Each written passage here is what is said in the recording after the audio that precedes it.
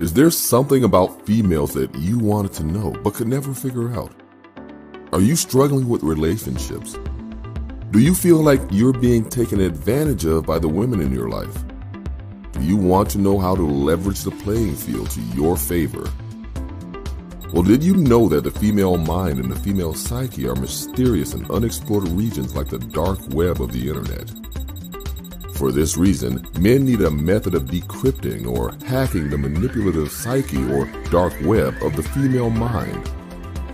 Once a man has a deep understanding of true female nature, he will then be able to hack her programming. Access granted. The purpose of this book is to help grown males evolve into men so that they can treat the women in their lives accordingly. You win.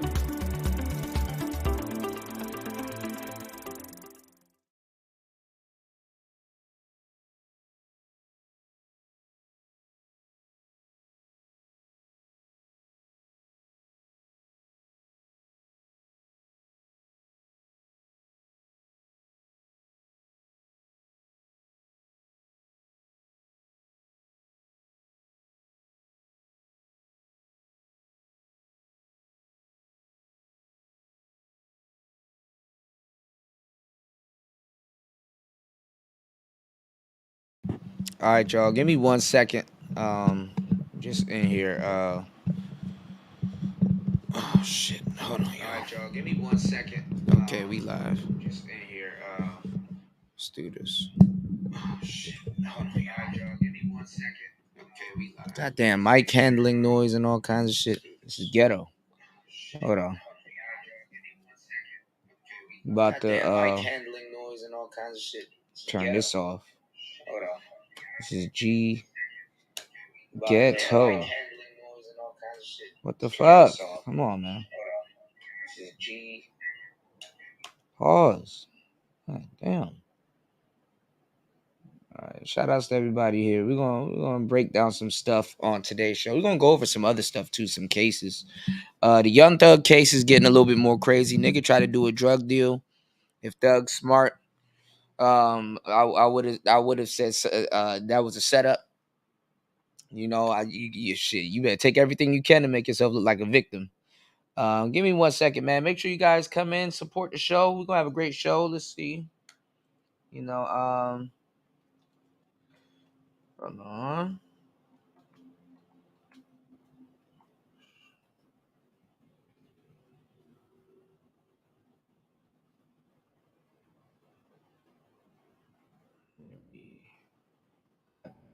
Credentials.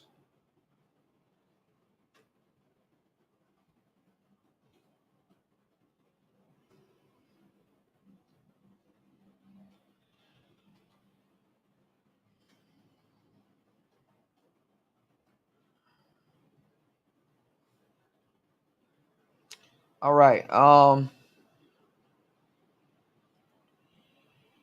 We're gonna do a poll at some point. Let me pull this up real quick. Because this is everything I told y'all that was about to happen, about to play out right in front of y'all. So I don't want to hear y'all, oh, Kuda, you're being negative. Oh, that's not true.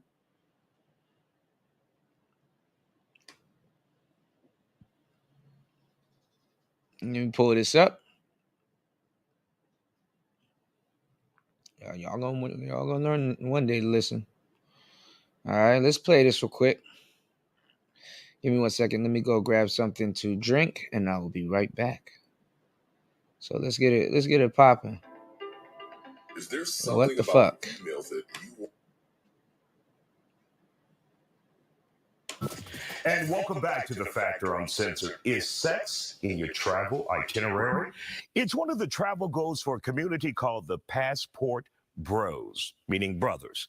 It's a traveling community of upwardly mobile black men. Some are accused of going around the world searching for a more traditional and submissive wife. But Is it all about sex and just a girlfriend for hire and then return home to humiliate black women in America? That's the controversy that we're dealing with. One of its members, Austin Holman, is apologizing for comments that he made about Brazilian women. Take a listen. What I meant by when I said that Brazilian women are easy, and I shouldn't use the word easy. I know that now. I'm sorry. But what I'm saying is, for a man that's well-mannered, well-dressed, that has put in the effort to raise himself, he will have an easier time in Brazil, as opposed to where I was from. That wasn't always the case.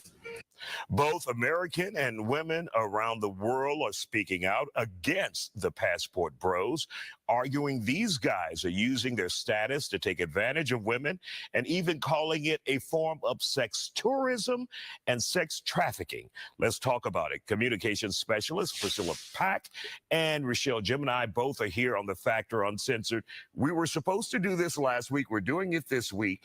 You have done a lot of research. When you think about and what you've heard about passport bros, your opinion on this so-called group?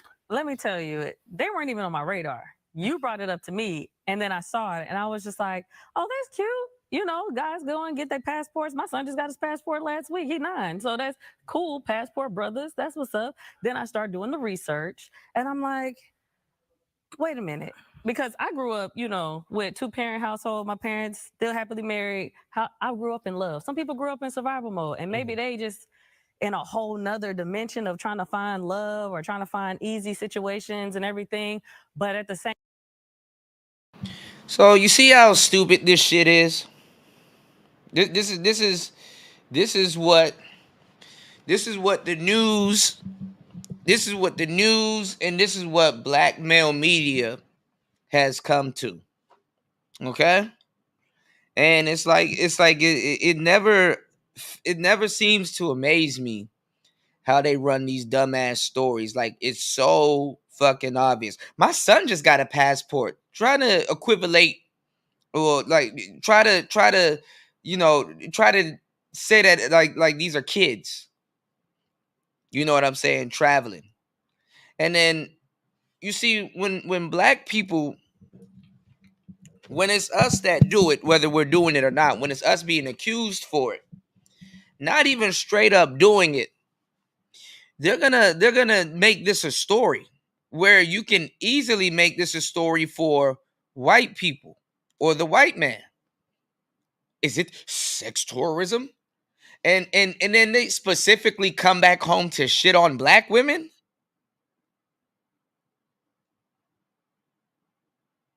Come on, man.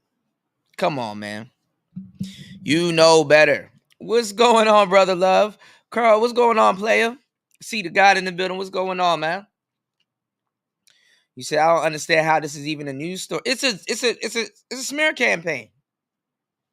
And it's really funny that they're trying to make black men the what you call it, the face of sex tourism.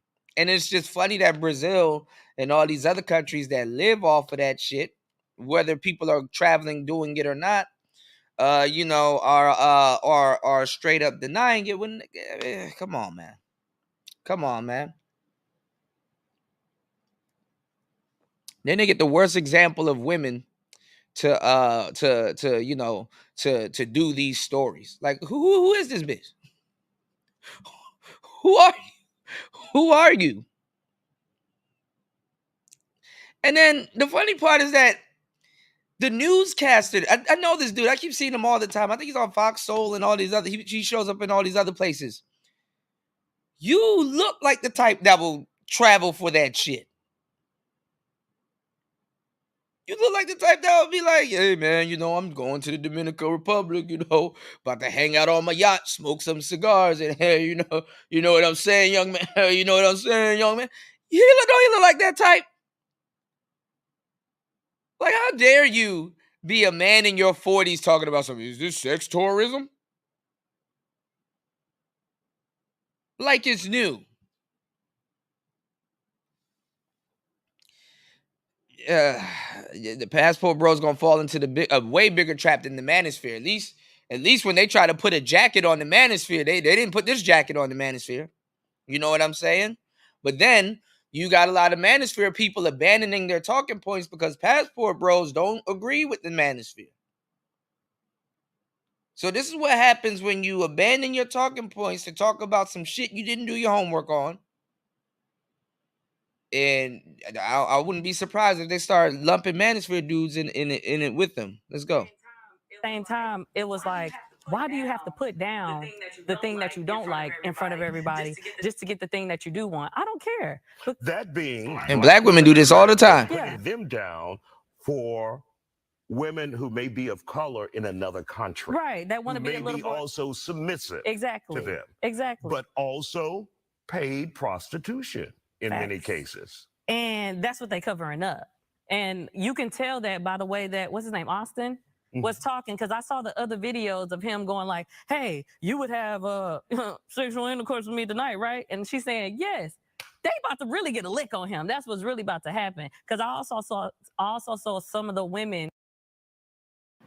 Then this woman right here has the nerve to be on OnlyFans. This woman right here is on OnlyFans. And this is how sisters shoot themselves in the foot. Like, bitch, don't you want gifts? Don't you want gifts? Don't you want dudes to just give you money and support you in your lifestyle and stuff like that? And if not, then you want OnlyFans. So we're gonna have to find a word for dirty macking for the women. Why you dirty Keisha? Huh? Why you dirty sissing?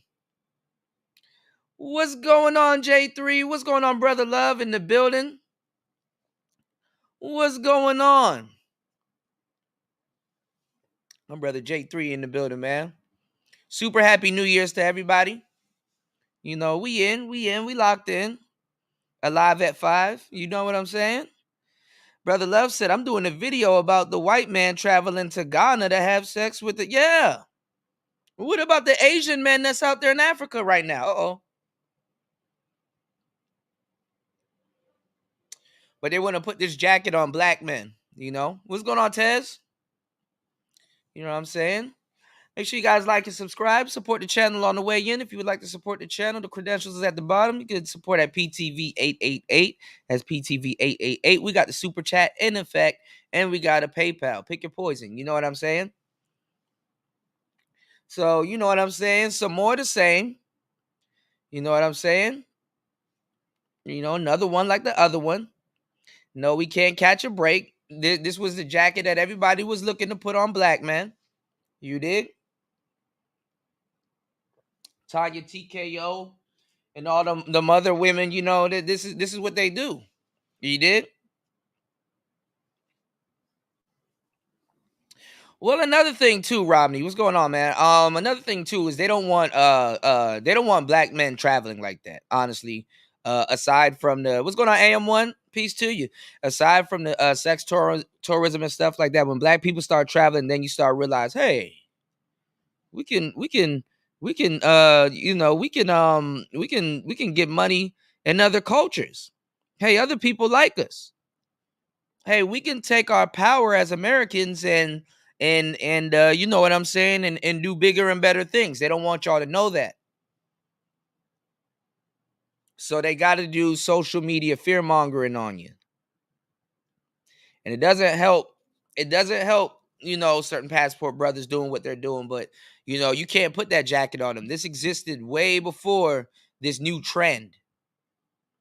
But see, what the white man does, and black women are in on this game too. What white America does and the media does is they want to shine the light on black men. Like they say, black men is the deadbeat dads, when the white man is the original deadbeat dad.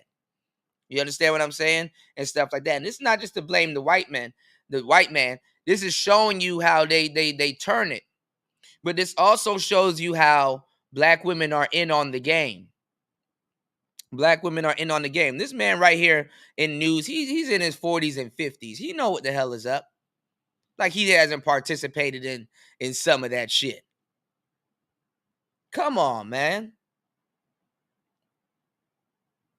But like I said, what was going to happen with the passport bros, what happened with the Manosphere, what happened with everything, it's unfolding right in front of your eyes. I don't understand why y'all don't, y'all see me call it and then it happens. So, I mean, I just don't get it. This is what I tried to avoid. And shout outs to J3. Yes, definitely. I was 2-3 months in and I predicted this was going to happen. Dudes are trying to slash my face when I said something. Remember that? Now these people nowhere to be found. And then later on, they're going to pop up out of nowhere like they've never been said. These people nowhere in the chat. They sky watching. Nowhere to be found right now. That's why when people are like, oh, cool, why doesn't other people come around? I'm like, listen, I ain't holding on to shit. But to tell you the truth, the way certain people act, before they can even say what's up, Kuda, in my chat, there's an apology that gotta happen. There's an apology that gotta happen first. For many things. All right, so let's go. Yeah, all right. From overseas saying, yeah, we're just trying to get a lick. They've also came out saying, we know these passport bros, they not new. Mm-hmm. So essentially, they're chumps themselves. Yes. They're simply Johns on the streets of America. There might be some that might be actually looking for love that can't find it maybe in America. But you didn't let some rotten apples into y'all group, and y'all need to call the ones out that's not doing it correctly. Because baby, we not just in America. You can claim wherever you want to be anytime. I don't care. Get a passport. Go find your love. But at the same time, don't put down us just because you feel like you've had some rejection. Deal with rejection. Heal.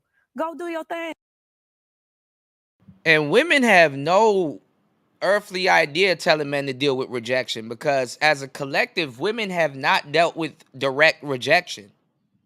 They've dealt with passive rejection. What's going on, JC? But they have not dealt with direct rejection. Women are allergic to direct rejection.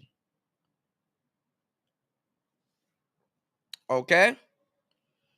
And this woman's on OnlyFans. So why are you dirty sissing other women that's trying to get their money? You dirty sissing. You dig? And conveniently, they heard every argument. Oh, is it don't put down black women? Why you gotta talk about black women? Which is not about talking crap about black women. Some people do it, but I know I don't. I know other people don't. But especially with the traveling angle, we're gonna run this back. We're gonna run through all the inconsistencies. But conveniently, they never hear sisters putting down black men. For the past 50 years, they never heard black women putting down black men. Never had this conversation for other black men. Damn near you on OnlyFans, and you got a whole bunch of OnlyFans women that are talking shit about black men because they're getting money at a faster rate and getting paid more. And you got a whole generation of women, looking down on men with average jobs because their ideology for money is a little bit different due to how they get their money for a limited amount of time. Dang, we don't care. And of course, we're not talking about all individuals who may travel out of the country. But Priscilla, for those who may be taking advantage of women out there and then trying to humiliate black women in America, your thoughts about that? I think it's really, really sad. Like I look at them and I almost want to pity them, but then I don't, because there's a level of ignorance that's deplorable. Go ahead and use that word today. I think that they are taking advantage, at least from what they project themselves to be as a group. They're taking advantage of gender gaps and economic opportunities that are not there in these other countries that are present for us in America, in the States, in Canada. And that's what they don't want black men to start talking about, taking advantage of economic, taking advantage, not women, but taking advantage of economic opportunities. I've been saying some of the most advanced shit y'all ever heard in the damn manosphere, how black people need to have a dual income. They get mad when you start talking about that. We pick a country, and anytime somebody wants to do business with black people, they got to convert their money over to different currency other than Bitcoin. You dig? So anyway, in Scandinavia, all over the world, and not even not even thinking back to the history of why are women and people made to be so independent in this country today. I think there's so many factors that they shove to the side for their preferences and trying to deem it a move. Traveling by yourself and getting things done by yourself is the most independent act you could ever do. It's the most independent act you can ever partake in. Come on now. Movement, which is so disappointing to hear. The civil rights movement was a movement. Facts. You know, anti-apartheid.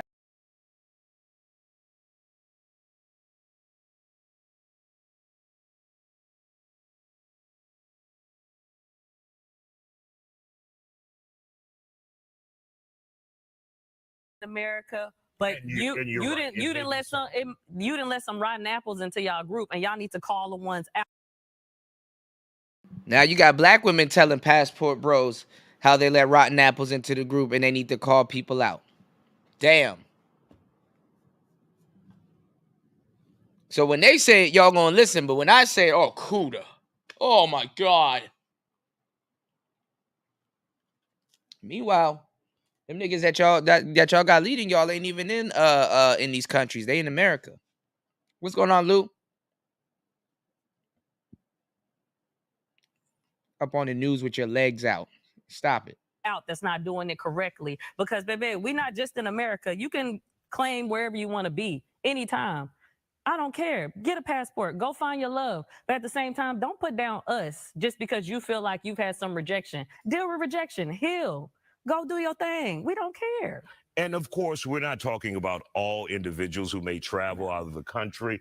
But Priscilla, for those who may be taking advantage of women out there and then trying to humiliate black women in America, your thoughts about that? I think it's Who's taking advantage of women? So we're not adults anymore. We don't see something that we like. We don't hook up. Taking advantage of women? That's gonna be a tough cookie to sell, Mr. Black Man. It seems like you're leaning towards predator. Seems like you're leaning towards predator. So people don't see something that they like and they don't hook up. That's being taken advantage of. So y'all want to take the word and don't even know why we use the word hypergamy. And if a woman in a foreign country sees a man that's making more than her and she perceives him as you take advantage of your class somewhere else, you go where you're celebrated. Now she can't practice hypergamy. You're taking advantage of her.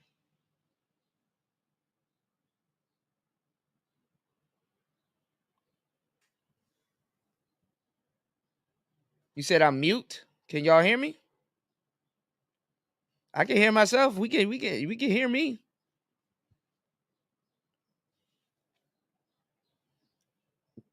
You said there's 2 weeks and 3 black women panels ago.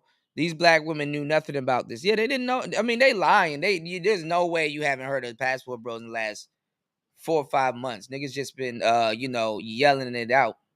Y'all can hear me. Yeah. Tez, you probably got me on mute or something. What's going on, Detroit? What's going on, Dallas Southeast? Yeah, make sure you guys like on the way in. Support the channel. This is what I'm saying. What I'm saying is this. It's like y'all try everything in the book. You know what I'm saying? Y'all try everything in the book. Shaming tactics. I don't know. See, that's why when women were first over here, what I was saying was spot on and correct. And the Manosphere, just like the bag fumblers that they are, fumbled that shit. See, when another woman is quote unquote male identified and she knows all the talking points that women are going to throw out there, women literally have to think before they try to spoon feed that woman some bullshit. Especially if they're debating or they're talking about ideology. Women, they don't even feel like they have to put in any type of effort to address black men or saying they could just use the same canned shaming tactics. You know, us in the Manosphere for the longest time have told black men and showed black men not to be ashamed by this. As a matter of fact, at this point, y'all been listening to Manosphere rhetoric. You should be annoyed by it. Oh, here we go again. You can literally tell what they're about to say. Like literally before we start a debate, we should put up a list of things and insults and you know what I'm saying, and ad hominems that shouldn't be used. And then at the same time, they're so dumb. You on OnlyFans, so now you dirty sissing against yourself and other people. Now you want people to be able to walk around butt naked. You can't be running around calling dudes a John. That's a customer. You're going to call a customer that you want to spend money on you and give you gifts and take you on yachts and all these other places, you're going to call them a John? What's going on, Tuan?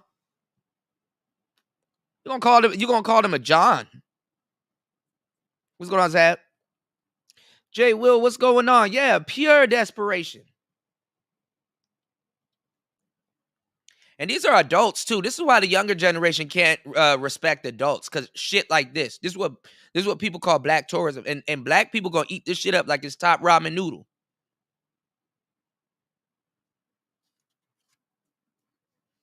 One man made a mistake, and adults can't even seep through or sift through one man making a mistake. Okay, it's really, really sad.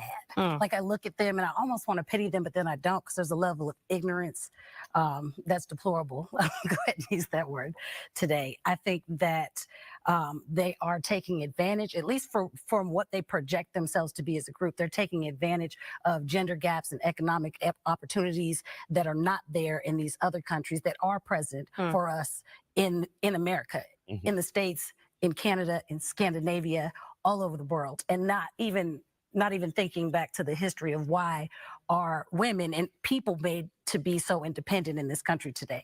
I think there's so many factors that they shove to the side for their preferences and trying to deem it a movement, which is so disappointing to hear. The civil rights movement was a movement. Facts. You know, anti-apartheid movement was a movement. Come on. And then they keep this is old and tired. I think black men forgot that we went through slavery.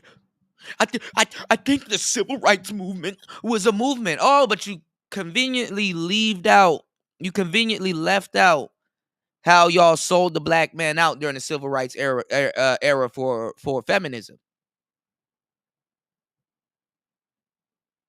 You conveniently leave that out.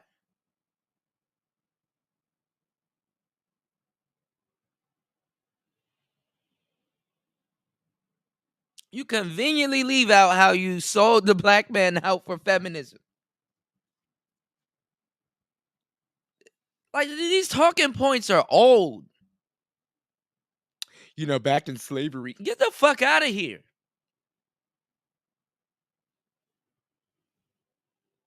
Niggas supposed to feel sorry for slavery. You know, you're supposed to feel bad because slavery. Get the fuck out of here.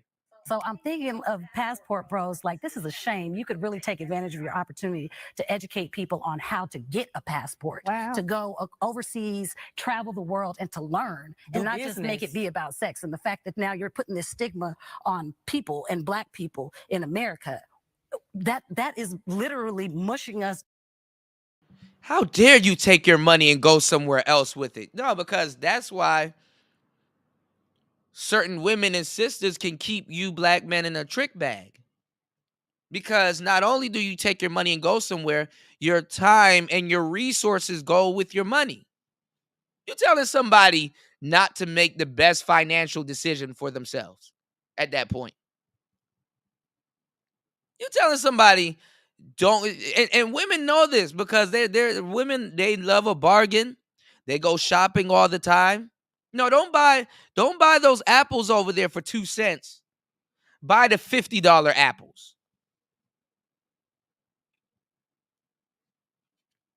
Buy an even worse apple for more money. How dare you spend your money that you work for right. How dare you? You're taking advantage. Down. I hate that I said mush and couldn't find a better word right then. Right. But We like know what bringing mush us it down. means. Right. They all know. They know.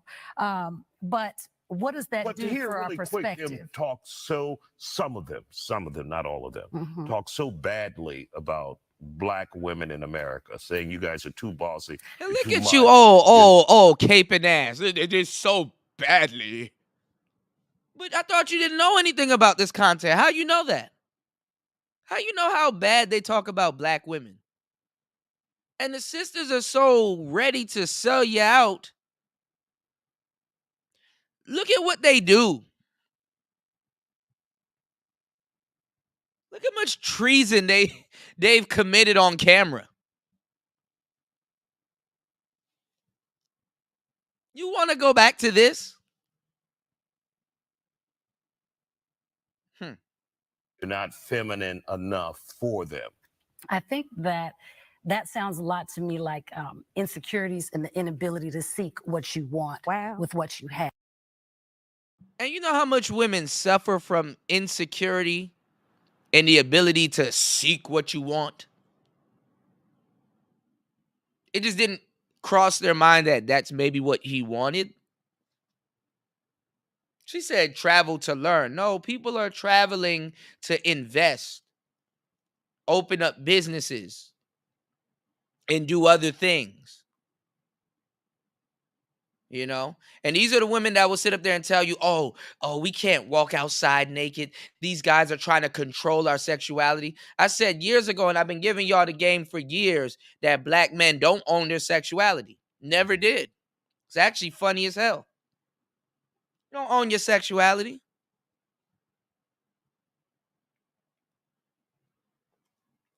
Let's get the like and support up. We got 21 people in here. Let's try to get at least 3 contributors to today's show. Let's get it. Have where you are.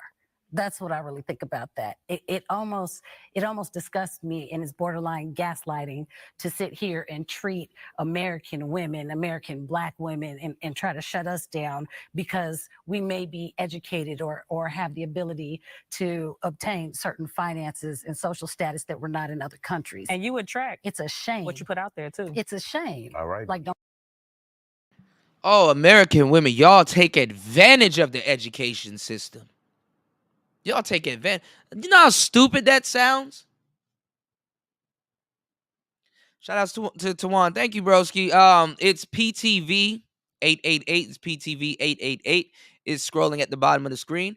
Do you know how dumb this sounds? Oh, you've taken advantage of the education system.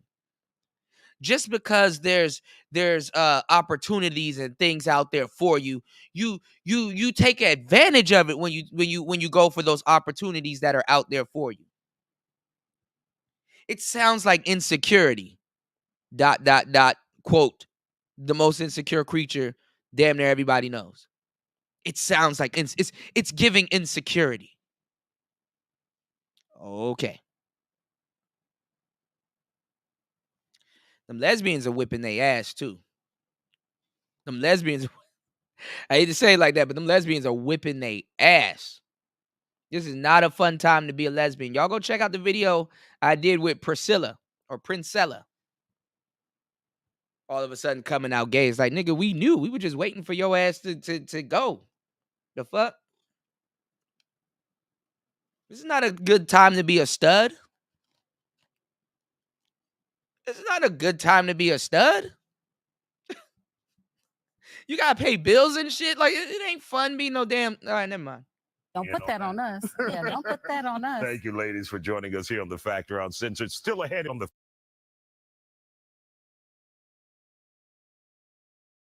Parlo spesso con la morte.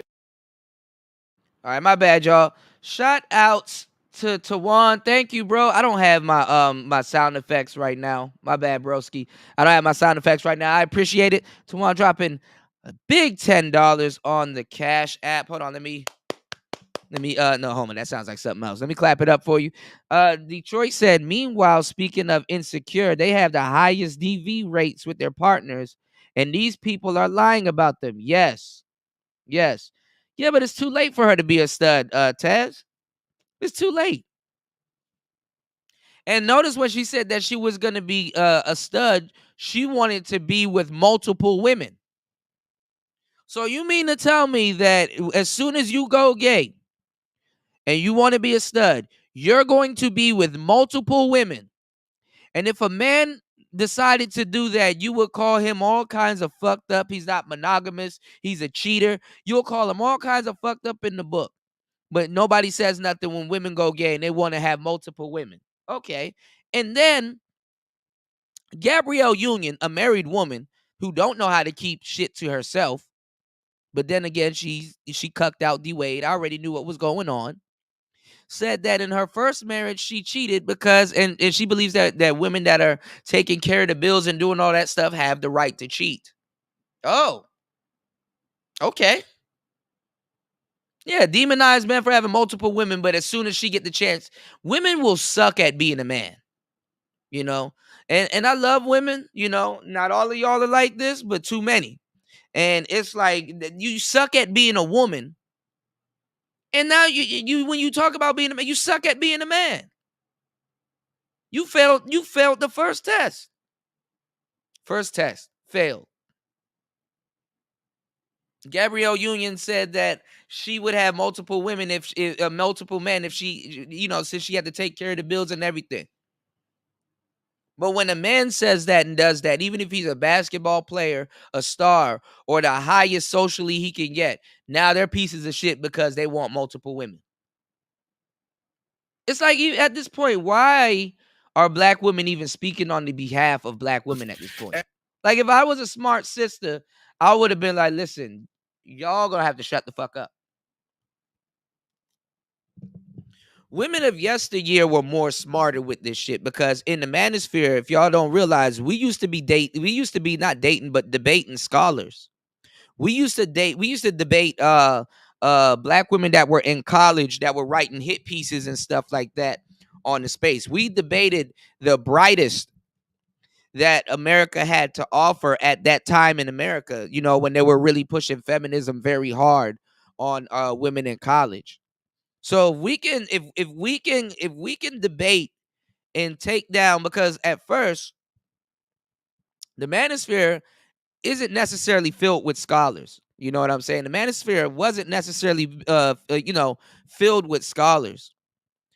But then when women started coming over here and start spewing like statistics and stuff like that, oh my God, every 5 hours a woman. Like when they start spewing that shit, it made a couple of brothers say to themselves,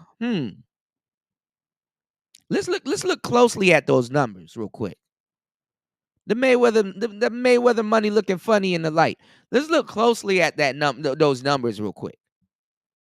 And then when they start busting that shit down like a swisher, when they start busting that shit down like a swisher, then the older women, have you noticed they don't send scholars after dudes in the manosphere no more? Some of y'all haven't been around long enough to remember that. Have you noticed they don't send scholars after the manosphere no more? Because all of those young women were giving out all of women's secrets, by the way. Older women couldn't shut them the fuck up. You know what I'm saying? So the older women had to take the microphone. Now, when you're arguing with somebody in the manosphere that is a woman, she's usually in her late 20s, 30s, or 40s. Tell me if I'm lying. Put a 1 in the chat if you know I'm telling the truth. Shout outs to everybody here. Shout outs to Tawan. Thank you again for supporting the show. Jay Will said, he said, you said for a group that said we were the men, they didn't want they sure aren't focused on us undesirables, right? And she told us to go on national television. What's going on, Soundmind? She told us to go on national television. Y'all can go. Okay, so when somebody is gonna do what you told them to do, why get mad? Why get mad? What's the point of getting mad? Since you told the world that these guys are undesirable anyway. You know what I'm saying? Undesirable. So if these aren't the guys that you want, and oh my God, I just got my kid a passport last week. Like what? Why do we need to know that? Oh, because you're slickly trying to shame black men as like these are childish black men that won't step up and pay all this money and deal with a real woman. Yeah, come on now. Like even your setup is weak. The setup for a shaming tactic, like your shaming tactics are weak. What's going on, Sean? Shaming tactics are weak. The Manosphere is responsible for giving brothers hope and pride in themselves not to be shamed by something. Why would you be shamed by something that doesn't apply to you? You know? And I'm telling y'all, the Passport Brothers are going to tank quicker than any other group that we had right now. Grand opening, grand closing, because niggas don't want to listen. Niggas don't want to listen. So if you got a 23-year-old that's going to be making mistakes, because that's what young guys do, we make mistakes. Speaking for a group of men, you can't get mad. You can't. You did? Can't get mad. Yeah. Princella demonized men for having multiple women. Start getting into the whole, the male pathology. You know, the male pathology. This is how men think. And men want multiple women and stuff like that. And then you give a woman one little, not even 24 hours. You give them one little chance to be a man. They can't do it. Women don't even realize that for her to be a man or do manly things, everything that makes her a woman has to go out the window. Every single thing that makes her a woman goes out the window. They've never conceptualized that. Because as a man, how we think, it's like, okay, what is my job to the world? Like, what is my calling to the world? What can I do for the world? How am I of a man? We grow up thinking and it's ingrained in us. How am I of service to the world? How do I contribute to the world? Where a lot of women grow up thinking, what can the world do for me? What's in it for me? You know? What's in it for me? And you got this old dude pandering as if he look at this man. You look at you don't think this man ever traveled and got coochie in another country. Look at him. And welcome back to The Factor Uncensored. Look Is at him. sex in your travel itinerary? It's one of the travel goals for a community called the Passport Bros, meaning brothers. It's a traveling community of upwardly mobile black men. Some are accused of going around the world. So you got to understand what's going on. Cooning, y'all, you just got to know what the act of cooning is so that your antennas will go up. Cooning done got advanced. And what I mean by cooning done got advanced is you're on Fox, one of the most notoriously racist channels ever. His staff is probably white. And as a joke, they will send his black ass out there and give him the nod to do this type of content. You know, like cooning got advanced. Cooning got super advanced, but the apple doesn't fall too far from the tree. What's going on, Brownie Ellie? Y'all tripping in the chat. Y'all know what I'm saying is true. How advanced cooning done got. Look how advanced cooning done got. That a newscaster like this will sell out black men, knowing damn well we didn't invent this. Oh yeah, Sean, you already know that. You know, the cooning got super advanced. As a matter of fact, it's more effective when somebody that's not black does it. You know what I'm saying? When somebody not black does it, it's actually more effective. You know. Searching for a more traditional and submissive wife. But is it all about sex and just a girlfriend for hire and then return home to humiliate black women in America? That's the controversy that we're dealing with. And that's the thing. It's like he has to say humiliate black women in America when you most likely hear dudes that are in the passport bro community say Western women. You know. What's going on, Aaron? Shout outs to you. You say he's a super cool. I'm just saying. You know, super saying, I'm just saying. Never mind.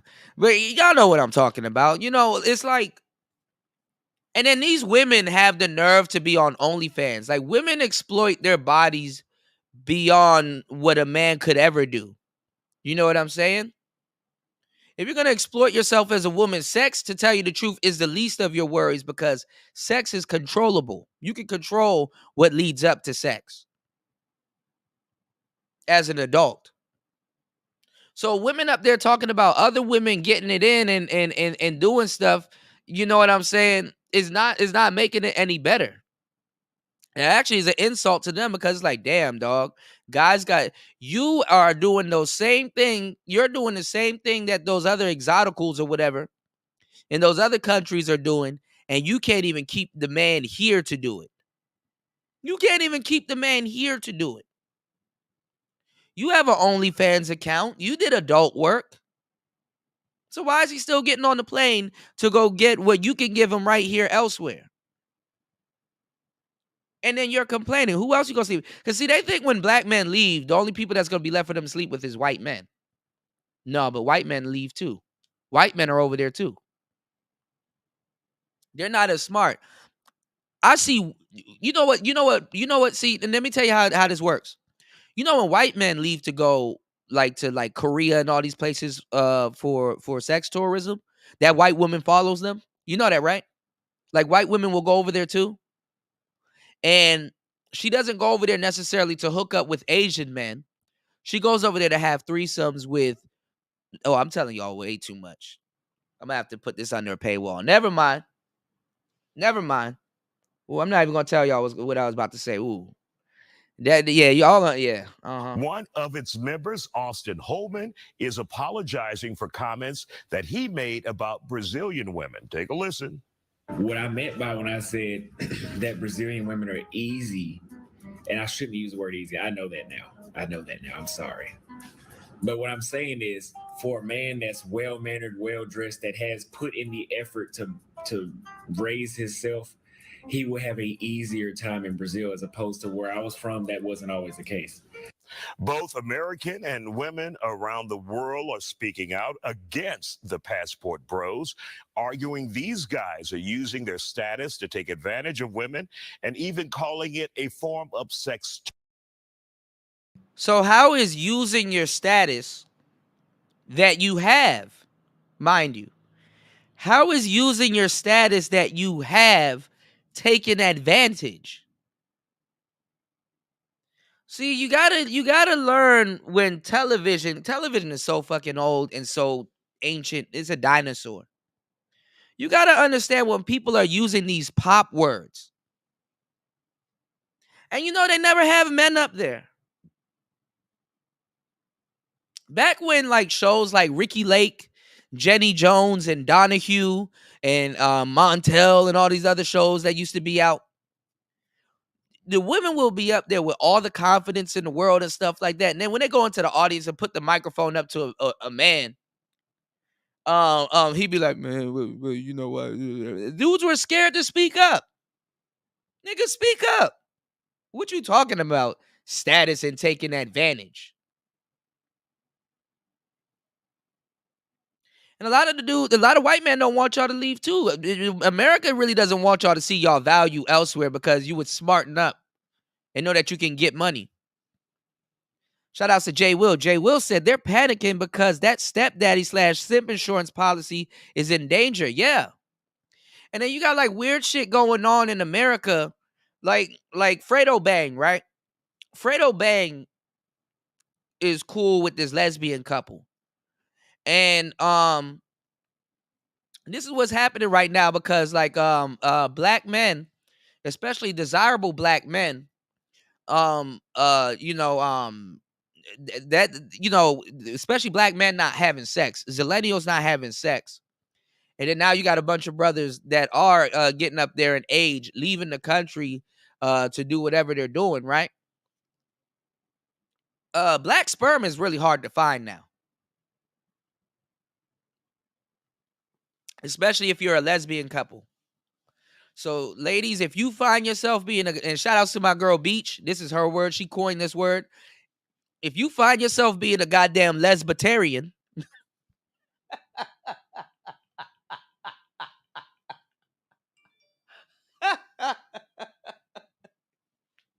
If you find yourself being a damn lesbitarian, if you call yourself a damn lesbitarian, because this is what happened to Fredo Bang, they end up taking their sperm and they end up having a baby.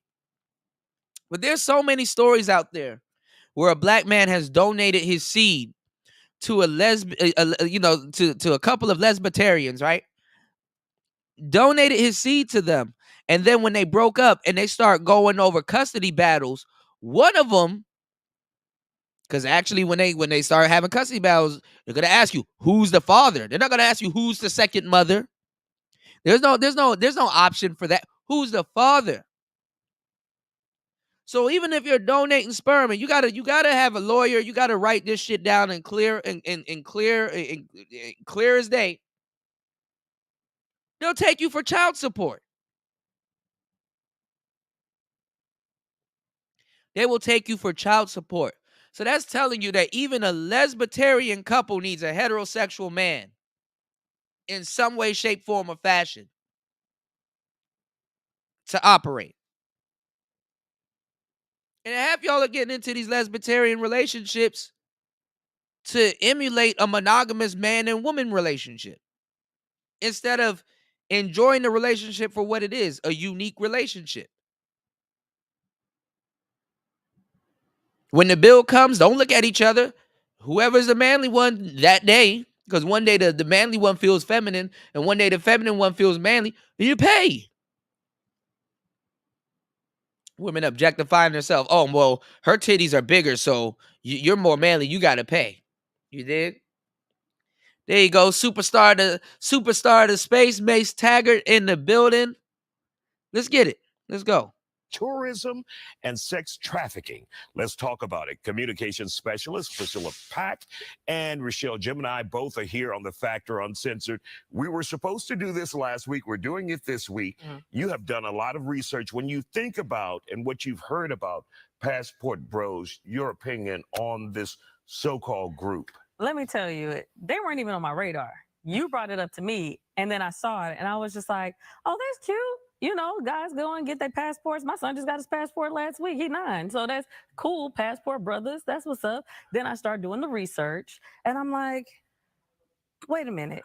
Because I grew up, you know, with 2-parent household. My parents still happily married. I grew up in love. Some people grew up in survival mode and maybe they just in a whole nother dimension of trying to find love or trying to find easy situations and everything. But at the same time, it was like, why do you have to put down the thing that you don't like in front of everybody just to get the thing that you do want? I don't care.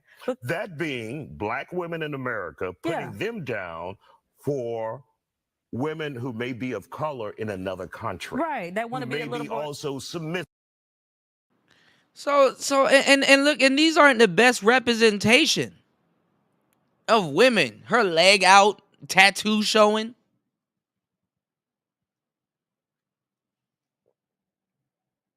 Come on now.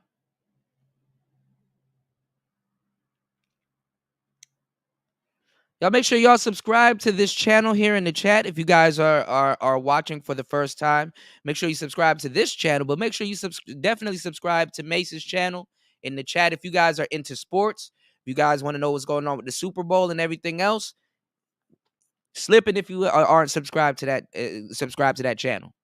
Okay? You dig? Yeah, they capping like a motherfucker, man. You know?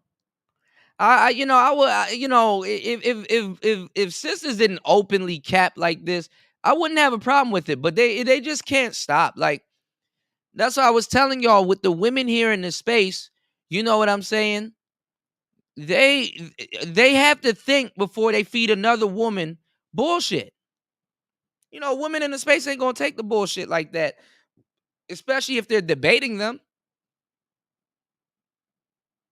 Like they just insult and they use the same insults over and over again and cap every single time. Black women don't even think before they speak to a black man. Well, let me just feed him some bullshit. He gonna eat it anyway. You know how much women get on the internet and admit that they wouldn't even date themselves. They wouldn't even date their own damn selves. And men are supposed to hear that and feel good about that. Damn, you know, I'm really getting a deal. It's cap. Super cap. Let's go. Exactly. To them. Exactly. But also paid prostitution in many Facts. cases. And that's what they covering up. And you can tell that by the way that what's his name? What's going Austin on, Cynical? was talking because I Mayhem, saw the what's other going on, man? videos of him going like, "Hey, you would have sexual intercourse with me tonight, right?" And she's saying, "Yes." They about to really get a lick on him. That's what's really about to happen. Because I also saw some of the women from overseas. She's seen all of that shit. They get on here and lie their ass off. She's seen all of that shit. You want to know why I know she's seen all of that shit? Because that's the least viewed Austin Holloman video. So how you know about that video?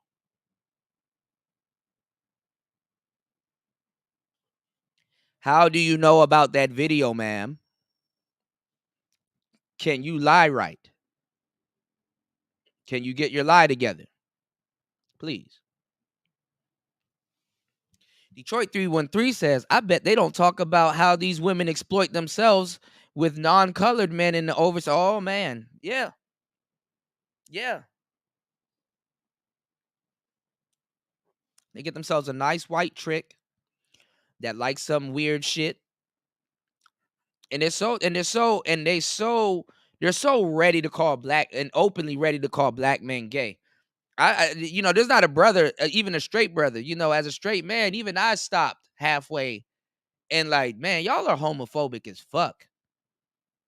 Like the same jacket they put on you, fellas, gets put right back on them times 10. You just got to know how to articulate and flip. You got to be spin masters like they are. They'll twist something. Okay? So she dirty macking with other women that's out there, you know what I'm saying, trying to get her hypergamy on, her housekeeping on. So now women of other countries shouldn't practice hypergamy. When you practice housekeeping, the other women of other cultures shouldn't practice housekeeping too, if that's the case. When the first thing they say, oh, I want a man with some money. So another woman going after a man with money, that's wrong. And also, too, what she said that woman said that she'll instantly go with him and stuff like that. So you do porn. This woman does porn. And you're going to pretend like you never had a one-night stand? You never had a one-night stand. And she said particularly him. She didn't say she would go with just any other man or any old man. And this is why, like I said, the younger generation don't look up to the older generation because of this stupid shit. How can you respect this from a man's standpoint of view, watching this brother sitting up there like he's really interested in what the fuck she got to say? This damn Jezebel. And then I don't even know, like you got another tramp right beside her with her cleavage out. And are those piercings going up and down her chest? Are you serious?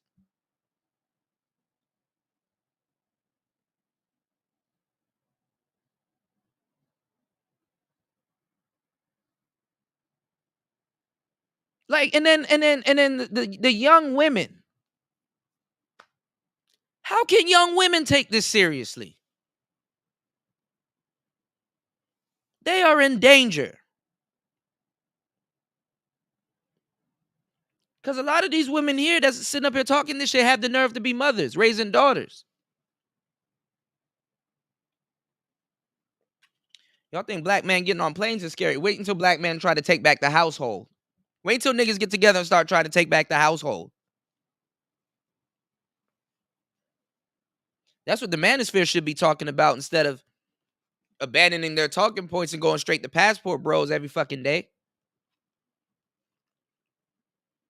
Wait until black men start taking back the household and taking legal measures to take back the household.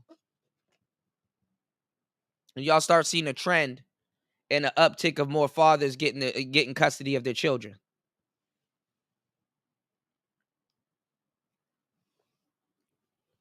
Shout outs to Jay Will. Jay Will said, DJ Kuda, I'm a proud passport bro because I knew after my cancer battle, I wasn't going to find what I wanted here. That passport gave me the chance to start a family of my own. Exactly. And that's the thing, too. When you realize how precious life is, if you go through a situation, y'all, like my brother Jay Will went through, where your body's literally trying to kill you in any form or facet, and you wake up and you beat it, and you're like, you know what, from this point on, as a young black man, I want to live. I want to go places. I want to do things. I want to create memories with people and places I won't forget. Now they try to put this predator jacket on you. Yeah, and that's not what he said. She took it out of context. They didn't talk about the questions leading up to that shit. That's not what he said. And granted, if you ask those women in a tropical environment and stuff like that, like women don't leave and go to Jamaica and have one night stands and stuff like that. You know what I'm saying? Now, one thing I will give the sisters though. One thing I will give the sisters though is they don't talk about it. They don't openly talk about it. Cause that is some square shit. That is some square shit. You understand what I'm saying? At least when black women talk about their sexual exploits and stuff that they do abroad, they talk about it amongst each other. At least they're smart enough to shut their mouth about some of the stuff that they do. They take that shit to the grave with them, you know. So that's very impressive, as as y'all know, women like to run their mouths. So that's actually very impressive. I'll give them that. You said, so why couldn't I get none? You said, why couldn't I get none of the women in my family to prepare me to talk to be with the women? This is cap. Yeah. And then they lied too. Like, if you ask your mother, what would you like to do for a woman? She's only going to tell you what she would like a man to do for her at the age that she is right now. Buy her flowers, take her out on a nice date, and all this other shit. What's going on, Aaron B? Romance is gone. At least if you go to like Dominican Republic, Puerto Rico, and stuff like that. Even though they're subscribing to some of the stuff that people in the West do, you can still bring them some flowers. Sisters in America don't really want flowers like that.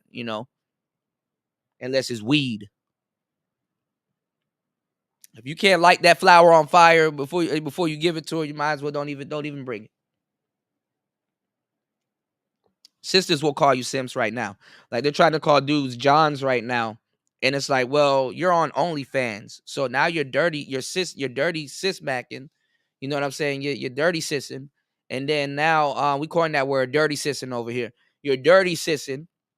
And then now, you know what I'm saying? You working against your own your own interest. You can't call them people Johns anymore. They pay you. What's going on, Wolf? Nothing, man. Another one like the other one, some more of the same, dog. Shit hitting the news now. And we got we got advanced coonery going on, where brothers would literally sell out a younger brother that he believes he have nothing in common with. You know what I'm saying? To to side with sisters that don't know what the hell they're talking about.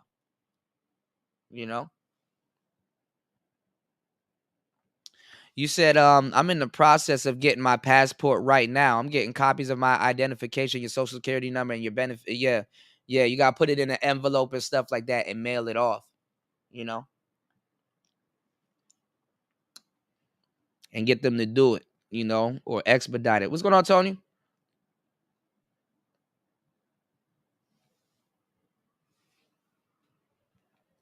Dante, what's going on? You said, predator jacket. Yeah, they're trying to insinuate a predator jacket. That's what they're trying to do. If you play to what's true, if your status is something, that's like somebody saying, oh, you're taking advantage and dating groupies because you're a rapper and you're popular. That's like somebody saying that. Okay? So if you have status and stuff like that, and you're reaping the benefits of the fruits of your labor, now all of a sudden, It's because they don't believe a black man. And then Tanya TKO got this thing talking about some men don't look at women as human, where that's bullshit. It's really the other way around. Women don't look at men as human. You're supposed to sit here. You're supposed to work your ass off. You're supposed to take care of her lifestyle. You're supposed to pay for her. She can tell you when and where you can take your own damn dick. And shout outs to the sisters that do get it, because a lot of women don't come around until they start raising a son. And then they really have to be like, damn, my son can leave the house right now and go to school and not come back due to how he is. So you got some women that are raising boys, because they always try to say, oh, well, when dads that are players get little girls, that means they're cursed. We got 40 people in here. We can at least get 5 contributors. Let's make sure you guys are supporting the show. Support your interests. Support the show. You can support the show by hitting the Cash App. That's PTV888. That's PTV888. Or you can support by hitting the Super Chat or PayPal. Okay. We got 43 people in here now. Okay. Wolf said, honestly, the last group of people that should be talking are the women. They have no idea what dudes are doing. What dudes are doing this because of them, and talking about mistakes make them want to leave. Yeah, you want to come back home to this. You want to come back home to this. You dig? You said if you're not out here doing that, roll the tape or big boss, you're doing good. Well, I'm me personally, I'm chilling. I'm relaxing. I'm getting my work in and I'm enjoying myself. You said I know Flowers is the gas is the movie, right? Or is the movie Gaslight? What do you mean? You mean Gaslight? I'm talking about weed. A lot of women want to but this is the thing though. I wouldn't advise Austin Holloman to do what he's doing. You know what I'm saying? Because he's getting in trouble asking square ass questions like, oh, do you like drug dealers? Do you like, you know what I'm saying? Those are square questions. But as a YouTuber and what he's doing, he has the right to go around and ask that shit if he wants to. If he wants to ask that question, he has the right to do that. Big shout outs to my brother Jay Will dropping the big 10 on the Cash App. Much appreciated. I'm going to set up my equipment so I can be able to give y'all some foghorns and in the works and stuff like that. I was just sitting on my couch, going over some stuff, and I decided to do a live stream. So I appreciate you guys for supporting the show. Let's keep the support going. Let's keep the support going. You said how you talk down on you said how you talk down on motherfuckers that made you. What do you mean? Like Wolf? Not Wolf. I mean damn it. I looked at Wolf's name and I said Wolf. Like Austin? You mean like how does he talk down on people that made him? What do you mean?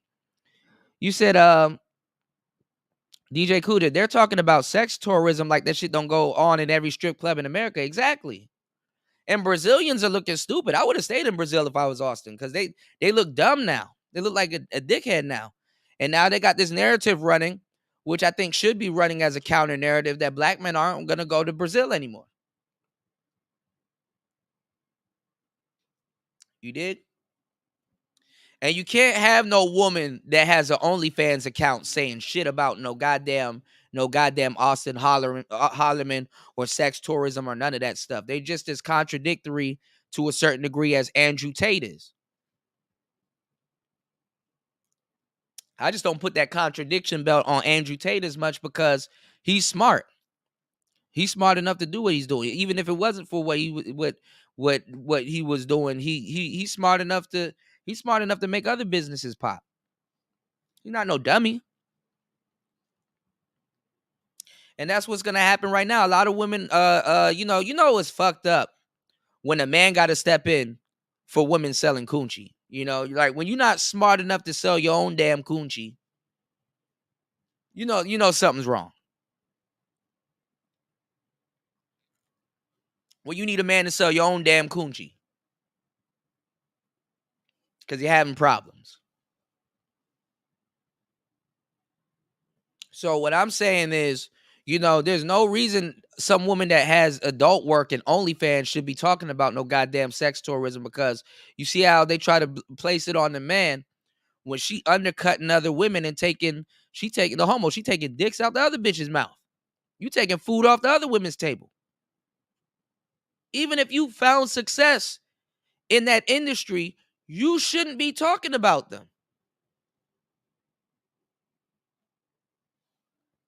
Are you talking about women in the States? Yeah, exactly. Tricks, and if anything, Tricks enabled them to be independent as they claim they are. Tricks did make them, yeah. So this woman right here, she can't be sitting around calling no man John. And this old ass nigga that's cooning his ass off, he know damn well he's participated in a lot of that shit. It be dudes just like this when you go travel that be owning the yachts and all kinds of stuff, talking about some, man, you know what I'm saying? I had 2 girls that did this, and I had this, and I had that. Like, come on, dog. Come on, B.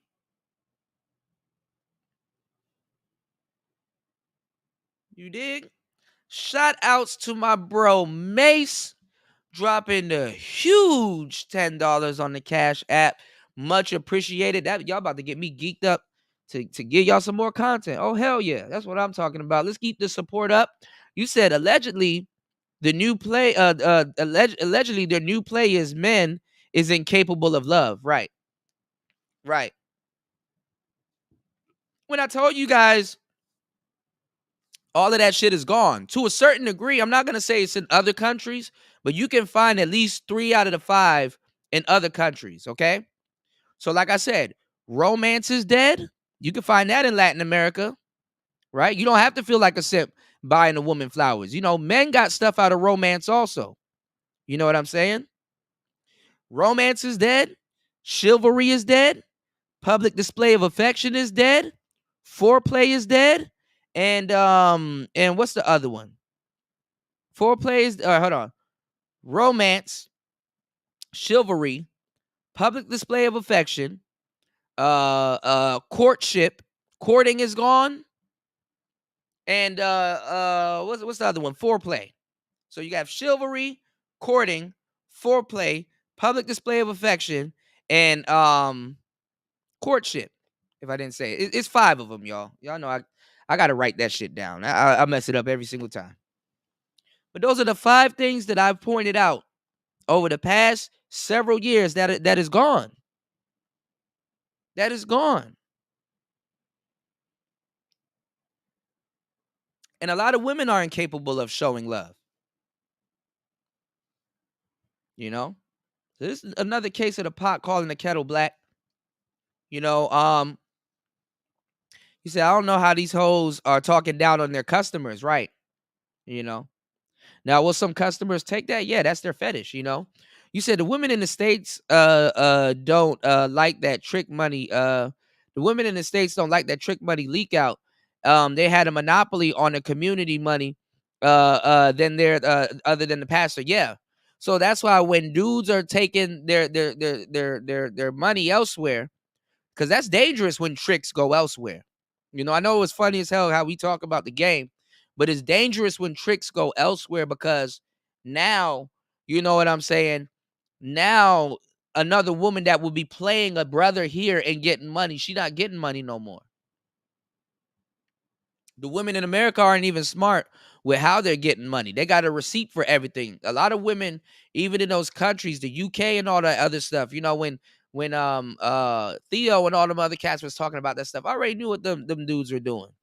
They pay women in Bitcoin. Women back then are smart enough to get their money in Bitcoin. Plus, that'll influence a man to give them more. And they were using Bitcoin as a bank account. So when Bitcoin, you know what I'm saying? When Bitcoin goes up, it increases their money. So it would, they and the thing is too, and see, they were very smart about it too, because think about it. If you're a guy with money, you usually know about Bitcoin and usually have accounts and all this other stuff. set up. So they're maximizing their dating pool or their tricking pool because dudes that know about crypto and cryptocurrency and stuff like that, those are the dudes that's walking around with the money for the most part. So they get a certain type of customer. And if they meet that customer with certain professionalism, they'll be rewarded, So the game really flipped when people started using prostitutes as their dating pool. That's when the game really flipped, because prostitutes were for married couples.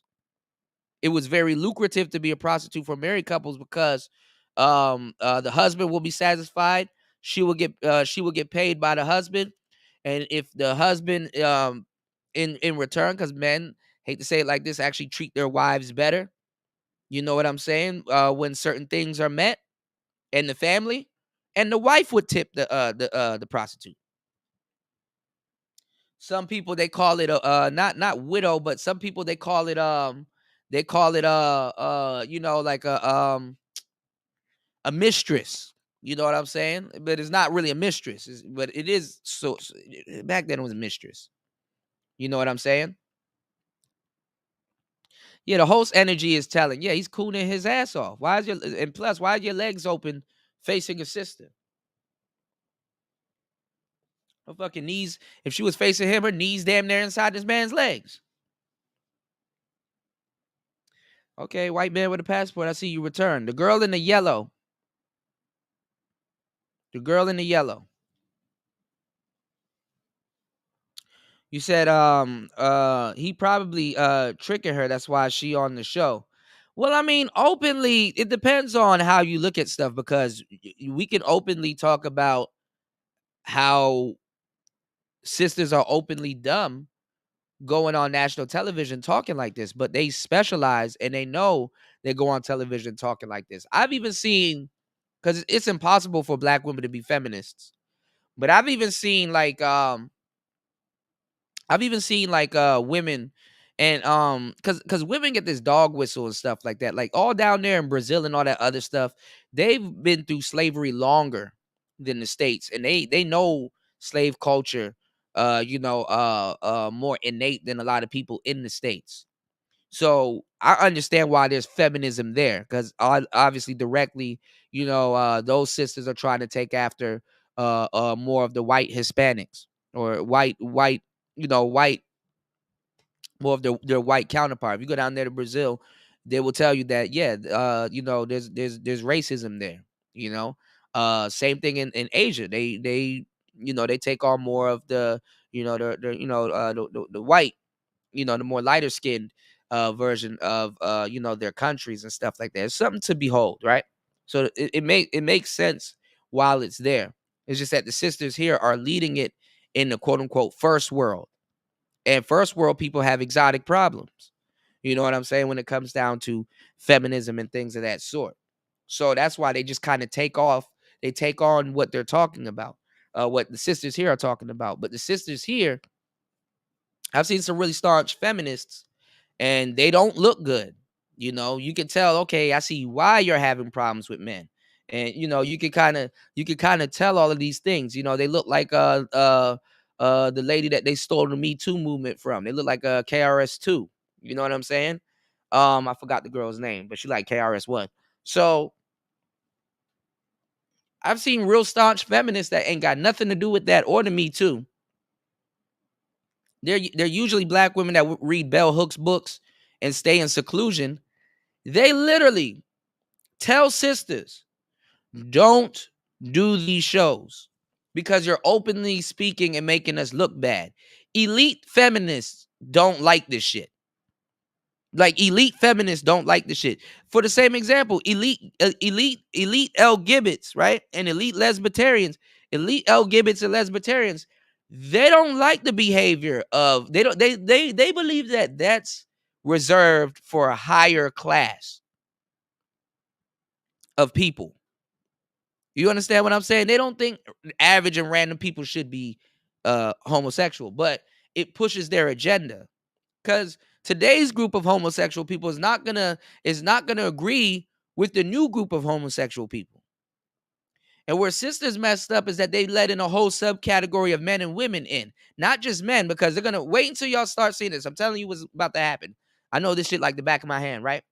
They're gonna start to say gay men are like straight men that infiltrated their movement, as if they didn't openly welcome them in. And you got a lot of sisters that's gonna shame women and even fight them.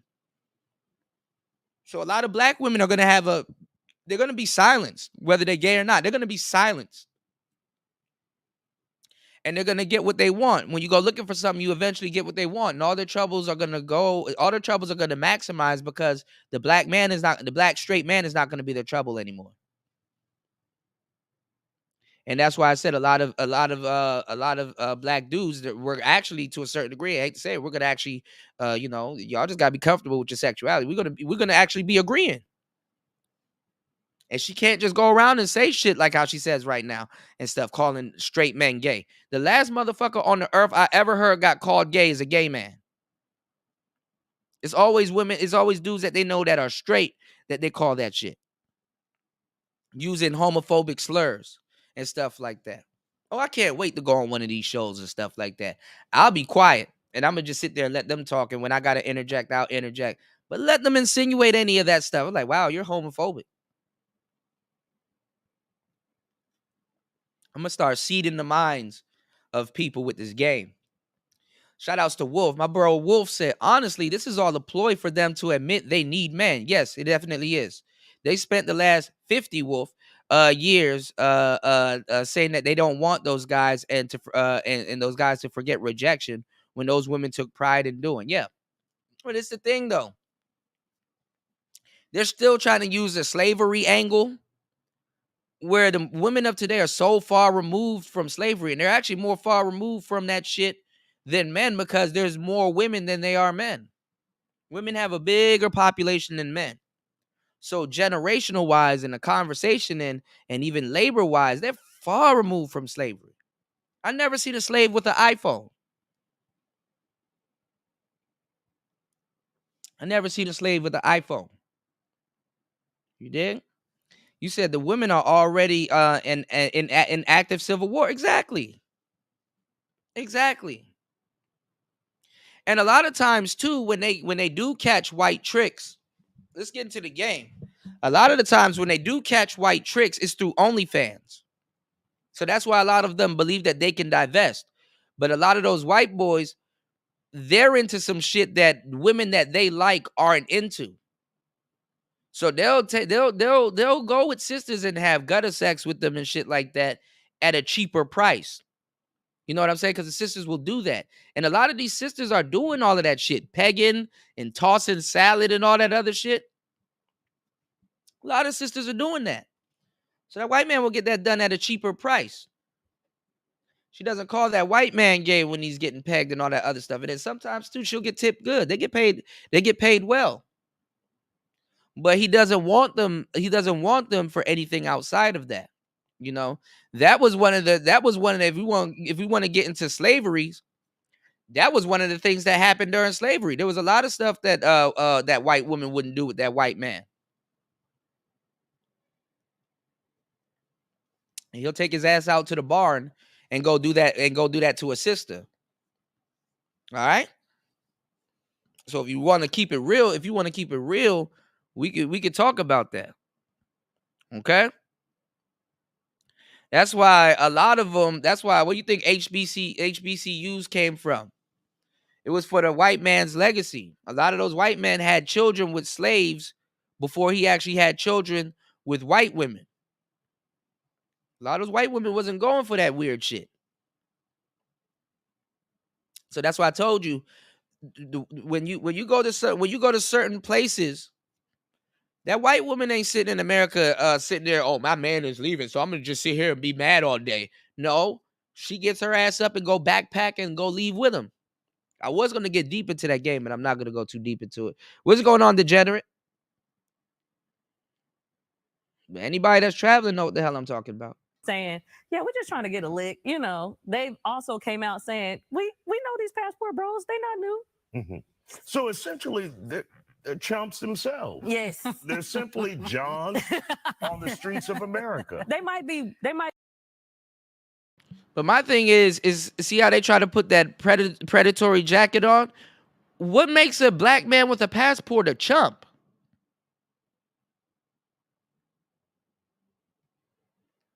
What makes a passport with a no? Yeah, all the HBCUs are currently owned by white men. All of the HBCUs are currently owned by white men. They're not owned by black people. Because when you have great dudes, and not even just great dudes, when you got dudes dying and stuff like that, they're like, okay, well, what's his lineage? Even if he had a slave with a baby with a black slave, that kid is still his lineage. Especially if it's a boy. That kid is still his lineage. That's where the concept of because you had free slaves, certain slaves that were considered free. That's when you get into octoroons and quadroons, when you get into that type of talk.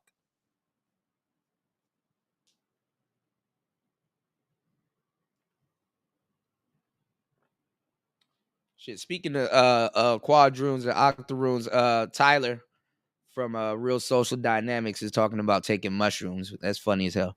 Anyway, let's get into it.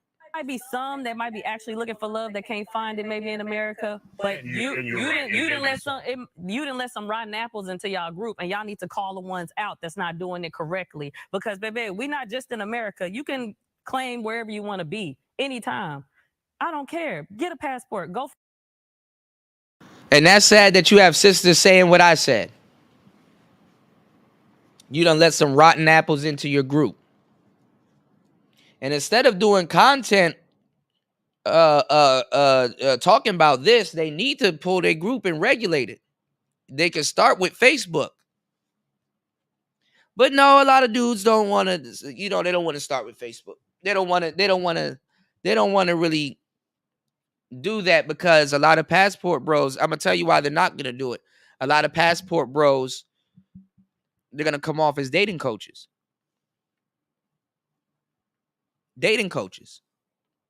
So find your love, but at the same time, don't put down us just because you feel like you've had some rejection. Deal with rejection. Heal. Go do your thing. We don't care. And of course, we're not talking about all individuals who may travel out of the country, but Priscilla, for those who may be taking advantage of women out there and then trying to humiliate black women in America, your thoughts about that? I think it's really, really sad. Like, I look at them and I almost see, and this is how people on TV lie and act like they don't watch the Manosphere or all of these shows, like they're not in this sector, when we've been running Black America for the last 4 to 5 years with our talking points and our rhetoric and stuff like that. Because how does he know that they're directly down in black women? He didn't get all of that from that Austin Hollerman clip. Austin Hollerman just after that woman said what she said, he looked at the camera and said, brothers, get your passport.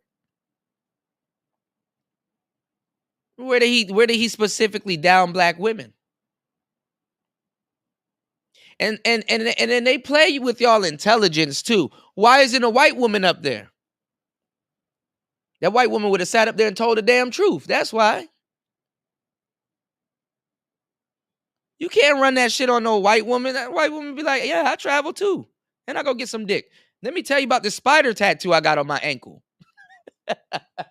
Let me tell you about the ace of spades.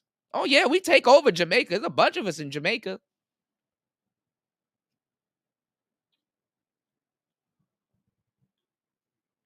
White women and white men are into that cuck shit. You go on vacation and then y'all go find y'all go sit down and go find some young lad at the damn bar. And y'all both buy him a drink and stuff like that, and talk to him and ask him what he does and stuff like that. They sitting beside each other. You sitting across from them, and they got their arms holding hands, but they're looking at you like he's the one. Yeah, I think I like him. Yeah, yeah. You sit up there drinking the damn drinks. Like, man, I love the music in here. You're gonna like the music a little bit later. So let's get to the point. 10 grand.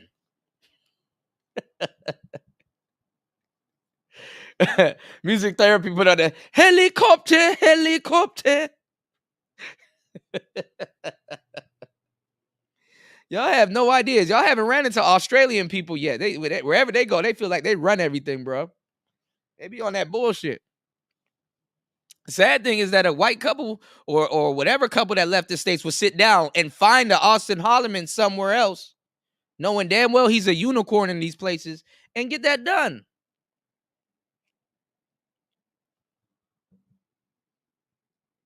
Boom, bam, slam. Thank you, sir, and thank you, ma'am.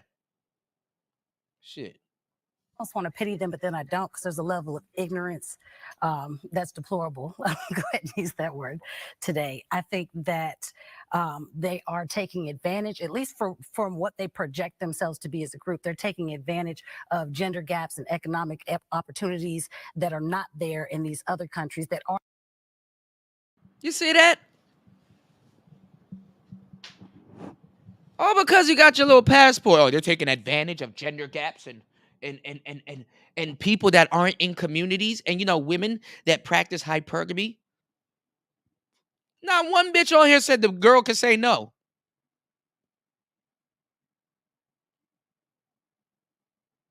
They're acting like women in other countries can't say no or don't say no.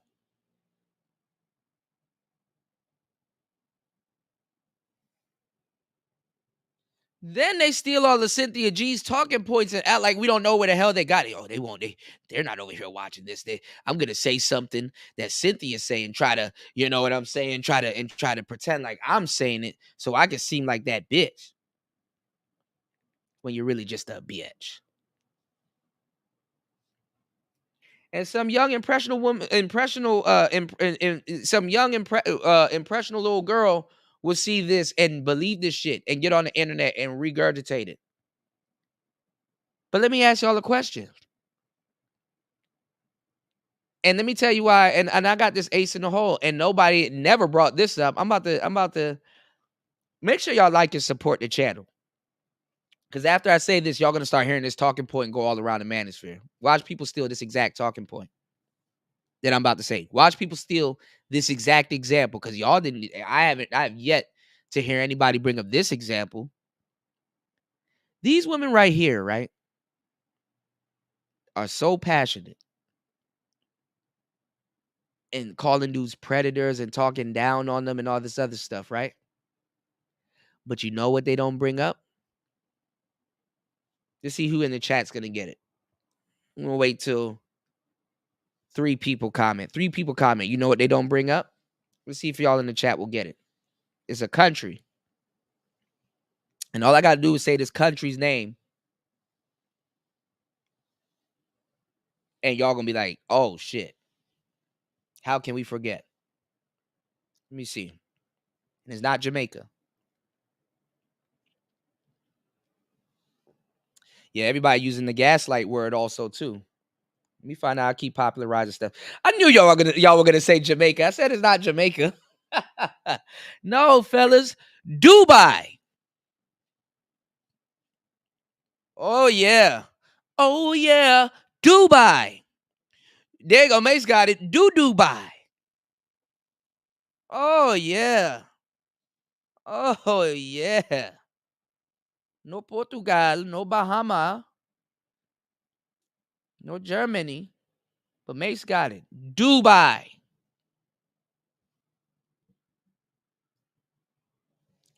Dubai.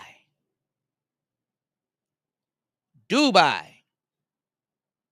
You know, I just think a man with his passport is disgusting. It's disgusting. Are present for us in America, in the States, in Canada, in Scandinavia, all over the world, and not even thinking back to the history of why are women and people made to be so independent in this country today. I think there's so many factors that they shove to the side for their preferences and trying to deem it a movement, which is so disappointing to hear.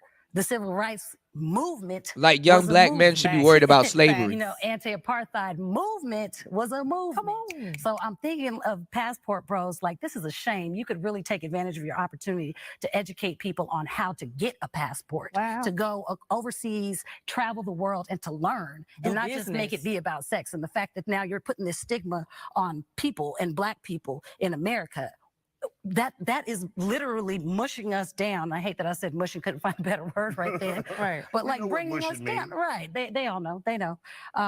But what does that do for our perspective? Them talk some of them, not all of them, talk so badly about Pastor? Black women in America, saying you guys are too bossy, you're too much, you're not feminine enough for them.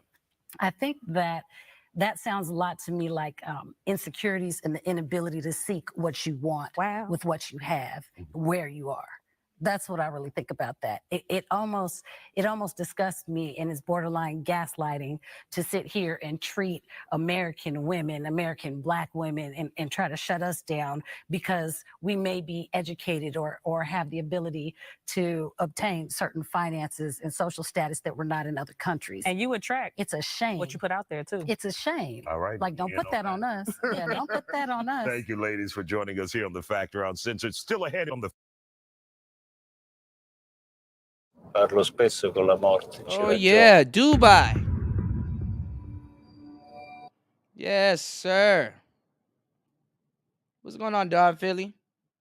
Yeah, sign language. Dubai, y'all. I can easily just throw out Dubai.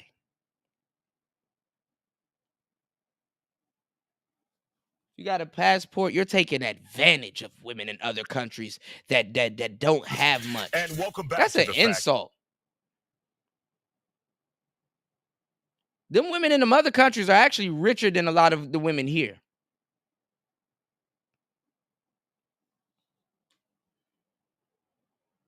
Let's check out another brother. You got so many brothers here, so many passport dudes here, debunking the bullshit.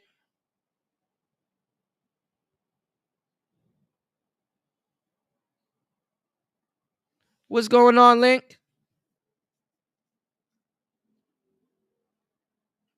Everybody's talking about this passport shit. I'm honestly, I'm sick and tired of this passport shit. Like, niggas are acting like they discovered fire for the first time.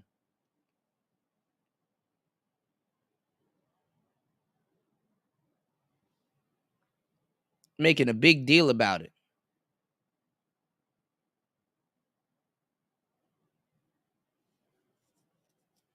Let's get it.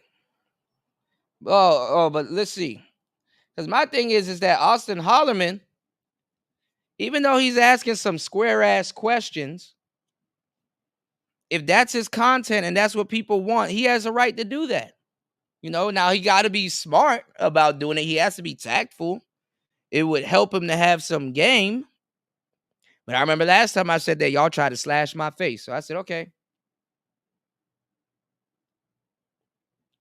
All these people was doing content on him, but nobody said, yo, reach out to me so I can help you or at least give you some type of information.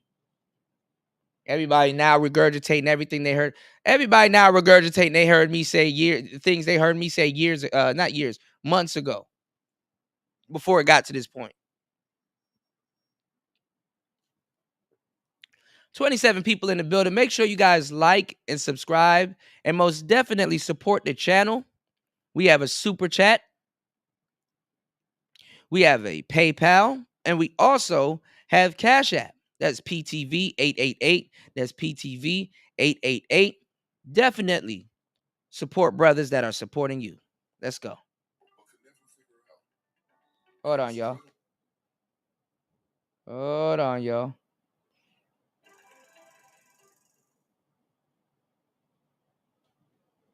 Hold on. Let's get it. Just he's not from there, and he's shortly just like Austin at the beach. The only difference is that Austin is a black man. So you meet the guy, you go straight back to his house and go to meet. No, I know it's if you meet the guy and you go straight back to his house as soon as you meet him? How soon would you kiss me and how soon would you go back home with me? How soon would you go back home with me? And how soon would you kiss me? Over here, what do you think about going home on the first date? Oh my, that's crazy, bro. What do you think about going home on the first date? The same kind of question that Austin was asking these people. I don't see any difference apart from the fact that Austin is a black man. And how soon would you kiss me and how soon would you go back home with me? I don't know. If I had time. If you like him a lot and he likes you a lot, do you feel a need to wait a day or two? Or No. So you go the same day? Yes. That's all I need to know. Get your passport. Na balada, você tá no pub. So the question says, so at a bar, nightclub, or pub, is it okay to kiss someone you just met? You look at the question, right? Can you guys read the question? The question says, now what would help y'all, black men that's trying to do this type of content, is if you do your damn homework. Okay? See, in America, a lot of people are afraid and they don't openly want to say that they believe the white man's ice is colder. In these other countries, they let you know the white man, in their opinion, ice is colder. They let you know. No shame or guilt about it. That Brazilian women, we could probably bring up this Tanya TKO. Let's try to get like 4 or 5 more contributors. We'll bring up Tanya TKO because I think she talked to that lady. Even though it's a conversation we already know, like we don't even need to hear it. But they will tell you that the white man's ice is colder. A nigga with a stains on his shirt, a big ass backpack, and missing teeth and stuff like that will get play in a lot of these other countries before a black young man would get play. You understand what I'm saying? You're on the back burner. You know what's going on, little Shirley? How you doing, love? These guys, these older guys in their 40s and 50s and stuff, they're superstars when they go to these other countries because it's long money versus short money. He has a pension. He has all this other stuff. He has other reasons to get money. Yeah, she might like you. You're young and she's attracted to you, but she'll go after that old money because all she got to do is be like a caretaker. She trying to lock that in. What a lot of black people, black Americans in particular, don't understand is that these people aren't afraid to tell you that the white man's ice is colder, in their opinion, because they don't have that slavery shit hanging over people's head in those other countries. You go to Thailand, you go to Korea, you go to Japan and all this other stuff. You know what I'm saying? You're just a regular person. A lot of Americans, we don't know how to be regular people. You know, you're going somewhere where you can say, oh, I'm proud to be an American and I stand out that I'm American, but at the same time, you're still a regular person. There's not no thing hanging over these people because they didn't enslave you for all of those years. Yeah, they know about it, but there's not no guilt there. In America, we walk around with this guilt or this S on our chest. Oh, he better not say nigga, or he better not do this, or he better not do nigga. You gonna experience racism across the board. I would have went there if I was Austin Holloman. I would have went there.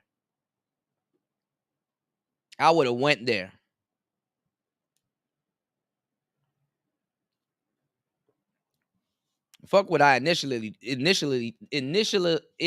God damn it, tongue twister. Fuck what I initially did. They're gonna try to get me up out of there because my talking points, because I know exactly what vein to hit.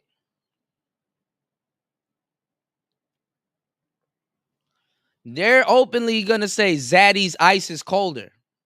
Openly. That's just how it is.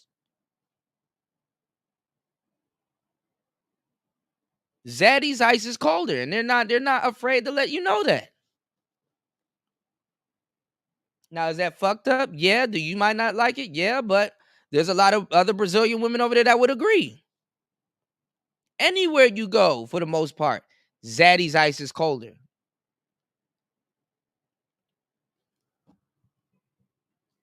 There wasn't no dark-skinned Brazilian women, the Afro-Latina. And it wasn't them.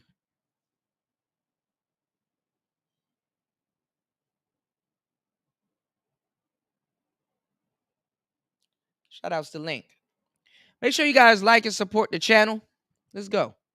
So at a bar, nightclub, or pub, it's okay to kiss someone you just met?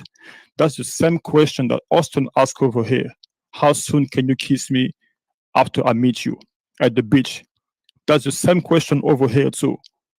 Pub, no bar, na balada, super normal você ficar com a pessoa no dia que você conheceu. The boys, the men, they are very fast. Like they just ask your name and then he will try. Yeah. Sometimes you don't even talk, you just kiss, you know? Sim. É normal, é normal. Então, assim, a gente vai, gera ali o clima, é normal. A gente tá lá para curtir também. Prefer to know the person better. And after, if I like, she likes too, and then we kiss. Você acha que o carioca tem alguma coisa mais assim? Tem, o carioca tem mais charme pra ficar com as pessoas. Ele, Guys, are you watching? Ele Do you sabe see chegar, sabe? O carioca the não é same tão question tímido quanto that os Austin outros is países, asking them about mas ele kissing? sabe. Apparently, the kissing here doesn't have to lead to anything. It's just kissing for kissing. You heard that, guys? The same question that Austin was asking them in Brazil at the beach with no shirts on. Same question about kissing. Austin is being prosecuted for that. He's being crucified for that. Meanwhile, people have been, this is 3 years ago, 227,000 views. Nobody has said anything about it. But when it's Austin, the black man, negative energy, all the negative energy goes toward him. True. This is so true. Like, it doesn't mean that you're gonna sleep with the person if you were kissing the person in the night. I would have fired up a stream if I was Austin talking about some international racism and go right into the history and the pathology about that. And still be the bigger man to be like, but it's okay. I apologize. But now you know. You dig? That they obviously trying to make black men the face of sex tourism. As if you don't have military bases and man, get the fuck out of here. It's like a welcome. Hi. I think Brazilian people, they will give you everything very quickly. You know, they're very open and very passionate. Você já ficou com algum estranho? How's your spiders, little Did you Shirley? say anything different? No. How's Austin your was spiders? just using his YouTube channel to inform us about the lifestyle in Brazil, about what's happening in Brazil, about how to behave, like how people are over there. That's what he was doing. He wasn't doing anything different than these guys. The only difference is that he's black. That's the only difference. He's a black man and he's happy. I'm pointing the hypocrisy. If you wanna crucify Austin for what he's doing, crucify everybody else at the same time. If you only go after him, then you are evil. Then you have a selfish agenda. Then you have hate. Then you are racist. Freaking racist. Yes, I said it's racist, racist, racist. Kyle likes you. You like Kyle. You and Kyle. Chica. That can happen multiple times, no strings attached. At least that's the way I am. Shout outs. Hold on, y'all. Okay, I dropped something. Shout outs to Pastor 40. Shout outs to Pastor $40, also known as Pastor. He's here in the chat for dropping a huge $10 on the Cash App. Much love, much appreciated. Thank you, bro. The link is in the chat if you guys would like to join. The link is in the chat if you guys would like to join. We've reached the goal of opening up the link. Okay. Make sure you guys continue to support. Shirley says she caught her spider red-handed eating, and then she ran away. You know. So shout outs to Little Shirley. Shout outs to everybody here. If you guys would like to chime in, definitely the link is in the chat and it's open. What was I about to say? Another thing too, y'all. This is why they don't want a lot of brothers traveling. They will think that and you can they would rather you have transactional sex with a lot of women than actually marrying and starting families there. Because another thing is that if you have the capital, which a lot of us do, like the average black man in America can go over there and practice real estate. Notice I said practice real estate. The average black man in America can go over there and practice real estate. And actually, if you go over there and hook up with another woman, he's going to be in more of a position to practice real estate in their countries.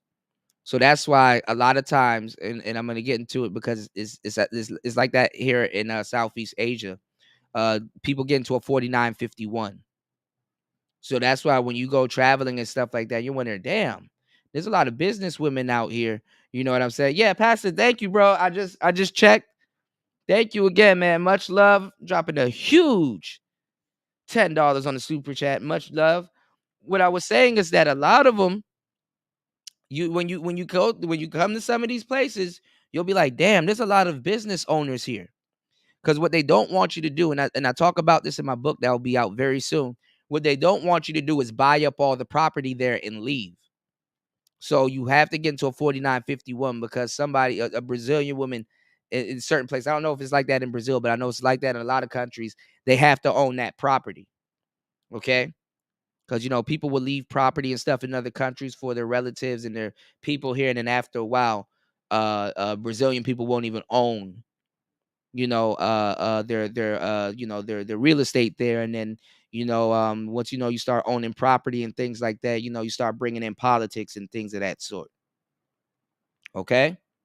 So you got to understand business and you got to understand how things are set up. They rather you passport dudes show up there and be on some vacation type shit than you actually show up there to be on some, I'm trying to buy some shit. Okay. And people like that come to America all the time. I'm trying to buy some shit. I'm trying to stay here and I'm trying to start a business. If you're black and you bringing your capital with you and you know that, that's not good news. That's not good news for them when it comes to commerce and things like that, because we have a huge spending power.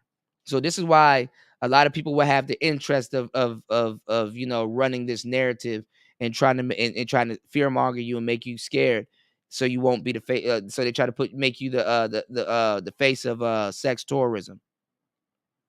Okay. So this is I'm giving y'all the game, hook, line, no sinker. You dig? Giving you the game, straight lace, no chase. So what I'm saying is that, once you start traveling and you start realizing your worth, and you be like, hey, I can own some shit. That's not good. That's not good on their behalf. Okay. So, like I said, that's what the Manosphere is for, to teach you guys your worth. So they're not really want you going over there and meddling in their business and finding out how much things really cost. Yeah, go. Yeah, come over and go get the coochie. Coochie is very cheap. Just go there and go get it. So you won't say, hey, housing is cheap here. Hey, this, that, and the third. And that's another reason why they're mad at Austin, because he lived there. Oh, y'all don't want me to get into this game. Let's get back into it. Because he lived there. He relocated there. I mean, he gonna be there for a minute. All right. And you see, Austin, he in Thailand right now, but he said that, yeah, I'm not gonna be living in Thailand. Yeah, because they put you through a process out here. He know better. Smart man. Let's go. See? So, just imagine, right? The person that was speaking was Austin Holliman. Bruh. Oh my goodness. If the person that was speaking was Austin Holliman, was a black man sitting on that chair, it would have been a whole different story. would have been a whole different story. Oh, Yeah, you look gotta at take this it easy, asshole. Wolf. Look at this guy. Look at this sex trafficker. He came to Brazil to start selling Brazil women overseas to his American friends. Oh, look at this guy. That's crazy, man. No, Austin is going over there in public, showing people trying to kiss women in public, trying to corrupt their minds, being explicit in public. Listen to these guys. PDA is super normal. Seriously, super normal. We don't even have a word for translating PDA into Portuguese because if you are in a relationship, it already means you're going to be kissing at the bar, at the stadium, at the airport, at the metro, at the supermarket, at the beach, every fucking word. PDA, also known as public display of affection, which I told y'all that's gone. PDA is not big in Southeast Asia. PDA is not big in Southeast Asia. A lot of women don't like people look down on you in public if you're super affectionate in Southeast Asia. But it goes back to the courting and stuff like that. Like you can hold hands, you can put your arms around each other and stuff like that, but like straight up making out and all that other shit, yeah. Now in Brazil and all those other places, yeah, they like that. Like I said, it's more of a romantic culture. Romantic, okay? All right, let's go. Click here for more videos. Yeah, you heard that? Get ready to kiss anywhere that you want, anywhere you're gonna kiss. People over there kiss everywhere. And that's why the local Brazilian said, and which is something that's Austin. I mean, Austin didn't even go that far. But this guy actually went that far in deep details. But because he's fair skin, because he's non-black, oh, that's completely fine. But let Austin Holliman say that. It's a problem. Anyway. Apparently, the kissing here doesn't have to lead to anything. It's just kissing for kissing. Yeah, this is so true. This is so true. Like, it doesn't mean that you're gonna sleep with the person if you were kissing the person in the night. It's like a welcome, hi. And the first time is like a conversation to get another friend. And then you change the game and make it.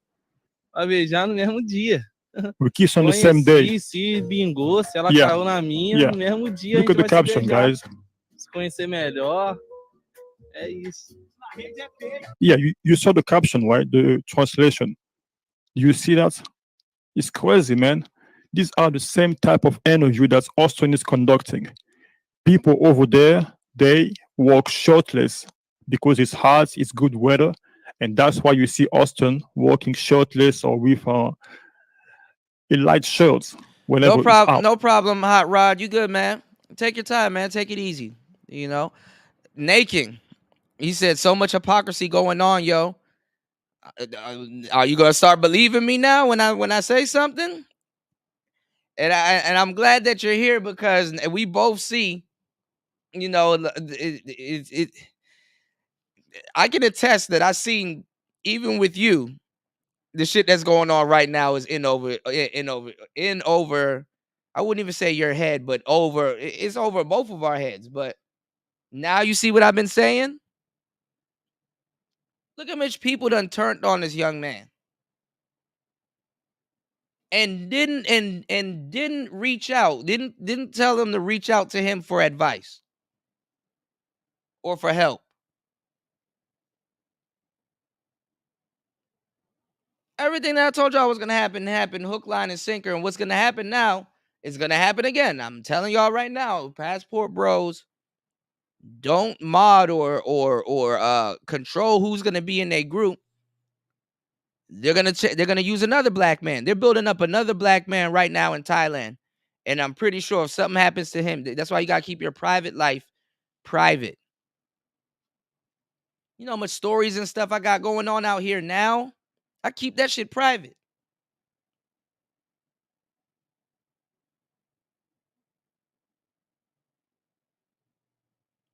So, oh, look at this Tanya TKO. I think she got rid of the video. Hold on, let's see if we can find it.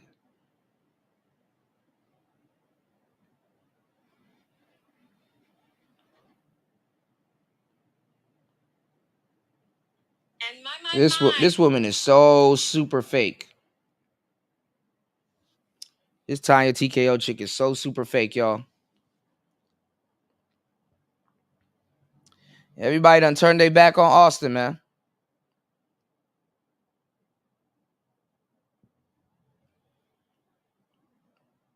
Out. It's not because he's a predator, he's trying to seduce women. No, it's the culture in Brazil. So if you don't know how the culture in Brazil is, at least listen to him and ask him questions instead of starting to judge him and accuse him of stuff that is not. Kissing, okay. On kissing culture, would you kiss a stranger in the club? On kissing culture, would you kiss a stranger in the club? Would you kiss a stranger in the club? The same question that Austin asked over here. I don't know. And No, don't.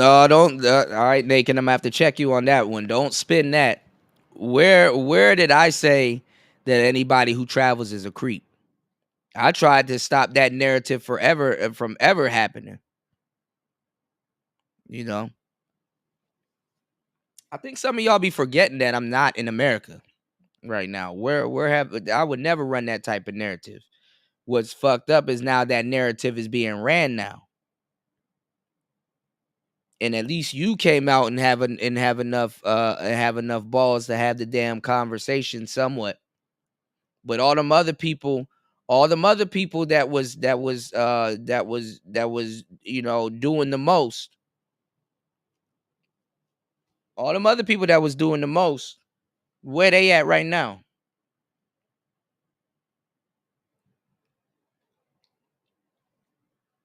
This ain't a need to be right situation. You know?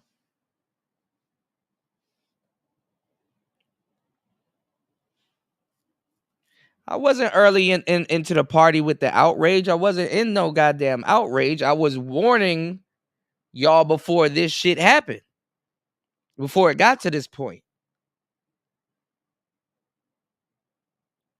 While a lot of y'all was sitting there saying, why are you worried about what that man tattooed on his body and all this other stuff and missing the whole exact point? Now do you see what I'm saying? Now does it make sense? So if he was to say, okay, I'm not this super passport guy that's doing all this stuff. You got it tattooed on you. Some of y'all never been into an immigration office ever. They take pictures of your tattoos. If y'all don't know, they take pictures of you. They take mental notes. Naked, that's what you're watching. All right. Pay attention to what you're watching right now. The mainstream is picking it up right now. Did you not see the early clip that I shared where it's on Fox? It's on Fox in Houston. It's already on Fox television. Fox 26 in Houston picked it up. Do you know where Austin Hollerman is from? Texas. So imagine all your classmates and everybody around you is looking at that hit piece in Texas, or your mom is watching the damn news and you over there traveling. She already worried about you traveling, and you over there traveling and you on the damn news.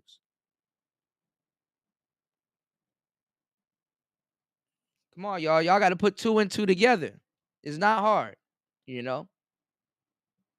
I tried to stop it before it got to this point, you know. So what's gonna happen right now? Yeah, they're trying to force them home. But what's gonna happen right now was what I said before. You know what I'm saying? Because you had a young man leading their charge, which they are. Now everybody's trying to somewhat fake have the conversation that I was talking about months ago. Late to the party. Late to the party and $1 short. You know? Passport Bros and Aaron Ferris, he's still kind of taking this slightly as a joke. I saw a little bit of his live earlier. He's still taking this slightly as a joke. Y'all need to watch who y'all letting in y'all movement.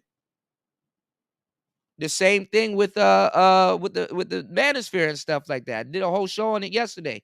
And the reason why I'm saying this is because Austin Hollerman is not even a bad example. Austin Hollerman is not even a bad example. there's gonna be other people that's gonna, you know, if this doesn't get checked.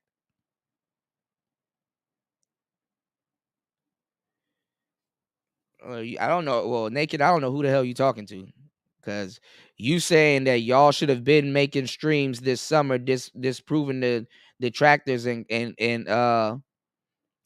clowning tattoos and all kinds of shit. I don't know who you talking to, because I was the one making that, and you were one of the first people to actually say something about that.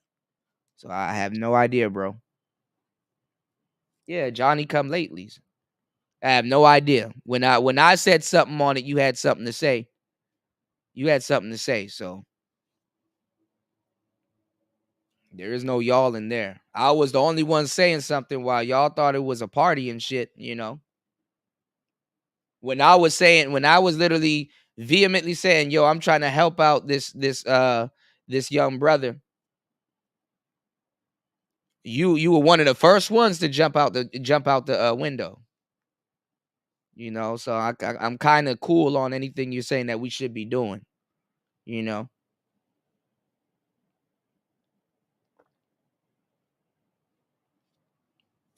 So you can miss me with that one, bro. How soon would you kiss me, and how soon would you go back home with me? Guys, do you see? Sim, isso é super comum. Yes, this is super common. Várias amigas minhas, por exemplo, diriam. Lots of my friends, we Naked, just see a good. you kind of missing the point. So just I'm not gonna do this again with you. Just chill out. Ain't nothing hypocritical about nothing, because you about to be wrong again. So I'm gonna help you out. Just kind of chill, because ain't nothing about being hypocritical having a passport in Thailand, and I'm not a passport bro. So again, just chill out. I don't know. You have this complex. I think you have this complex where you like need to be right, and it's not working. It's not working. It's cool. Just chill out, okay? It's not hypocritical because I'm not a passport, bro. That's why the streams that you saying that y'all should have been making, I made those streams. And like I said, I respect you that you cop to it. But when I was making those streams, I was getting called all kinds of haters and all kinds of stuff. Just chill for a second, all right? Looking guy. Cara bonito e isso seria o suficiente pela. And that's enough to start kissing. This is the same answer that these women have given to Austin. Why are you guys crucifying these young men? What did he do to y'all, bro? Because see, we're going through something right now. That's why I give you credit, because you said it right. But we're going through something right now where like a lot of people in the audience don't have to take accountability for how they were behaving when shit goes down, because it's gonna be another conversation about when this happened to Austin Holloman, what was his audience doing? And I think he even commented on it too. When the shit was happening to him, what was his audience doing? You know what I'm saying? Because y'all can say anything y'all want to us, because y'all are entertained by our lives and shit, and then go home and sleep like you know what I'm saying, like, and carry on like nothing ever happens. You don't got to be held with the bag or fucked up abroad. You know what I'm saying? So like I said, and I said that too, and I said a lot of his people, and I remember I said this verbatim, didn't I say a lot of those people that's over there egging him on to start doing stuff, that's putting that battery in his back, they were gonna turn on him? And about a bunch of stuff happened all at once, you know? So, you know, I hope he moves a lot smarter in Thailand. Thailand's a little bit more tricky, but you know, it's a wake-up call.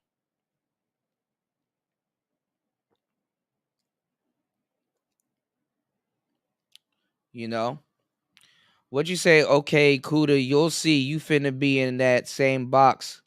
What box? Because instead of standing up, you was clowning like the broads. Who was clowning?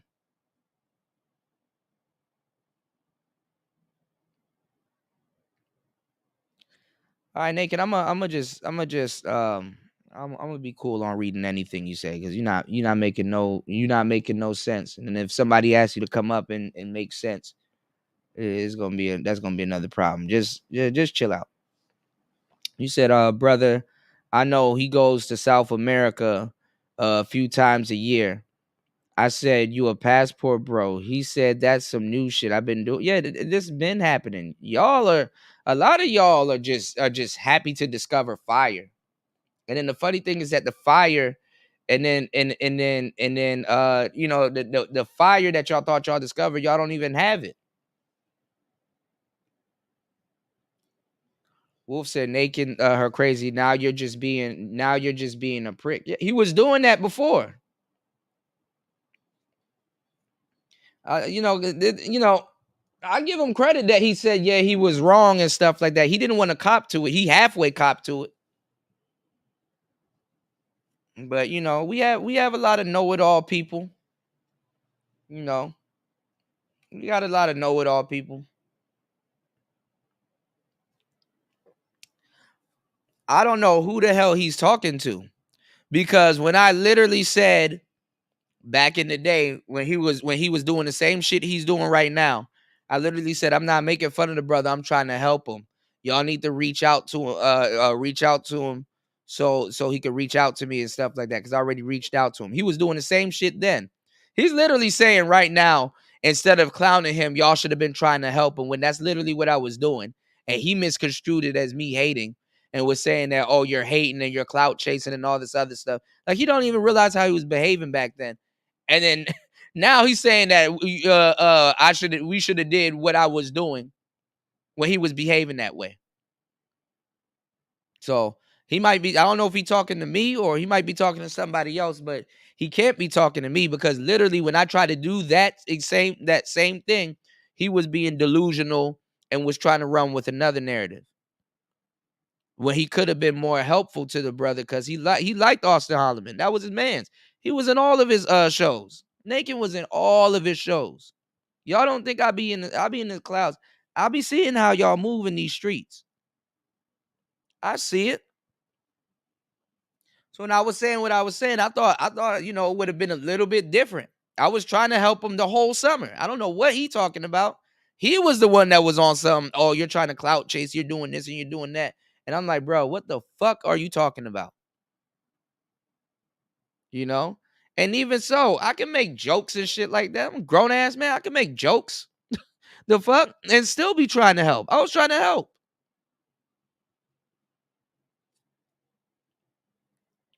So it's very hypocritical for him to cop half, because the reason why he's still saying what he's saying, because he wants to be right. He copped to half of it. But it's very hypocritical to be in this chat room in particular and saying that y'all should have been trying to help him. It's telling on yourself.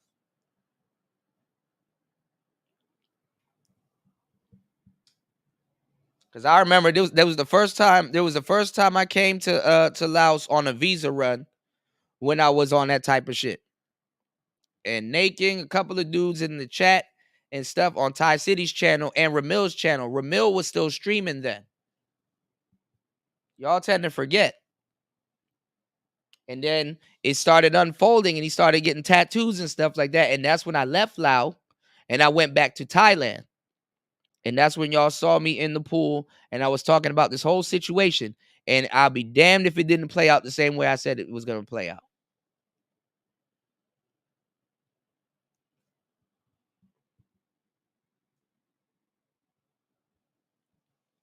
So I'm not sure who he's speaking to. Shout out to Jay Will. You said, I just watched a video of him in Thailand. I support the brother, but he needs to, he needs to go chill. This is the part where you need to have a chill. Niggas think it's cool not to have no chill. It's like, okay, he probably didn't learn his lesson. Like Thailand, if they know that he's in Thailand gonna be looking at him crazy now. Because he didn't go there on his own terms. He was fleeing Brazil. And even if he wasn't fleeing, that's the narrative. So he need to chill. People got a short attention span. If you chill for like 2-3 weeks, people will forget.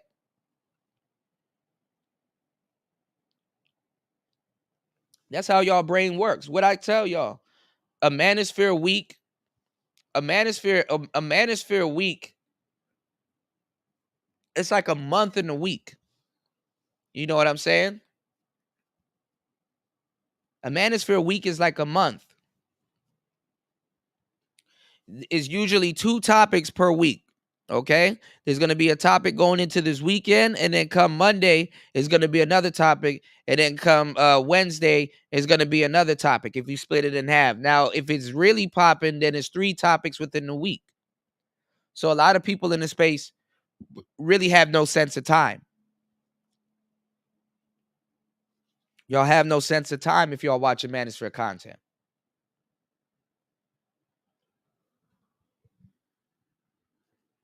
Because shit that happened last week, it feels like it happened like 2 months ago when it's really a week ago.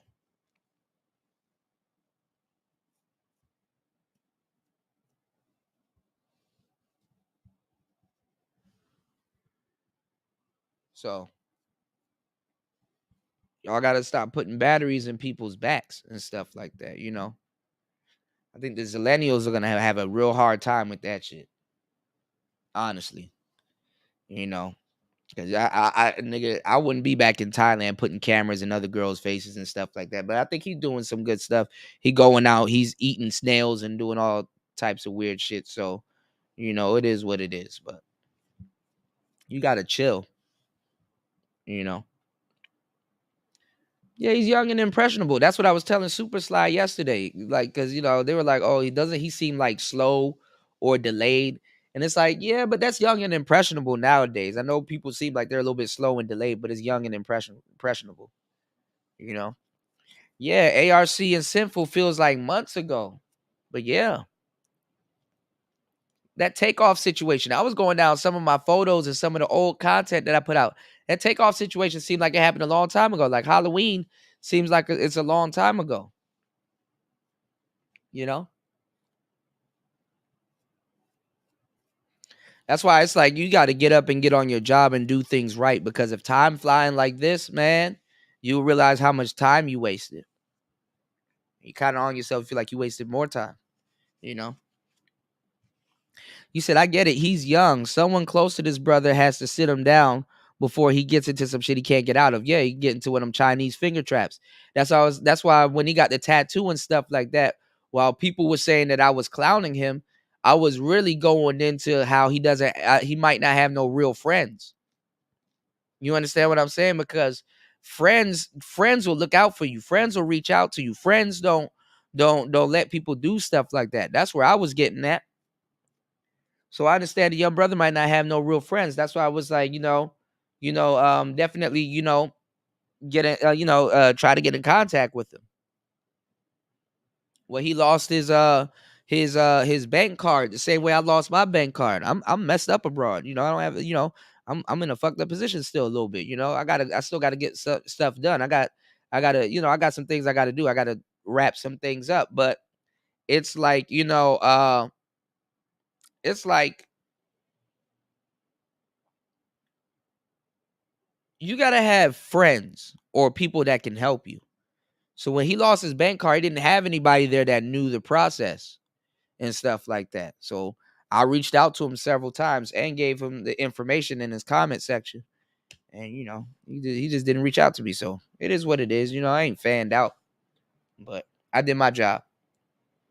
But when I was trying to help a young black man in a space that's designed for helping young black men, I was met with bullshit. I was getting my face slashed. Niggas was talking shit about me. Niggas was like, "Oh, you're not being genuine." All of that shit. Not just naked. It was a bunch of people.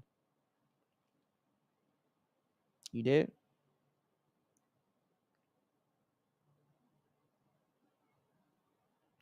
What about this video I'm reacting to? I'm reacting to somebody saying that he that it's only happening to him because he's black.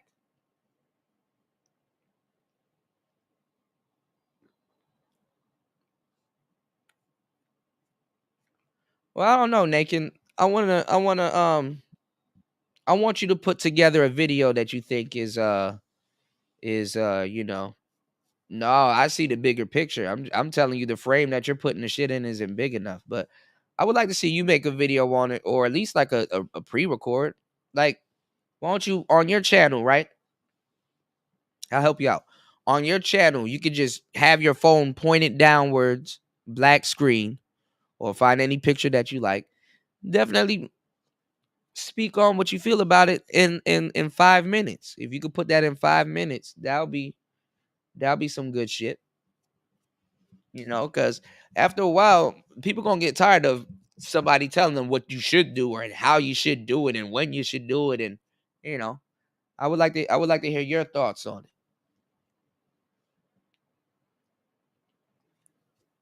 Because it's easy to just say what you shoulda, woulda, and coulda did and stuff like that. You know. You said his loss. Yeah, it definitely was his loss. Or whatever. I mean, he didn't have to get the information from me. I'm not like the information lord. You know what I'm saying? I'm not the information lord, but definitely I got some news you can use. But honestly, it's better he not fuck with the information from me at all. You know what I'm saying? Instead of me sitting up there warning that man and telling him, because I will warn a brother and that nigga will go out of his way not to listen to me, and then shit start happening. And then later on, nigga will try to come at me and be like, yo, you know, what you said was right and stuff like that. Then I'll say something else and they'll disagree. And I'm like, here we go again. So it's like, it's best, you know, don't fuck with me at all.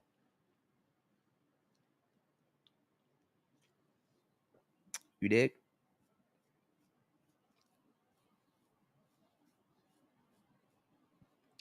You said, shit I seen earlier today, ninjas acting like they ain't even know who Austin was. Yeah, they didn't even know who they try to act like they didn't know who he was. That's bullshit. Even Cynthia G was talking about Austin hollering. Like right now, another group that I told y'all that's coming up in the Manosphere, and a lot of people was like, oh cool, I don't know about these guys. I only heard from them on your show. Daily Wrap Up Crew.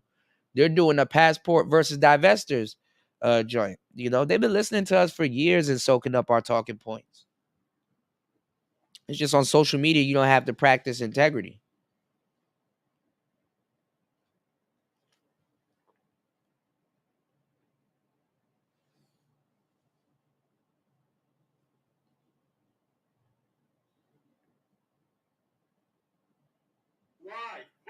Why? What's the problem? Elas beijarem. O que não significa que dar um beijo na boca, por exemplo, evoluiria para sexo, por exemplo. She said it doesn't mean that a kiss on the lip would turn into a relationship. Quando eu era solteira, eu gostava de Yeah, sair. asking her, how do you meet people when you're single? The same type of questions that Austin asks people over there in Brazil too.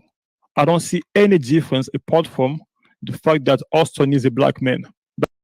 What do you think about going home on the first date? Oh, what do you think about going home on the first date? The same kind of question that Austin was asking these people. So you meet the guy, you go straight back to his house and go to meet him. No, I know. Okay, so how, If you meet the guy and you go straight back to his house as soon as you meet him. how soon would you kiss me and how soon would you go back home with me? How soon would you go back home with me? And how soon would you kiss me? Over here, what do you think about going home on the first date? Oh my, that's crazy, bro. Going home on the first date. She said, for sure. I don't see why not. Look at that. The same response that these women listen to this. I don't know. If I had time. If you like him a lot and he likes you a lot, do you feel a need to wait a day or two? Or No. So you go the same day? Yes. Yeah, same thing here too. I don't see why not. But just it's because Austin said it on camera. He's a black man that's basically, because his channel was taking a different direction. Like it was becoming more official, better content, more like a mainstream type of content. That's why the jealousy came out. People are not happy about that. People are like, oh shit, this brother is about to start making some dope contents, becoming like a mainstream figure. Like, okay, no, like let's just hope that something negative about him comes out in the headlines so that we can go and attack him and tear him down right away. Instead, what should have been done is like when that story came out, if all of us try to come to his defense and debunk the lies and expose the hypocrisy, those. And let me tell y'all something that I said a long time ago, which y'all got to be careful with a lot of women in foreign countries and a lot of these feminist women. Some of these women are evil as hell. And I'm not gonna and I'm not gonna say no bullshit ass evil. Like no, some of these bitches are evil as fuck. And what I mean by evil is not like little stupid little bras that you have here in the USA doing fucking enchantment spells and shit that they heard on YouTube. No, some of these bitches are into Wicca. Some of these bitches practice Santeria. Cardi B, I know her mother and Shia is into Wicca and Santeria. Some of these women, they go home and they gargle fucking Jose Cuervo and spit that shit on a damn statue. Some of them, they spit that shit on a goddamn altar. And some of these women got a little bag in their purse, if you know what I'm talking about. You dig what I'm saying? All right, thank you, Naked. I appreciate it, bro. Some of these women are into some other shit. Some of these women will put love potions and love spells and all kinds of shit like that on you.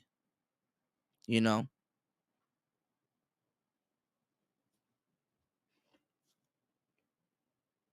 Some of these girls be making coochie tea.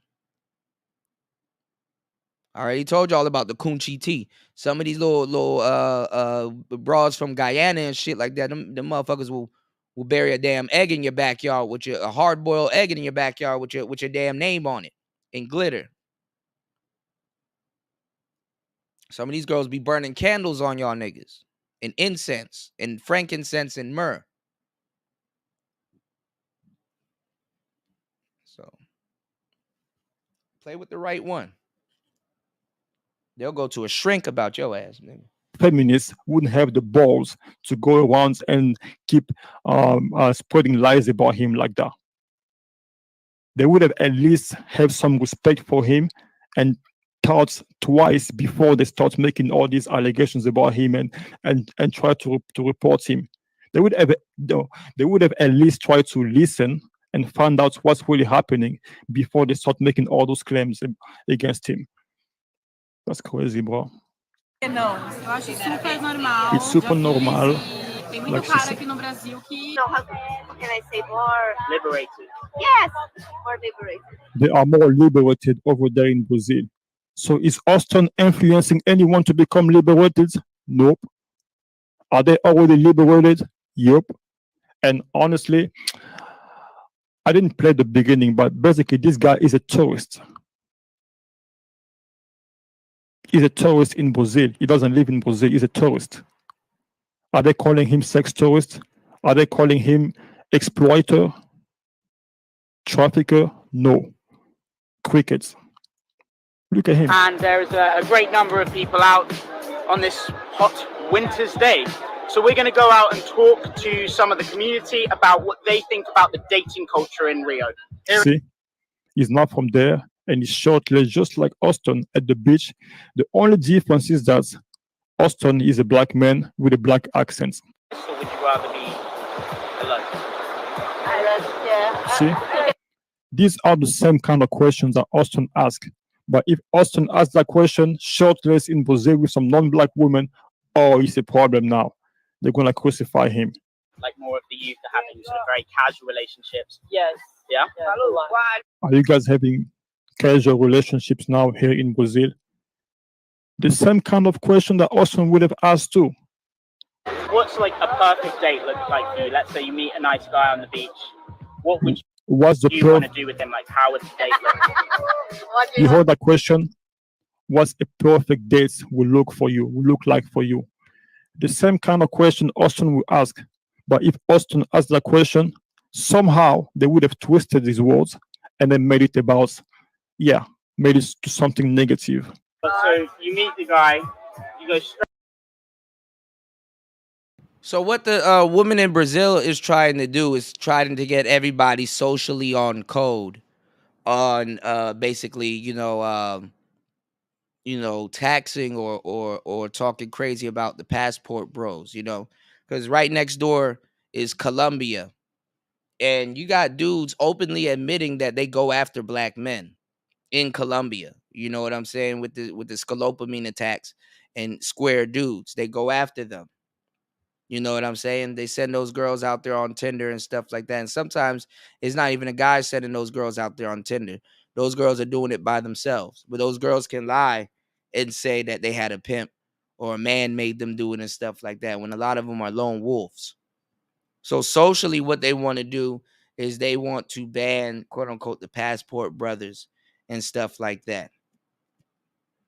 Socially. Socially put a stigma on them. And then at the same time, a lot of passport dudes are fucking up Colombia. There's an uptick in crime in Colombia and stuff like that. Again, when I tried to warn y'all before the summertime and last summer, I got my face slashed.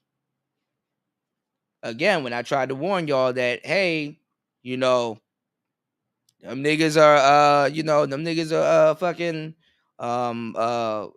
telling y'all and writing stuff on the windows and stuff. Don't bring no camera in here. Stop putting camera in the women's faces. We know they're pretty, but stop putting cameras in the women's faces. And then y'all can't even do it because you got to sign an NDA.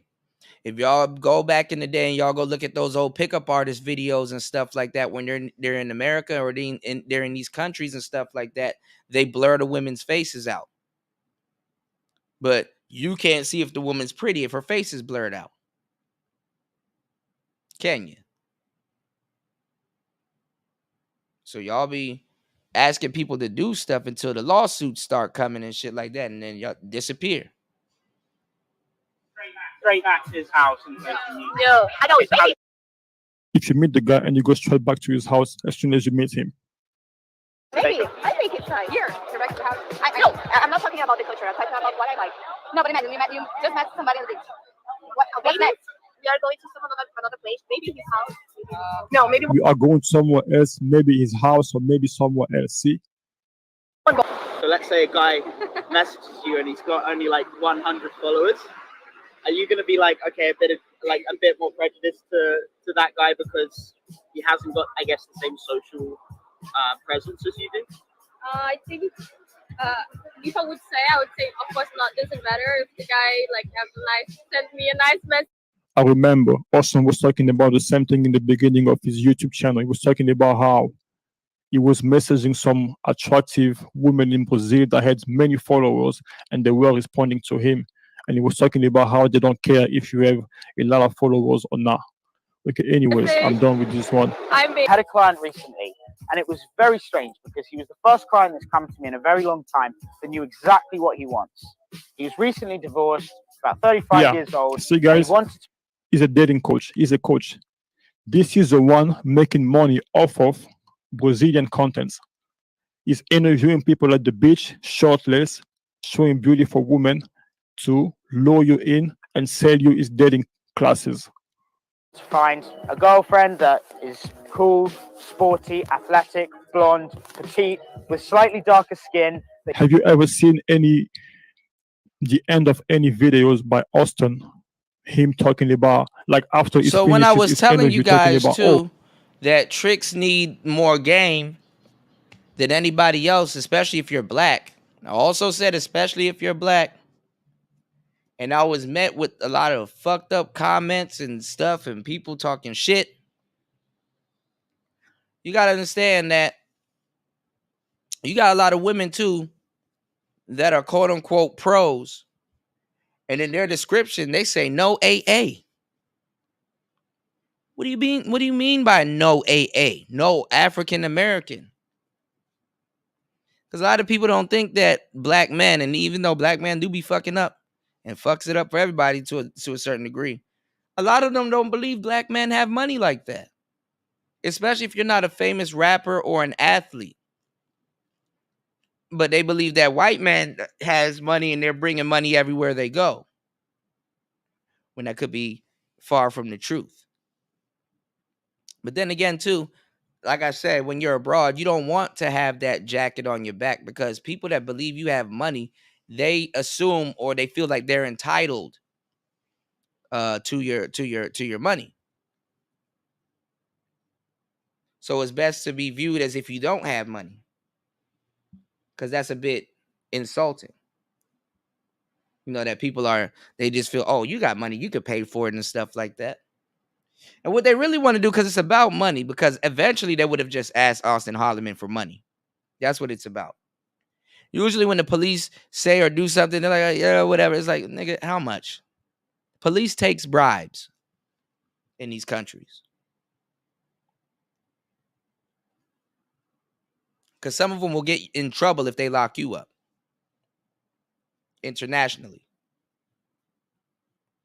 So they rather take a bribe. So black men, I'm going to put a book out. The book's almost done.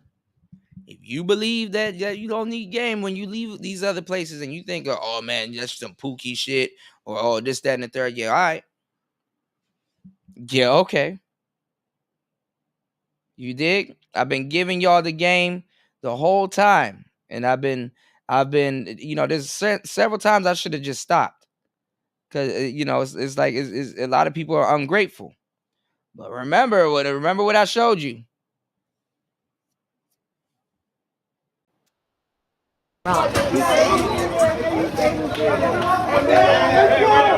Thank you, bro.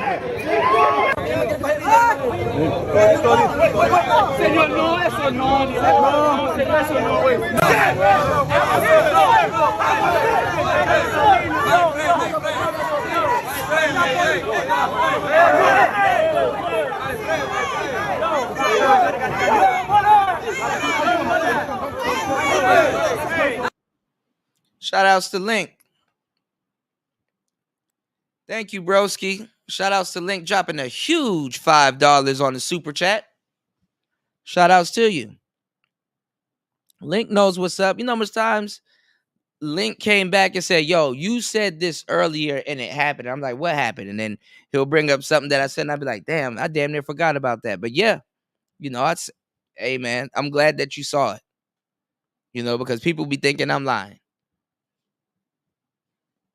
Look at these dudes. They thought they were going to throw money and the women were going to come. A whole bunch of niggas came. Throwing money in Dominican Republic on rock.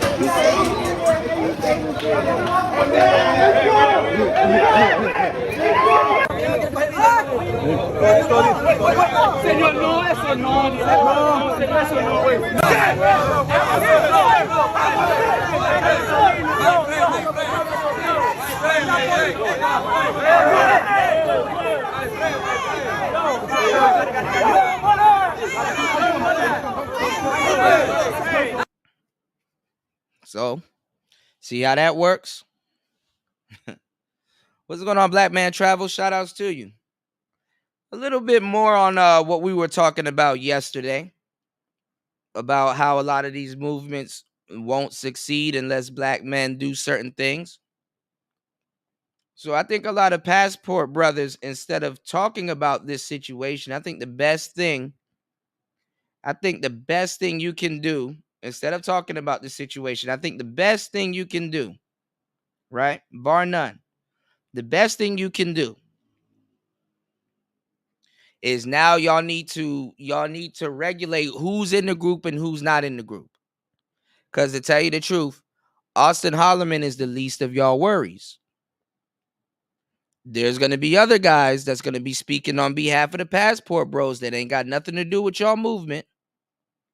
But anybody, and the funny thing is that you don't even have to be in another country to be a passport bro. You can be a staunch passport bro in America. When I got my face slashed by saying these dudes aren't even in these countries that they sending y'all to, niggas got mad at me.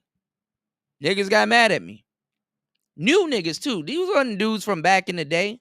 It wasn't niggas that got mad at me to where I could say, okay, yeah, you've been around when we first was pushing that shit. and sticking up for that shit. It's a bunch of new dudes that got mad. What's going on, G? Shout outs to G Mars in the building. Yes, sir. What's going on? So, like I said, the passport bros, the same thing I said with the Manosphere. Y'all gonna have to up your quality or your sound and stuff like that, or get a flag or something like that, so people will know, you know what I'm saying, who is who and where they are, so people can't misrepresent you guys. I even gave y'all the same thing I said about the Manosphere back in the day. I even gave y'all an example.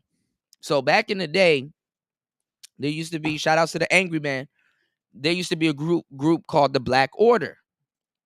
And the Black Order had these shields, and they were cool looking shields. There was these shields that the Black Order had, and they all looked alike. So you could tell, okay, these people are part of an organization, not a gang, but something that's organized.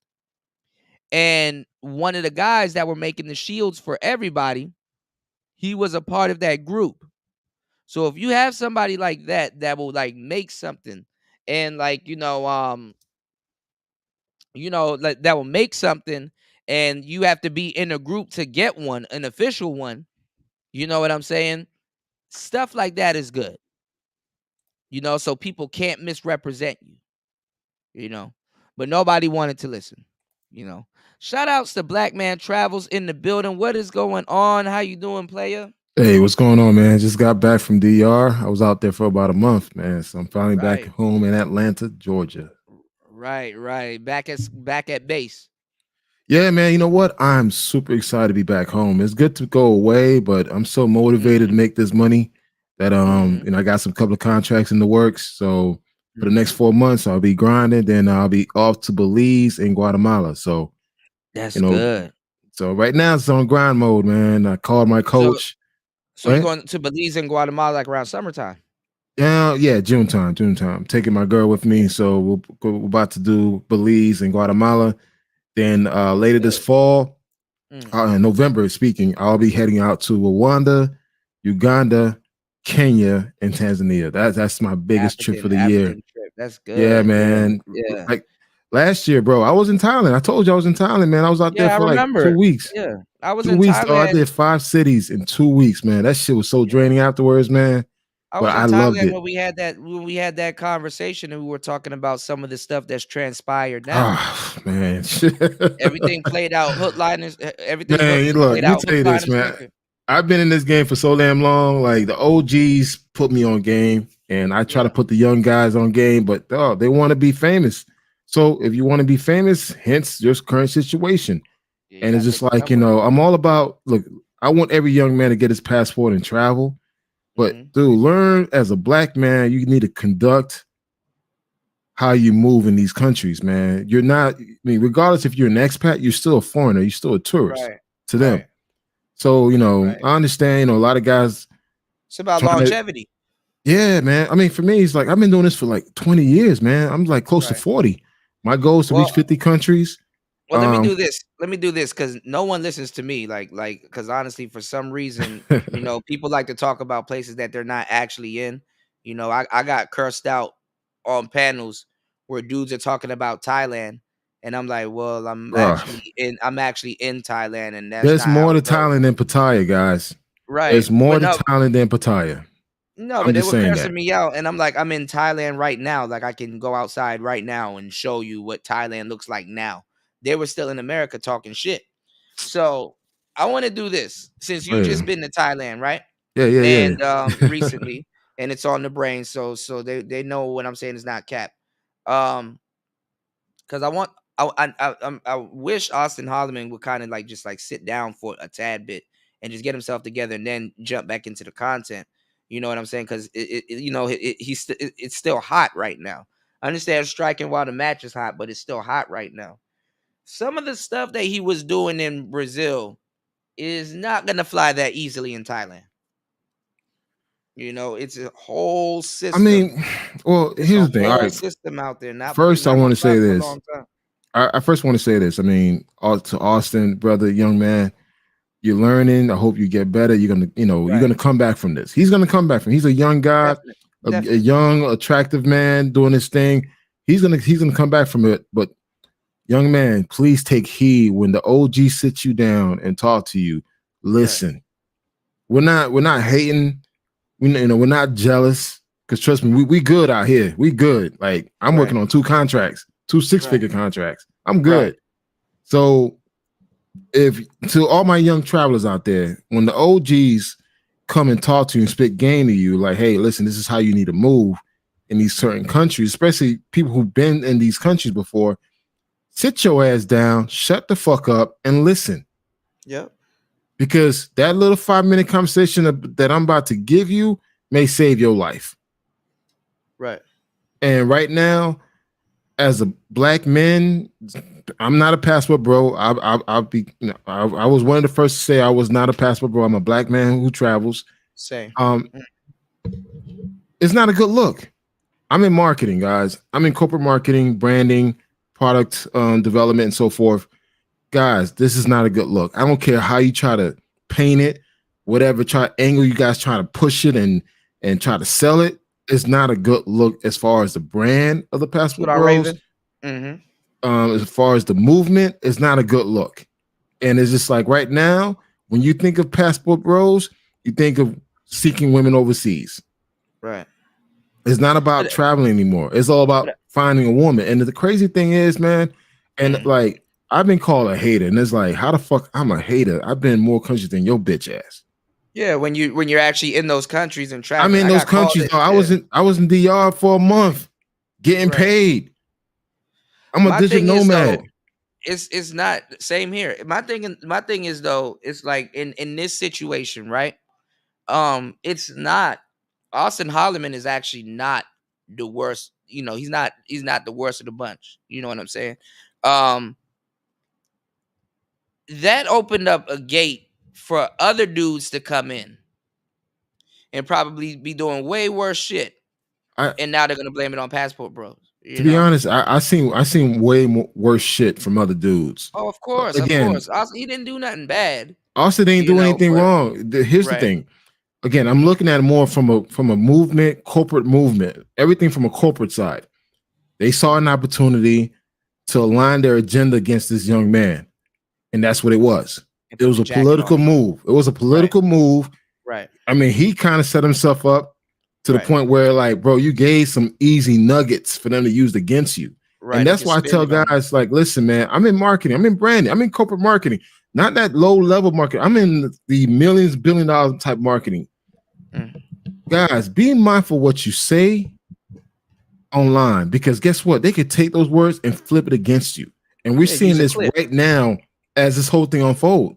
They're literally twisting this young man like statements to benefit their agenda. Right. Right now in Brazil, I've been to Brazil several times. Brazil's going through a movement. They're going through a whole feminist movement, Black Power movement. They're trying to get rights. Period. Right. Brazil has one of the highest femicide rates. Just in case you guys don't know what a femicide is, women that are killed by their husbands or by their boyfriends for no apparent reasons. Blacks in Brazil are still considered as second class. Racism is still strong in Brazil. So blacks in Brazil are still fighting for equal rights, equal opportunities. So when you go to these countries, guys, it's not the way these guys try to paint these countries like it's all grand. It's really not. Right. And the thing is, depending where you are in Brazil, especially in Rio, yeah, cool, you party in Copacabana, but once you turn around, you got the whole projects behind you. The favelas, yeah. They projects. I mean, we call them projects here, they favelas down there, but they projects. Yeah. And it's just like, at the end of the day, you still a tourist, you're an opportunity for them. But no, they would have rather him actually be a tourist, but the fact that he was that he said he's living there, that that's when they took interest in it to quote unquote run him out, because they know tourists come and they leave. But if he's staying there and he's saying stuff like that and things like that, because that was a dickhead move by the feminists there, but she tried to look good. I think she's running for. I got a video here, so we'll find out. But I think she's running, or she's trying to stay in office, if I'm not Look, at the end of the day, it doesn't matter because perception runs everything. So whatever perception that you gave on a particular person, they're gonna run with it. And now this perception has come back home. Yeah. Now the world see what the passport bros, what black men are doing overseas. And now, dude, you look at through a variety of different YouTubers channels, like the big ones that have over 100,000, 500,000 subscribers, they're talking about this and they're laughing at. Well, it's on Fox News. It's on Fox News. It's in his in Houston. city. Yeah, in Houston. Yeah. But granted, once it's on Fox News, you know it's going to pick up by Chicago. It's going to pick up in LA, New York, and next you know it's the national news. But look, they copy I'll tell you each other. this. I'll tell you this. By the end of this week, it's going to be all national news. And the thing is, this whole weekend is about to blow up. Yeah. By this weekend, it's about to blow up because it's now hitting. This as of this morning, as I was boarding on the plane to come back home, that's when I saw it on Fox News. Yeah. Online. But the thing is, this was popping last week in Brazil, so now it's gonna pop off over here. And guys, now there's another dude in the Philippines by the name of Expat Kings. Dude, I'm like another dumbass. Yeah, that's what I said. Austin is the least of their worries. They need, instead of doing a hit piece on this, they need to start controlling who is in and out that group. Same thing with the Manosphere. That's why I try to tell the Manosphere about tech. If they're not going to assemble, the only thing I was talking about was we need to sound different and at least have a flag. At least. But guys, but let's just keep it real. I mean, if you look at the MGTOW movement, the Manosphere movement, now the passport movement, they're all grassroots movement. They don't have any fidelity to last longer than probably more than 5 years. Yeah. They're just different fascists of movements just talking their own heads. And they all kind of go in the same line with each other because people be jumping sides because of this problem that I'm talking about. Because a lot of people don't know Passport Bros and the Manosphere was two different things. They actually disagreed. Yeah. That's the crazy thing. At one point, the Manosphere and Passport were two different entities. Now they kind of merged both of them, and it's just kind of weird when I come across different content about Passport Bros and I'm listening. It all revolves around women. I'm like, dude, it wasn't about that. Right. I mean, granted, look, here's the thing, man. And I always tell every young dude, man, listen, if you ain't used to getting women in the States and you go overseas, that shit's gonna get to your head. Like for me, I went to grad school in Miami, went to graduate school in Chicago. I never had any issues meeting women. I was dating all of them. I didn't care. But the thing is, traveling opened my eyes to other opportunities. It gave me a chance to explore different things. Now, granted, I took advantage of the opportunities that were presented with me when I met different women. I was single, but I never led with that. Even now, like with Black Man Travels, like I'll tell people about my website. I'll tell my colleagues, my work colleagues, everyone about my website because I'm not ashamed to talk about Black Man Travels. My Black Man Travels focus on digital nomad, health, relationship, and business. Right. So I'm talk writing about a book on that right now. Yeah. So would you like to do a forward? What's the forward? I'm sorry. Like basically in the like the beginning of the book, like I'll send you a copy of the book when it's done. But like basically in the beginning of the book, you can kind of talk about your own thing and then alluding back to the book, and the author and stuff like that. Yeah. Like just give me a synopsis of the book and I could go from there. I don't need to read the entire book. Just give me a general idea what the book is about. Understood. And I could write something because again, I'm a blogger. I'm by trade. I'm a blogger. So I write on a variety of different topics from health, digital nomad life, how to make money, how to make real money, not this customer service money, but like six figures type contracts. There you go. What's going on, Jay Shine? My bad. Jay Shine is here. I was just talking about the Black Order earlier, and I was saying, remember I was just saying how they all had shields and stuff like that. So the people that were involved in that movement had shields. BGS had a shield. Cats had a shield. Kendra had a shield. Angry Man had a shield. Cerulean was making the shields. Cerulean had a shield. So that was good. That you can tell that they're a part of a faction that nobody, random people just can't get in. So yeah, my bad. But yeah, you were saying that my bad. You were Yeah, man. I'm just saying it's like, guys, we don't need to put ourselves in a bucket by labeling ourselves as passport bros We're black men. I mean, look, when I think of passport bros, I think of black men. I understand they're trying to break it out to different races, but at the end of the day, passport bros is black man. It is what it is, man. It's just like so. But I feel like there's no need for us to put ourselves in a bucket as we continue to mature in life. Especially like again, I'm 45 years old, so for me, I can't relate what a 23-year-old is going through. I just can't. Right. So for me, from a 45-year-old mindset and perspective, all I could do is recommend, hey, this is what I did when I was your age. And again, time has changed right now, so this would be the best way to move. But then again, well, I mean, not necessarily, man. At the end of the day, focus on your money. Focus on your money. Focus on you, like, you know, getting your mind, your body on point. Right. Any hangups you have, like any mama issue, that issues you going through, deal with that shit.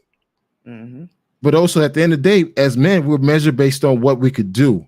If your money game is not on point, man, then yeah, no girl ain't gonna fuck with you, domestic or overseas, man. Look, I could go to Thailand, I could go to Russia and still fuck around with middle class, upper class women because I'm in that tax bracket. Well, see, I talked about it too in the book, how like, you know, another game that's being played, because I'm basically talking about the games that women will play abroad. You know what I'm saying? And they play games. They play it big time. Yeah, they play a lot of games. And one of the games that I was talking about was she does like, because dudes and like ignorant as, you know, bitches and shit over here will be like, oh man, she gonna try to play you for your green card and all that other stuff. It's like, actually, that's not necessarily true. They rather stay wherever the hell they at. Correct. And get Correct. money. Most of the women that I've met during my travels, they prefer to stay in their own country. However, they want to be in a better position. America, though, they might play you though. They want no. They want to be in a better position. So, for instance, they see you in as American, they want to upgrade their class status. So, if this girl lives in a farm back in her homeland, she won't be able to live in the city or at least have a house. Guys, no matter what, look. As a man, when you travel to these countries, they expect you to be the man, to be the provider. If you're not ready to do that, then you're not ready to date overseas. Because again, this whole 50-50 bullshit that a lot of guys want, you know, that shit doesn't work like that overseas. It doesn't. So and that's why I always tell guys like, yo, focus on your trade, man. Go get that certification. Go get that you know, that new skill that's hot right now in cloud, you know, Google Cloud, AWS, cybersecurity, digital marketing. Make that money so when you could go any country, you can still live the life that you want to live. For me, bro, I was in Bangkok, man. Dude, I was doing all the 5-star treatment, bro. I was up in those damn what you call those skyscrapers, man. I was the only black dude in majority of those spots, man. And women were trying to figure out who the hell I was. Granted, I'm 6 feet tall. I look like a damn linebacker, man. I stay in the gym. So people thought I was a ball player, but I was just like, nah, I'm just a dude visiting. Same here. When I went there, I was up in the skyscrapers. They were trying to figure out who I was, if I was a rapper or somebody. I do rap, but you know, but I was like on live though. I'm like, you know, I'm up here in the skyscraper enjoying the view and smoking a cigar. And I'm like, okay, I get it. I probably do stand out. But you know. No, I mean, you do have that eclectic, artistic rapper look. You do have that. So, you know, take that as a compliment because when I was in Chiang Mai and Chiang Rai, I'm not sure if you've been there yet. Have you been there up there yet? I'm right across from Chiang Mai, and I know about Chiang Rai. Yeah, there's a good, bro. When I was out there, a lot of celebrities live actually in North Thailand instead of actual Bangkok. They visit Bangkok. I was amazed the amount of gringos that were up there. I was like, damn, it's a lot of expats. But yeah, that's expat capital, Chiang Mai. Oh, it is. Okay. That's like that has the most expats in the world. Man, I had a great time. I met this half-breed Thailand, Australian chick, man. We hooked up, had a good time. And it's like everywhere we went, though, she was something like that. Everybody's looking at you. Everybody's looking at you. I'm like, they pick up on it. Yeah, because they knew I wasn't from there. Granted, I am dark-skinned and tall. But they were just like, man, and people wanted to come take pictures with me. Like, I'm not a celebrity, but they just, hey, we just want to take a picture with you. I'm like, okay. So that felt weird at take front. Pictures with me all the time. Yeah. And but honestly, I had a great time in Shaolin, Chiang Mai, and Chiang Rai versus Pattaya. Because I guess Pattaya, everybody's in fucking Pattaya. Everybody and their mama's in Pattaya. Pattaya, yeah, Pattaya. So it's just like for me, that's how the Aussies say it, Pattaya. But I really had a good time. Northern Thailand and Phuket. Do I got nothing but love out there, man? I was like, man, if I were to come back and be an expat, I'd probably be an expat in Phuket. Phuket is more my vibe. Well, I liked Florida and stuff like that, but even though living there and stuff, I was like, I would never leave it. I wouldn't really want to live in a beach town, because it's really after you can party everywhere, but like there's really nothing to do in a beach town, Well, when you retire, bro, you just want to chill the fuck out. You ain't trying to do too much, man. That's the motive, yeah. Yep. But I think right now the Passport Bros just need to go ahead and accept this L, accept it, learn from it, and do better, man. And you guys got to take a step back and just stop leading with this whole women thing, man. It's just, I don't know. I don't want nobody to think why I travel is because it's strictly for women. Right. It's just like I don't have a problem getting women here in Atlanta. So, but it's just like now when you think of Passport Bros, you instantly think about women. It's just like we're looking for submissive women that could cater to our needs because we want them to submit to us. Well, that's what Austin was saying. As soon as he said that, I was like, oh, he wants a girlfriend. Like, because around that age, you want you a little cool girlfriend. You probably want a little girlfriend that will hang out with him, do TikToks with him and shit like that. That's kind of what he wants. He just hasn't vocalized it yet. But if you're going to be dealing with pros, you're not worried about them cooking for you and doing domestic stuff. And like that. and let's keep it a buck. Let's keep it a buck, guys. Majority of these dudes are fucking with the pros. Yeah. Let's just keep it 100, guys. I mean, again, I've been doing this for quite a while. I've been called a hater. You've been called a hater. And I don't know how I'm a fucking hater, especially you. You live there. And like I'm doing it. Like they rather listen to somebody in America tell them a story about what their friend went through instead of somebody that actually lives there. Which is I don't know how weekend warriors took over the Passport Bros. That's still baffles me. I don't get it, man. For me, every country I go to, I try to figure out if there's an expat community there. If there is, I reach out to them. Yeah. Get advisement as far as how to move in those countries. Like, instance, right now, I'm doing a big trip later this fall to Rwanda, Kenya, Uganda, and Tanzania. I'm trying to find out if there are expats out there. If they are, I'm gonna hit them up. That's like, yo, look is on Facebook. Yeah. I do. I know the deal, man. I've been doing this. I know the deal, bro. That's where they all at. Hit them up and say like, yo, listen, can I just, chat up with you? I wouldn't mind sending you a little cash here and there, but I just want to know what I need to know because, for instance, like I'm a content creator as well. Can I fly my drone out there?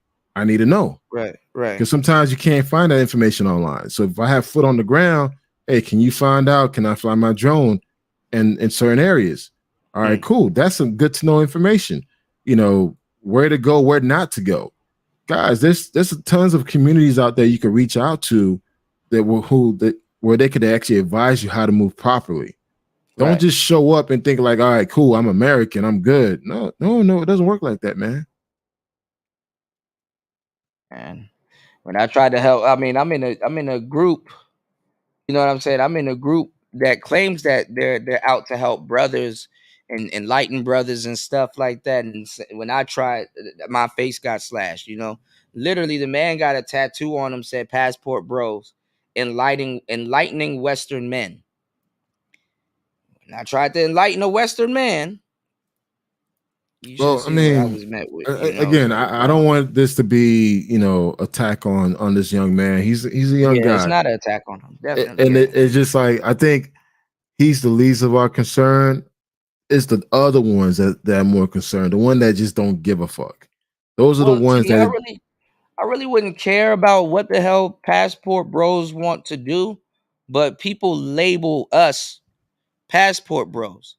And as much as you say, no, I'm not a passport bro, they in their head you're still one. And then like now, I'm not saying that he's fucking up Thailand and stuff like that, but what I'm saying, he's in Thailand now. I hope he doesn't make that mistake because all of us going to be looked at. All of us is going to be looked at sideways. I don't think so. I think live there. I think he learned a lesson. I think he's taking a step back. Sure he did. I mean, I just looked at a couple of his new content. I see a huge difference. Yeah. Huge difference. And I wish him nothing but the best. I want him to win. But also too, man, like you don't need to put, You don't need to degrade a certain amount of people to be put on. And again, guys, if you done with a certain group of people, why you continue to talk about them? That's just my take. I mean, if you done, they lied on him. Did you see the news clip? yeah, I saw it. Yeah, Again, I told you. And the guy kept saying black women when literally, because they watch his content and they lied to their audience. Like their audience are full of dumbasses and boneheads. Like TV is finished. But you can I still lie told you to 'em. that as I told you before, there's an agenda. There's Yeah, an that's what I'm agenda. saying. They're There's trying the to make him, movement. that's the face of it. Yeah. Yeah, so they're gonna find a scapegoat. My thing is, guys, don't become that scapegoat. Right. Every country has a certain agenda, some certain issues, social right issues that they're fighting for. Hold on. Give Don't me let 1 them second. use you as a pawn. I'm gonna take this call. Give me 1 second. Yeah, sure. All right. My bad.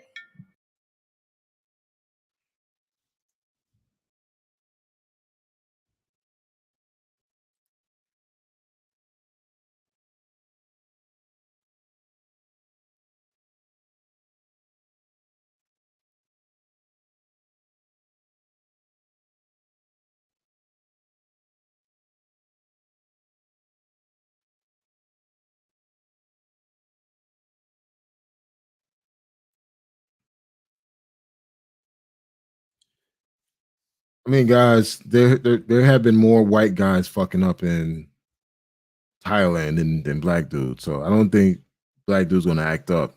You just gotta be mindful how you move. Just be smart about it. And just be careful what words you use too, man. You know, that's all I gotta say. But in regards to like the young man, I think he's gonna be all right, man. If anything, he's gonna actually grow from this. So I wish him nothing but the best, man. I wish all you guys the best, man. Go out there, get your passport, go out there and experience the world, see what's out there. But just be smart about it, man. Not everything needs to be said.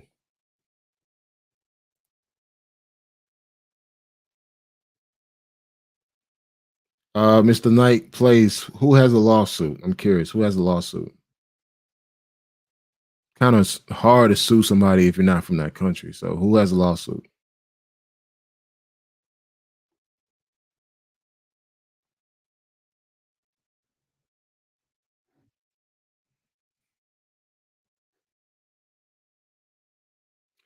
All right, fighter complex. Yeah, man, bro.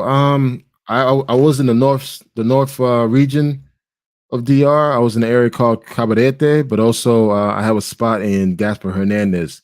And just as of this recent trip, I literally drove from the east to the west of the North Coast. So went far east to Las Soanas, Sanama, and I drove far west to Monte Cristi. So as of right now, brother, I covered over 26 cities and towns in the Dominican Republic. And granted, I've been to Haiti as well. So yeah, man, it was a good time. I was out there for about a month. Just chilling, man. But I had to come back home and take care of business. So I hope that answers your question, bro. Yeah, I normally stay in Cabarete, but I normally drive all around the North Coast from east to west.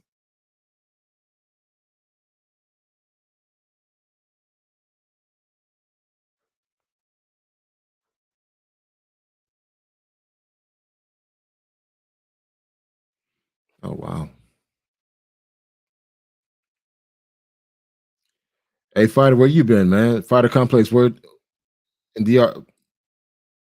So where have you been in DR, fighter complex? I've been all over. I can name them all. I've been to La Vega, Santiago, Banao, San Cristobal, Francisco, Santo Domingo, Santiago, Punta Cana, San Pedro, Higüey, Sosúa, Puerto Plata, Cabrera, Nagrea.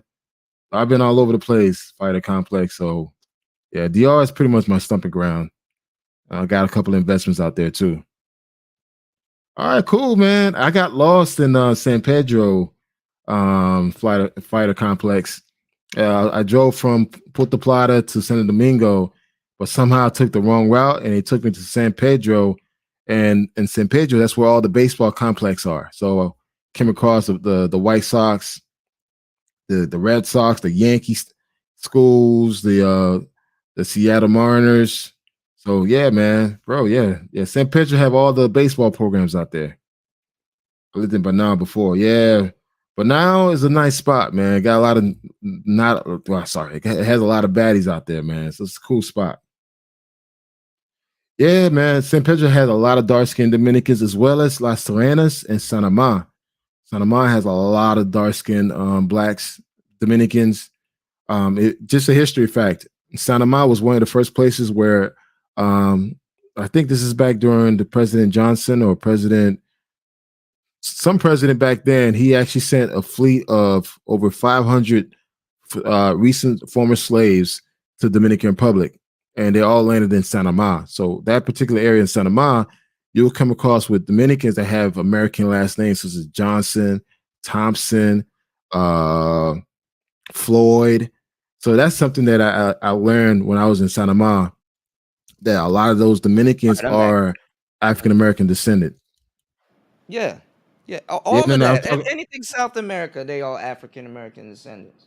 Yeah, I was talking about Fighter Complex. No, there's a history where after slavery, yeah, the Americans sent over 500 former slaves to the Dominican Republic, and they all resided in Sanama. In that area in Sanama, they still have American last names. So that's like one of the few areas in Dominican Republic where you could come across a Johnson, a Thomas, Thompson, Jones. So you meet a guy named Felix, Juan Carlos Jones. Right. So that's one of the few areas Hector Thompson, like shit. Yeah, man. That was kind of weird. I was like, what? I came across one dude called, his name was Carlos Peterson. I'm like, what? Yeah, but that's what I was trying to tell the audience. I'm like, they basically white is right. Like they're like, okay, well, Austin Holloman's black, and all these white guys are out there doing the same thing. It's like, yeah, because white is right out there. They he's still a black guy. They respect white. They respect the white man out there. Well, you have to understand. I mean, Brazil has a huge colorism issue. I mean, as much as they want to say, there's no racism, but colorism is alive and well. Even Thailand have fucking colorism. The blacks in Thailand are treated like garbage. I was talking about it. It's crazy in Thailand though, because the thing is that black people in America, we walk around with this chip on our shoulder, like, oh man, you know what I'm saying? He better not say nigga. He better not say nigga, or them niggas didn't enslave us. They don't owe us shit. we be forgetting. We got to get compared to other people in other countries, other blacks in other countries. Right. I seen blacks get treated in France and Spain. Man, bro, that shit, it's not a good look, man. Yeah, it was good, bro. They like the more whiter Hispanic. They're higher up in society and stuff like that. Anybody in Brazil would have told you that. What's going on, fighter? Jump in, man. Was good. Yeah. Especially what people don't know in South, like Latin America, like Brazil and Cuba, they're the two places where they practice apartheid. Everyone else was more inclusive, but they had apartheid in Brazil. They had like the whole movement where they wanted to whiten Brazil. Yes. And then Cuba had the same thing as far as like an apartheid. Like that's why when you go to Cuba to this day, you'll see it'll be like extremities, right? You have people that they're more mixed, but then you'll have people who are very white and then very dark. Yeah. Yep. Yeah, I actually went to Cuba back in 2017 when President Obama lifted the embargo, and he kind of made it like legal to fly to Cuba. I was one of the first flights to head to Cuba, and bro, oh my god, man, I had a great time, man. Ooh-wee. The one thing that I know you notice in DR, the food tastes different, right? You know what, man? I'm pretty sure that shit tastes real as hell. The quality. Fighter Complex. I'm from Haiti, man. My mom. My mom and dad's from Okap, which is the north coast, right near Monte Cristi. Yeah, and the food is the same, man. You know what it is? Like you guys just have a different way of saying it, but we just say it in Creole. But it's the same. No. I meant as far as like compared to America. Oh yeah. Of course, and it's more natural. You could really taste the tenderness of the meat. Right. But I'm just saying, like the food between the Haitians and the Dominicans, it's the same. It got the same damn food. Yeah, plantains, and rice and beans, some concho. Like it's the same exact thing. We just call it a different word. All of a sudden different, yeah. But But yeah, man, Dominicans, man, I've been around Dominicans all my life. So that's why I've always tried to be Dominican. My girl is Dominican, so whenever we go down there, we go see her family, do my thing out there. But also, I help out the Haitians out there as well. So, How was it? How was I Haiti need. when you went? The last time I went to Haiti was right after the earthquake, man. That big earthquake that fucked up Port-au-Prince. Oh yeah, back. Yeah, okay. Or the 2009. recent one? The recent No, one? no. The last time I went, that big one, the one that killed about Oh, okay, 500,000 back in people. 2010. In 2010. Yeah, Okay. yeah, man. But I still have family out there, but I have family in the North Coast. But I also have family in Santiago. I got family in Santiago, and I got family, Yeah. and I got family in Dagabon, right there in the Campo Yep. area. Yeah, Dahabon. Yeah, the- Dahabon. yeah. That's where they have the free market. Yeah, man. I've been out there. It's crazy out there, man. It's just, I love traveling, man. I love it, man. It's just, I think every person, every black man need to see the world for what it is. Beyond the pussy, dude, Yep. it's a whole different life out there, man. Yeah. Yeah, like I tell Kudo all the time, I know the type, like I could tell what the type of person that Kudo is, and I know that many people was like, "Oh, what a hypocrite! He says you shouldn't trigger it on." But like I know Kudo, I know he's a type. He's going there for the culture. He's a nerd. Like he likes music. He likes martial arts. Like this is what he's into. So I'm that type of weird dude too. I want to go take pictures of mountains and shit. I want to go Bro, hiking. I'm a weird. I get stereotyped being that damn jock. And I'm like, yo, I'm a dweeb. I'm a nerd, That's man. what I'm saying. Like if I go to I'm the guy Brazil, with the camera. I'm the guy with the camera. Want to take pictures, man. I want to go out there, like go to see waterfalls, see monkeys. That's me.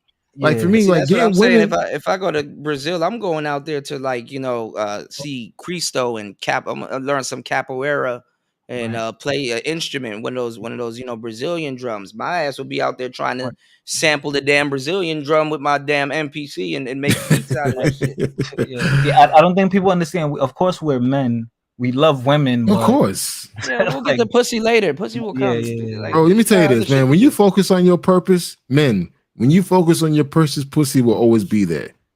And that's something I've learned is like you focus on getting your money up, getting your skill right, focus on your music, whatever hobby it is, women will come.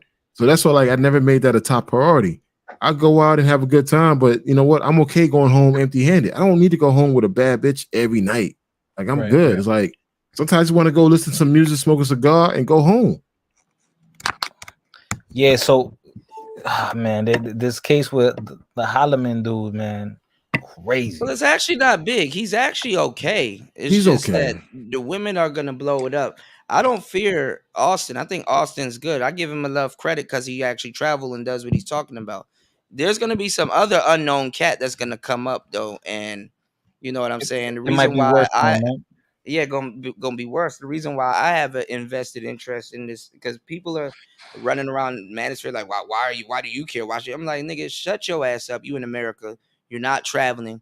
You don't have to live with that stigma over here. Like people gonna be looking at you sideways, and then shit, you can't even be a YouTuber in these countries because now everybody that's a black man that's a YouTuber gonna get locked into that passport bro shit. One thing I always tell everybody, like, listen, I have a website. Go to blackmanchowers.com. You learn everything about me. So when they try to use that, try to lump me into a category, look, I have a website that support what I do. So I'm not concerned about that. I just want you guys, like the younger generation, just to come back home safe, man. Like, just go out there, have a good time, but come back home. There's no need for all the extra slick shit because trust me, once you get caught and go overseas in these prisons overseas, man, dude, I don't even want to go to jail in Dominican Republic. I see some of the pictures in jail, Dominican Republic, like, hell no. Nah. I'm good, man. I want to come home, man. I got 2 kids, man. I got a son that's playing ball at Kennesaw State football, and I have a little 11-year-old. I want to come home. I gotta see which course I need to get. I'm trying to the end of this month. I'm gonna try to buy the course from now. I want to study cybersecurity CompTIA Security Plus, but it only has the SYO 601 complete course and exam.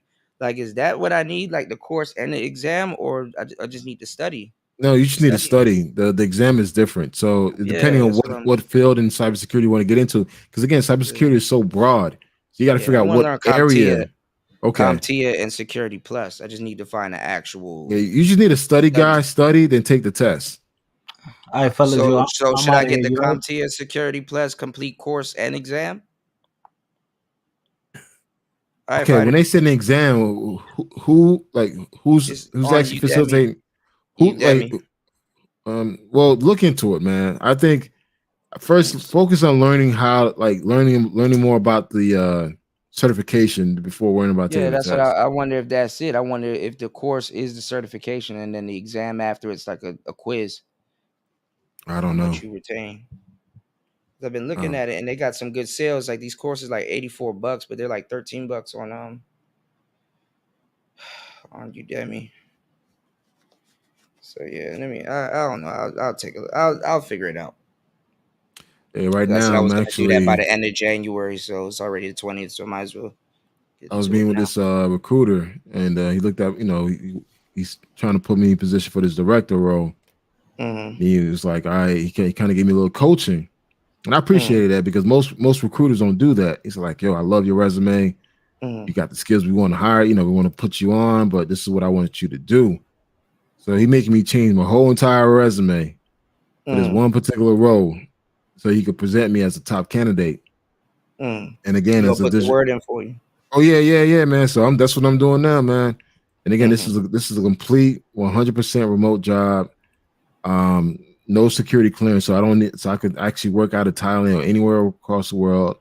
Yeah, remote. And yeah, fully remote, man. And so that's what I've been doing on today, man. Just working on this, changing up some of the words and the formatting of the resume, and I send it over tomorrow morning and see what happens.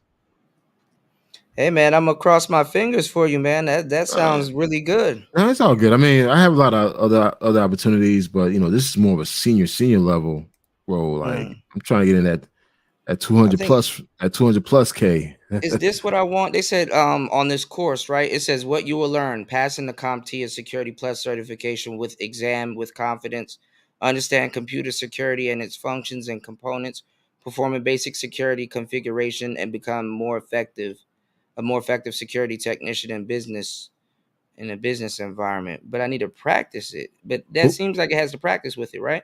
Yeah, they'll probably give you a practice test, not the actual test, because the actual test is monitored. It's through an organization. Yeah, They but I'm give you a saying if I'm practice getting test. into it, I think that's what I should get, right? This is what I should go for. Again, it's kind of hard to say because I don't know what area you're trying to get into. So you need to figure Security out. plus CompTIA. Security A plus CompTIA. Plus CompTIA. Well, here's the thing about the certification. I'm just gonna keep it a buck with you. Even though you get the certification, do you have the experience? Because the thing is, the company's gonna hire you. But they want to Well, know. I got a guy here. I forgot which one he told me to get. I got a guy here that can. I got the word already. I got a guy here that can get me hired, like fresh. Oh, okay, cool. Then go ahead and get the test, man. Get it done. That's the one I should buy, right? I think. Dude, there's so many. Look, at the end of the day, they're all the same shit. So you just got to figure out which one works for you. Like for me, I'm more the I gotta buy the book. I can't do online learning. I just can't. I need to buy the book so I can write on it. So I like to write when I'm reading. Right. So because I tend to retain more information that way. If something that's like a PDF file, I can't do that. Like something to read off of my damn phone, I can't save like that. Right. You got to figure out what works best for you. It says complete course and exam. Overview of security, But the question CIA, is, Triad, the question, security. the question, Yeah. cool. The question is, what type of exam? Is it a practice exam or this is the actual exam? Don't be afraid to reach out to them and ask those questions. Like that's what they're there for. So before you decide to purchase, before you decide to purchase that certification, reach out to them, ask them some key questions like, "Hey, listen, what do I actually get?" Get that confirmation on their end, so you understand what where you're putting your money at. It says course and exam, but it's like again, you sound confused. Reach out to them, ask those questions. What is this the actual exam or this? I gotta ask Gabe. Exam? I gotta ask Gabe when I run back into Gabe because I know he told me to get a certain book, but I don't know if it's that one. He told me a couple months ago when I was in Thailand, and I said okay. So I'll reach out to Gabe. He's somewhere around here. I'll run into him. So yeah. But that's it, man. Well, yeah, man. I just jumped in to chime in, man. Just Congratulations, man. I hope you definitely land the role. You know, I hope it's right up your alley. well, I mean, I have other opportunities, man. But like I said, I'm trying to get in that 200K club, man. That's my goal. So that's good. And you can do it. I mean, all it really is, what I tell people is you got to develop a skill and then get paid for the skill that you develop. I totally agree, man. Guys, work on your skill set. Work on you. Focus on you. Don't worry. To my young brothers out there, don't worry about getting into a relationship. Focus on getting your money up, because trust me, when you're in your 40s, making that money, dude, you have so many options. Hell yeah, I'm gonna make so much midlife crisis buy. Be at the Corvette lot. You sure it goes this fast? I think you know what? I'm going through that midlife crisis, and I think the midlife crisis for me is traveling, man. Like now, it's not about going to the same place. Like I got to go to somewhere brand new. I got to go somewhere like I've never been before. So that's my. Well, it's like after you've been to Thailand, you're gonna be comparing everything to Thailand. It's like, oh, this is nice. I mean, it's not Thailand. I mean, I've been over 36 countries, bro. I mean, Thailand is cool for Thailand was my first Southeast Asian country. So right now, I want to go back. I want to see Philippines, but based on what I'm hearing about the Philippines, I'm not impressed. Like, I'll probably hold off on that. Yeah. Cambodia, it's like, So Link, Thailand is small. You will run into content creators. Where I'm small though, where I'm at, you're gonna run into a lot of people. Like just a minute ago, I got a phone call from a rapper, and he wanted me to master one of his songs. So I was like, I'll let you know what I can do with it. Just send it over. So yeah, you'll run into a lot of people, especially if you're in Bangkok, depending on where you are. If you're in Pattaya, you're definitely gonna run into a lot of people, content creators and stuff. You'll see them. They stand out. They'll have their cameras with them and stuff, like Patty Doyle. But look, what's funny though, BMT, all of the white content. Hold up. Not BMT, man. Just want to make sure. I know, because it's gonna get construed. A lot of folks begin on me because people comparing me, and it's just like, I'm not him, man. I mean, there's like 3 BMTs I know here, so my bad. But a lot of they even did content on it. A lot of white YouTubers are leaving Thailand and they're going to Philippines and I saw that. Why is that? I saw that.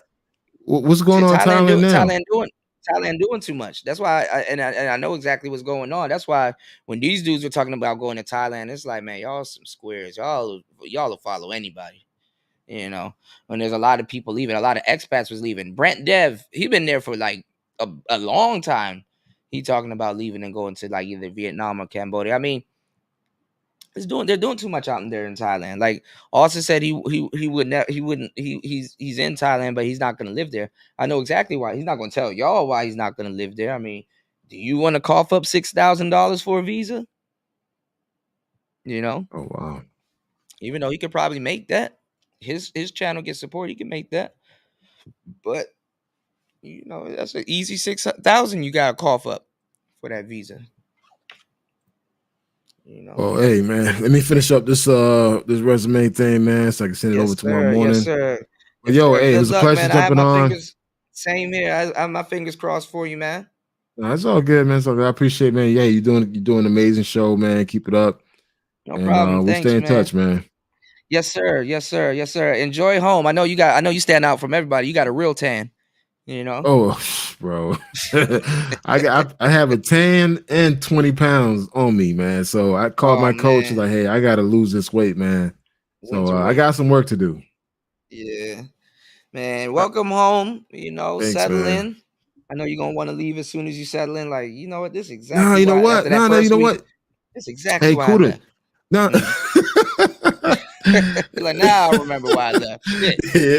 You know what? Maybe so. I think by next year I'll probably be bitching about, I gotta get the fuck out of here. Yeah, give it about a week and a half. I got you. All right, man, bro. Take care, man. Be safe, man. Good luck. Later. Peace. Yes, sir.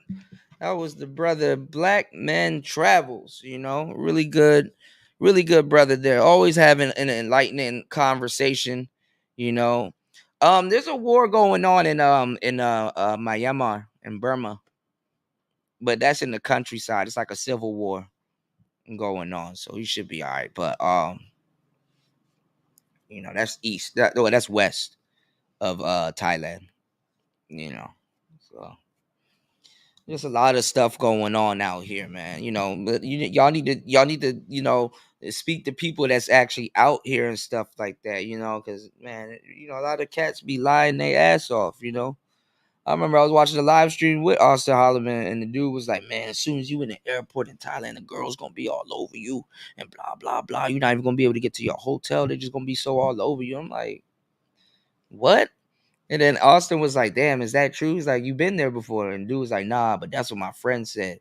And he said he has some girls over in Thailand that's talking to him and stuff. Like all of that shit is all extra hype. That's why I told y'all at the expense of sounding like a coon. Do not watch these black content creators. You know, for the most part, go watch the white ones. You know, go watch the white content creators. They'll give you the damn truth. You know what I'm saying? White dudes are talking about you need game to be out here and stuff like that, and the whole mama son and everything and everything. You know, not to get ran through the ringer. You know, so that shit that Austin is doing, like if you messing with pros and stuff like that, it ain't gonna go too far out here because you know them mama sons they fuck a pimp, they stomp down pimping. The mama sons don't give a fuck. You know, mama sons are on a whole different other level of that P shit. Yeah. And it always been like that. Way more effective pimp, you know. So I don't know where people get off talking about some goddamn sex tourism. Fucking Brazil about to lose a multi-million dollar, if not $1 billion worth of business. You know. I would have stayed there. That little feminist bitch would have been mad as hell if I stayed there. I would have been staying there and just be making all kinds of points. She gonna have to come see me. She gonna have to come on the show type shit. You know what I'm saying? Got me fucked to the up. You know. She gonna fuck a Tanya TKO. You gonna have to talk to me. Yeah. And the girl, the lady looked like goddamn Danielle A. This is her right here, y'all. Let's see if Tanya TKO talked to her with her instigating ass. Shout outs to the 21 people that's in the building, man. Let's try to get 3 supporters. You guys could support the Cash App, hit the Super Chat or the PayPal, and let's get it, man. Let's go. Let's check this. Let's check this out right quick. Check this out right quickums. And my, as you see on the side of the screen right there. Oh, we have an amazing conversation for you tonight. We have Stephanie Ribeiro in the house, as well as prominent Brazilians who are going to speak with us about some of the issues that exist with the lies being told about Brazilian women. We're going to talk about the culture. We're going to talk about the law. And we're going to talk about why one So don't hold on, y'all. decided to take up the cause of Don't trust any black. This is also a toast and to show you to how you really can't trust, you know, your sisters. You know, because they will try to guilt shame you and stuff like that about protecting them and stuff like that. And don't be surprised, like I said, if the one that you're trying to be protecting or that's guilting you into protecting them is the one that's holding the gun.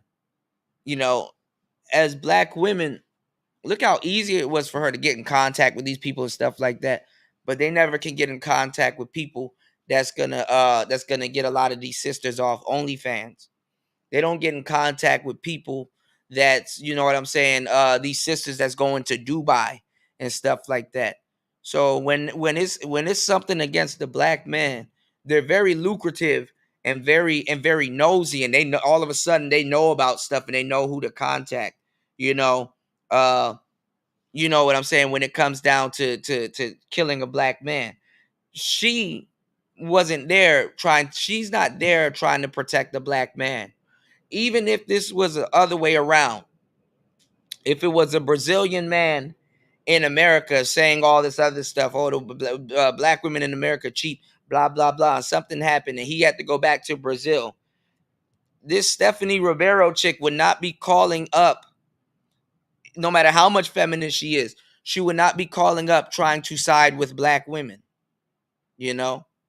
And this fake motherfucker sat up there and was calling Brazilian women cheap and all this other stuff, and saying that it's wrong if a black man says it, even if he was within error.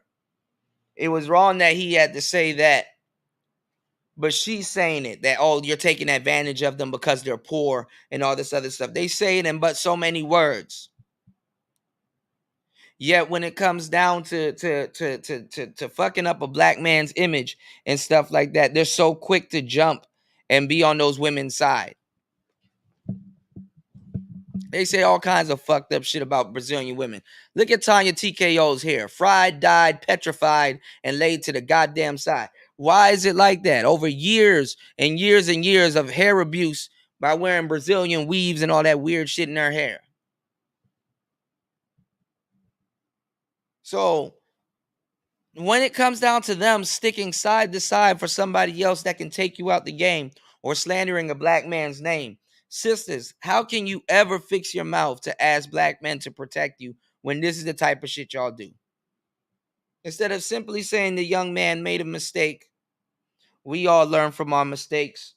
Hopefully he'll get him next time, No. Talking about protection of women and all this other stuff. Fake as hell. Than a $2 bill. When at the same time calling those women over there dirty foot and cheap. And then this woman should know better because she's from the islands. Isn't she like fake Trinidad or some shit?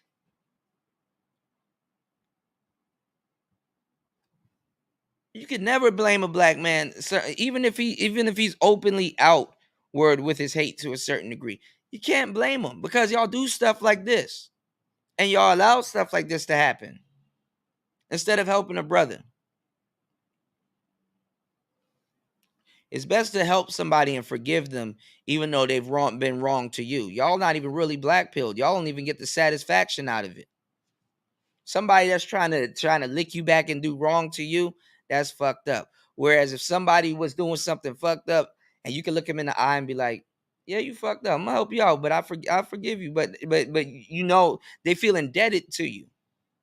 When I said the other day that I think the Manosphere, if Tommy is going broke or whatever, or something like that, I think the Manosphere should kick in and help. And openly can say, you know what? When you was up, you was talking so much shit about us and stuff like that, and this, that, and the third. I hope you learn your lesson. We're going to help you out. Boy, I'll eat a nigga's soul up. Eat the soul up. We're going to be the bigger man and help. Get you back on your feet. Yeah, I'll eat somebody's soul up. But a lot of people haven't gotten to that level of enlightenment yet. A lot of people don't even know there's a black pill satisfaction in that too. And it's still practicing integrity and being noble. There's a nobleness to it. You dig? So running the passport bros out of Brazil. So what we need to do first and foremost, you know what? Listen, I'm going to give you all a chance to get in, but while we are waiting, go ahead and say hello. Here we go. Say hello. Say it. Oh, let me hold on. I have to get your mic from backstage to the front stage. So here. All right. There we go. Say hello, Stephanie. Hello. All right. And right next to her is Tulio, and he's going to be translating for her because Stephanie, do you speak English? I don't speak English very well, but I understand. And eu fico com vergonha. But she can. No. That is the most English I have heard her speaking. Oh my goodness. Welcome. And we also have Helena, who is, she's right here down at the bottom. Say hello. Hi, everybody. And so it's a pleasure to be here. She's a psychologist, and she's going to talk with us about the mentality. And what is your specialty, and what is it that you're going to tell us today, Helena? Well, I'm a psychotherapist, and I think I can bring some experience not only by my profession to talk a little bit about neurotic men, but also I can bring my perspective from Brazilian women seeing these kind of things happening really next to me because I live in Rio and I am from Rio. And unfortunately, we see it a lot here in my city. So I think I can bring these two things, talk a little bit about neurotic men.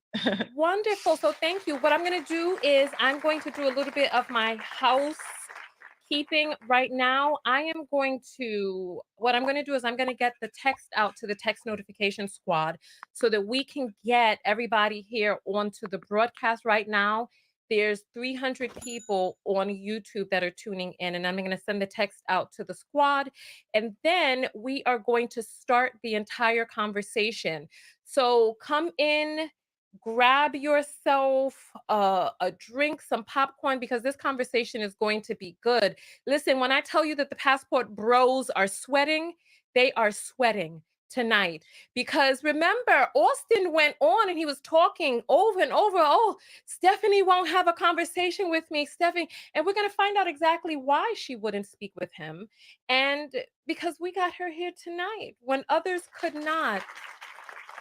We're starting the conversation in earnest to bring to bridge the gap between Brazil, the United States, and what's going on with the image that these guys are sullying of Americans, Black American men, American people in general overseas. So bear with me for just one moment. Let me get this link out to everyone, and then we shall go from there. I appreciate all of you showing up early. Thank you so much. And thank you to all of the people who have shared this. Right now, we've crossed over 300 on YouTube, but this broadcast is going to go up well above 2,000. So go ahead and tag somebody, share the video, share it to your groups. A lot of you are in Brazil groups, so share it to your Brazil travel groups, share it to the groups where you're talking about the Manosphere and Passport Bros. And we are going to give me just a few moments. All right, my bad, y'all. Hold on. And then get this out to everyone. My bad, y'all. I'm back. So I want to show y'all. And it's good that I'm playing this. I want to show y'all how fake women are. You know what I'm saying? Now we already know the this feminist, okay, is fake. There's a whole bunch of stuff behind it. You know what I'm saying? A lot of those women lie too. They can speak really good English, but they tell you they don't. They told you they explained. I explained this to you in my book. How it's good for you to be a sleeper person of that language. Like even if you know how to speak fluent Spanish, or just don't. So you can see how people will try to get over on you. But the fakeness is that she never cared about Brazilian women until today. Tanya TKO never did a hit piece on Brazilian women and feminism over there. Why are you so interested in it now? Because at the end of it is the demise of a black man.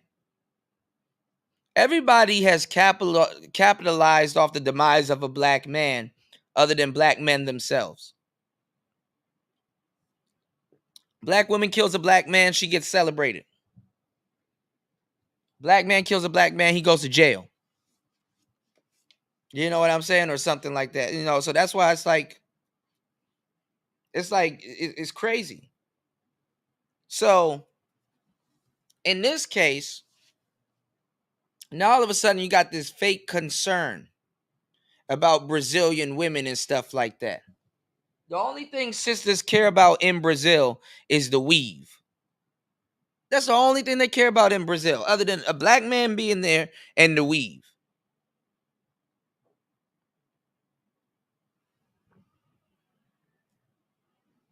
And she never reached out. She'll never reach out to any woman in Brazil for no goddamn help. Like, what's the point of doing this? Other than to say, oh, I got the tea first. I got the story first.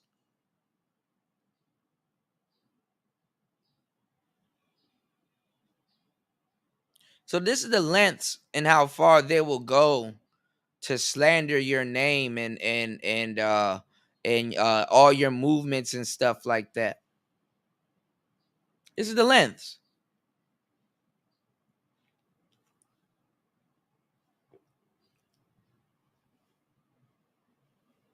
So, you gotta, the same people that quote unquote claims that they want you to protect them will be the same ones that'll throw you under the bus. And be the same ones that's driving the bus they're trying to throw you under. And then wonder why you leave.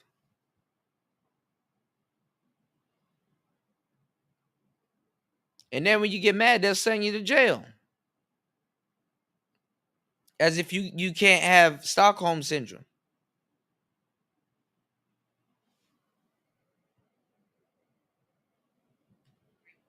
Everyone, give me just a moment, please. Whew. Man, when I tell you. Okay, let's see.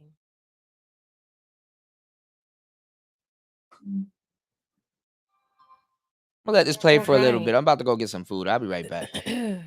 And then after we get this link out, we're going to go live on all of the other platforms. So, one of the things that's been very concerning is that the passport bros don't know that what they're doing is actually a promotion of sexual tourism. They're pretending as if, they want to get married, et cetera, but they've been doing this for years. Where are the wives? What they're doing is they're leaving a trail of broken hearts, broken people, broken expectations, just a lot. So here, let me get this. Give me just one more moment to get all of this set out so that we can have a packed show tonight. I'm just getting the titles. I'm a little bit nervous myself because I'm not really sure why I'm nervous. I'm nervous because you all know that I love it when my broadcast goes smoothly and it's unpredictable whenever you're live. So I want this broadcast to be a resource for people to be able to draw upon. That's what I want. I want people to be able to draw upon the resource of this broadcast. And so the expectation on me and myself is pretty high because I want people to be able to see and have the conversation because I think what they're doing is very dangerous. It's dangerous for the women, it's dangerous for us. And it's dangerous it's dangerous for the air of just living in 2022 2023. So we are Yeah. going to clear up some misconceptions today. I'm going to get the text has been sent out. Let me get this link up on Telegram so that we send it out to the people there because I want everybody to be a part of this broadcast. So while I'm doing this, take your time to start sharing right now. Stephanie, Tulio, Helena, make sure that you all have shared this to your network, shared the link so that they can be here and be a part of the conversation because Stephanie will be speaking in Portuguese so the people who are watching will be able to understand her. Give me just one more moment. We're almost done with the links. Let me just grab the link one more time, and then we are going to get cracking. There's the text that just went out. You heard that in the background. Let me send the link up here. Perfect. Oh, I forgot to put the picture up. All right, I got to get the picture up on the broadcast. All right, so here, and here. All right, so all of those links have been sent behind the scenes. Let me just we're going to get the thumbnail updated. And then from there, we are going to, after we get the thumbnail updated, oh, damn it. All right, give me 1 second. After we get the thumbnail updated, we are going to then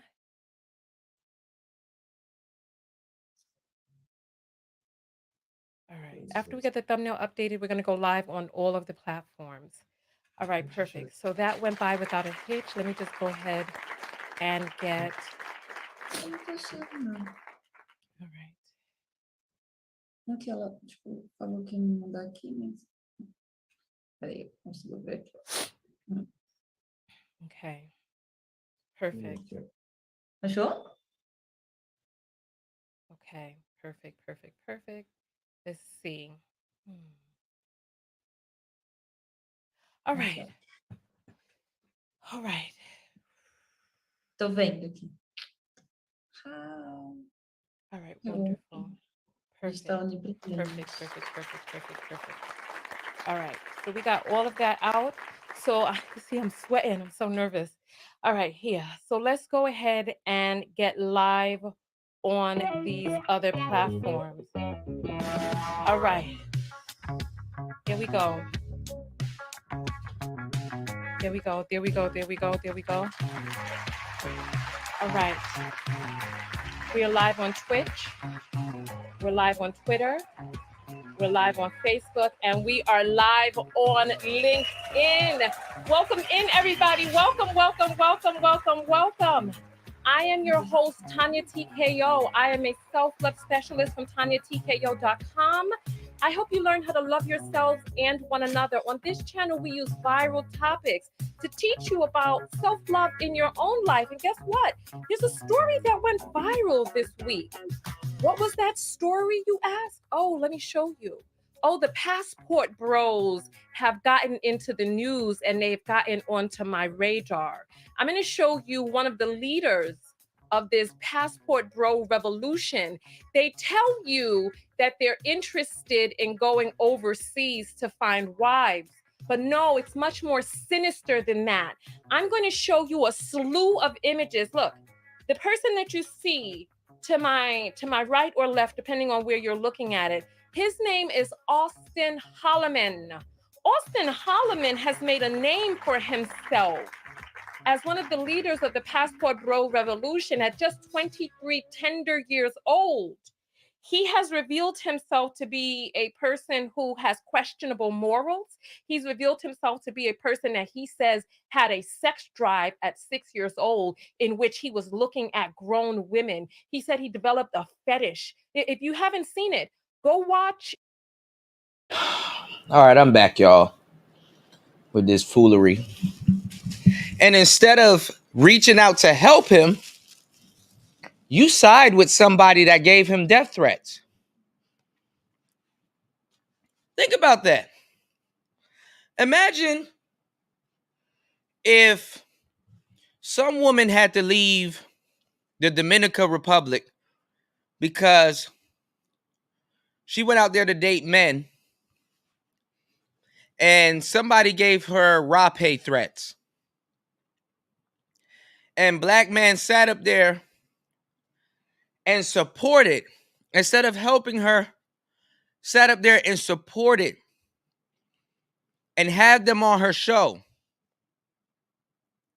The people that threatened to rape this woman. Imagine.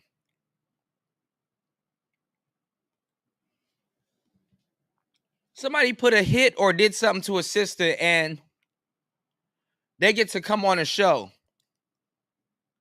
and talk about that they did something noble. Threaten this man's life.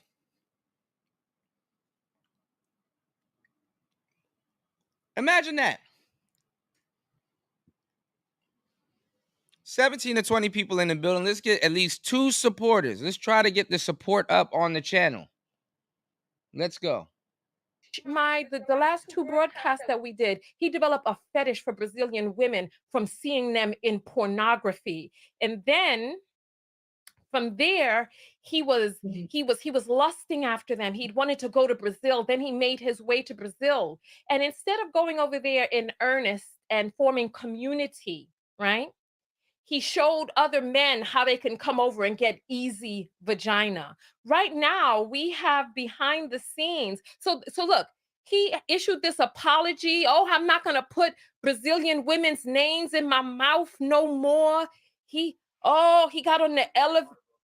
he's heartbroken because he was called out. And guess who he was called out by? Oh, the great Stephanie Ribeiro, who we have right now behind the scenes.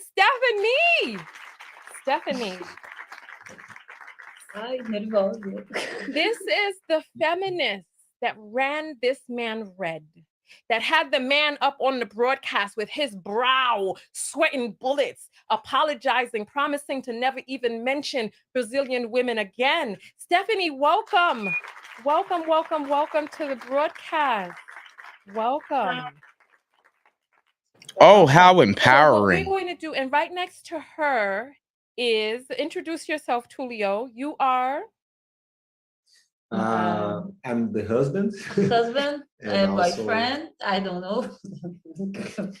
All right. Husband. So you know, Partner, there were many people who were saying that she was married to a white man, that she was American herself, that all of these other things, that she was a racist, et cetera, et cetera. There were a lot of things that were being said.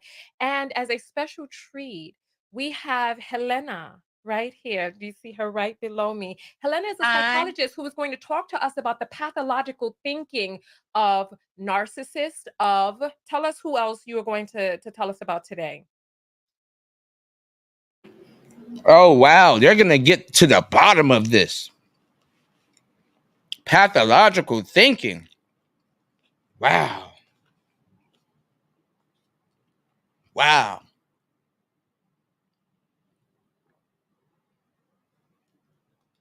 Like, how do you feel being in the audience of this? Like, really? Pathological thinking. When they get to the bottom of this, because somebody went to another country to date. But this is what they're gonna do, y'all. And I haven't seen this, but they all read from the same playbook. So what she's gonna do, and the reason why she brought these people in here, what to do is, and she's gonna be instigating. Obviously, the stage is set. Ladies, we can read y'all like an open book. It's the same shit. So the feminist woman is supposed to make it seem like she did something revolutionary and she's so strong. Tanya is pretending. All three of these people are pretending. Even the guy. Okay? All three of them are pretending. Tanya's gonna pretend like she's like a blogger that's trying to get to the bottom of the story and brought real official people on to get to the bottom of this pathological not demon, but this pathological menace to society, right? And then this little asshole right here, I guarantee you 9 times out of 10. She's going to try to get into the mental psyche. She's going to use all of these big $20 words and basically trying to paint him as the early stages of like a predator or some type of predator. Watch what I'm telling y'all. And Tanya's going to be egging on both of them and then adding in her own little bullshit with her nasty face. He said he watched porn. Like Tanya don't have a phone full of porn right now. Like it's just oh my God, what type of disgusting man watches porn?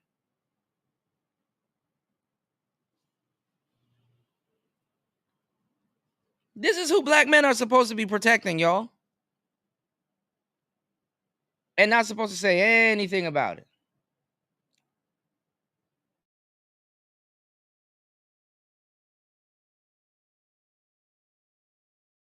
Well, hi, Tanya. Hi, everybody. Hi. I think today we have an opportunity to talk about neurotic men and how. And I want to see, and I want y'all to look out for this too, okay, y'all? Because we're gonna dive into pathology of fake women and fake femininity and fake feminists and fake care. Okay, this is what we're gonna do.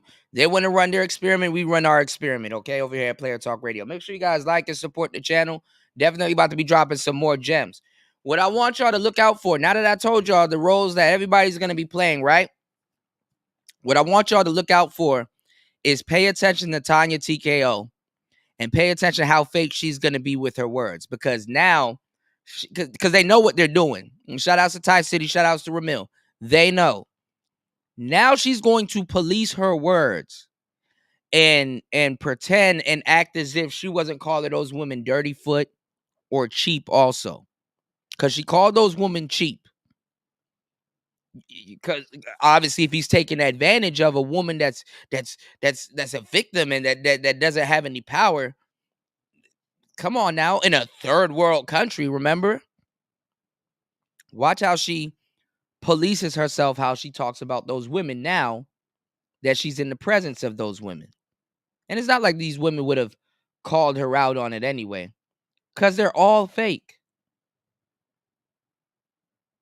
It's all a big game, and they know. Support the channel. Support the show. How the neurotic man can look to women through the glasses of a pathological glasses. So we can talk about it. Okay, There's a lot wonderful. to talk. Thank you. Perfect. So what we're going to do right now is I want All of these old ass women that ain't got shit to do with their lives. Talking about a 23-year-old that made a mistake. And y'all twist his words. Okay. want everybody to get themselves geared up. Thank you to everybody who has shared this broadcast and tagged somebody. We're going to jump into the heart of the matter. First, we're going to take a quick 1-minute commercial break for the text notification squad. And then after that, we're going to jump into Like the she wasn't up conversation. there So during twerking this last 1 time. minute, use this as the opportunity to tag somebody. Tag some of the passport bros because they had a lot to say, a lot of slanderous words about this woman, a lot of crazy things to talk about how the women in Brazil liked how they were being treated. But no. We're going to hear from Brazilian women themselves about the culture. Are Brazilian women, quote unquote, easy? We're going to talk about the differences in the dating strategies over there. And then we're also going to talk about the difference between socioeconomic class and status and the types of women that these men are targeting. So 1-minute commercial and we will be right back.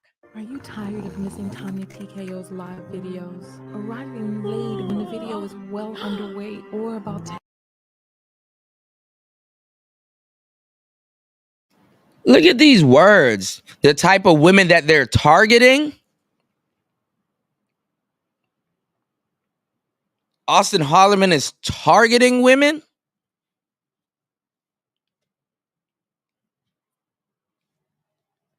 He's targeting women. And are you fatigued of only seeing a live video randomly while perusing YouTube and Facebook? Or worse, randomly unsubscribed? Well, now you can get a text notification whenever I go live. No longer are we dependent on the algorithm of these fickle platforms. For just $1.99 a month US and Canada or $4.99 a month international, you get a personalized text message 15 minutes before each live show. Now you can show up early with the Text Squad, meet other people from all over the world, and get invited to secret broadcasts off platform. Most importantly, support your favorite independent creator. Go to TanyaTKO.com and click on text. Join the TKO Tech Squad today for just $1.99 a month US and Canada, $22 a year if you pay in advance, $4.99 a month international, $50. Porque era extremamente ofensivo e o impacto do turismo sexual ele é muito grande nos corpos negros e femininos do Brasil. Well, she said that she doesn't need to be famous because she already has her job, her work, her house, her life. So it's not about this. It's not about to be famous to everybody. And he's supposed to be her husband. You got this zesty ass dude translating. She more masculine than him.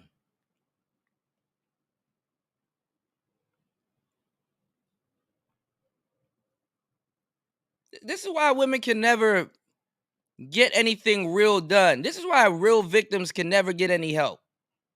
When you have fake people like this. Now all the real women that's going through some fucked up shit can't get any help directly.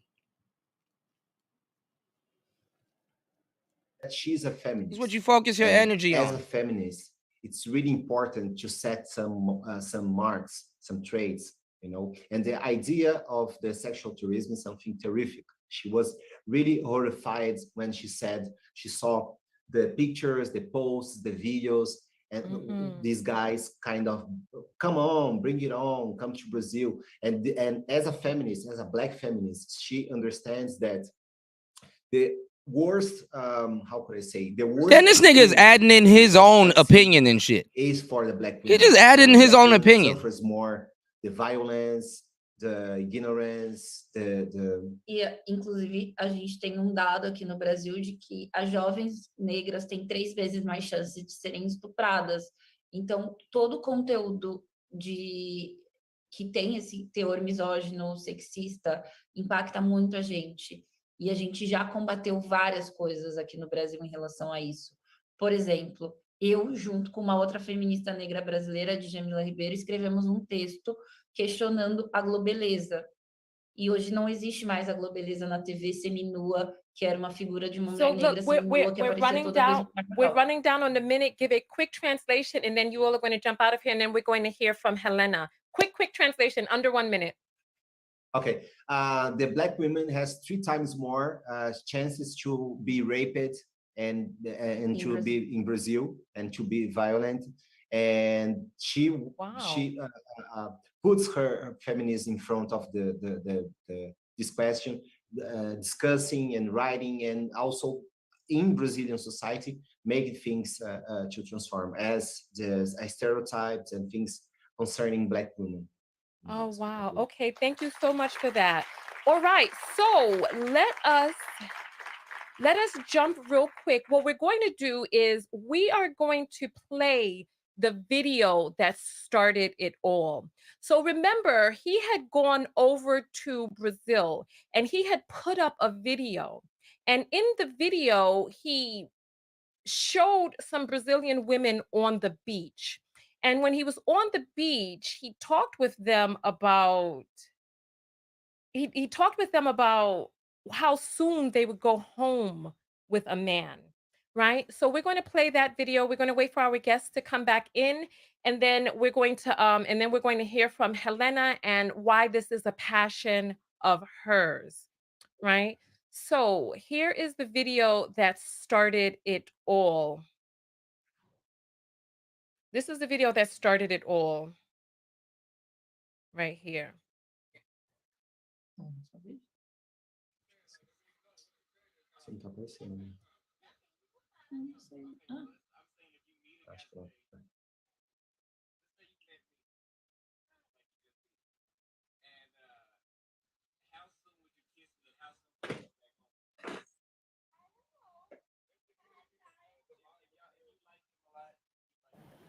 So quick, the live don't even got your sound together. 'Cause I have so many screens that I have to, and I'm live producing right now, so I have to get the echo off. So give me just 1 second. Let me just get that back up for you all.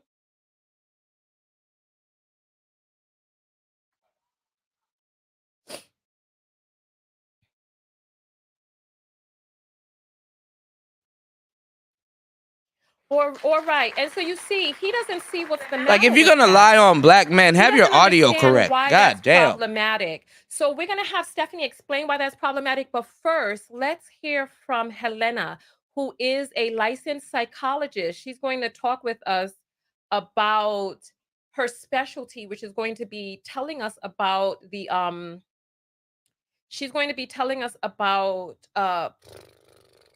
neuroticism, narcissistic personality disorder. Come forward, Helena. Well, Tonya, I am thinking about it since I got to know this movement called Passport Bros. And from the perspective of psychology, I think that there's some kind of self-defense, neurotic ways of self-defense based on fear that these men should have for women that are really empowered. So I think they are looking for women that are in a level lower in terms of power. Oh, here we go. Women are the victim. They're hating on women that are strong. You are so empowered. How you get so empowered? Like, come on, man. You know, I think they just don't like women that are in power. So they hate on women that's not in power. The fuck are you talking about?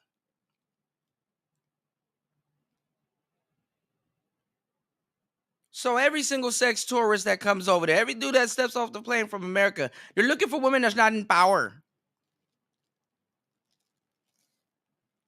I told you this what the hell is gonna happen. There we go. So they can feel a lot more secure to deal with them. So I think the base is fear. So Starting fear. from there. But fear of what? Well, first of all, tell us about yourself. How long have you been a psychologist? How did this become a passion of yours? Well, I'm a psychologist for 20 years. Actually, it's going to turn 22 years that I am a psychologist. And I think my profession helps me to make some change in the world as I can. So I turn my profession into activism too. And I have some causes that I defend, and I recently turned my knowledge to help this cause. Oh, wonderful. Other than that, I am a professional advisor, and I do some lectures about many things in psychology. And I love my work because I learn every day with my patients, and they are like the best books I could ever read in my life. And I am very fortunate to have this profession. And everything that I will share with you, I have to also give credit to my patients because I learned so much with them. Okay, wonderful. Thank you, thank you, thank you, thank you, thank you so much for that. All right. So, Stephanie, what was it that made you decide? Because if you all don't know what's going on, Austin Holloman did that video and that video went viral. And she decided to put an end to what was going on. What was it that made you decide to, what was it about that video? Because this has been going on for some time, but what was it about that video that incited you to stand up? Ela perguntando por que eu... O que tinha naquele vídeo que fez você querer... Sim, entendi. Bom, na verdade, eu vi duas postagens dele que eu respondi e que me chocaram. Primeiro, era esse vídeo que você mostrou, que a moça responde uma coisa que na nossa cultura é muito normal. O sexo no primeiro encontro não é uma coisa absurda no Brasil. Well, the first video that she saw, he was saying something really absurd, terrific, and the girl was answering him something which is normal, like in our culture, actually even in the States, it's kind of normal. People have sex after the first date. So she was answering about this. E ele olhou para aquela situação de uma pergunta simples e ele falou: peguem seus passaportes, no sentido de tipo, venham para cá. E os comentários eram terríveis. Eram homens dizendo que estavam arrumando as malas e outros dizendo é tão fácil assim acessá-las.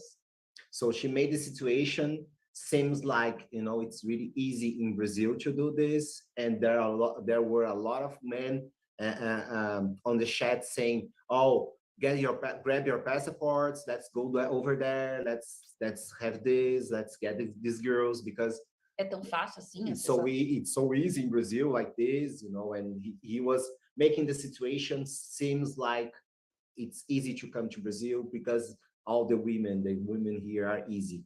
E aí tinha uma outra postagem, quando eu fui ver, que ele colocava uma menina respondendo que ela preferia ter um encontro na praia. E ele dizia, levem essa menina para o encontro, custa só 10 ou 20 dólares. I'm sorry, because I get like, it's a lot of absurd things. Well, there's another video that he kind of interviewed the girls, and he asks her like, where do you want to have a date? And she answers, I want to go to the beach, whatever. Not with him, place that she likes. And he says to the guys, to the public, the passport, so take her to the beach. It's just $10 to get her, like. Ele nem falou levem a praia, levem ela para um encontro. Ela usou date. Take her to the date. It's just $10.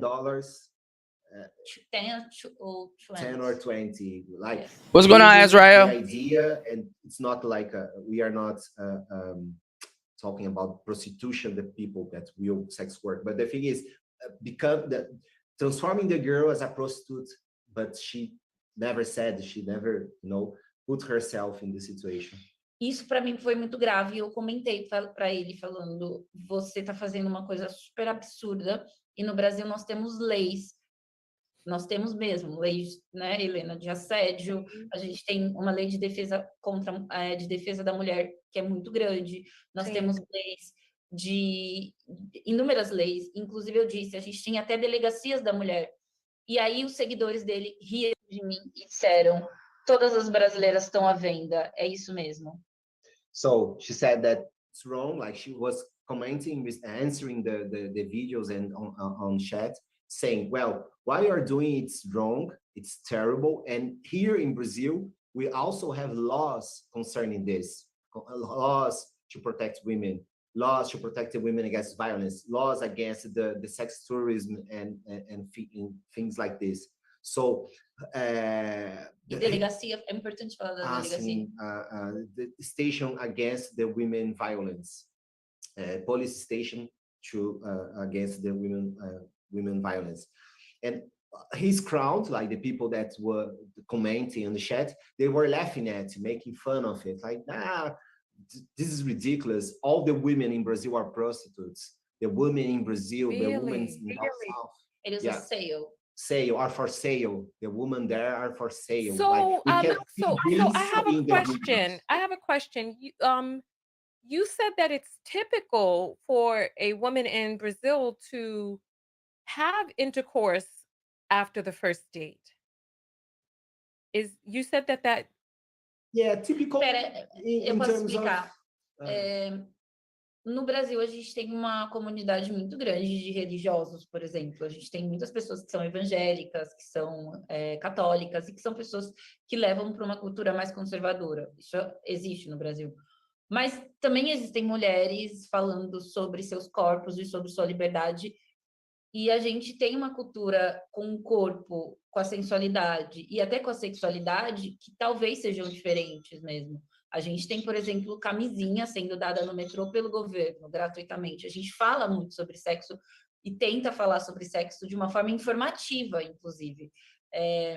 E não é um problema na nossa cultura uma mulher fazer sexo, sabe?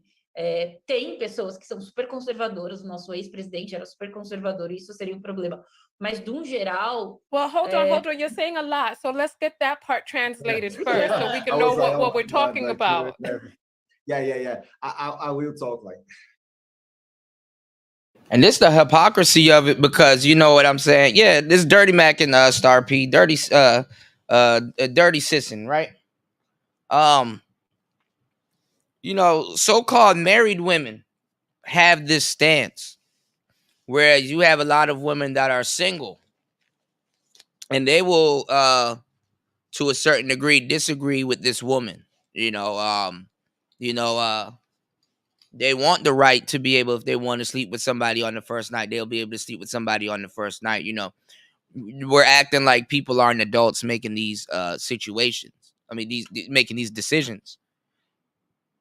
And acting like these are victims and helpless women. You know what I'm saying? And like I said too, I've been telling y'all too, I mean, you got a lot of square ass dudes in this game. And Azrael, you was here when, because me and you had talks about this too, when I was trying to help these brothers out and give them some information. You saw how they treated me and slashed my face. And everything that I said that was going to happen to the young brother happened in the exact same order. I said they're going to turn on him, and they're you know, which is, they start calling the man helmet and start calling him all kinds of shit. Even Azrael said that once he started traveling and he went, I forgot the country they said he left and then came back from, he started looking at the passport bro movement a little bit different, because none of those dudes are traveling. They were still in the same place and was still like, oh, I'm gonna go, or I'm gonna go, or I'm gonna go, I'm gonna go. And never went to any of those places. And, you know, they carry themselves like they're expert on these places that they have yet to go. And I told them word for word, I said, God forbid you're an actual real passport bro that ends up getting up and going to these places, because you're going to start seeing shit for what it is. And it's not like the passport bros are fake. You know, any real passport bro would never get mad at the things that I'm saying, because they're seeing what I'm saying. There's a lot of these guys in the crowd that's putting batteries in people's backs that's going to fuck up the movement too. Because they got to know most passport bros don't even have this conversation. It's kind of like the dating coach conversation. You see, a dating coach knows that he has a audience. But a dating coach also knows that the majority of his audience is not going to go out and do what he told them to do. There's going to be a select few that will actually do it. But he has to be, you know, cognizant. He has to be aware of how the guys that aren't going to do it, how they are, how they speak, how they conduct themselves. Because it's not even what the audience is saying. It's not even what the content creator is saying. It's also, too, what the audience is saying. And she's saying that she saw the audience agreeing and stuff like that and blah, blah, blah, which put her on alert to make her believe that they're all just coming here to take advantage of the women and leave and shit, which made her jump the gun and then start putting out death threats and stuff. Like, come on now.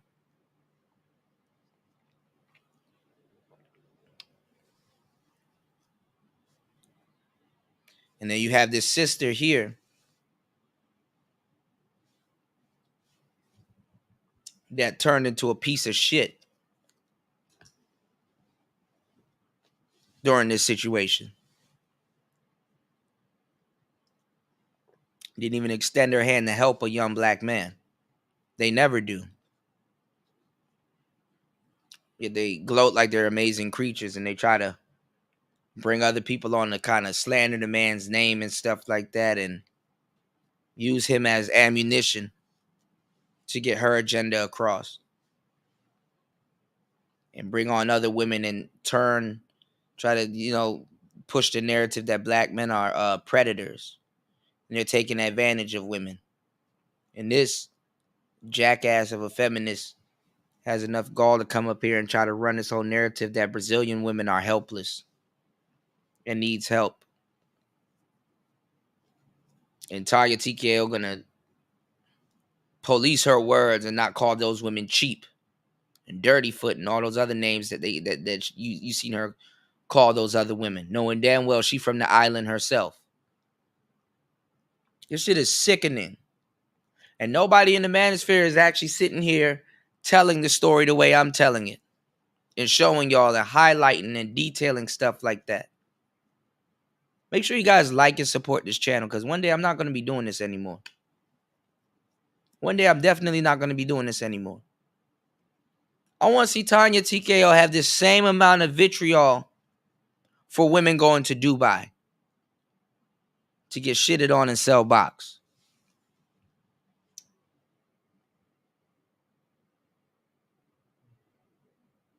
Right. The thing is, we have a lot of conservatives in Brazil. We have a lot of religious people, especially in the inner country of this, the inner country, I'll say we have, but also, especially in the big cities, we have a kind of tradition to discuss about sexuality. So it's not something new. We have been talking about sexuality, the woman's sexuality, the thing like for decades. So women, not just the feminists, but women in large cities, they are nowadays, like the last like year, something like this, they are taking more opportunity of the idea that they own their own bodies, their own sexuality, and they are discussing about this. Like the thing is, in Brazil, we major, especially the major cities, we are not afraid to talk about our sexuality. Like, look at Tanya TKO's chat. Man, them bitches in her chat being fucking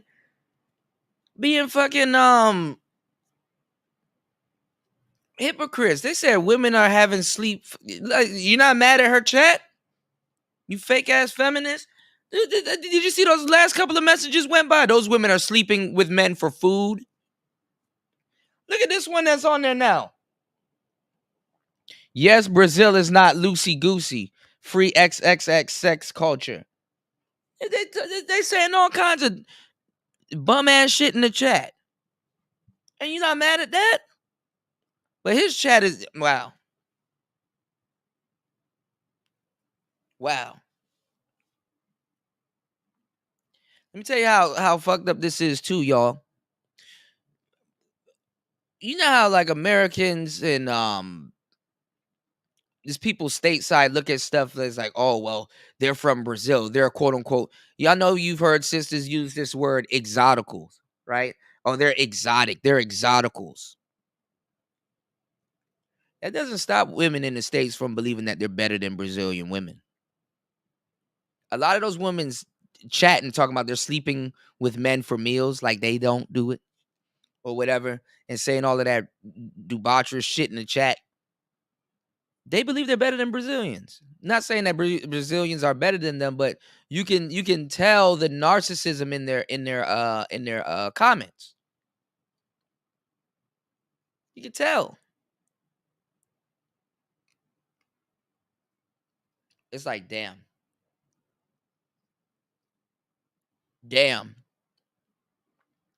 You sit up there and you go buy Brazilian weave and stuff like that, and they really think they're Brazilian. Like, those women think that, oh, well, I'm better than people that deem, or that I deem, because actually, to tell you the truth, nobody really deems them. They deem themselves exoticals. They in the chat talking as if they way better than Brazilian women, like they've never done any of that shit.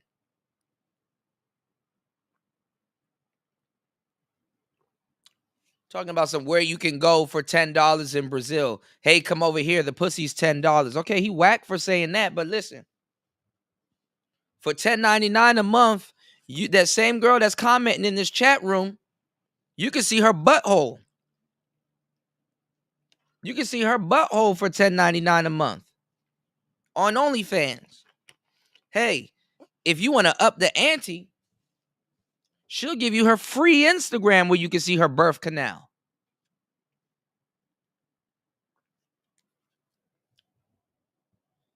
Shit, at least a motherfucker charging you $10, you can go on Instagram and see her birth canal for free. You can see all the tattoos and birthmarks on her booty cheeks. You can see her damn cervix for $10. Oh, and if you throw in an extra $5 and get the premium, oh, she'll go real stupid. You can see her cervix. You can see her vulva. You can see all that shit. She'll spread it for you in a pre-recorded video. Y'all niggas watching pre-recorded.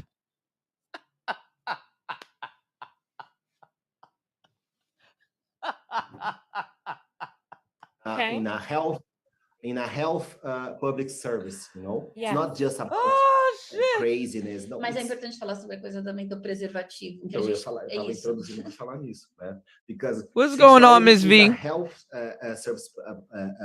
I be feeling bad. What's going on, Miss V? Miss V always coming in at the wrong time. I'm always saying some crazy shit when Miss V come through. How you doing, love? I hope all is well. Look, Miss V picks up all the trending stories, and Miss V's like, yo, I'll let that story go. It ain't even that serious. I'll let that story walk. If women are so mad at sex tourism and all this other stuff, stop them little broads from going to Dubai. I want y'all to have the same effort shutting down OnlyFans. Like, be for real.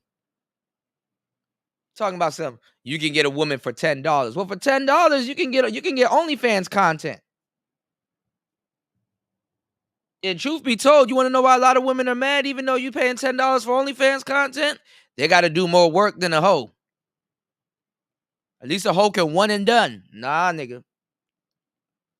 You got to shake your ass monthly and spice it up. New content. All right, now. You've been boob flashing us for like 3 months now. We want to see the real thing now. Niggas start unsubscribing and shit. Unsubscribe.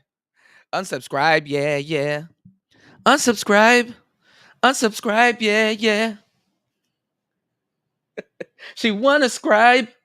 Unsubscribe, yeah. Problem. And for example, there are a lot of condoms that is shared, because we are discussing about ISTs here in Brazil. Oh, okay. When you say shared, you don't mean used by more than one person. You mean passed out, that they are. Done like Oh, okay. distributed. Yeah. Come on, no. Sorry, I No, use the I've word. heard many things. There are people who are turning them inside out and using them a second time. No.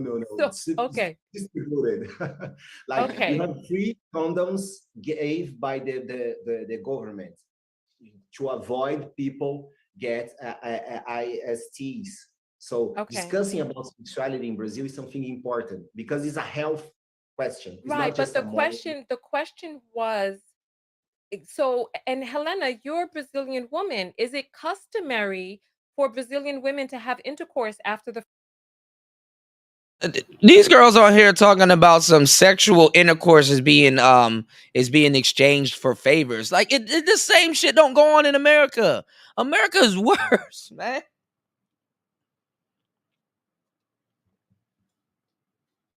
God damn, I am no way in a shape or form defending this shit, but we gotta stop the cap.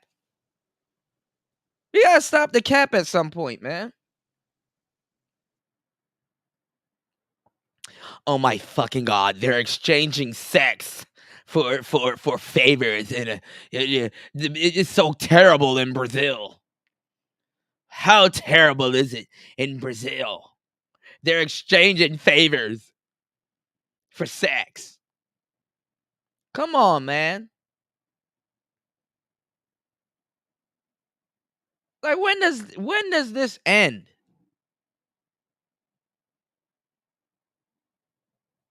Lord have mercy. first date? Well, I think what is customary is that we have a choice, a real choice, not a pattern choice or something that we only have to execute, like the social morality says to us. So I think we really have.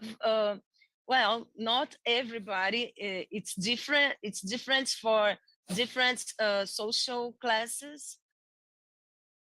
Bitch, get it out. What the hell are you saying? Not that we have the good opportunities, and then the opportunity. Yes. What the fuck did you just say? Get it out.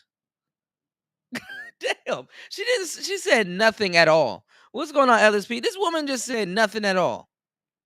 The presentation, the opportunity, and we in this together, and this is why dudes don't take y'all seriously. You've been in psychology for 20 years. For how long? Y'all get these useless ass degrees. Y'all don't say shit. You're not saying shit. No one gives a damn.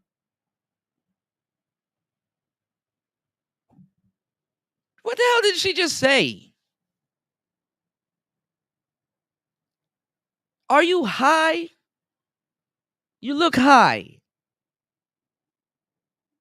But many of us have a real choice. So if I like a man, if I am turned on by him, maybe I decide to go with him. But it's not about his strategy. It's not about.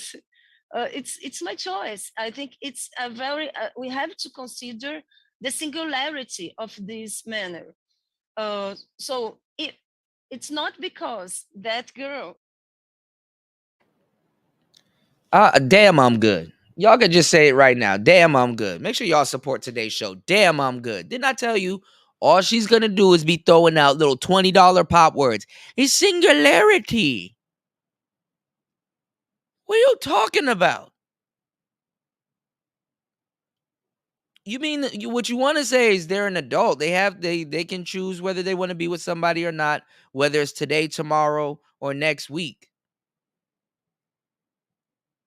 Yeah, she sound like the Jose Cuervo is whipping her ass right now.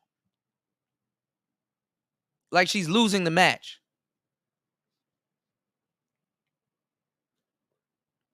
Man, rest in peace to Patrice O'Neal. Ladies, I'm sorry. Y'all be getting some useless ass degrees and useless ass titles.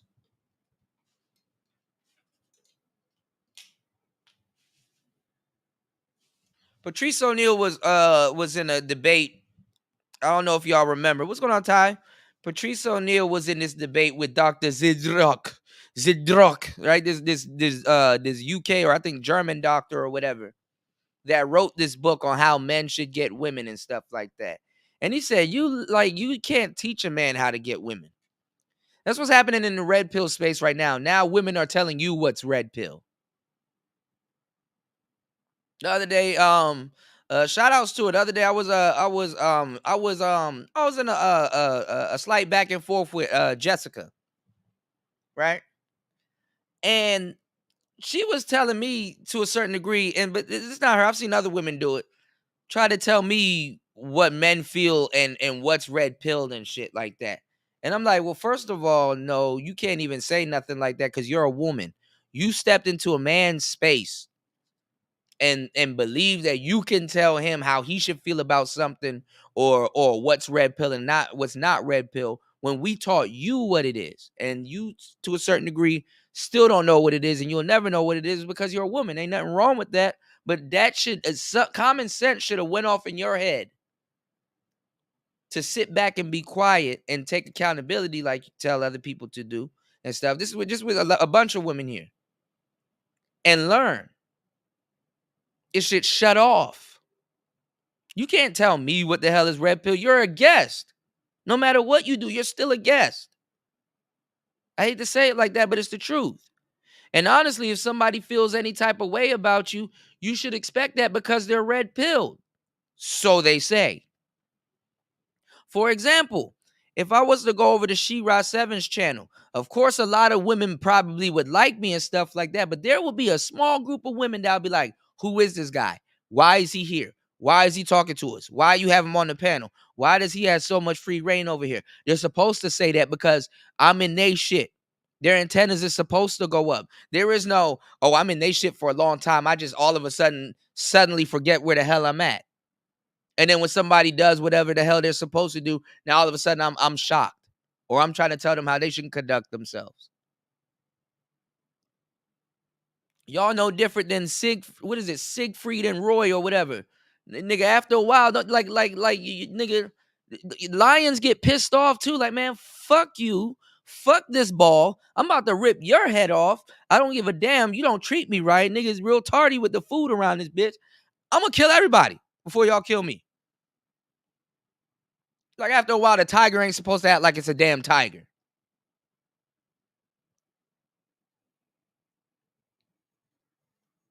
And I hope this backfires on a lot of y'all niggas because that's what the fuck y'all get. That's what y'all get. Sitting up there trying to talk to me about no goddamn game. Get the fuck out of here. Try to run that game on me.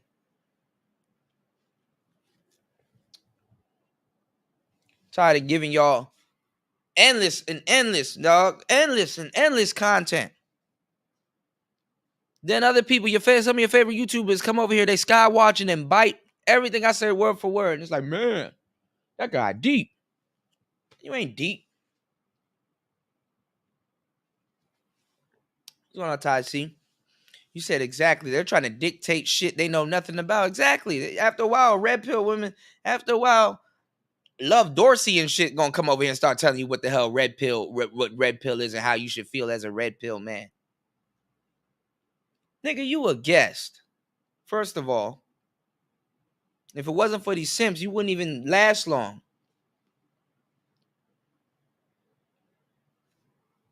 To a certain degree, even if a feminine woman agrees with what we have, feminine women outgrow this space really quickly because it's toxic. And she ain't gonna find a man here. Let me tell y'all something. If you a feminine woman, this is how you find your man. Number one, get off the internet. Number two, deal with people that you see in your day-to-day lives while you're off the internet. Restore your social life, not your social media.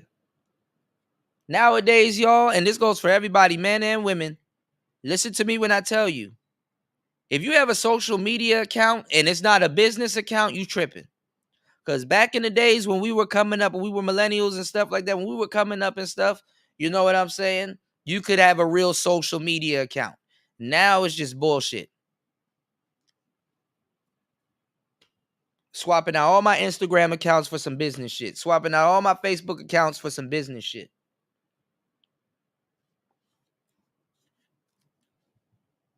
There's no point in having a damn social media account and you trying to be an honest person on there and not turning into no damn business. And even if you are yourself, whatever.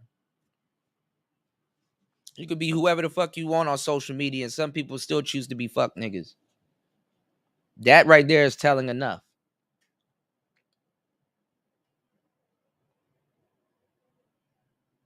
In the video said that, okay, I would go now. That's the Brazilian way. No, I think we have to put the singularity in this manner.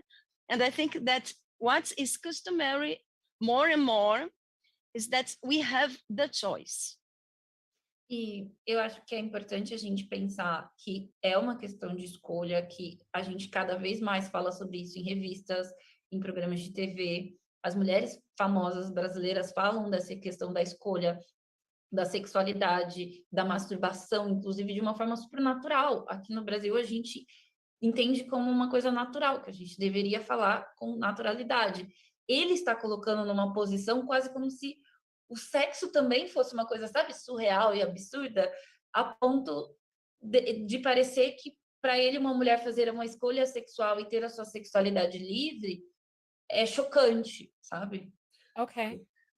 We talk a lot about sexuality in TVs, in magazines. We talk about masturbation. We talk about pleasure, the parts of the body. So we have been talking about sexuality a long time. The idea of choice, that woman can choose, etc. So it's also absurd that, as she said, that for these guys, for these passport bros, etc., they think that this is wrong. The idea that the women can choose, can want, desire something and say that want or don't want, it's absurd for them. Like the idea that women make choices. So yeah.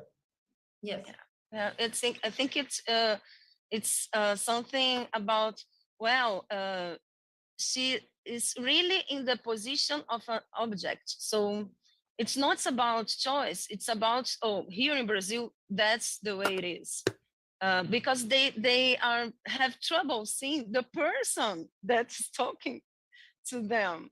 They are not seeing the person. They are seeing like it was a product. And wow, Brazilian product has this characteristics. Well, you know what? I'm going to show you all something right now, right? This is a video, right? So this is a video of a guy who went to Brazil and he got lucky and he decided he was never going to come back to the United States again because of how well he was treated by the Brazilian women. So here, let me play a little bit of this for you. É um vídeo de outro cara.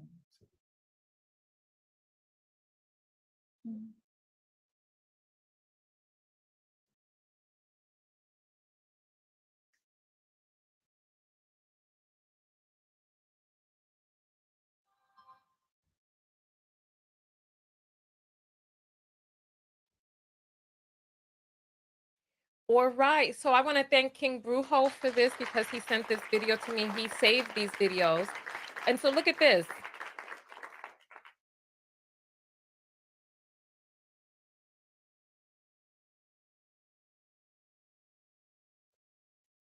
Oh, hold on. They're saying they can't hear. Oh, give me 1 second. I'm sorry. I got to get the sound on. I apologize. I apologize. I apologize. I apologize. Let me see. É outro cara. São os passport rules. So you're saying you can't hear? Oh, okay. My bad. I had the What's wrong up, button Jay? pressed. Because you know I'm doing a lot behind the scenes. What's up, Jay? She not doing shit behind the scenes, bitch. You don't even know how to run your damn StreamYard. Y'all, you don't even have a legit setup. Y'all be wanting people to support y'all channel, and the people that got a goddamn legit setup can barely get support.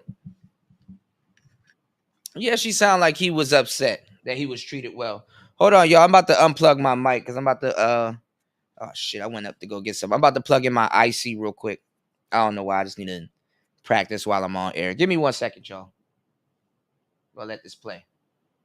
I apologize. I apologize. I will do it again. We'll do it again. We'll do it again. Because I want you all to see and hear it. Don't worry. We got time. We got time. We'll do it right now. I've been in So Brazil here. for almost 72 hours now, and I want to say that I want to stay here. I no longer want to live in the United States.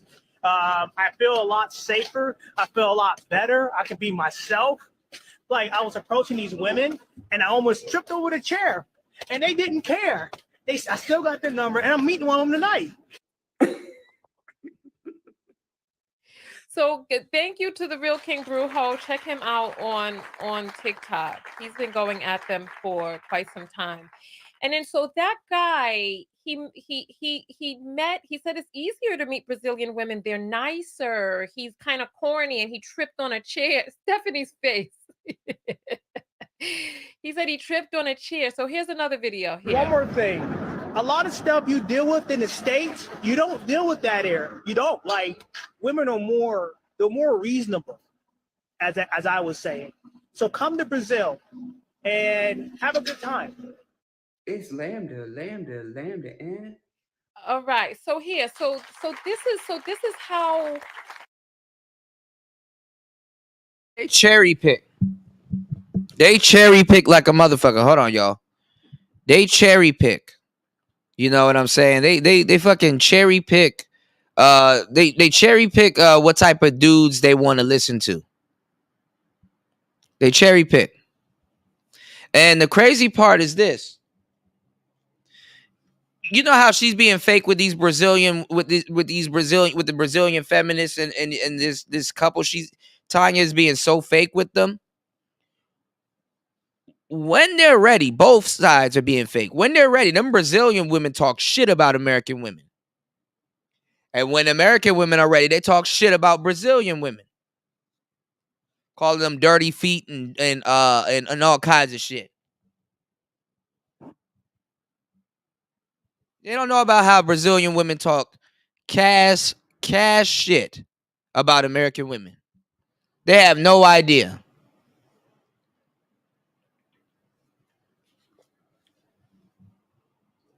Sister sure do love they weave though.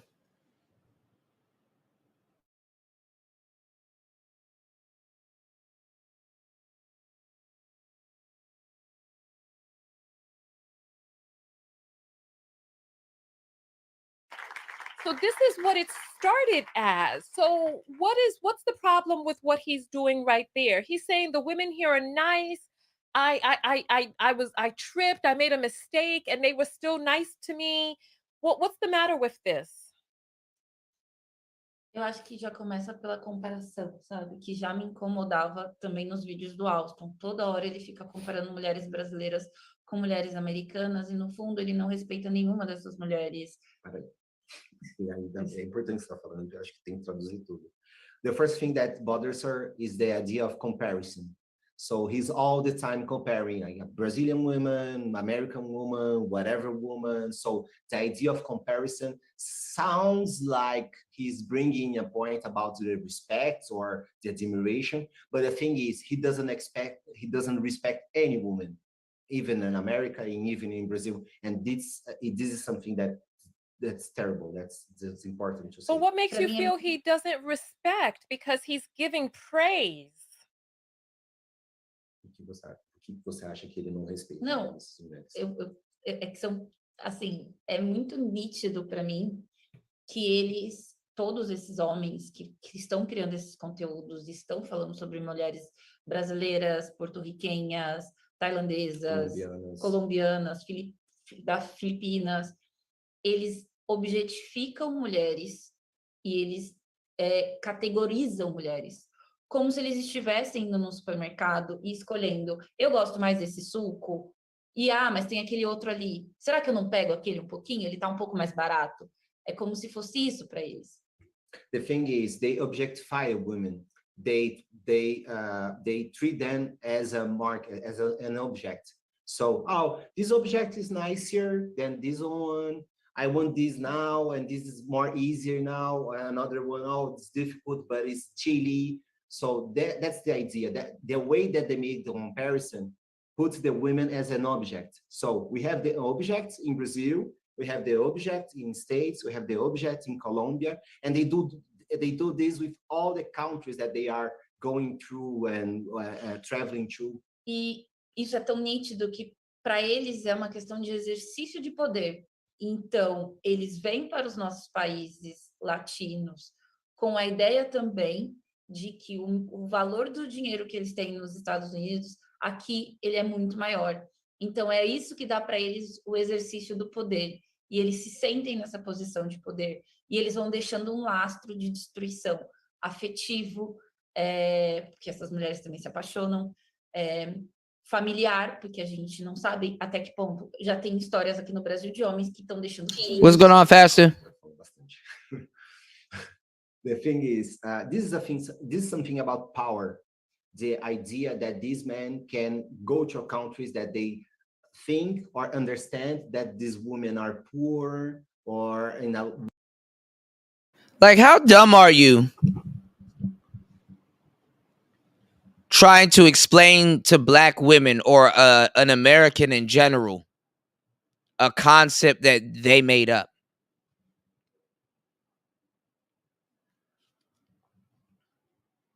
She's like, well, he just thinks that this and he thinks that and he thinks this and he thinks that. How can you confirm that? That's just an opinion. Y'all mean to tell me that y'all thought process is so undeveloped that you could just straight up accuse somebody for having an opinion? Like, for example, you may think you're pretty, but you're not. Oh, well, she thinks she pretty and she think, does that make that true?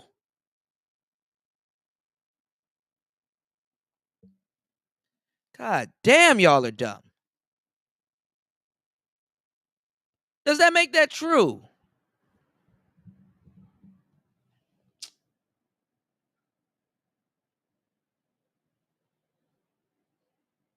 He thinks that, he thinks that, he thinks that. worse condition than them, and they What's going on, JR? exercise this power. And there's also something about the currency. For example, $1 today is 5 reais, you know. So here in Brazil, if you have like 1,000, it's 5,000 in Brazil. So they think that they can exercise this power because they think that they kind of have money.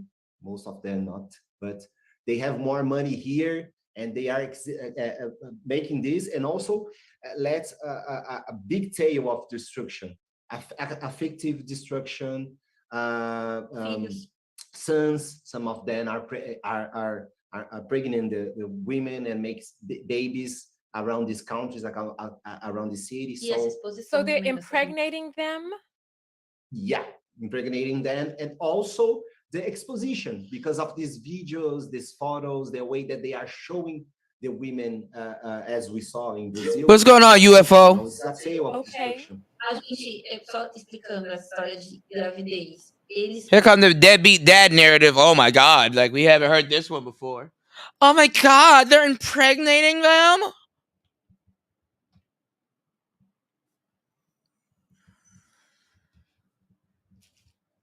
Oh, we haven't heard this one before.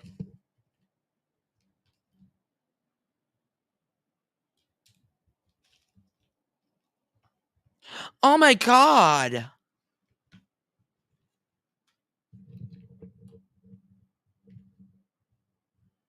I can't believe it.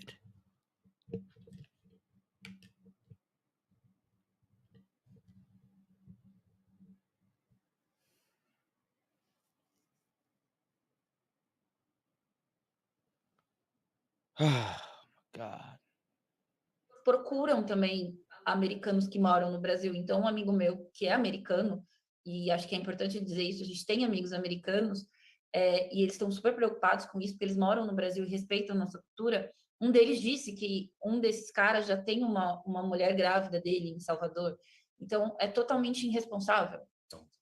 Well, the thing is, we have some American friends living in Brazil, people that are right, they respect our country, really interesting, and they are worried too because these guys come here, they try to get into the American community here in Brazil, but the American community kind of, okay, no, like they understand that they are not cool people, and they are impregnating the girls here. Like there's this friend of us told about the story in Salvador, the city that Alston was actually. Mas não é o Alston. Another guy, it's not him, but another guy went there, the same thing, passport bros, etc., and impregnated the girl and let her, just flew to another country. So that's, well. Wow. So you know what, Helena, let's jump over to you as a psychologist. What is your take on what may be going on? Why do you think this is happening like this? Oh, we can't hear you. Sorry. I muted so it doesn't give echo, but I was listening to Stephanie and I was thinking about this pregnant girl, and I am thinking about we dealing with sexism in our culture and our country. We already are dealing with it, and sometimes I'm not saying that it is all the time, but sometimes the experiencing with a foreign guy, maybe it brings like a fantasy that he is the Prince Charm because maybe he is the different one. He is coming from another country. Maybe he's going to value me more. Oh, here we go. So I think this lack of Here we go. They're running game on them, and he want to be a Prince Charming. And then when he run the game, he impregnate, and then he leave. And then you know how much Brazilians are impregnating other Brazilians and fucking leaving? They don't even have a girl. This is just a story. Where's the poor girl that American men in Brazil are impregnating? Where? Because I will tell you the truth, they got more white babies than black. If that's the case, because niggas just started traveling recently. So come on now. Where's this pregnant Brazilian woman that's in need of help? This affective destruction wow, it's really cruel.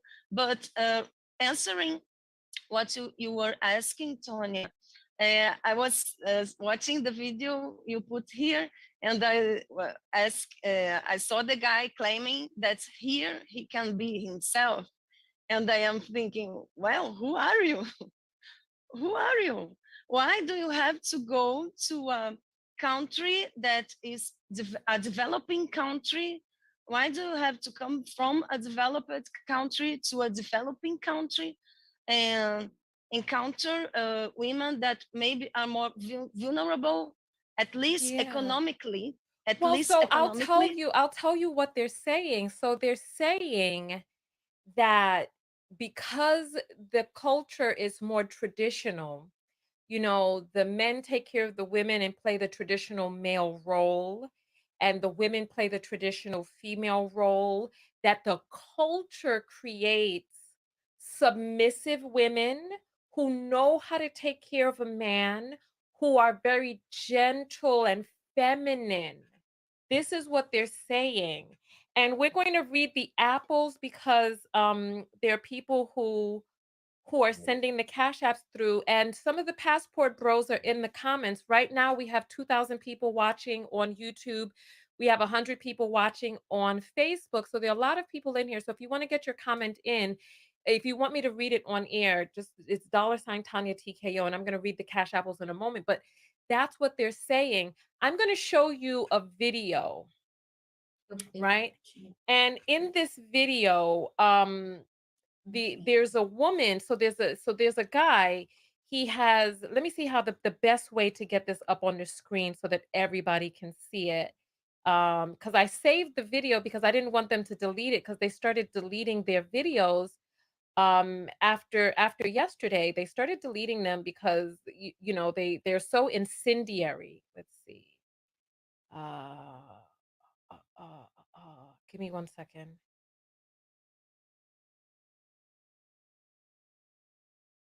Here it is. Yeah, you know, they should be happy about somebody bashing them and misconstruing their movement. It's pulling They it should be from my happy right now, right?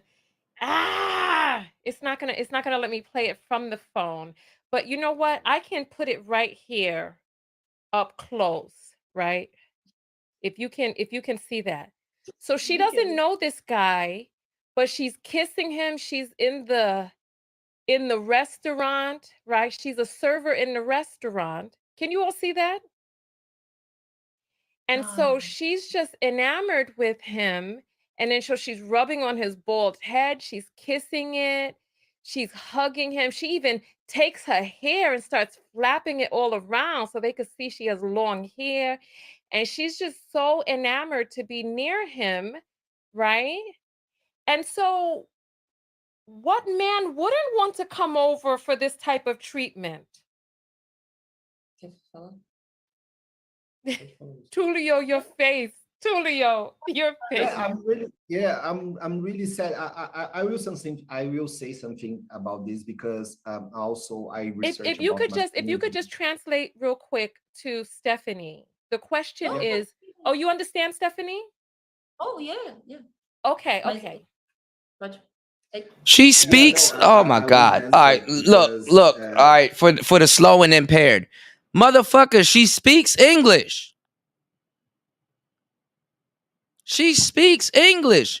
She's using him as a translator so she can think. She has enough time to think of her lie. Good God! Why y'all this dumb? This is something that is really important when we discuss about masculinities, like how What's going on, these Sower? guys What's are going on, America? reproducing the idea of power focused in a project of masculinity of the white man. And this is something really interesting because when I was used to live in States, I lived in Nashville and then in New York. I remember some conversations about the idea that the black man doesn't want the black woman because the white women are more traditional. They take care of them. they make the traditional role, they cook, they blah blah. You know, the idea of the women submissive, whatever. Right. So they using these arguments is basically the same thing, you know. So what they are transporting, you know. Okay, I know, now it's right, not more JR? the white girls in America, and after yards the Latina girls in America. Now the women in Brazil, in Colombia, in Filipinas, they are doing this for us. But what is the same line that we see here? This discourse, this idea that we are perceiving our sense of ownership, our sense of human, representing. I'm not gonna lie, y'all. The Spanish feminism got a long way to go. These motherfuckers say a whole lot of nothing. What the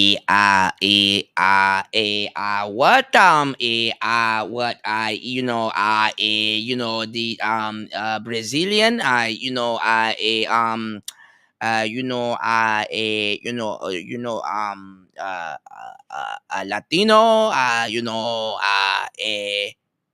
what the fuck did you just say? You just said a whole bunch of nothing.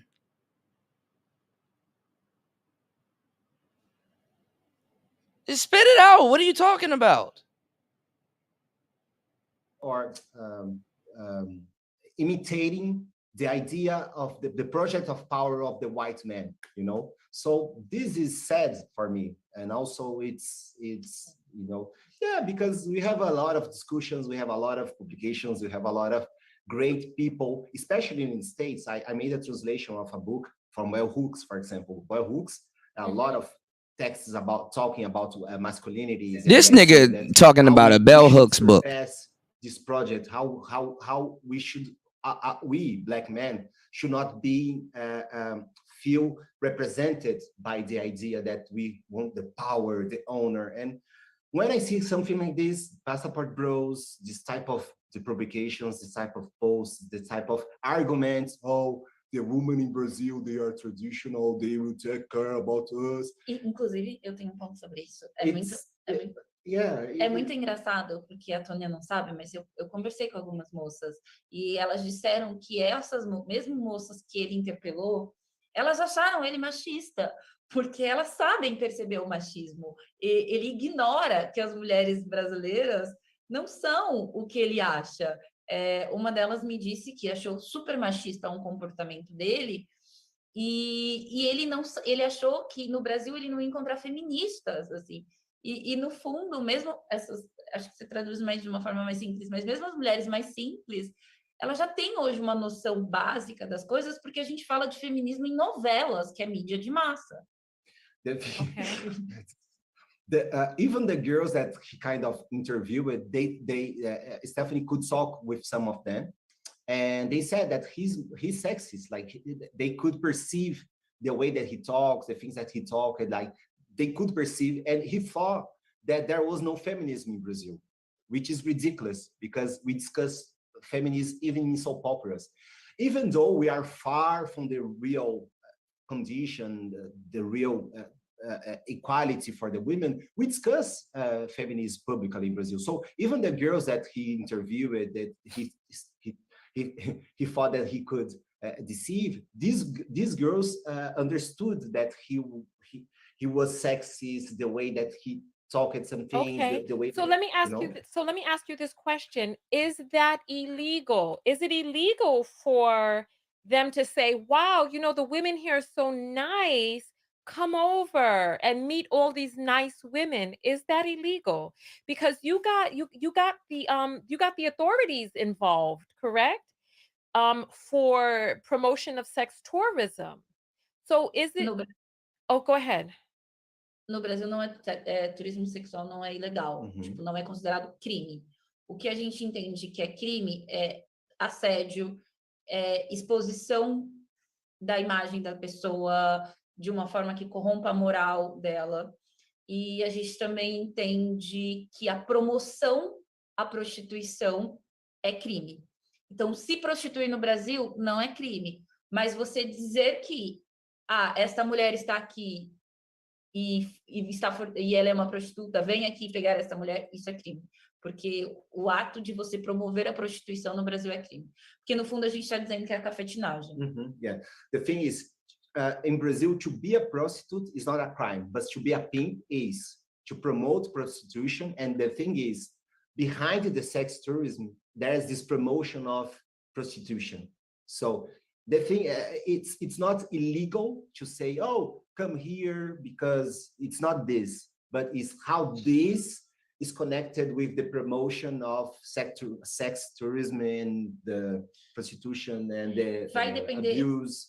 Foi como eu disse, a gente fez realmente uma denúncia, a gente levou para uma promotora, e agora a lei vai ter que interpretar todas as coisas que ele disse e que ele postou. Então, uma coisa importante. Sorry, I forgot another thing important that she said. And there is this abuse, the promotion of prostitution. This is a problem. This is illegal, and also to expose people without the permission. This is illegal. So that we have a law. To film people without their permission is illegal. Exactly, this is illegal. We have a new law actually talking about this. So. E inclusive eu ia dizer que essas leis elas se interrelacionam. Então uma promotora vai avaliar. Se você está expondo uma pessoa sem permissão, isso fere a moral dela, vai se agravando a situação. E se você não, mesmo que eu não seja uma prostituta, mas vamos supor, exemplo, o Túlio faz uma postagem dizendo: a Stephanie tá aí, custa $10, mesmo que eu não seja uma prostituta, e mesmo que ele não queira dizer que eu estou sendo prostituída, se ele deu margem para isso, a lei pode entender que ele está promovendo a prostituição. So as coisas se interrelacionam. The prosecutor, they are analyzing this because they have to understand the interpretation of what this kind of movies, the videos, with what this kind of posts, if they can give the idea that you are promoting the prostitution with that person, you know? And even there's the moral stuff. For example, if you film someone without permission, with this kind of message, you can, you know, put in this person the idea for others that will watch that she is a prostitute, even though if she's not. You know, got you. Helena, so jump in here and give your thoughts on what you've been hearing and what you know from being a psychologist in the field. Yeah, I am thinking about cognitive dissonance because we have a saying here in Brazil that it's as old as walking ahead, tão velho quanto andar para frente. This separation between the wife and the mistress, and I think it's like different versions of this splitting, because it's really a difficulty that they have to deal with a woman as she is, as with the person, because actually maybe they are fearing their own emotions. So if I am a man from this movement and I like a woman and she is traditional and I am going to marry her, still I like her, but I put her in this place, in this condition, or the other way around. I think this girl is only for me to have sex with her, so she's categorized and known. They have the fantasy of knowing, but actually they are not really connecting to anyone, and they are having a really poor relation with everybody because they can't deal with the person, the whole person. So you know what? That makes a lot of sense. I want you all to see something that's on the screen right here, right? So this is the guy who we showed in that video. His name is Floyd. And Austin put up a post that says, Floyd did it. Can you do it too? And he's like, Floyd did it. Can you do it too? And so Floyd, who is a guy who's very corny in the United States, he came over to Brazil. He met a very cute young lady, and you see there's a bed behind him, right? And so this is let me go back the other way. And you see there's a bed behind him. So he has now found himself a cute girl. And one of the things that you said about how they used to say that white women were so submissive. We have under a minute. You all have to click to come back in, okay? So what are your thoughts on this? So he's showing the guys that, so now he's organizing to figure out a way to get more men to come over, figuring out ways to get men to come and meet these cute girls. Is that a form of pimping? Oh my goodness, we done. Is that a form? That's a question right there. That's a question right there. So what we're going to do is Let me tell y'all something, man. There's a special place in hell for women like this, y'all. He's organizing. Is that a form of looking around with fake ass? Is that a form of pimping?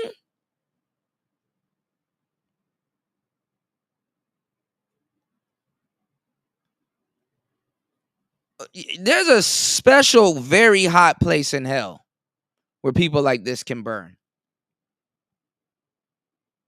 we're going to read the apples because I want to get some of your thoughts on what it is that we've been seeing, right?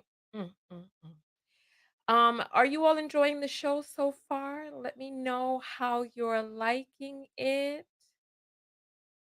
Let me know how. I'm downloading another picture that I wanted to add to the group because there's another thing that I want you all to see, right? There's another thing I want you all to see because he's acting as if he's going to be a concierge for these men to come over. Let me get us back up and running behind the scenes. Yeah, so he has now created a concierge service where he's bringing men over where he can He's created a concierge service where they where he's bringing men over.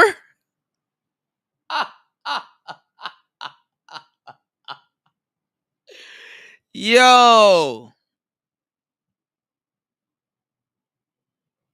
Tanya TKO can go straight to hell. Tanya TKO can go straight to fucking hell. And YouTube allows people to do. He needs to sue Tanya TKO.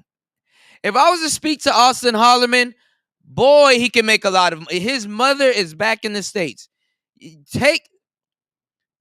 Watch somebody else gonna say this to him and try to get credit for it. He needs to take this video and give this to his lawyer. He needs to take this video and give this to his lawyer. And do what Cardi B did to Tasha K's ass. He need to take this and give this to his lawyer. This is all the money he would need to survive in anywhere he go. He could travel the world with the money that he'll get from this.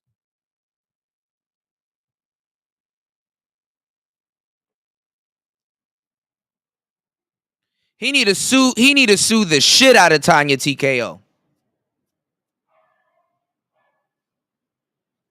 Watch one of y'all gonna go over there and say it to him and take credit for it. But go ahead. Y'all don't give me credit for shit anyway.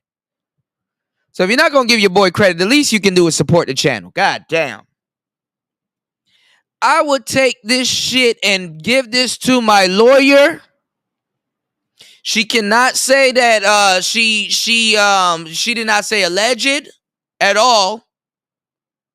She cannot say that she wasn't pushing the narrative because remember, she was getting the pathology. Boy, I will sue the fuck out of Tanya TKO. And whoever else. I'll go all around the web and one by one. He needs to screen grab this damn video.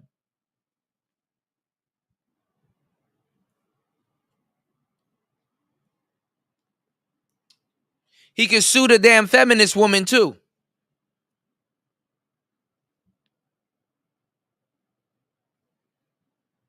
Trying to turn him into a predator and a pimp and stuff like that. And he'll have a case too because I'm a famous traveling YouTuber. And this is interfering with my job. Boy, oh nigga. He don't got no real people around him. Will somebody tell that nigga to get in contact with me? He's close enough. He can come to Lao or whatever. I will sit him down and show him all the claws he can go after. Sue the shit out of this woman. They can now be able to find themselves a cutie, you know, like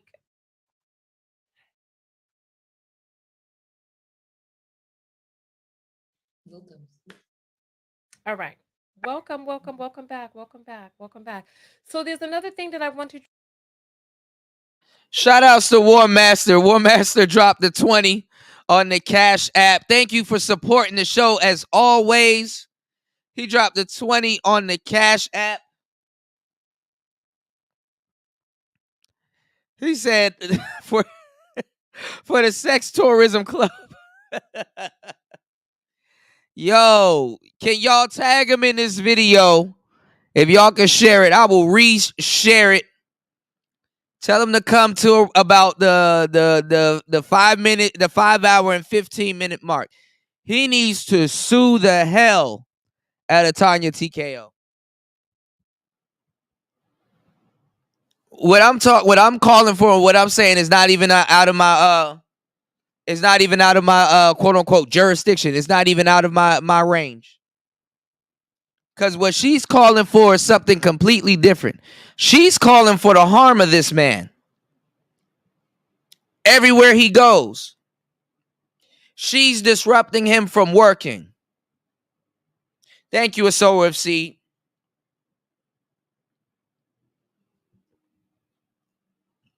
I told Austin to come holler at me, man. His mother is right back in Texas. He needs to take that news clip. He needs to take this video. And he needs to take some of the other videos that everybody's been making on him and get his damn paper. Go get your money.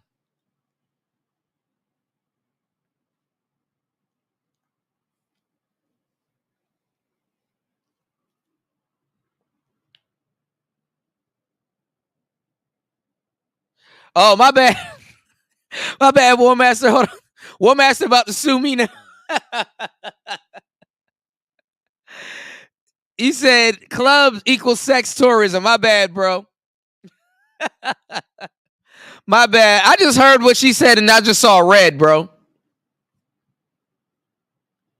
Austin Holloman needs to sue this woman. Put a 1 in the chat if he should sue this woman. And does he have a case?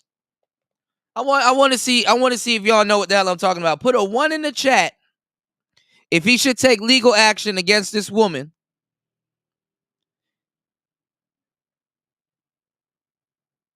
Put a 1 in the chat. He got a case.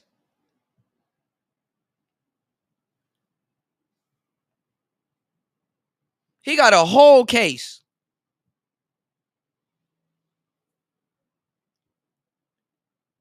Yeah, no, but not just slander, War Master. This is what you got. No, you gotta sue. You gotta sue what they will sue us for. Say slander, days off of work. I would have been sick. I would have been like, I couldn't sleep. I couldn't record. He need to sue for damages. Sue for damages.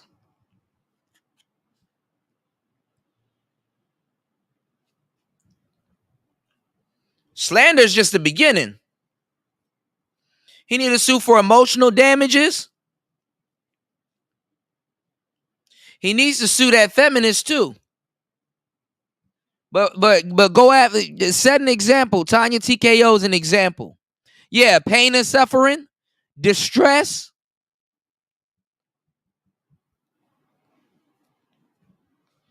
Oh, nigga, this your whole 2023, all summer 2023. That nigga about to get some buku money. Sue for $300K worth of damages.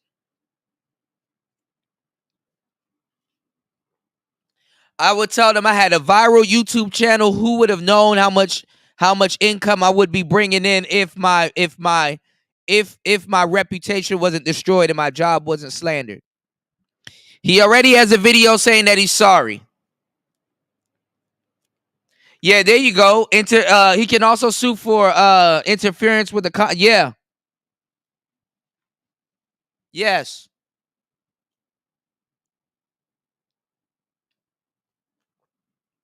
Damaging that boy business like that, man. Where the hell, Austin?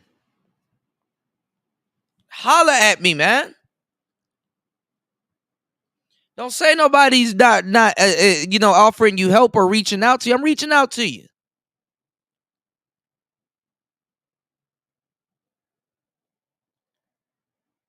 Sue the rest of the hair off of this bitch, man. You all to see. So this is an image on the screen, right? This is an image that was created, as you see, and shout out to the real King Brujo who sent this over to me. I had no These idea dudes about need to this, sue but too. in this photo, he says, "Stop. Help other brothers have success overseas by liking and following the Facebook page now." And they showcase the picture of this guy who would be considered corny in the United States with a cute girl. And one of the things that you were saying is true, because you know how they used to say, oh, white women are more submissive, etc. So then what ended up happening is they burned their bridges in the United States with white women. They started saying, oh, mixed women Are you better. fucking And kidding then they me? burned their bridges there. And then And she taking advantage because these people ain't even in America. Are y'all kidding me? Black men burnt their bridges with white women in America. Yeah, she messing with his business and livelihood.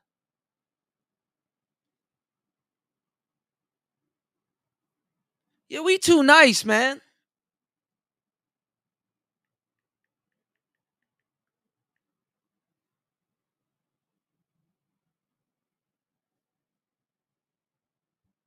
Like I got to this hour mark and it just pissed me off.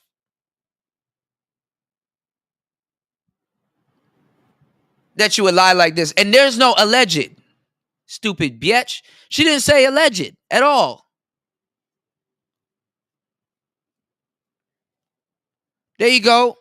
Wolf and War Master giving you the banners. So Austin, you don't have to talk to me. I get it. You don't have to talk to me. But here you go. My audience. I got the best audience in the Manosphere, bar none. Who want to bet? My audience giving y'all the banners.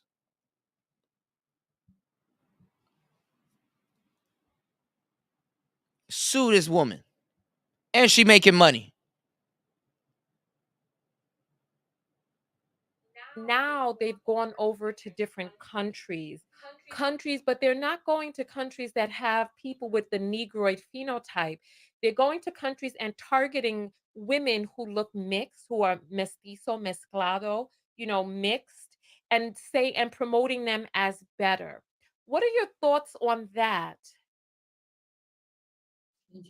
A gente? Pode que você pensa. Eu queria muito, inclusive, colocar um ponto que me chocou, né? Pensando nessa história toda, de como eles, nessa busca deles por essas mulheres submissas, porque no fundo eles estão procurando isso, o Alston faz umas entrevistas que são mais longas no canal dele. E uma delas me chocou muito, porque ele pergunta tanto para a moça qual é o tamanho de pênis que ela gosta, quanto ele pergunta se ela sabe cozinhar e se ela quer ter filhos. E isso para mim é surreal, porque diz muito sobre a forma como eles enxergam essas mulheres. Elas estão praticamente na cabeça deles a serviço deles. E é isso que eles estão buscando. E é extremamente surreal isso em 2023. Okay, translate, Tulio, translate. It's really what she said. Well, something that she saw that was shocked her, like she was shocked, is in one interview that Aston made. He asked to the girls what the size of a penis does she like, and if she knows how to cook, she knows how to take care of a house, and as sons, make sons, etc. And for Stephanie, that's something absurd because the only Right. I hope he's not a sower. I hope he's they not. see the woman, they look at a woman. Is this in the subservience place? You know, the woman is to have sex, to cook, to make babies, and actually take care of the babies, and that's that. You know, like, so this is a really narrow-minded, misogynist perspective that shows in his interviews how he talk with the women. Helena? Yeah, I think that is it. They don't really like women because they don't want to relate with them. They make much efforts to not real connect with us women. So I think in the end, this kind of guys, they don't really like women. They don't like the people we are. They don't want to really know us. They put these strategies in front of us, and they don't see us. Tanto, Helena, que eu acho que essas fotos que eles publicam é quase como se eles estivessem publicando um troféu. Do tipo, olha só o que eu tenho. É tipo, é quase como se, tipo, a gente vai compra uma bolsa e fala, olha que bolsa linda eu tenho. Eles fazem isso com essas fotos dessas mulheres e promovem essa ideia ridícula e absurda. E ostentam, né? Como um produto, né? Para mostrar uma espécie de, enfim, de Translation. Um homem que reafirma a minha masculinidade. The way that they show the women in the pictures, it's like trophies. You know, like, oh, you see what I got, you see, you know, what I have, and this is this perspective. This is objectification, as we said, and it's well, it's terrible. Yes. Okay. But objectification is not illegal. That's not illegal. There are a lot of men who feel that way, especially in traditional societies. But I'm going to show a screenshot here on the screen. If you can see what it says here. It says women in Brazil are for sale. That's just facts. Here, let me get the whole thing shown so that you can see. Okay. So it says here, you see it says most women in Brazil are for sale. It's just facts. Prostitution is a way of life down there, same as in the DR or in Colombia.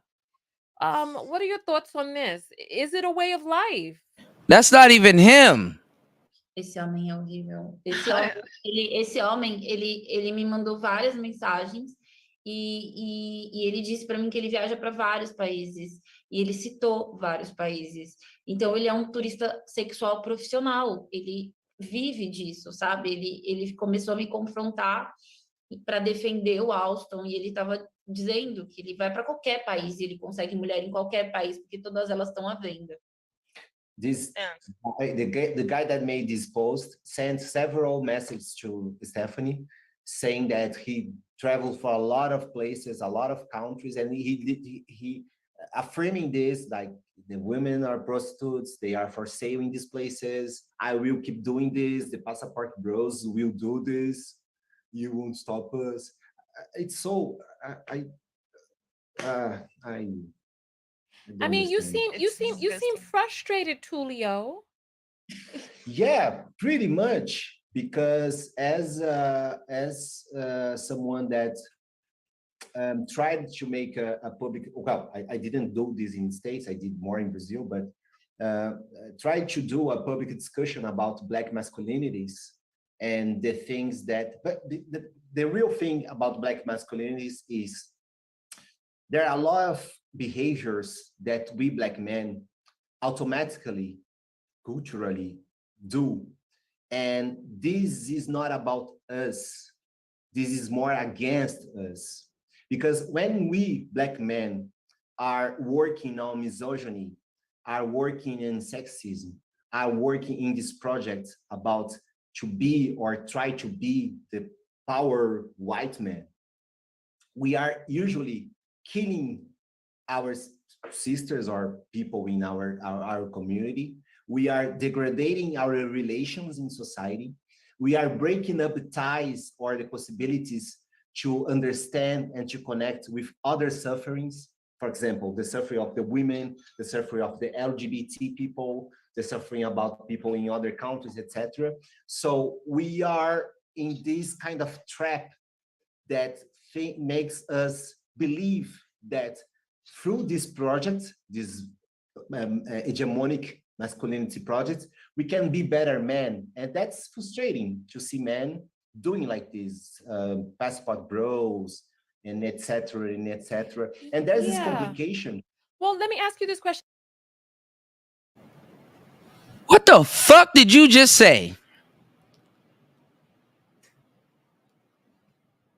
You said nothing. This nigga sounds like y'all ever watch UFC? Like right after Anderson Silva wins a fight and he's like discombobulated.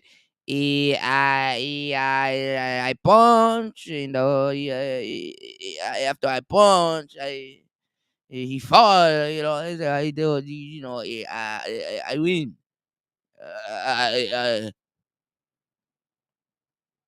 These niggas need help, man. Austin, if you don't fucking listen to me and sue these motherfuckers, sue her first. If you don't sue these dog, you gonna greatly regret. You're gonna greatly regret it because they're not gonna stop. They're not gonna stop.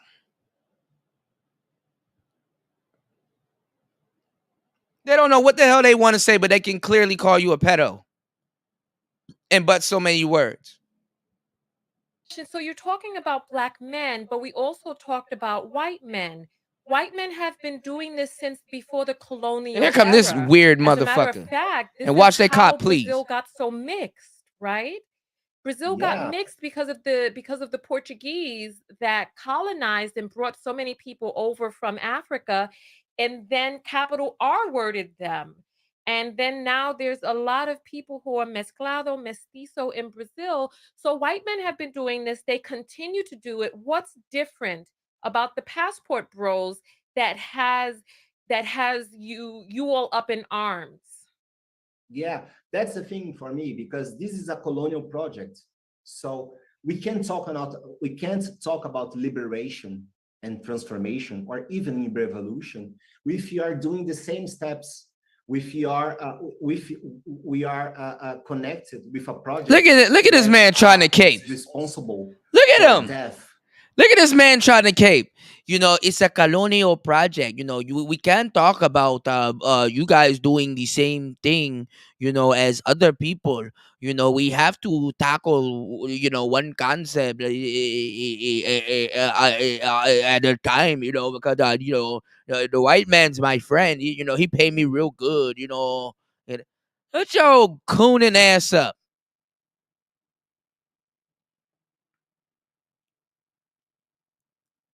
That nigga a that nigga a Brazilian coon. Nigga. They got so much to say about black people. Now she called out Zaddy. No, talk about Zaddy now. Because not only is he Zaddy to your woman, he's Zaddy to you too.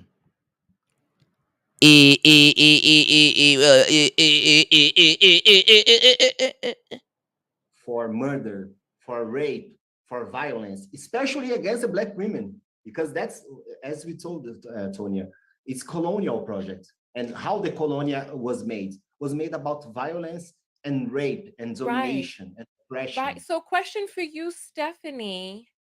Have you reported any white men to the authorities? Or is Austin the first person that you reported, and why? Por que os homens não... Não, se você já denunciou...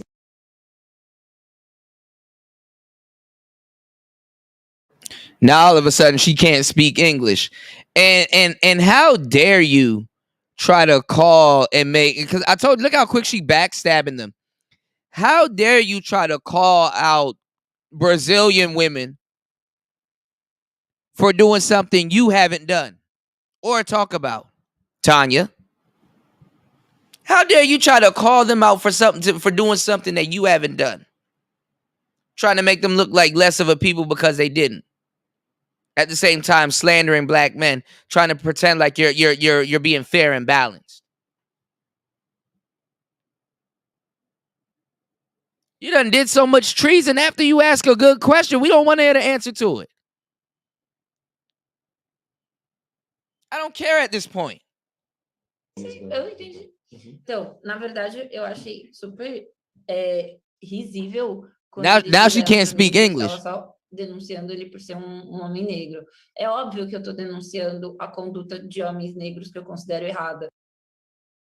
She knows how to speak perfect English. She was speaking regular, perfect English. Like, yeah, that's what's up. I understand. Yeah. Now all of a sudden she can't speak English. She wouldn't get caught dead saying anything about Zaddy in English. The fuck out of here. Porque eu sou uma mulher negra e a conduta dele afeta a mim e a todas as outras mulheres negras que são o meu foco e a minha defesa.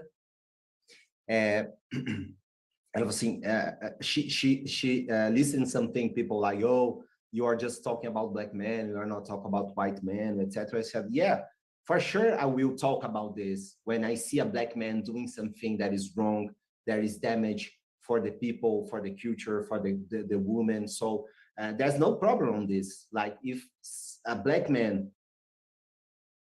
You see how they, and see, we know this because we're from another language. You see how they try to keep it centered around black men?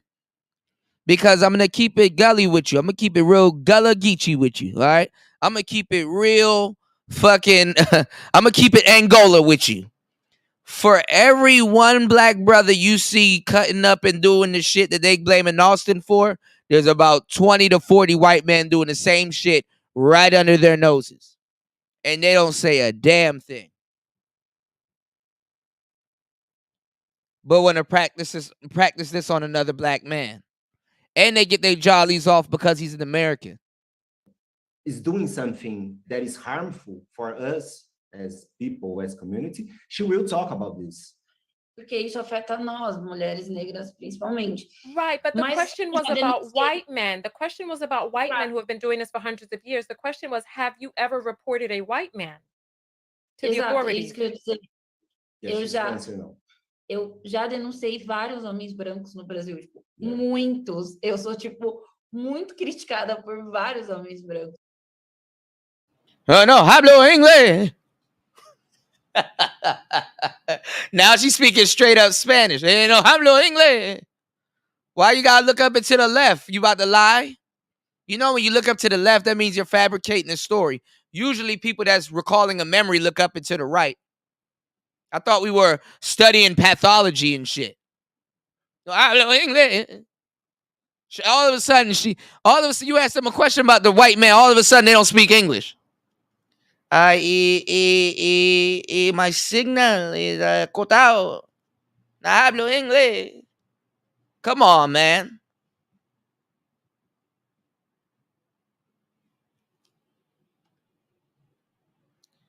And Tanya, this doesn't give you no kudos points. Because you get mad when people do the same shit to you, try to bring it right back to that question. Watch them get the moonwalking. Watch she bachata out of this shit. Watch she Harlem Shake out of this shit. Get the moon dancing out of this shit. Here we go. Eu, inclusive, denunciei uma peça de teatro feita por homens brancos que eu fui massacrada por tempo por esses homens brancos. And let me tell you something. If you think, let me tell y'all something. If she's turning people in and she feels so strongly about it, you at least have to have one white boy under your belt. At least one, even if it's an old prick. You at least have to have one white man under your belt. At least one white man should be under your belt. She should have been like, oh yeah, all the time. His name is such and such. He's doing he's in jail for such and such, and this is what he did, and we felt wrong about that, just as we feel wrong about Austin. Next question. Up here doing a damn Macarena. Hey, Macarena. Então, eu tô muito acostumada a denunciar homens brancos. A gente faz isso quase toda semana, assim. Então, she denounced several white men in terms of sexism, racism. For example, there was a big theater play that they made blackface in this theater play, and she denounced it, and she with this denounce she stopped the play in a huge. No.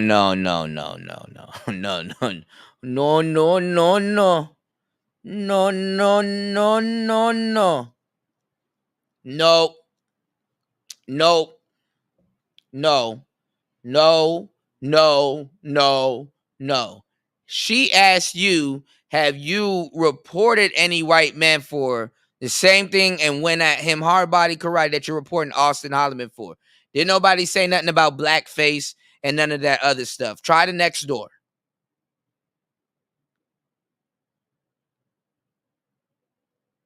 God damn.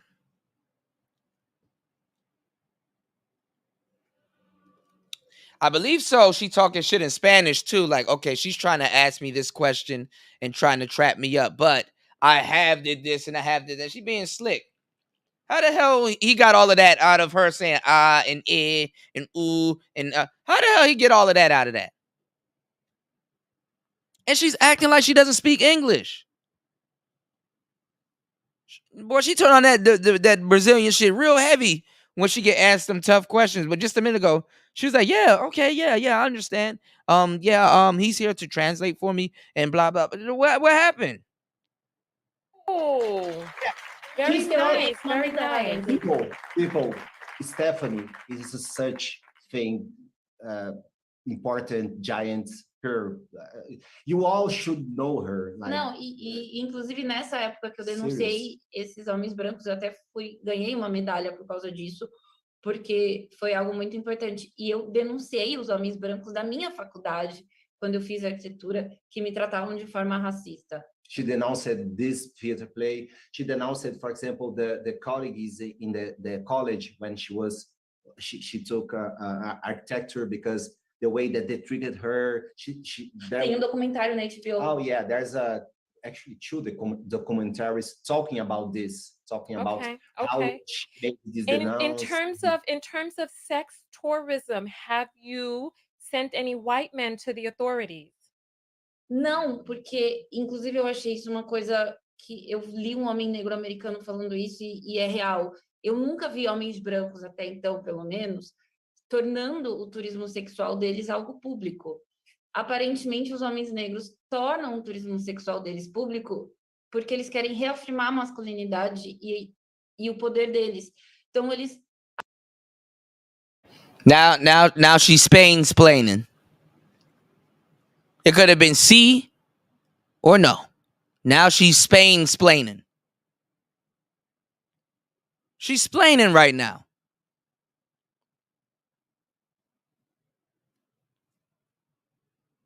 She's splaining. Agem até de uma forma extremamente surreal e burra.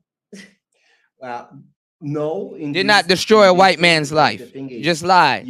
In Brazil, she read a black guy saying, "Oh, you denounce the black guys, but you don't talk anything about the white guys." The thing is, you rarely will see a white guy bragging about sex tourism, because that's the thing, the people.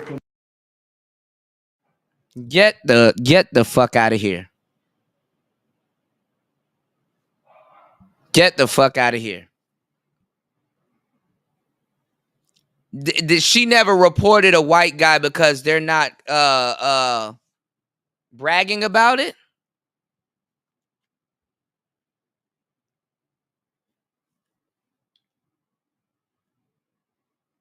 That's the thing. That's your answer. That's the thing. So this young black man gets this treatment, and a white man just gets off scot-free. As a matter of fact, you see it all the time.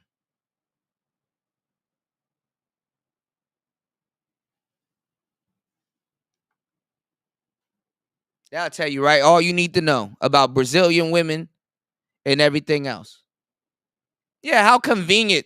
Wolf said, how convenient of an answer. It's clear that, yeah, like dancing around it. Oh, well, there was a play where they did blackface, and I denounced that. Yeah, but have you denounced a white man for sexual crimes like you're denouncing this young boy?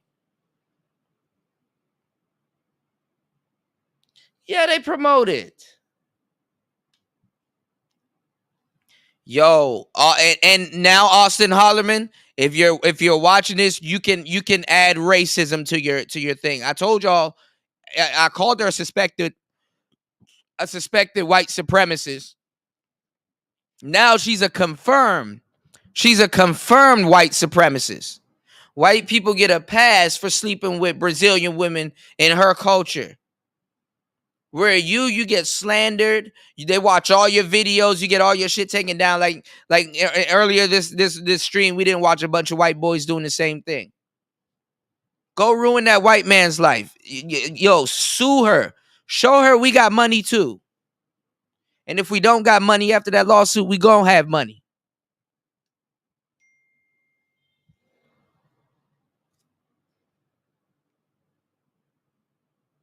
This will be easy for a lawyer to win this case. Up here championing themselves because they ran you out of Brazil with their racist ass.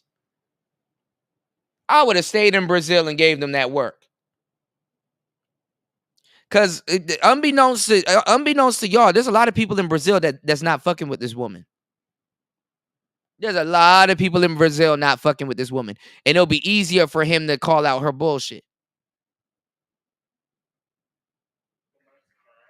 Commit crimes or things that should be illegal, hiding and not bragging themselves and not showing them like, oh, how great I am because I am with these girls, $10 or bring here. Take So because of their videos, because they were so public about it, and because this video went viral. Okay, I'm gonna put another image on the screen here. This is from Austin himself. He says, yes, get your passports, as in deal with women that understand men. So he's talking about getting your passport so that you can deal with women that understand men. Well, what is the problem with this sentiment besides just being sexist? Dos seus pega esses passaportes e Qual que é essa aquela imagem? menina do vídeo, né? Acho que é, não sei. Não. É o vídeo que você mostrou. É isso, pergunta para você. The last video or there's another one? Because we didn't see here. This is a screenshot. It says from Austin where he's saying, get your passports. But you know what? So they're saying women understand men. I'll put up this right here on the screen. Why American men should date Brazilian women. That's a video.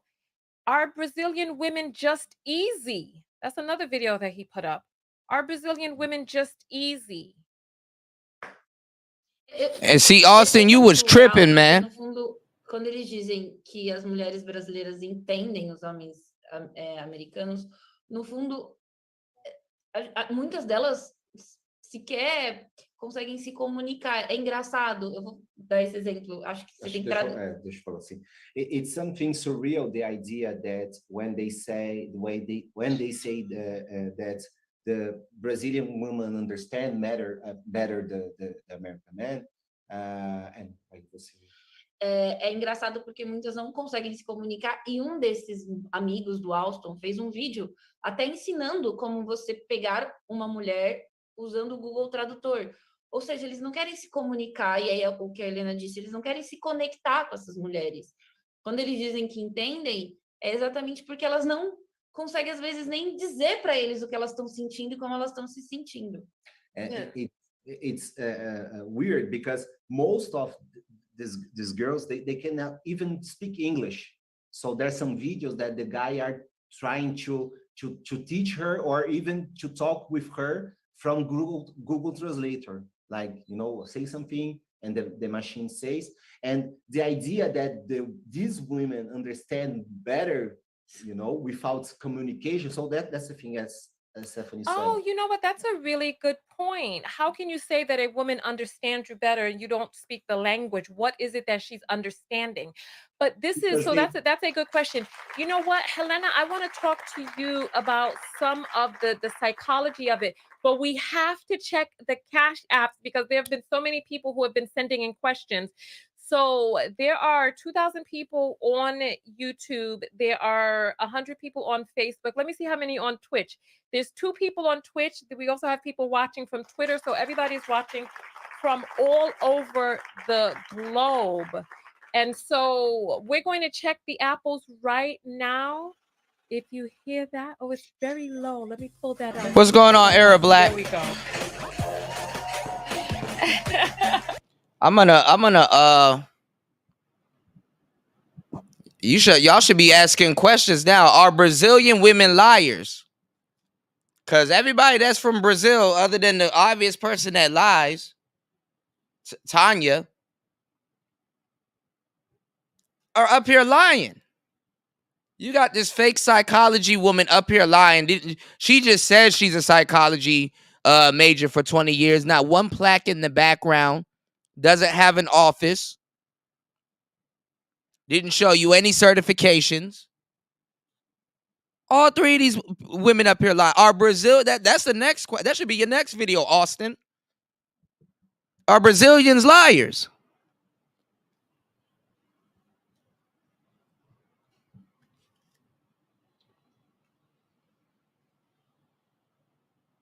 They're saying the obvious shit.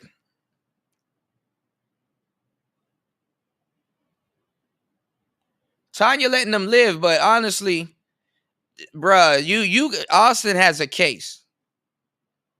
I'm not even gonna lie. I will go to the lead attorney. I'll go on to the lead attorney. I'll show him all of these videos before I spend any money and be like, yo, since you can do that, Austin, just be like, yo, do I have a case?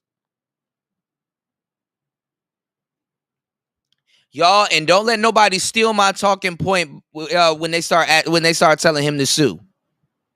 Cause now I haven't heard everybody been talking about this shit, and ain't nobody. All my live streams on this topic has been unique. I'm actually abroad.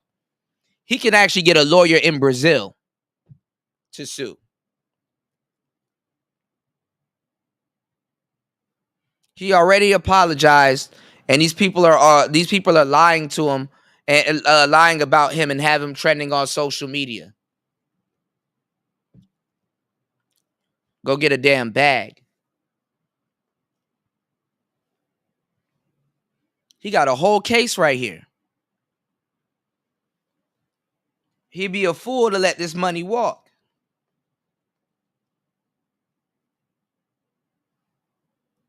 He would be a fool to let this money walk.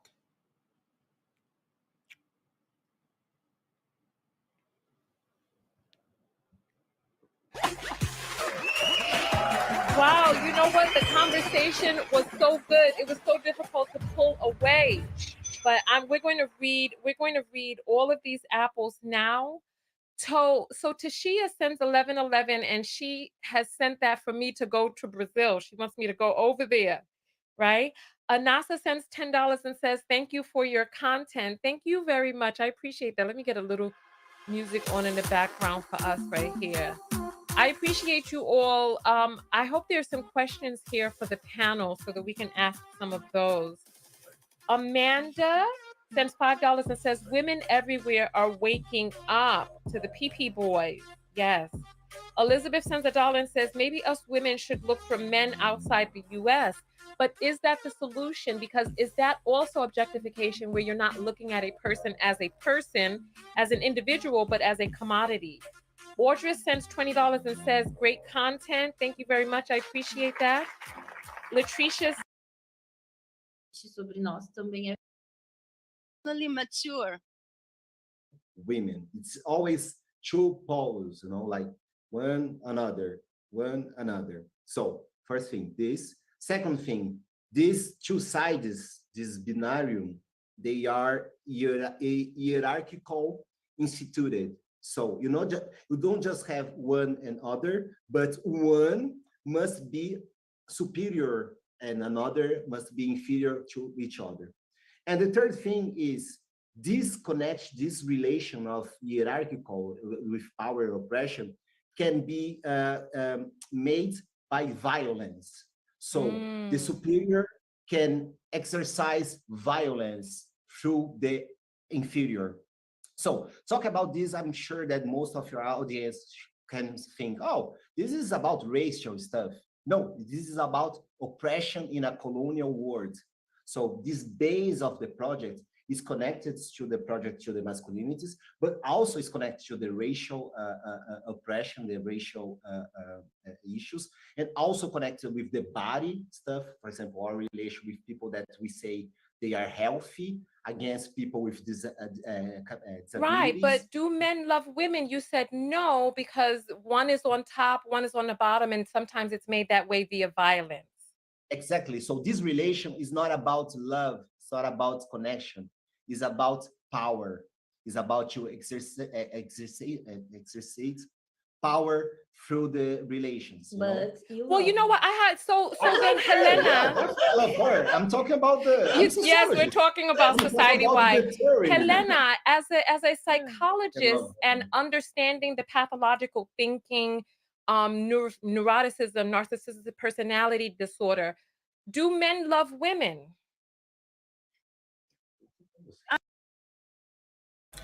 All right, hold on, y'all. Let me see if this works. I actually switched my my headphones and my microphone to a gaming headphones. My bad. I'm up here experimenting with shit. Let me see if you guys can hear me. Hold on. Put a one in the chat if you guys can. Oh shit, you guys can hear me. Well, that's what's up. Hold on, let me see what the sound quality sounds like. Uh-oh. My bad, y'all. This is what happens when you're hold on. Yeah, I think you guys should be able to hear it. Hold on. My bad. I'm testing out this this microphone. Hold on. Yeah, I think you guys should be able to hear it. Hold on. Oh shit. I'm testing out this. Oh shit. Let me unplug this mic. I don't need to use this mic no more. All right. So yeah. Oh, this is fire. Okay, my bad, y'all. I get excited for gear. So yeah, listen. This they lie. Austin, if you don't sue, I don't know what to tell you. Like, I've been giving you some good game, some sound advice the whole time. I don't know what to tell you. If you like at this point, yeah, he's a simp. Like she got him in some type of cuckold position. You know what I'm saying? She's like the masculine one. I don't know what to tell you, man.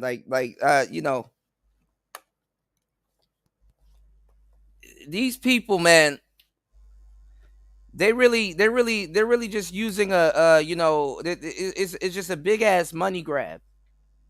But the thing is that they're going after people. I'm not going to say Austin doesn't have money, but they're just going after black men. And honestly, if I was Austin, I'd be talking to my lawyer right now. I'd be talking to my lawyer, tell him to write up a schematic or something that, a plan or whatever. I would screen grab these videos because Lord knows she gonna try to take these videos down.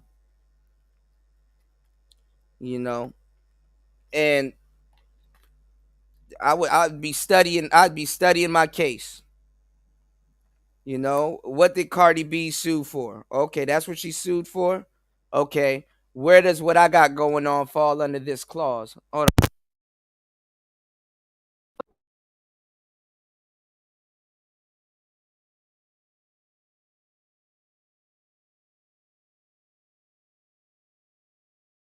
Harleman need to sue the pants off this woman. due respect. Because somebody got to start teaching people you can't just go around and start slinging accusations like that and calling people pedo and all kinds of shit. Because honestly, think about it. Think about it like this, y'all. If she was in that position, do you think she would have mercy on him? Do you think Tanya TKO would practice mercy on Austin Holloman if the roles were reversed? The roles ain't even reversed, and look at her going out of her way to go track down feminists to run this whole narrative and saying that he's arranging for guys to come over there and do stuff with their women, other guys that are quote unquote predators, and then ask this out of pocket vague ass question and ask, is that pimping? This motherfucker really tried to put a pimping charge on Austin Holloman. A pimping charge.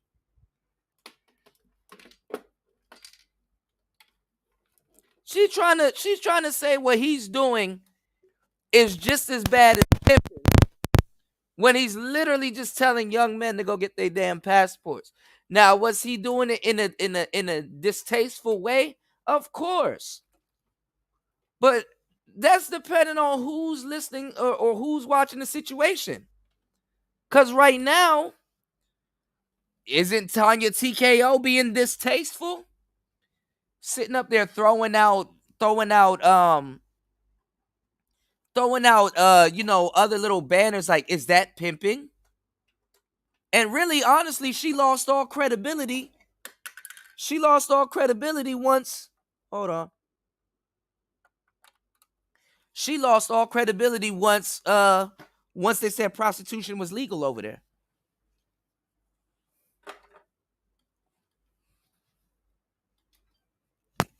So you have no business doing what you're doing right now or saying what you're saying right now.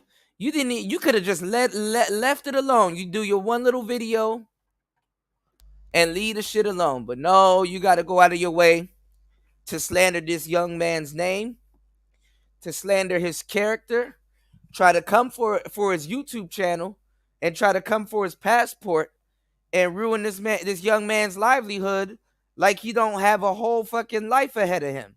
He got more of a life ahead of him than you do. And you being the adult, you could have at least reached out to him and spoke to him. And him being like, first of all, you have more in common with him than you have in common with this Brazilian woman looking for clout.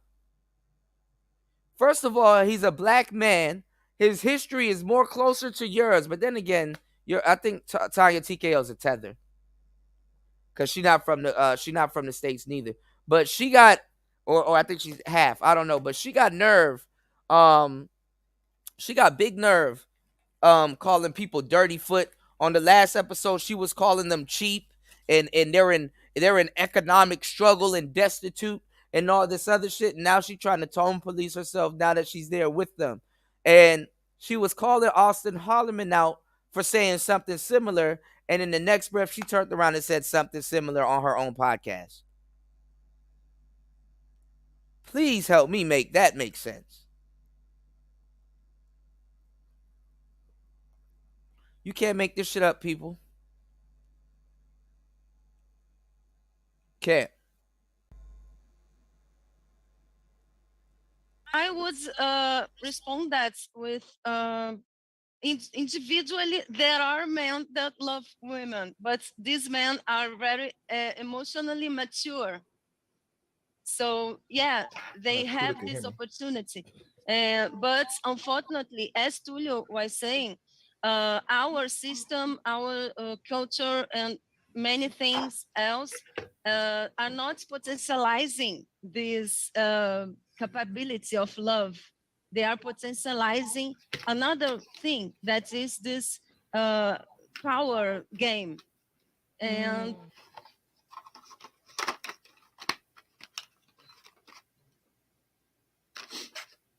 oh yeah. Tanya. So that's the white dude? Who that?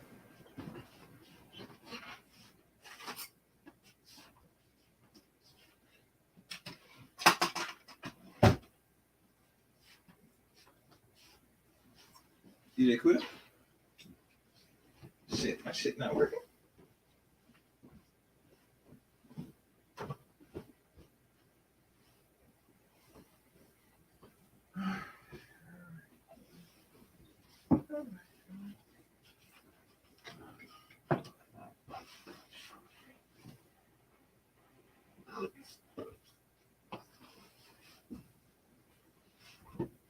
Oh, hold on, my bad. I don't know how this shit went out. What I was saying was, Austin. Hold on, Austin Holloman was putting Brazilian women on the map for 2023.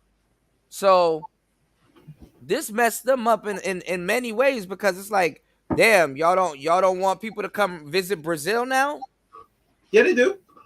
They just No, want what a certain sense. hold on, I'm gonna introduce you. But what I'm saying is that he was putting Brazilian women on the map for 2023. You know what I'm saying? Brothers was gonna come to Brazil or whatever. They could have done whatever they want to do. Like I said, if prostitution is legal and those women are grown ass adults, you can't police them and tell them what to do. Aren't you a feminist? You're fighting for their right to do what they want to do. Like, they don't even know what they're fighting for anymore. You're married and you got this simp ass nigga and you up out the game. You up out the game. So why are you worried about what another woman is doing? You could say a simp But ass. but yeah, jump in. Yeah, she got this simp ass nigga that wants to be white. I think I don't know. But go ahead. All right. I might chop a few guys late. DJ Kuda. This is the dude that they said. I thought they said this man was white. This man don't look white. No, he wants to be white. You could tell. You could tell. Yeah, he's man. He's one of them Sammy Sosa Sosa niggas. niggas. Because if this is this the same chick that wrote that blog? She looked more tanner light than this dude. And I'm saying, what the fuck? So this is the feminist that wrote about what Austin's doing. Now, mind you, there's only a certain set of people that they wouldn't mind come to Brazil. Well, he's one of those. That's why I said more money. They said more money for what? They rather have non-black people come up there. But all right, hold on, Chaos. He's one of those Sammy Sosa looking niggas. All right, so Okay. that's what he's gonna do. He's gonna pander and cape because as soon as they start talking about Zaddy, he start twerking harder than she did.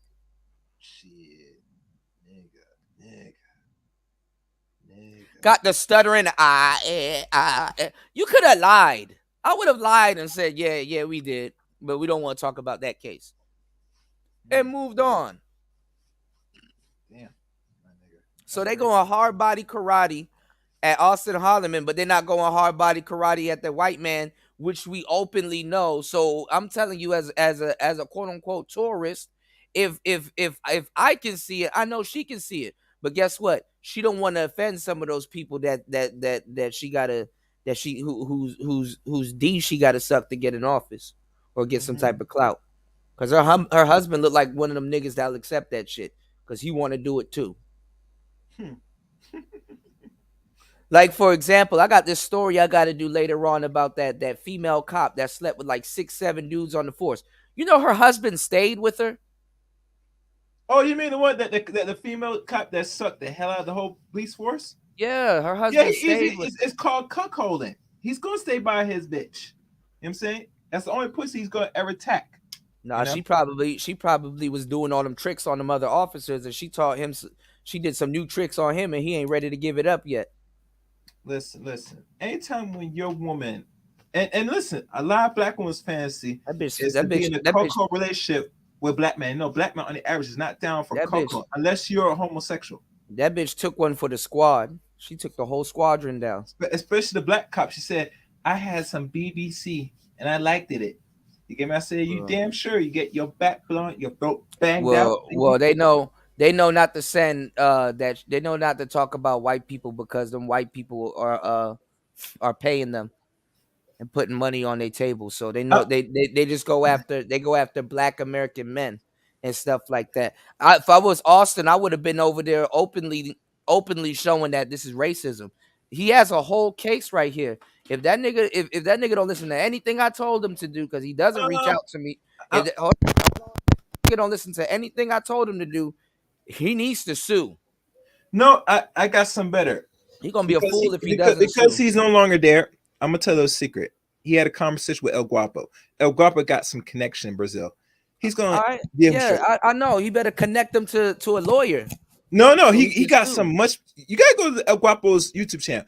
He got connects, Listen, bro. y'all He be got political all right. connections. Listen. I don't know who El Guapo is. I don't care. Y'all be subbed to like 15 travel channels. I don't know why, but for some reason y'all love these travel. Y'all like people talking about traveling. Cool. El Guapo Not need this to brother. Not El this brother. Guapo need to hook him up with El Lawyer O. No, he he's can gonna get hook his him. He's paper. gonna do him nice. He's gonna hook up real nice. I don't want one of them little dusty favela niggas. No, put me in touch with a lawyer. Listen, this man is connected with not just the lawyers, politicians, because he's in a group. I don't give a fuck. He's A been there politician for can't do almost 20 shit. years. Connect me with a lawyer. Listen. I need a lawyer. Money. Listen. I'm not telling you something that is some bullshit. Listen me good. I had him on my show. And sometimes we'll talk to him directly. I don't give a can't. fuck. He has Lawyer. connects. He tell lawyer. He That's the told only Austin connect he needs to that, use. that to hit him up on the low, he's gonna get connects, make some calls. He's gonna be good. Trust me. Make some calls and do what? Don't worry, you'll see. That's all I gotta say. Nigga, he's not about to sue no damn Tanya TKO. He needs to get in with a lawyer and go after Tanya. Fuck Tanya. She's irrelevant to what compared to this. No, she's actually very relevant because she's the one that's following up and spreading stuff, and she's telling stories, and she's not using the word allegedly. She's slandering the man's character. Don't worry, Austin's good. He got it. Don't worry. Y'all niggas be fucking up. This is why y'all in this position in the first fucking place. Listen. Y'all don't listen. That's why y'all don't listen. Every time I tell y'all something, y'all niggas be saying otherwise, and then come back months later with your tail tucked. She's getting clickbait now, but that's not gonna go so far. Yeah, she could run this little net right now, but don't wait this late. Y'all need to make sure. Y'all need to make sure. They got some. They're gonna make them. Y'all need to make sure he gets all that. Y'all need to make sure he gets the goddamn message, and Austin needs to take out Tanya TKO. That needs to be a black male trend. When they start lying on y'all and calling y'all pedophiles and all this other shit, y'all shit. I will have so much copies of this. One copy will even be in the vault. I'm gonna have a vault full of shit.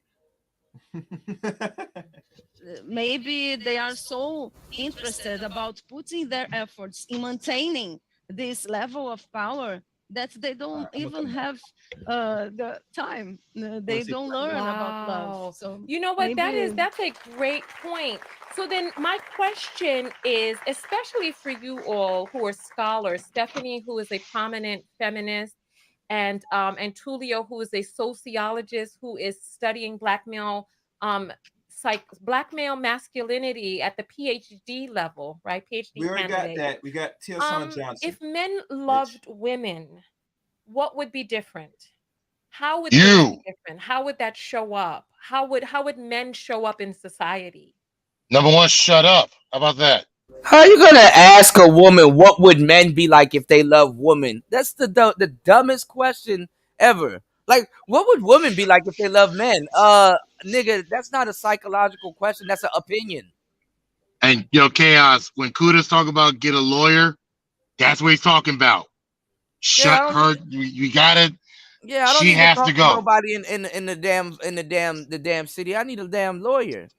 That's the only thing that can help me at this point. Now, if Guapo can get him a high-powered lawyer where he don't have to pay up front, because this is an open and shut case. He's gonna win this case. There's too much evidence just in this video alone. And she's going out of her way to defame the man's character. Intentionally. Y'all don't be listening to me until it's too late, man. Y'all be thinking I'm saying shit because it sound good. Okay. Y'all gonna learn. That's a good question. I'd like to Well, say. you know what? Jump in there that- while he's thinking. Go ahead. Jump. Let us know, Helena. Yeah. At first, they would listen. They would listen and know about us. I think that's the first point. I think if they love it, when a man really love the woman, the person that she is, he wants to know her. He wants to know about all of her. Yo, Kuda, pause real quick. Not just about how she can serve him. Yo, what did Al Bundy famously say? Hold on, we got to get through this clip. No, but hold on, I'm gonna jump in right after you. If we're gonna have to get through this clip, but these dudes are talking about getting to know women. I don't think they going out of their way not to understand. Well, these dudes are talking about getting to know women. These dudes are openly saying on the internet, "Yo, let's go be blue pilled over there." Yeah. They're not That's red true. pilled. They're blue pilled. They're like, okay, listen, since we can't be, this is called blue pill rage. I gave y'all the game on this a long time ago. Since we can't be blue pilled in America and we can't be, it's inevitable that we're going to be blue pilled in America. We want to go across the seas to be blue pilled and get married. But yeah, go ahead. You said, what did Al Bundy say? What was the famous quote of Al Bundy? I don't know, but I know that song, Love and Marriage, Love and marriage. Go together like a horse and carriage. I tell you, brother, brother, you can't have one without the other. Right. That was the quote is the reason why women understand women and they hate each other. Men have to understand women because we want to date them. Yeah, you can either And understand hopefully- them. You can either understand them or love them, but you can't do both. Yes, it both is impossible to do. Yeah, they want blue and purple pilled relationships with these women. Like they're going out of their way for that. They're getting clowned by other men that women are calling pedos just because for that. That they're going over there and trying to get a what you call it a blue pilled relationship. Give me 1 second though. I'm gonna play this. I'm gonna walk away for like 2 seconds. I'll be right back. Hold on. Yeah, go ahead and play. All right. Eu acho que tem um fator de humanização. E a humanização, ela não é um produto de perfeição. Nós, mulheres, somos humanas. Nós não somos um objeto. E nós não somos perfeitas. A gente erra, a gente acerta. O olhar humano sobre as mulheres, ele precisa ser construído para que haja amor em relação a nós. Wow. But I'm gonna say this though. Humanization. It's about to treat and consider women as human. But you can't even listen to them niggas because they don't even go after white people. So everything they're saying right now is null and void. It's personal. I'm gonna tell you right. I hear the indoctrination. Yeah. You can hear it in their voice because they're closer to it. But I'm gonna tell you like this though. She's going out of her way to slander. He literally has a case. And the more these two people here are talking, they're putting themselves in that bullshit too. True. Because literally will not be able to countersue Austin if he goes after her. So he needs to go after her because he doesn't have nothing to lose at this point. But you know something, like yeah, you know, like I completely agree with you. So like I'm not even gonna argue that. But right. I kind of see where Chaos is coming from, because do you think that she kind of fucked up a lot of the pimp's bags with this little hit piece she did on Austin? No, it's not even about fucking up the pimp's bag. She's dirty sissing. That's my female word for dirty macking. She's dirty sissing. She's dirty. Yeah, man, break that down for me. So and she's married too. So she has no business kind of talking about this, because I mean, unless she's sleeping with some politicians, she's not out there selling coochie. She's off the market. So she's up there. If prostitution is legal, then obviously to a certain degree, they welcome sex tourism with open arms. You shouldn't even be talking about sex tourism if prostitution is illegal. And then even if it's not, two people that like each other hooking up and dating. So now women can't practice hypergamy wherever they are. If they always say they want a man with money. So if a man with money shows up, she can't say, yo, I want him. It's the catch-22. Yeah, I mean, dudes are not being treated like human. They're literally not treating dudes like humans, and then turn around and saying that's what men are doing with them, when that's not the truth. Well, that's why, like, a lot of the if there's at least a few positives to come out of this passport movement, because I think one of the problems that I think overall is too many young bloods running the show, and not enough old cats like saying like, "Hey, slow down. This is not how you do it." I think this kind of just Let me tell showing y'all that something. White people are in white people. When I was warning people, I just say just don't bring the nigga shit with you, because they don't have a tolerance for it. But the white boys be out here sniffing cocaine and getting caught with all kinds of drugs and stuff like that. They treat white people very good in these countries. You're not gonna get that same type of pass as a black man, and you should know that already. You're I not remember gonna you get that showed same type of pass. They kiss ass even here in Laos. My bad. Go ahead. I remember you showed that video. I don't know if they were Ukrainian or Russian, but like these white boys walked down a red light district, and they were trying to Oh tell yeah. the chicks like, "Dude, you pay me for this." And then you saw the pimp standing on the side, and he was like, "Motherfucker, what are you about to do?" I'm just thinking to myself, if that was me, like 6'5", damn near 300 pounds, if I was doing that shit, they would have been kicked my ass out before I even asked the second chick. They kiss zaddies ass in all of these countries, especially Australian zaddies and stuff like that. They kiss zaddies ass in these countries. All right, this is not a lie. This is just facts, and they know that. Like white men, they be ripping bitches off. They be stealing from bitches. They don't pay women and stuff like that. They don't get kicked out or their passports compromised. They don't. You gotta do they'll some do it big to a black wild man. shit. Yeah, they'll do it to you real quick. They gotta exercise it on somebody. Yep. But you exercise it on that white man, you're looking for trouble, and usually those dudes have high-powered lawyers. So you gotta understand that as a black man, you need to have high-powered lawyers also. And she definitely did. She did. That's why she didn't want to talk about it. Like they definitely did. They tested their they were smelling themselves a little too much, like that they got that feminism charge, and now they're thinking that they can run the world, and then they got reminded, you don't run shit. Like get back to your office, just make believe that you're a doctor. They want to make an example out of him, but they're not making an example out of these white boys and these white girls, because white women out here cutting up too. Oh yeah. Don't think I'm leaving out white women too. White people be out here cutting the fuck up. White women be out here cutting up with the man. That's why we're at a point where like a breaking point is about to happen, and it's going to be chicks like Tanya to break, because the dudes have had it. But the white boys be out here doing cocaine. They be doing psychedelics and stuff like that. It's rare that you find a black man that go abroad and try to get his hands on some of that stuff. White dudes be getting their hands on opium and all kinds of shit, and they be getting caught with it too. And the police don't do nothing. They just either take a fine or they throw it away. But what countries though?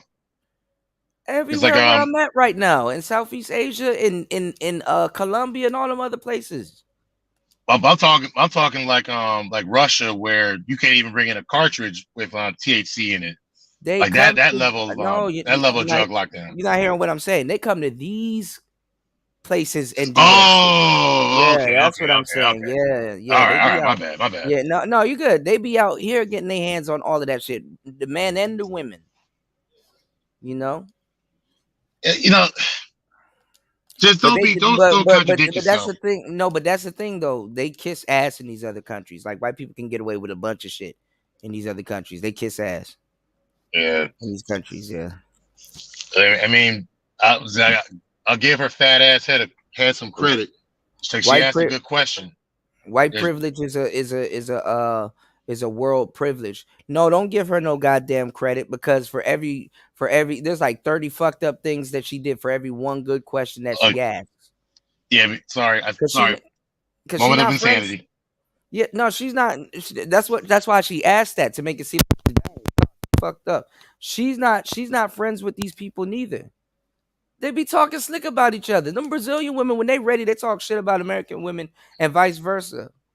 Oh yeah, they did it before they got on the show. Yeah, You know they did.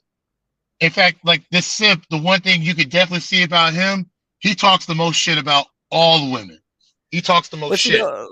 see, those women are racist too, because look at some of these Filipino women talking shit about black people now.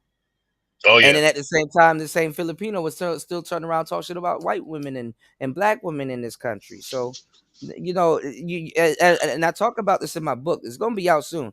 Y'all can't get caught up in this crossfire game shit.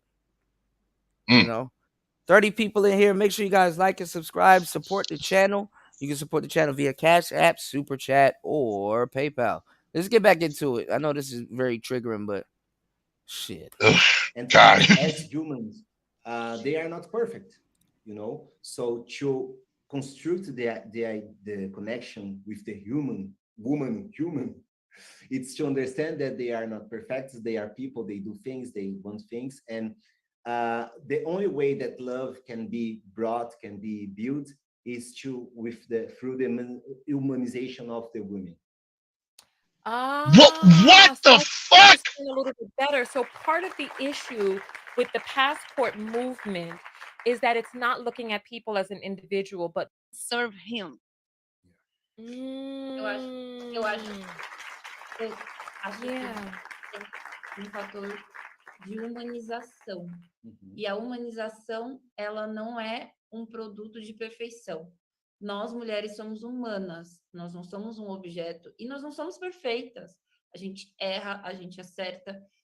O olhar humano sobre as mulheres, ele precisa ser construído para que haja amor em relação a nós. Perfect. Wow. Fala pra ele. It's a matter of humanization. It's about to treat and consider women as human. And as humans, they are not perfect, you know? So. Wow.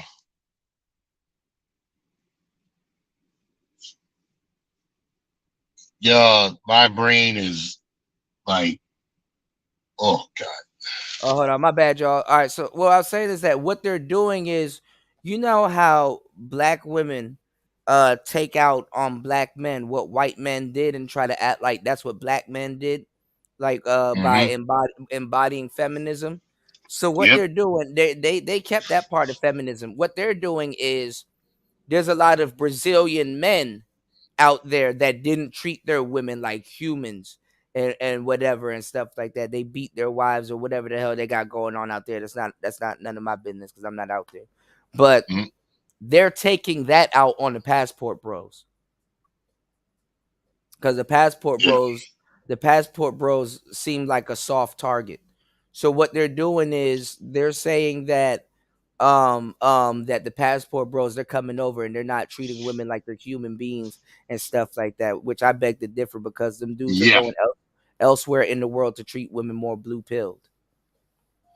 Like, they're going for wives. I don't know what else. I don't know how they don't look at women as humans. But they're gonna when say they, that in their book they don't think they are. That's what they're doing, Wolf, which is fucked up. Well, and that's the problem. That's part of the problem. They don't interview any of the passport bros. They don't talk to any of them. They don't ask why they do things the way they do. It's just they guess and talk to people that's against them, and then make their assumptions off of that. And then when the men watch this, they're gonna go, you know what, I'm gonna go overseas anyway. So no, you know what they do? You know what they do too, Wolf? If they do find the passport bro, they find the most weirdest one they can find. Facts. That's gonna say some crazy shit. And the whole time, them dudes ain't even really passport bros. They just found a weird dude and paid him to be on the show to say some crazy shit to run a narrative. Yeah, that's actually what happened. I don't know if you saw, but NBC Universal did a hit piece on the red pill community. Well, or Andrew Yeah, Tate. Big John with Big John. Yeah. Oh, Andrew Tate. No, Okay, yeah. yeah, I this think was like Vice this. did one too. Yeah, that was CNN with Big John, but Okay, Vice but did one this too. Remember they had Big John talking to that Asian lady. yeah, that was crazy. Yeah. That was crazy. And that chick got so much right and so much wrong at the same time that like she represented the movement very well, but said she presented the movement well, but she misrepresented so many key topics that it literally just rendered the interview like pointless. And with the NBC piece when they did on Andrew Tate, the one key factor that was said was among we got to Gen Z. break that down. We got to break that down. Yeah, I'll find it for you. But like it said like among Gen Z males, and this is the key, among Gen Z men, absolutely no support of feminism whatsoever. Like they just find the boys absolutely detested. And they're just like, why is that? Why do they not support feminism? Because it was all about that and it was all about that Me Too movement. Because they had no idea how much damage that would do. They really truly believe that women were in enough positions of power to make that transition 100% likely, and it only just made things worse. It's like we're not going to hear it yet, but in the near future, we're going to hear about how many women lost their jobs because of the Me Too movement. But we've been hearing it. You know, I've been doing a bunch of stories how women can't get promoted and stuff like that. The boss don't want to be in the room with them all alone and stuff like that. You know, you got to have a camera on them and stuff. Like there's a whole bunch of stuff going on now.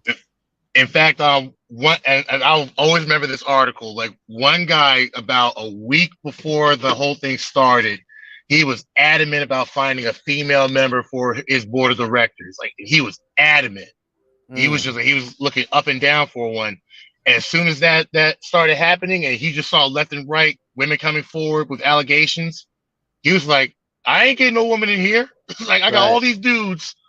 The thing too. That's the thing too. Some women, they want to come up, not a raise. You know, that raise doesn't mean that they have to stop working and stuff like that, or answering to that boss. So guess what? They look for that. They look for that come up. Yep. You know, which is crazy. And then they realized what it took. Yeah. This is. I wish we had some of the.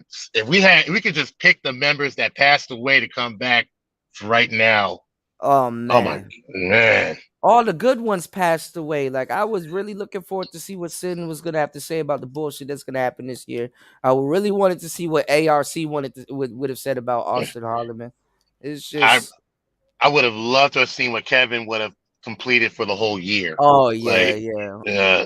Oh yeah. If you had to bring him back for one more show for one night. And it wouldn't work because we would need him every night. Yeah. Oh my God! Like why? You know, I think people need to, even too in this case, people. Not saying that they should worship them or nothing like that, but I think people should also give Fresh and Fit they little they accolades at this point. Oh yeah, but it's like you said. You said it. But you said it already. The Manosphere was going to regret what they did to Fresh and Fit.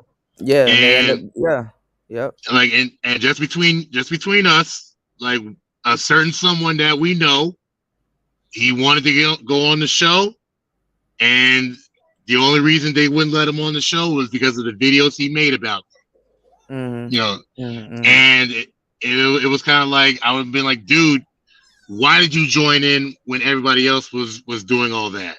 But hold on, I think they just hit 1 million, right? Like they just hit 1 million. Yeah, they just hit 1 million. Okay, because I was about to say, if it was 100K, I'd be like, oh, but AM got more, subs than them now. But yeah, they hit an M recently. Yeah. So like they can afford to tell people no now. Yeah. Hey, what you call it? Try to end them, but they're on the way out too. Abba and Preach. Oh yeah, they're done. They're done.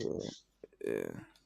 Like when you look at when you can't do a live stream and you're just doing reaction videos, at a certain point, like you can't keep like benefiting from that. Like you got to start doing something else. Yeah. And they never adapted. They're doing like pre-recorded responses and stuff. Shit, even the Hodge twins every so often do a live stream. And they know because they know like you got to do live streams. Like you can't. Yeah. How are you gonna build a YouTube channel with no live streams? Right. Like. That means to say they probably say a lot of corny shit, but they edit it out on the outtakes and stuff. Yeah, and that's the problem. Like the corny shit's what gets the fans. That too. Like you got to be because some of us are corny. We make stupid jokes, so to not have that part of yourself displayed, hey, like you cost yourself money. Yeah. Oh man. All right, let's get back. This man basically is trying to say they're not human and stuff like that. This guy is gay. Yeah, I can see. Sometimes having a wife like that is like a cover up. Too clean shaven. The connection with the human. It's to understand that they are not perfect. They are people. They do things. They want things, and the only way that love can be brought, can be built, is through the humanization of the women. So I think I understand a little bit better. So part of the issue with the passport movement is that it's not looking at people as an individual, but looking at them as a monolith and inviting people over and then It's like y'all doing way too much and y'all are off. But oh god, big time. That are there certain things across the board that are culturally present in certain regions? Is there something about Brazil and the culture in Y'all are doing way too much, and then y'all are off. Like they're acting like they're only looking at Brazil. Like what makes Brazil? And I hate to say it like this because I got mad love for Brazil, but this is within context. What makes Brazil think that they're so special? Meaning that they're not going to go to another country and view women as somebody that's not from America that has a completely different culture. Like there's no difference. Honestly, if you're in Brazil or if you're in Thailand, other than the women looking different, it's the same thing. You're traveling outside of America. You need to learn the culture and move just like the locals do and embrace their culture. There's no difference no matter where they go. Nigga, you can go to the fucking North Pole. You better find a fucking Eskimo and embrace cold culture and live your ass in an igloo and move just like them. And even then, you don't know if you're gonna make it. Special, right? Like what makes y'all so special that he's not gonna treat women in Thailand the same or wherever else? It's like you don't even know if he's a blue pill simp and he's gonna find a Thailand chick that's gonna cuck him out.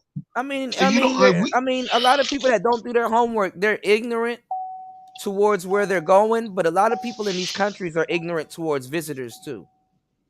Yeah, like the majority of these dudes, they want wives. It's not like you and I where we would live there and we would look for the hottest chick we could find because we would know better than to just go for whatever is available.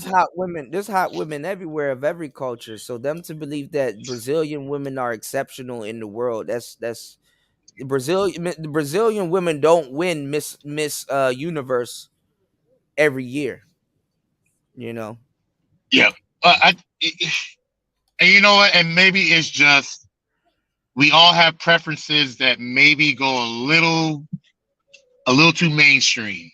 If that makes sense. Like you know what I mean? Like mainstream preferences, like like a Naomi Campbell, a Margot Robbie, even a Jennifer Lopez, a Lucy Liu, Salma Hayek, like just to kind of keep it simple, but like those type of mainstream attraction points. But Brazil, I'm not even. I hate to say it like this though, because Spanish, Colombian, Cuban.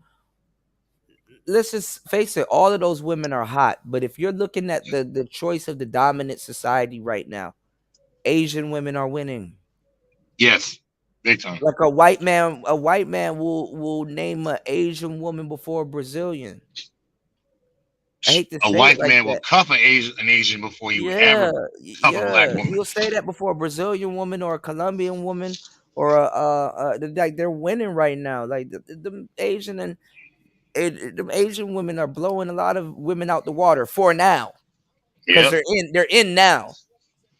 Because it You is know what one I'm thing saying? black But dude. It is one thing black dudes know is like when it comes to white women, the hottest ones belong to the white dudes. When it comes to Asian women, we got to compete, but we get maybe the Filipinos and girls from Thailand. well, Japan is like kind of we can only get girls from certain regions. You can get a couple of women from Japan, like a handful, but we're getting Filipino, Korean, really Cambodian. Korean too. Wow. Yeah. Korean girls are black men. What about on Taiwan? Taiwan is a toss up. Like so, like a little more. Well, yeah, that sounds about right. That makes Yeah, sense. it's a toss up. You know what I'm And we saying? know But China straight white men. Like China, if you Chinese, you go into the white man. Period. yeah, but they worship white guys. You know what I'm saying? Like they believe in white is right, and you can't tell them nothing different. The women want more paler skin. The women in Southeast Asia that's considered hot are the ones that look like white women with just a hint of Chinese. You know, they got a lot of they have a lot of babies out here. You know, they're called hoppas in the USA. The ones from California. You know, the ones that are the half white Asian babies that's made in California. But out here, they're kind of like people put them as the standard of beauty. You know, when the sisters came out here and they saw people actually bleaching their skin, and they were kind of disgusted by it, even though some of them low key want to try to bleach their skin. Also, they're just tripping.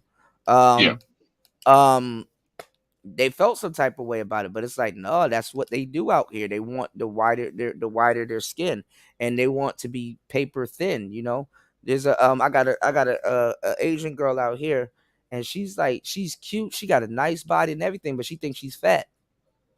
You know, because compared to certain fashion standards, if you were to compare them to that, she would be fat. She weighs 125 pounds, and she's like, I'm overweight. She wants to get down to 110. I'm like, man, you tripping. How tall is she? She's like 5'1", 5'2", 5'3". That's not bad.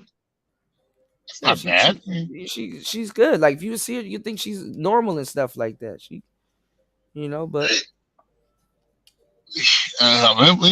they judge themselves by white. They judge themselves by white standards. Like white people, no matter where you go as you travel, I'm telling you, especially Southeast Asia, even in Colombia and stuff like that, white men get first dibs. And like I said, it could be an old, balding, teeth falling out of his head ass dude, and dirty ass nigga. They'll still give him play.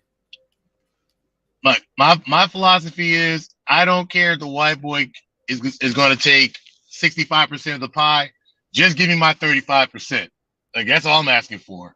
Well, nah, you don't gotta give nobody shit. You just gotta show up and be you, and where the chips may fall, that's where the chips may fall. You don't gotta give a motherfucker nothing. You know, I'm not mad. I'm not mad that they're winning. It's just that's just what it is. Whoever's winning is winning. A lot of people will want to be in that position, but a lot of people don't. They're not in those positions. They don't know. A lot of brothers haven't left the United States. So you can't listen to a lot of dudes because they don't know what the hell is going on. They're still in the United States preaching to y'all about passports. They're telling you to go get your passport, and they're not even outside the States. Like, and fam, I gotta be honest. Like, I've left the country enough times before I even turned 20. I'm not really all that impressed. Like, being honest, like I'm just kind of outside. I mean, okay, yeah, because it's like okay, cool, but I'd rather be in the U.S. Like, like, is this country fucked up? Sure. Is this country a hell in the handbasket? Sure. But is it home? I can't not call it home. Now, maybe that's just me, but you know what I'm saying? I love it's wherever you feel comfortable. You know, I don't knock anybody for saying that. It's like I love this racist ass country. You know, everybody's a piece of shit, and I love it. Well, that's the dysfunction that you grew up in. I mean, like I said, I forgot the name of the fish though, but there's a fish that grew up in fresh water, and then it got put in dirty water, and then the fish learned how to survive in dirty water. Now to the point that if you put it back in fresh water, it'll die. So even when it comes down to dating in the women, like I said, some of the girls that are dysfunctional, they still kind of more of your speed because a lot of dysfunctional women will put up with guys. Like there's things that you may do that a feminine woman would be like, nah, I can't date you because you do that. Where a dysfunctional woman, she don't mind it. But then you got to ask the question, which one's right for you then? Because if it's the I one that'll would tell say I you, would say it's a balance. There's a time in your life where you where the dysfunctional since we've been here for a long time. There's a time in your life where the dysfunctional girl is more of your type. Some like what black dudes aren't being serious about when it comes to dating. To a certain degree, we do like a little bit of dysfunction. But if it's not aimed our way, like if it's not aimed our way in a fucked up manner, we don't care about it. Like if your girl has an attitude with other niggas, or you want her to have an attitude with guys that's hitting on her, but not you. You understand what I'm saying? So you know she's dysfunctional. You know what I'm saying? So we accept dysfunction to a certain degree. I mean, and to a certain degree, it's the American way. You know? So a lot of dudes, yeah, go ahead. You know what? It kind of sounds like and I don't know if you watched Modern Family like I did, but there was one scene where like he had his wife and two of his daughters were going through their periods at the exact same time, and he wanted to go on a trampoline, and the guy that was supposed to be doing the handing out the lifelines and shit, and he was like, "Oh, I'm sorry, it's closed." And all three of them like, "No, motherfucker, you're gonna open this shit right back up, and he's gonna get up there, he's gonna do that," and he just stood in the back smiling. I think that's what you're talking about, like that type of dysfunction. Like, yeah, I mean, some of us get along. Some of us get along with dysfunctional women because we're actually dysfunctional ourselves. You understand what I'm saying? Like, I think there are the guys that want their wives, if they get put in a certain position and they know, like, okay, my wife is going, I'm trying to save you from getting yapped to death, bro. And you're like, no, man, this is the policy. You just look at your wife like, all right, baby, it's your turn. Yeah. I think that's what dudes want. Like, just don't get in front of me and lead that way. Let me give you the floor. But that's the thing, though. In a relationship, a little bit amount of dysfunction is okay. You understand what I'm saying? Like, relationships are not supposed to be this perfect thing that people keep trying to make. Relationships are not perfect. A little bit of dysfunction is okay. Yeah, look at fasting. He's dysfunctional. Shout outs to fasting. No, but some of the things I may do, and my woman gets an attitude with me, rightfully so. She probably should get an attitude with me about some of the things I may do. I may have to change something, or I may not have to change something. So I know I am. It's like I know I am. I got too many problems. But now something super dysfunctional to where you can't communicate and stuff like that, then now you have a problem. You gotta have a balance on that. You're right. Creates a certain type of woman who behaves a certain type of way. Helena, I want you to answer that first. So black women acting like they're perfect. That's bullshit. Well, I think it's not about the Brazilian culture. It's about the interpretation of it from the perspective of the oppressor. Oh, hold on. What's that again? That's that. It's not about. There is nothing in our culture or in our ways that says that we can be seen as products or objects. There is nothing wrong about our culture. Our culture is. This woman speaks like she's from Russia, and Brazilian women are not perfect neither. So we gotta get out of this notion. Brazilian women are not perfect neither, and as I come to find out on this damn live streams, y'all motherfuckers like to lie. Like, not one person just said, "Okay, that's kind of cap." Y'all like to fucking lie. So you know what she sounds like? She sounds like a Latina. Right. That's Remember when Patrice O'Neal was talking to Victoria Zidrock, and he was like, you would think that a woman with the name with the word doctor beside her name would say or bring up something different when these topics get brought up, but she says the same regular horse shit that any other woman says. I remember she tried to brag about having, like, her and her sister slept with about 100 men. Yeah. And Patrice looked at her as like, that's not impressive. Awesome. Right. You could have done 1,000. Like, that would have been impressive. Right. Hey, they don't hear that. Jump in, Fashion. Hey, what's up, guys? How y'all doing? I think Austin. I think he is from Dallas. What? Or Houston. I lived in Dallas. But they played it. They played it on the news in his. There's a large Brazilian community up there. There's Yeah, I know, but large Brazilian they community up played the news clip in his city. I think he was on there too, because he said he's gonna be on the news show. But so I think they did an interview with him that's probably gonna come out today or tomorrow. But they played it in his city and stuff like that on national television in Texas. So he his family and people probably they're probably worried about him.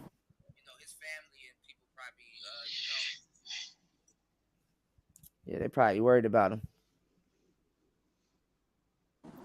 Yeah. And I know his mother probably worried about him. Your son abroad and stuff like that, and they putting out shit like this. It's like, come on, man.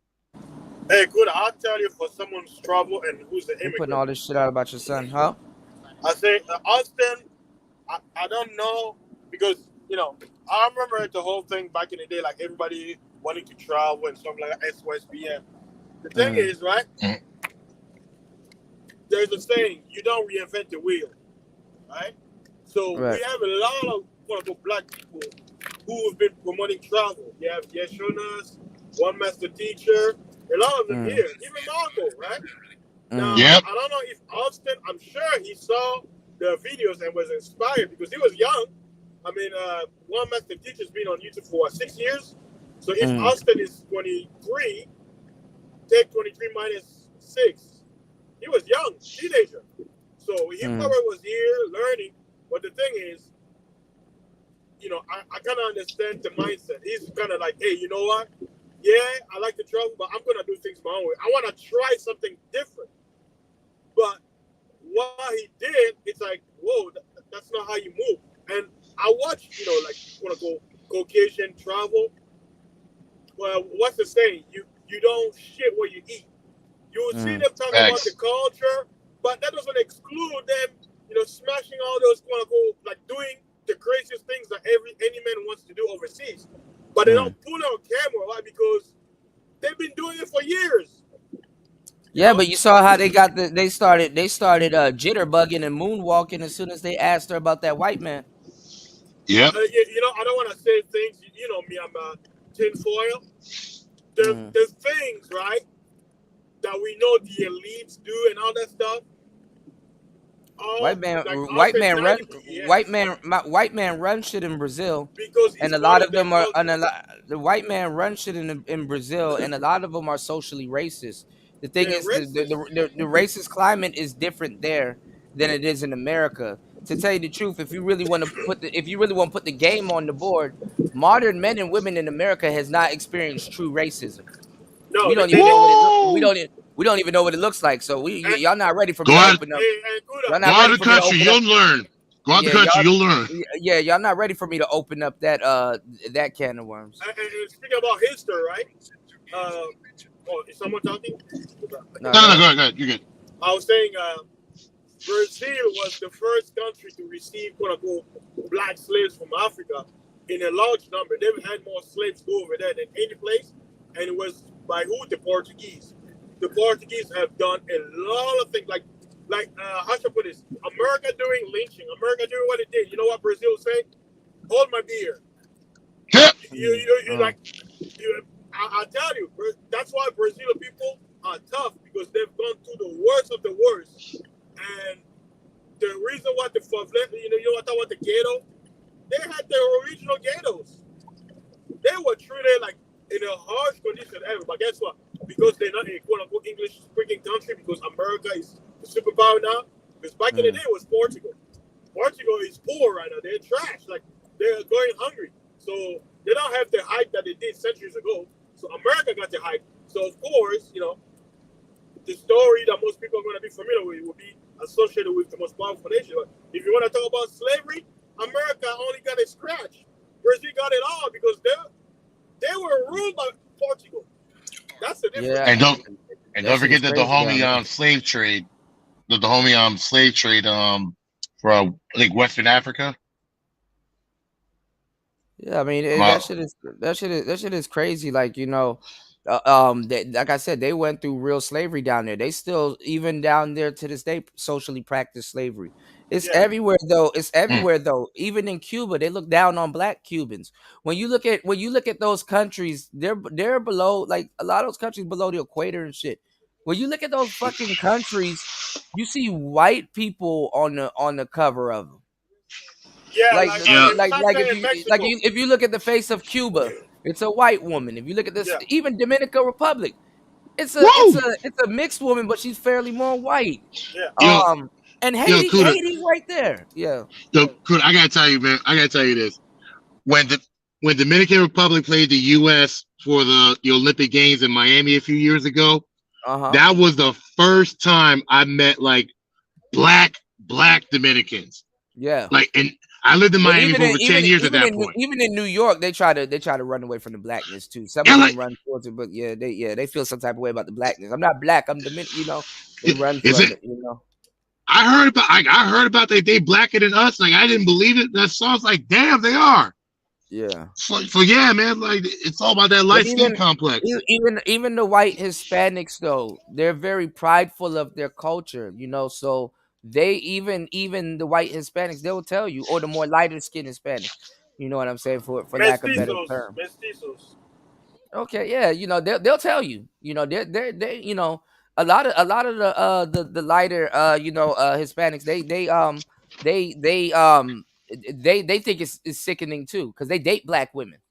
You know, so a lot of times when they come to America, they got to go to certain cities to date black women, or certain women, you know, will give them more play from certain cities and stuff like that. You know, Well, let's not go far, right? I mean, Texas, right? it's the same thing with Telemundo, the right? whiter Asians too. My bad. Go ahead. You know Telemundo, right? Guess Yeah. what? Telemundo at any time, you're not gonna see a regular Mexican, dark skin. No, all of them are like, you're like, wait a minute, is this really Mexico? Because everybody on that show will be pale, like you'll be looking like, you know, Jennifer Love, like all pale journalists, everybody. You don't see any dark skin in Mexico because in Mexico it's very strong. But that shit is crazy too, because even look at Jamaica. Jamaica have a whole bunch of black people there bleaching their skin and stuff like that to get lighter and stuff like that. Look at Vibes Cartel.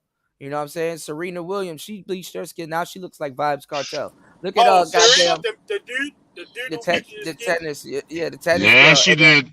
And then look at all of these Jamaican artists and Jamaican men and Jamaican women bleaching their skin.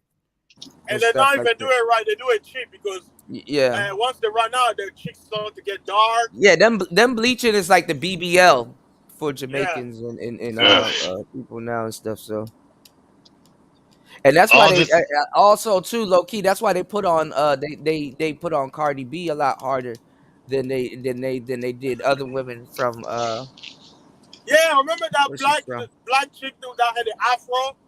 That was on that TV show. She was Latina. Remember her? Amelia Legrand.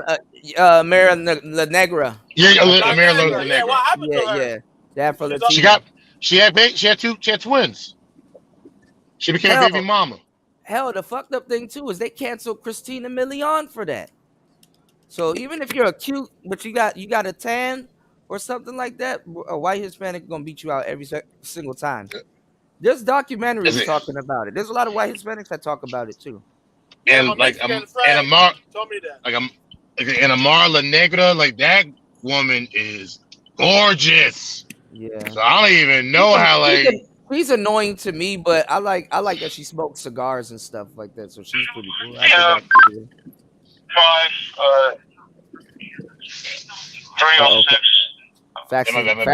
Fasting's a cop.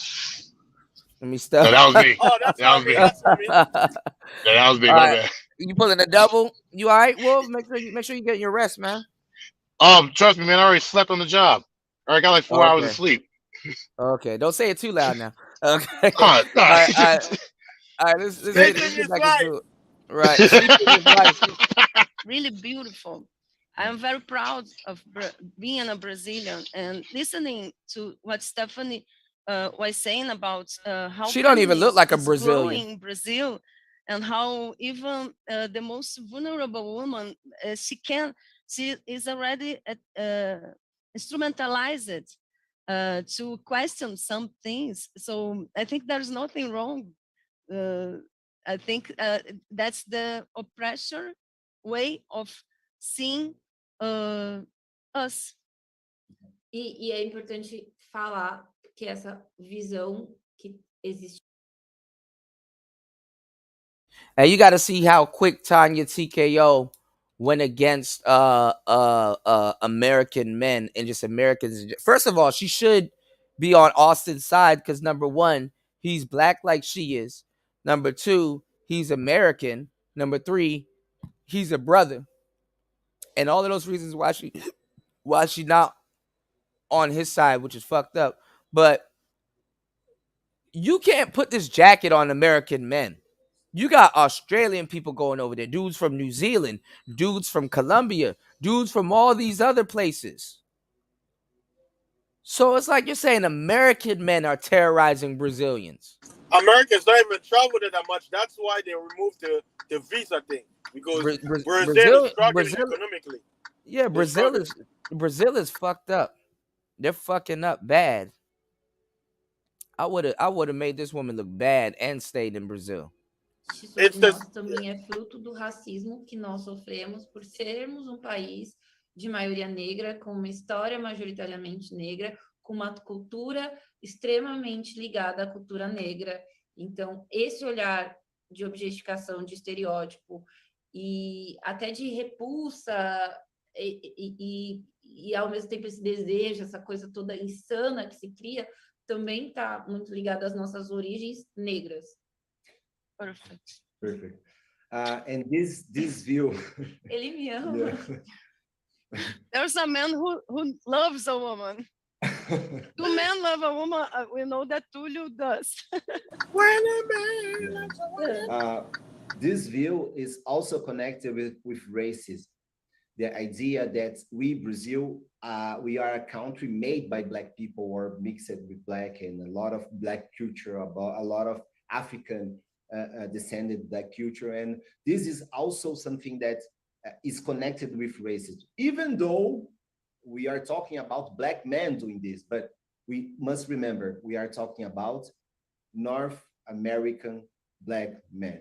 So the relation between cultures, and this is, Stephanie did say, I'm adding this. We are talking. Why don't you specifically talk about specific zaddies that go over to Brazil?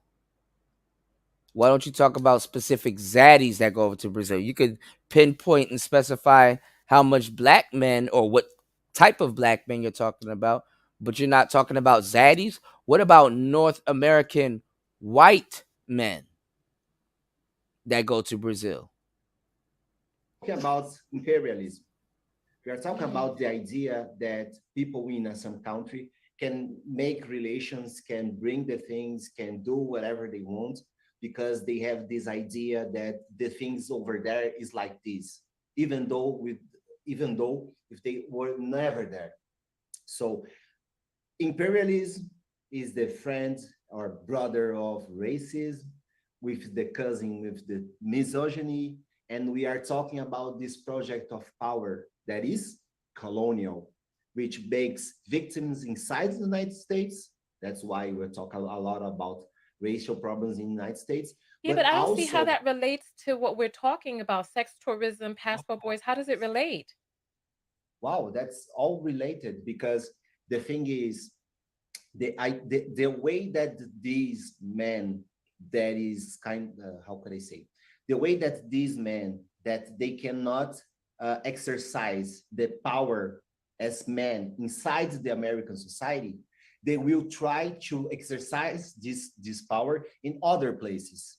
And they do this in places that they understand that is inferior, that is people that, doesn't E essa inferioridade está ligada no nosso contexto por conta de raça. And the inferiority of our context is connected with race. So it's all connected. So these men from the place that they are already subject Yeah. because they are Black in a racist society, but they want to be recognized as a man and people that deserve the respect. So they follow a project that they think that is the better way to be recognized. So they do this in other places that they also think that is inferiorized. Countries like Brazil, Colombia, you know. So I have a question for you about them leaving women pregnant. Do Brazilian men leave women pregnant? Se homens brasileiros também deixam mulheres. Yeah. Isso é muito importante a gente falar, Tônia, que a gente estava falando sobre as leis brasileiras. Sim, homens brasileiros também abandonam mulheres, mas a gente tem leis, que é tudo isso que eu fico toda hora repetindo. Tanto que a gente tem uma das leis mais significativas no sentido de violência doméstica, mas também de paternidade. A gente, no Brasil, define que se um homem tem um filho, ele tem que pagar uma pensão que corresponde a 30% do salário dele. Tem muita coisa. Yeah, this happens in Brazil, but that's the thing. She's pointing this all the time. We have laws about this. For example, if a man impregnates a woman and leaves her, she can go to the act, the law, and he is obligated to pay 30% of his wage to her, because there's a law, you know, protecting this woman, you know, saying that you cannot go around impregnating everyone, you know. Inclusive, no Brasil, essa lei é tão levada a sério que é um dos motivos que leva homens a serem presos. Oh, yeah, you can get arrested about this. So my question would be, why would a woman have unprotected intercourse with a man who's just visiting? Por que elas não são? Por que mulheres vão ter sexo desprotegido com pessoas que só estão visitando? Porque tem todo vem a discussão da lábia, né? Porque tem todo uma sedução também, né? I like how sisters are trying to like go about this topic as if they're like the most stand-up, responsible creatures with their wombs and shit like that. What type of question is that? Why would you sleep with somebody unprotected that's a visitor? That's more the reason why you would sleep with somebody unprotected. Doofus. God damn. You know, War Master said Brazilian women can accuse an American man and impregnate her. He has to pay before the child is born. Yeah. Communist. Yeah. You know, what's going on? Jump in. Peace, fellas. I'm just listening in on the highway right now. All right. Let me know. Okay, breaking up a little bit, but let me know if you want to jump in. What's going on, Toya? Shout out to Toya in the building. Toya the ... Omega said, because white men and white women and black women and black men have possibly indulged in sex tourism. Yeah, I mean, they profit off of it. All right. They profit off of it. 37 people in the building. We can get at least 3 supporters. Let's try to get at least 3 supporters. That's 1 in every 10. Almost 40 people here. Let's try to get at least 3 supporters. You can support by hitting the Cash App. That's PTV888. That's PTV888. Or you can hit the PayPal. Or you can hit the Super Chat. Whichever one works for you. Please support good content so good content can support you. Let's go. Né? Eu vi um print de um dos homens dizendo que na primeira vez foi com camisinha, na segunda ela já não usou. Então, eu acho que tem todo não é simplesmente eu vou para aquele país e saio pegando mulheres. Eu também crio uma situação de construção afetiva em que essas mulheres acabam acreditando em tudo que esses homens dizem. We are talking this, I'm not saying what she said, but I will say it anyway. But the thing is, we are talking about predatory behavior. Yes. And when we are talking about predatory, we are talking about people that can attract, deceive, use, abuse, and go. So this is important to understand, you know. I understand your question, but it's not the matter about the women, the fact that they are doing the unprotected sex. It's how the Thank you, love. Toya with the huge super chat. Toya dropping the big $5 on the super chat. She said support looks like this. I know that's right. Thank you, love. Thank you, love. Let me know your thoughts too if you would like to come up on the panel. Definitely want to get your thoughts on this because we've been talking about this for a long time, even back in Thailand. So situation is built for this, and Stephanie was telling about this. holy shit! Hold on. She heard about God the damn. girls Hold that, on. I pressed the button a oh, little the too first quick. time I pressed the it button a was little too fast. Sister George with the super 20 on the super chat. Thank you. Good morning, Sister George. How are you? Let me know Hey, if you would Sister like to. Joe tricking Cullen's money. Let me let me know if you would like to chime in also because you know you guys were here from the beginning also. Thank you so much for the support. Thank you. All right, let's get back into it. a condom, but after he said that he loves blah blah blah blah. So there's all this predatory culture, the way, the behavior, the way that they build, that is connected with the sex tourism, and this is the thing that we should E talk about. só para finalizar, eu acho que eles nem sabem que a gente tem uma lei que faz com que homens.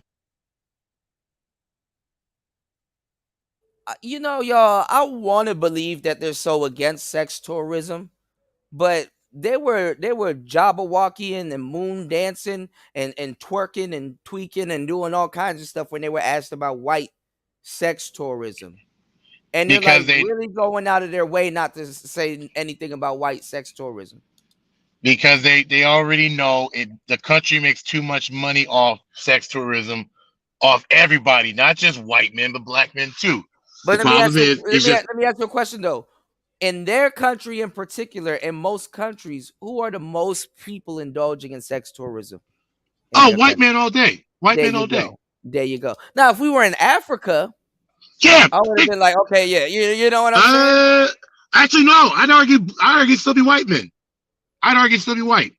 Even in Africa? Even in Africa. White men are praised all around the world. Yeah. But it depends. It depends.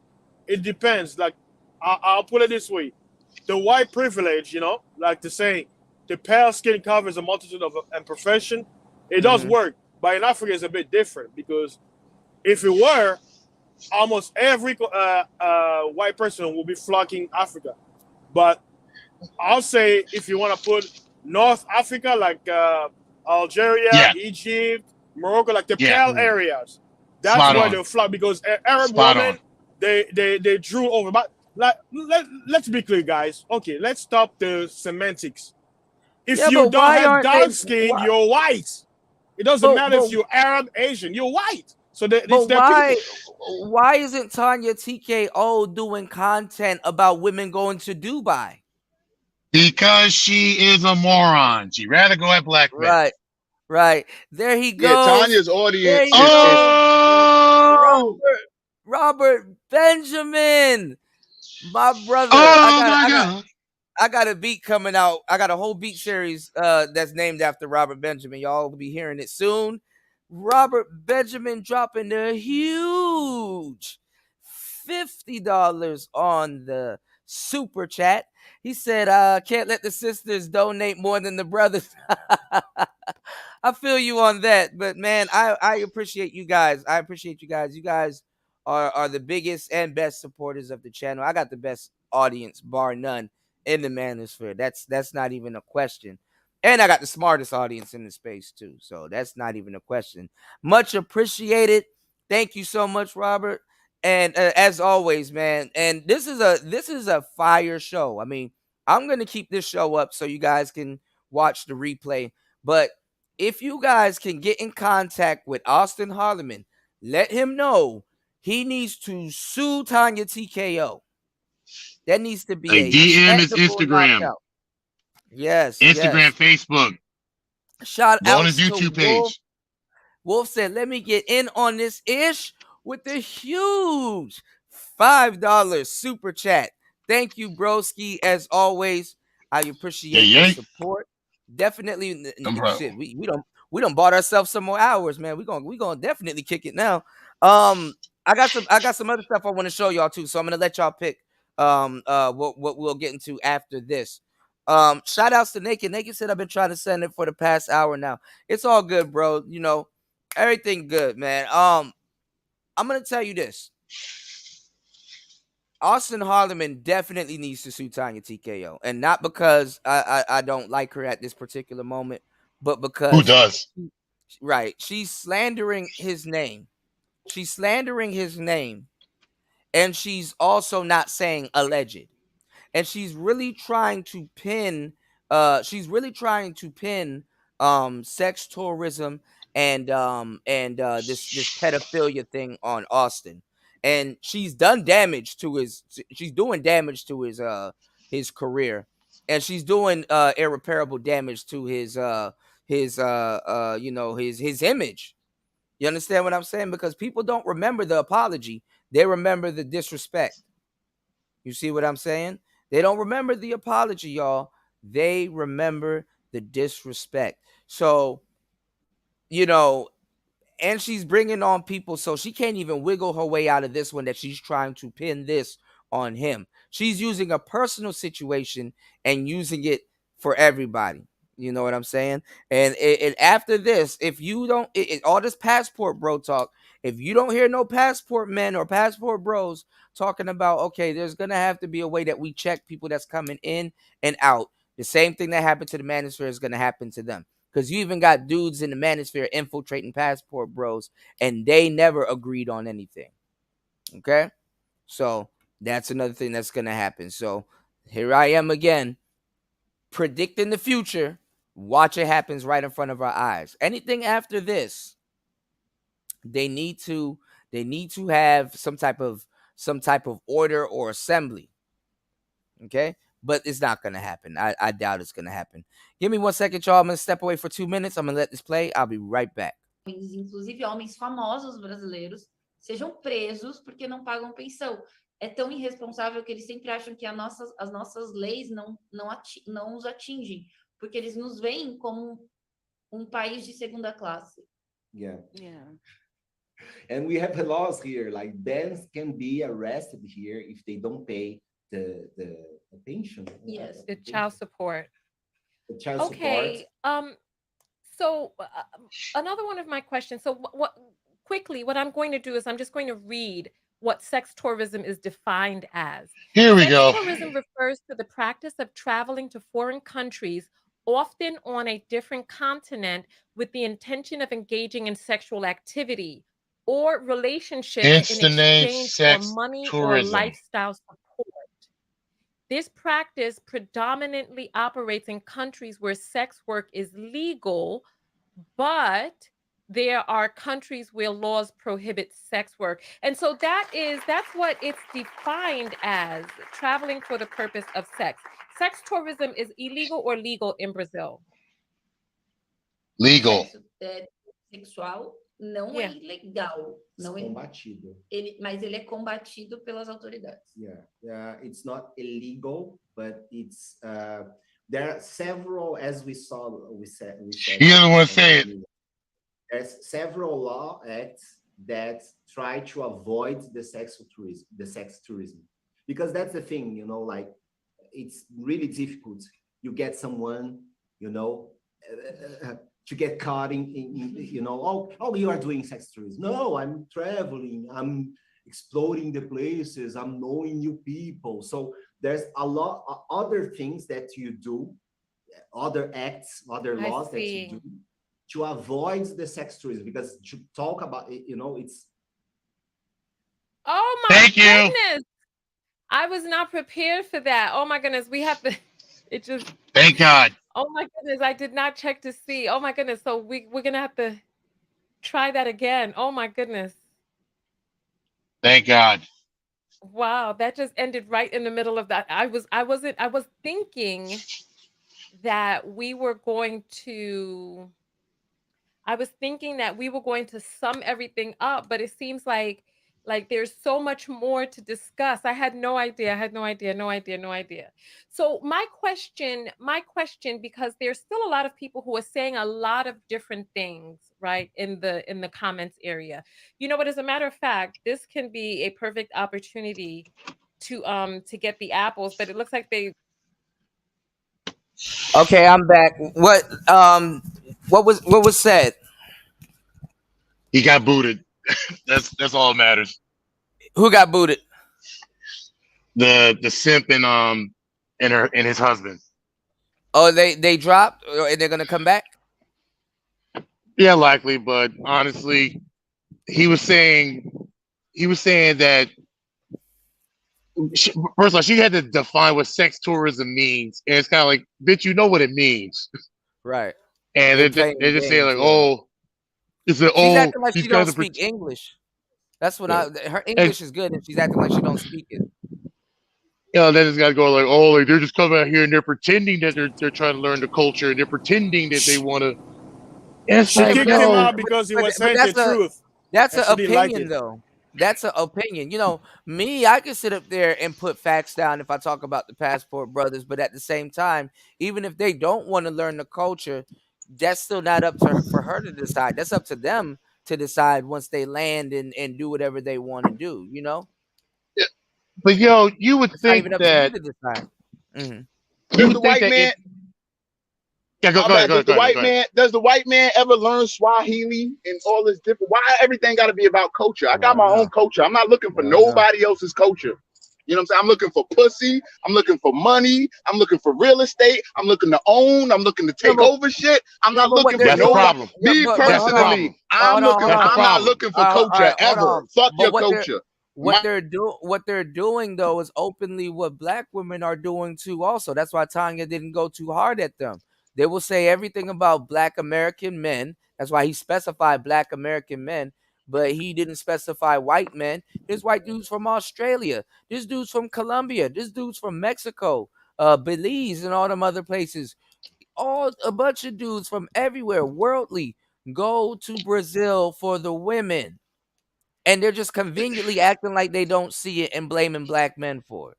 Hey, That's the not real just problem women. right there. It's Lady boys, prejudiceness. lady boys. They're with that too. They're But racist. Prejudice. they're Prejudice. racist. There's that And too. That too. they can't say anything about white men because white men pay them.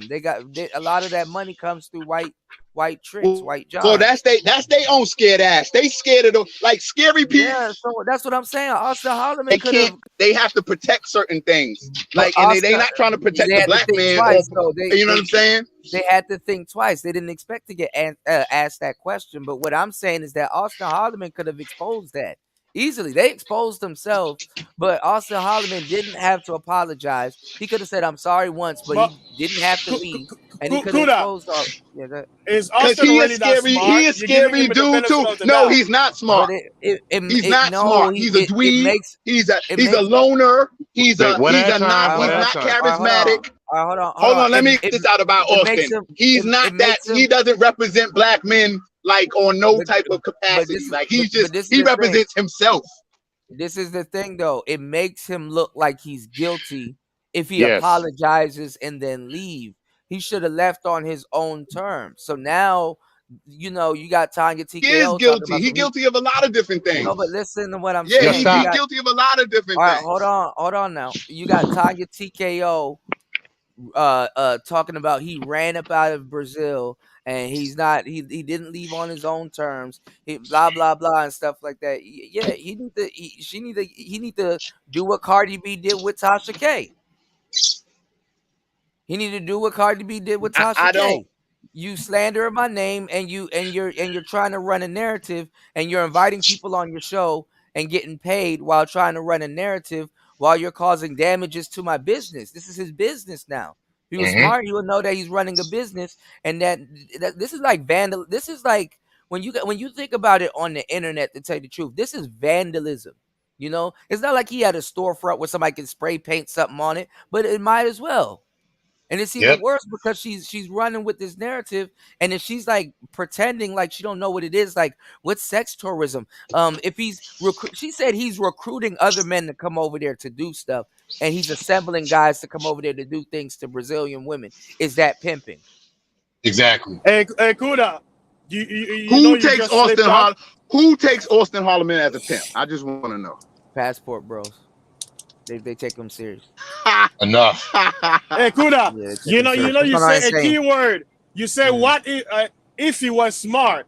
That's your answer right there. If he Yeah, I was gave y'all the smart. game. No, I'm just saying if he was smart, because I know I would say this, and then somebody else.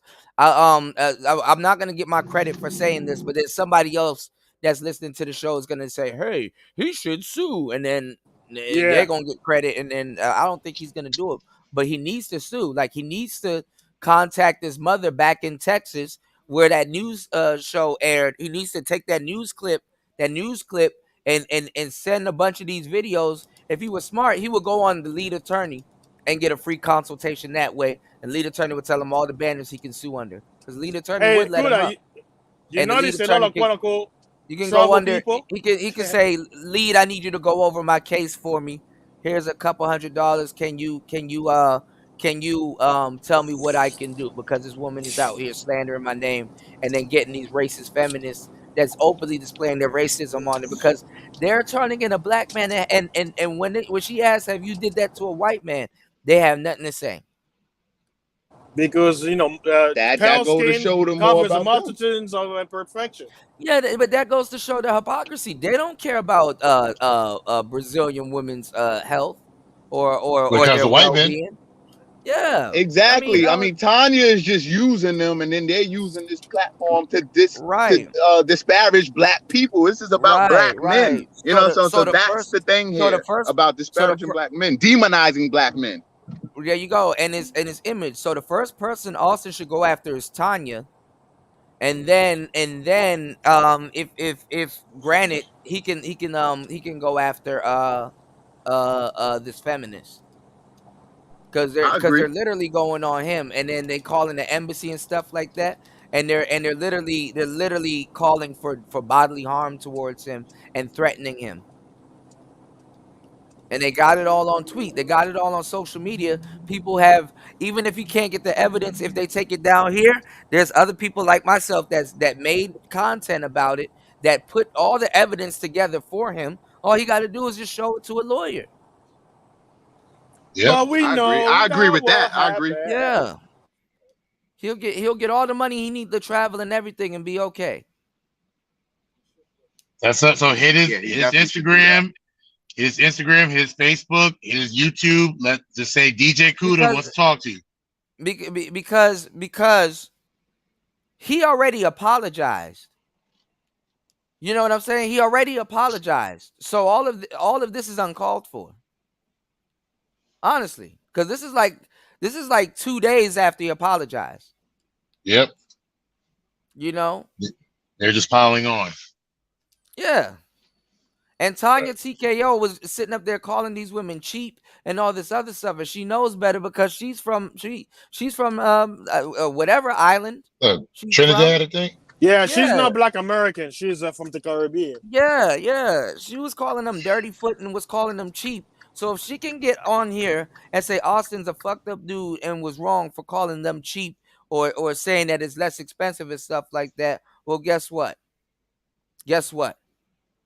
She can go down for that same shit too, because that's the pot calling the kettle black. And then another thing too is that how can black women, because they made it about them, and Western women say anything about Austin Harleman saying that certain things are cheap?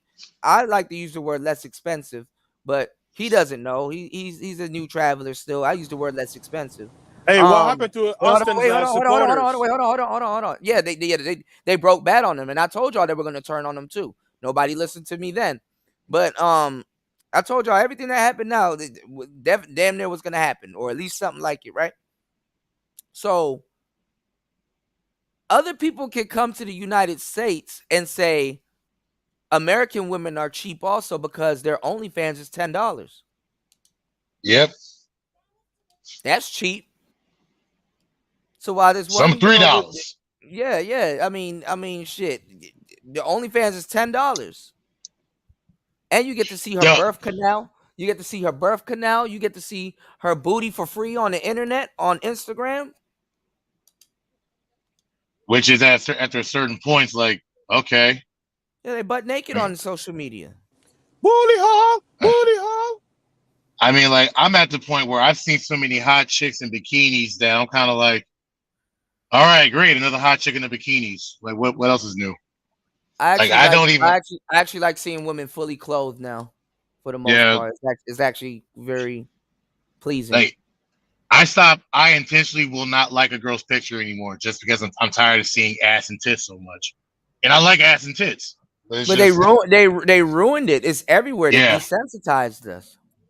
Like, I liked it. It was so much better in the 90s when you had to get like the Maxim or the Playboys, but you still couldn't see certain forms of nudity. You still had to look for it.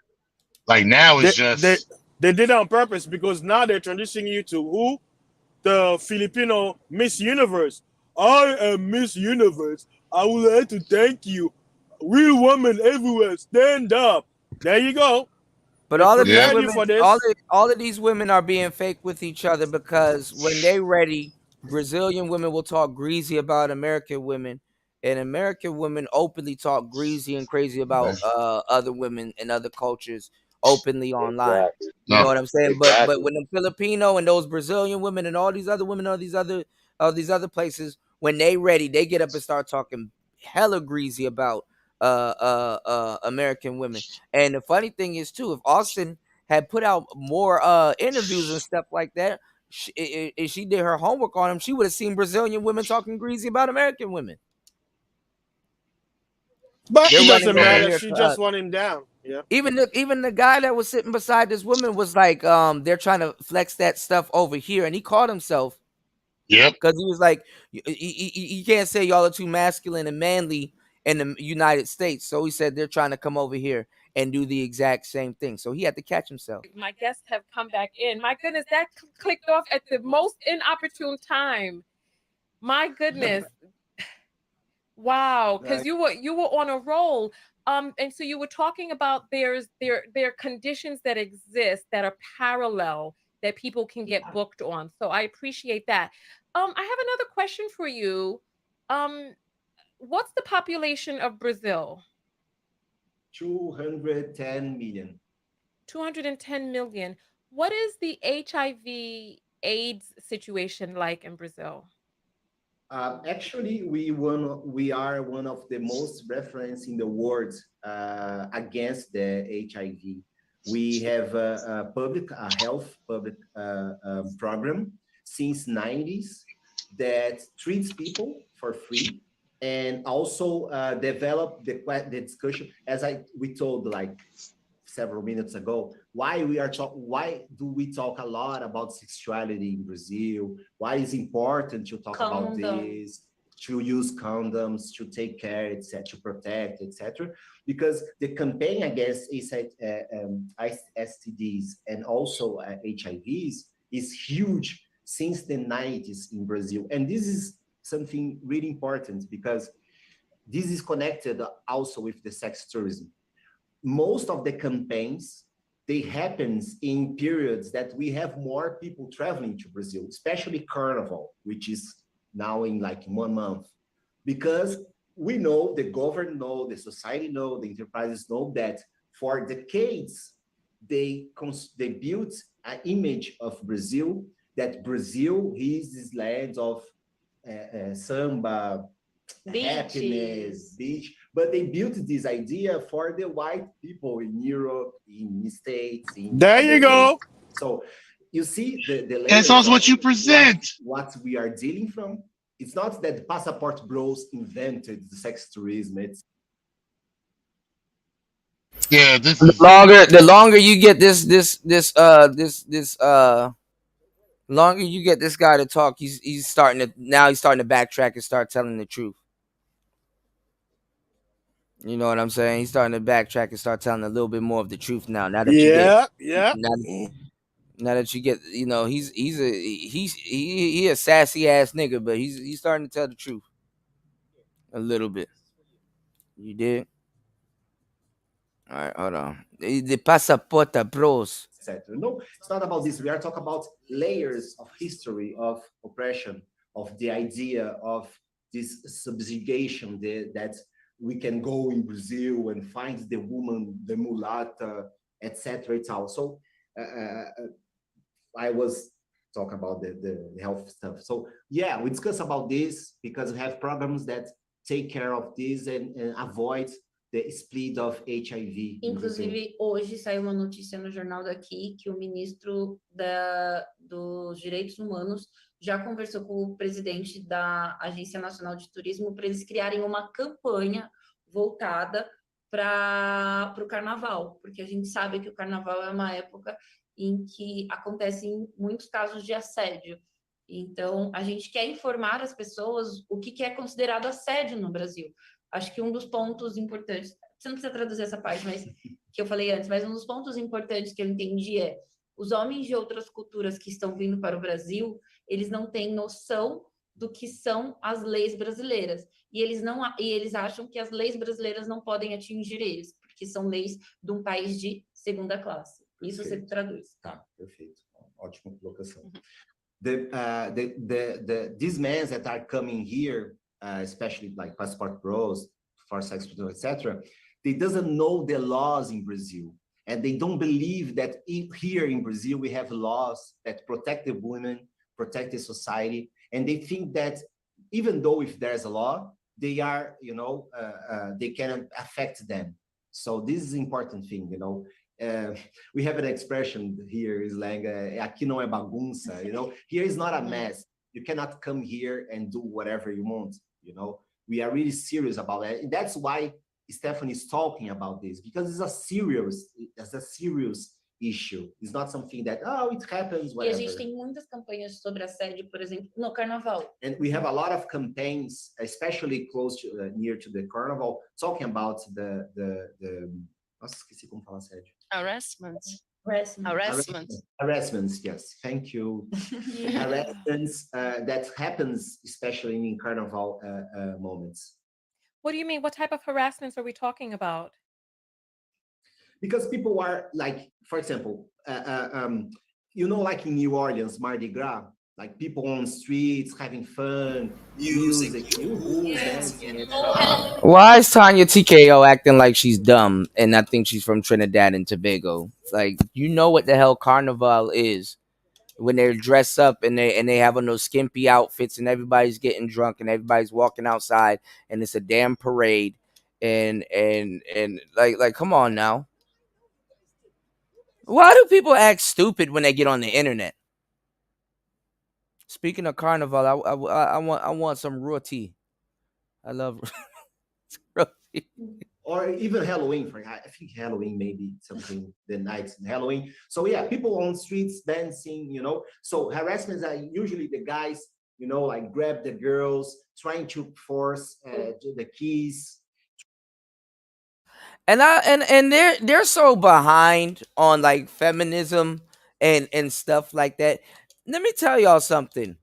Women be sexually assaulting the shit out of other women. They'll walk up to women they don't know, start grabbing boobs and titties and kissing and doing all other kinds of stuff and dick grabbing and all kinds of stuff. No homo. Like, come on now. All right, for the most part, dudes, what's going on the same one? For the most part, dudes know they can't just walk around and start touching and grabbing anything because there's damn repercussions to that. But women, on the other hand, come on now. Come on now. Trying to grab some parts. Mas também é considerado assédio falas. Things that you say to them. No Brasil, por exemplo, fala para Tônia que todas as mensagens que esses homens estão me mandando são consideradas assédio virtual. A gente também tem uma lei para isso. Oh, yeah. We have, I'm laughing because she's amazing. The thing is, also in Brazil, we have a virtual harassment. It's this when you harass someone speaking, and you can do this online. And this is crime in Brazil. So all you passport bros that are sending. And I keep telling y'all keep sending dudes to the damn Brazilian Blades and all them places down there. Something going to happen. And when y'all try to slash my face, when I told y'all you need game when you go to these other countries, y'all didn't want to listen. I keep telling you that you're not protected by those laws.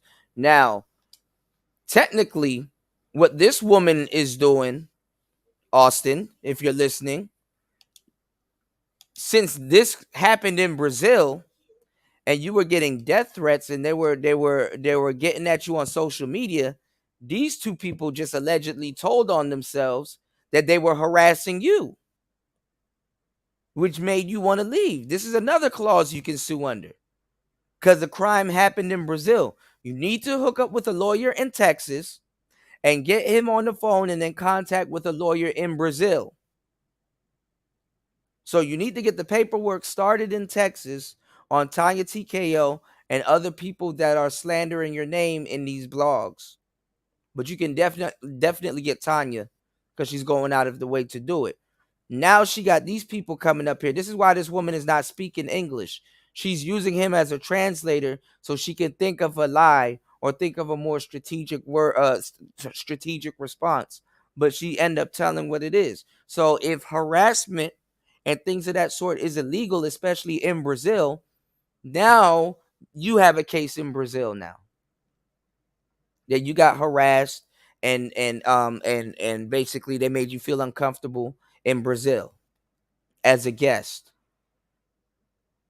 Okay? It's not that hard. Messenger to her, you are committing illegal stuff here, because it can take all this, take to the prosecutor, and things can be done because virtual harassment is also illegal, and we have laws for this. Inclusive chamar mulheres de gostosa, isso é considerado assim. Catcalls. Fazer comentários sexuais. Catcalling on the street is against the law. Like, hey, mamita, you're so cute. That's illegal. Yeah. I saw a video. Well, I've seen videos of Carnival in Rio.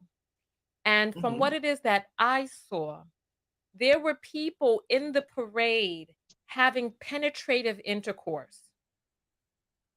This is what I saw. Oh, yes. I saw it in a video. Look at these fake ass people acting like they don't know that happens. Like certain parts of Carnival ain't Freaknik. With Tanya, it's all right for Tanya to get on black men. Right, it is, but not for them. Hold on. Look at her smiling and laughing at him. Guilty giggling. Yep. Can't even lie about it. It's tradition. Yo, Kuda, can you hear me? Yeah, we can hear you. It's tradition to get fucked at Carnival. It's tradition for men to holler at women. Like, what the hell? Yeah, like this whole catcalling is a crime shit. It's gonna backfire so bad. Well, a lot of black women try to do that with black men back in the days, but they didn't realize they were giving up their laws too. They're trying to feminists was trying to get back street harassment, and a lot of black women wanted to get it so that a lot of black men, they can lock up a lot of black men. So a lot of black women and black feminists was lobbying for it until they realized that's given the law a permission to illegal search and seize. So if y'all don't know, black women walk around with weed and all kinds of illegal stuff in their purse and on their person all the time. So that wasn't a good idea. That's why they stopped it and stuff like that. Yes, fellas, if you go pick up a shorty in the hood, a sister, even the Spanish girls, all of them, damn near a lot of women of every race. Everybody likes to smoke and stuff all of a sudden, and she has weed in her bag. You can go to jail. You can go to jail. And they will look at her like, did he tell you to put this in your bag? Did he tell you to put this in your bag? Right. And I wonder why the birth rates are down. And they be knowing the weed is hers. But remember, don't snitch. So guess what? She don't say nothing. Everybody go to jail. And you just picked her up for a date. So they're fucking up. They're fucking up everything, and they're trying to blame it on men. You can't blame men for not wanting to date anymore now. Yep. And This is a them crime. them not dating didn't stop you from giving them pussy. So you're gonna give up the pussy at some point. So even if you're not being dated, hey, that's what I'm saying. Insane one said women over here are still asking why dudes don't approach them, right? Because they're trying to make that illegal and stuff. Because see, when we were talking about the pickup game, and a lot of people was making them jokes about them 100 approaches and stuff like that. When you think about it, fellas, when you approach a woman, you gain more than she does. You gain reference points. If you have approach anxiety and stuff like that, and you walk up to a woman, the worst thing she can do is tell you no. But in that interaction, she just said no. But in that interaction, you may have conquered a bit of your fears. You may have gotten her number or gotten something from her. Just a conversation. And got more out. Yeah, even just a conversation, which is good for your psyche. It's good for your mental and stuff like that. You get what's called reference points, and they don't get nothing out of it. So that's why they tried to do that. And then also, not even just the approaching and stuff like that. A lot of women want to have as much laws as possible so they can use it as a come up. But then watch all come crumbling down once the come up doesn't happen. Yeah, they can use it as a come up, So now they're wondering why dudes don't court them. Why is PDA gone? Why is chivalry gone? Why is foreplay gone? You know what I'm saying? Look in the mirror. Look in the mirror. Right. Public display of affection, everything is gone, So let's go. Had on the wonderful outfits and people were dancing, and then they were there, and then you turn the camera and you look down and they're in there like right in the middle of the street. I saw this. So you're saying you've been to Carnival, you've never seen this? No. She laughing. They lying their ass off. Man, they lying she dances. She dances at Carnival. Look, why you have she dances. She knows she's seen it. Why does she have a big grin on her face? Cause she be dancing in it. She gets involved. No, but remember, she's against all of that stuff. She should be angry and mad and saying, if you find cases like that, you need to come to me so I can report them. Remember? Only for black men. Only for black men. This is about black men. This is about the demonizing of black men. That's not who's spoken about what this is about. Right. And that's another thing. White men aren't going to allow them to dick police them. White men are not going to allow these women to dick police them, even if you're in their country. They already tried. That white man ain't about to allow you to dick police him. And seeing black men, we just gonna be like, I don't give a shit what you say. I'm just gonna keep doing it. Why? No, but you caught her like a kid in the candy store. Like, see, this is why I told y'all in the book that I'm writing, you have to look at their mannerisms because they tell on themselves. If you know how to read body language, you don't need to know nobody else's goddamn language. All you got to read is tone and body language. Okay, so look at this woman cheesing like you gave her a compliment.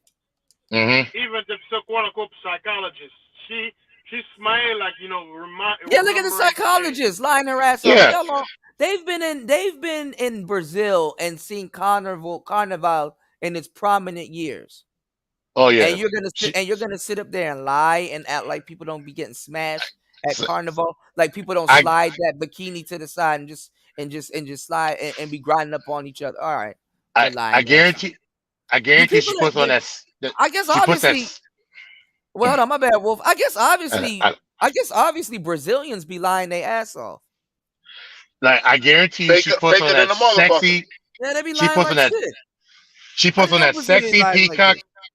That peacock outfit. She them wings, like the feathers. She wears all of that every year. She goes and she dances. She participates. There's no way she doesn't. Bro, I didn't know. I didn't. Austin, they might have did Austin a favor because I didn't know Brazilians lie they ass off like this.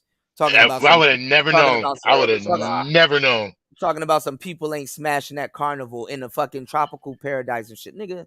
Bros are getting smashed in Wisconsin, and you talking about some women ain't getting smashed at no goddamn Carnival with their lying in Brazil.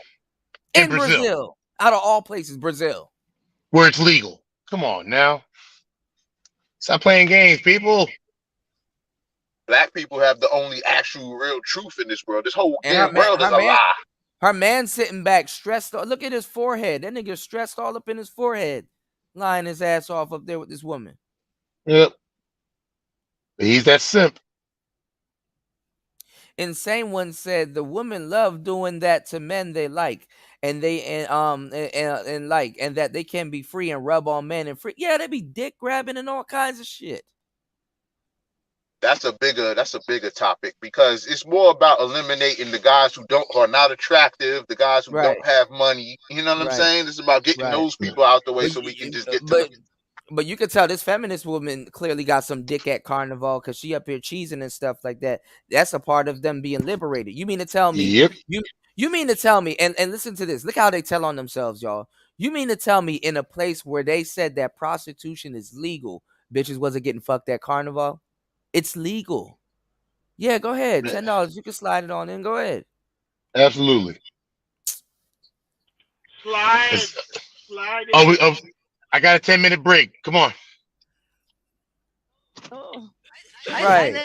I love Carnival. I always have lots of fun in Carnival. The Carnival is arriving. Yeah, you be and I am smashing. excited about it, but You always That's the have only time lots, she smash. you always have lots of fun. What type of fun? You know what people do when they have lots of fun, right? They get You said exactly, Kuda. That's why they depend on for the liberations. Yeah. Come on, man. I never saw a scene like that. Acho que, Leda, a gente tem que contar que o carnaval no Brasil, ele tem muito a ver com a cultura negra, Tônia, porque o carnaval chegou aqui na elite em festas fechadas de clube, e então os negros passaram a comemorar na rua. Então esse carnaval de rua, que às vezes as pessoas associam a coisas horríveis, ele é um carnaval muito marcado de novo pela questão racial. Eu acho que eu li alguns homens dizendo coisas absurdas do tipo, vocês transam na rua, no carnaval. E eles ignoram que essa cultura do carnaval de rua é uma cultura, pra gente no Brasil, muito ligada à questão de classe e de raça. Eu tô olhando os comentários também. There's something important about this. This carnival is connected with the Black culture. So also we have this racial idea, racial perspective that the people, with the Blacks, it's all mess, it's all, fun. You don't have any kind of responsibility, any kind of engagement. And this, the thing that she said. But also I want to add one thing, which is important and makes connection with the imperialism. Be careful with the images. Like, I love when Patricia Collins talk about images of control, because that's the thing, the way that the videos, the pictures made in a carnival in Brazil travel around is connected with this image of control. This idea that, it's all that you want, it's all that you need to see about this place. They don't show people working. They don't show how beautiful is the spectacle of the carnival, the people dancing, the costumes, the black people doing, poor black the poor black people working, doing things, creating. There's a lot of creativity in the carnival. Yo, pause real quick. Pause. It's just beautiful. Absolutely. So the thing is, this. We ain't doing that shit. We ain't doing none of that shit. Oh.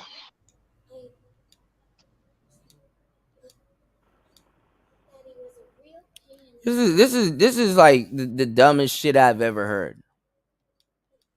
Are they trying to be all black people's mother, or are they trying to parent people, or tell They people? don't know what they're trying to do, because they backtrack and they've been up here lying the whole time. The whole time they got a caste system where they tuck away their darkest people and all that.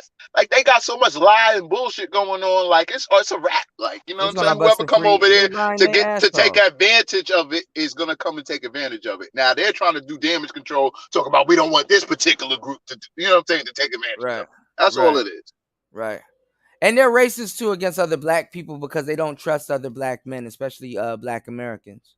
They are a compromised country. Everything's compromised. Only thing they keep to themselves is their culture, is they festivals and they, you know what I'm saying, the culture of them And a lot of their fiesta, cultures, whatever partying. a lot of their cultures steal from black people too, because capoeira is from Angola. Big time. Of course. Yeah, So they're part of white. why? They're actually a part of white supremacy. They don't want black people to be down.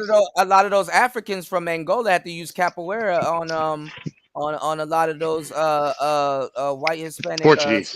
slave on the white Hispanic slave owners too. They don't want to talk about Yeah, that. because the majority of Angola, of Brazilians came from Angola, Congo. Right. That's why there is a tribe that's in Congo. Like, I know a lot of that about that stuff. They have a hero. His name is Kanganzumbu. But because they don't speak Bantu language, they say Kanganzamba. Like, they're really different. But we know him back home as Kanganzumbu. And don't they teach a lot of people in Angola how to speak Portuguese too, right?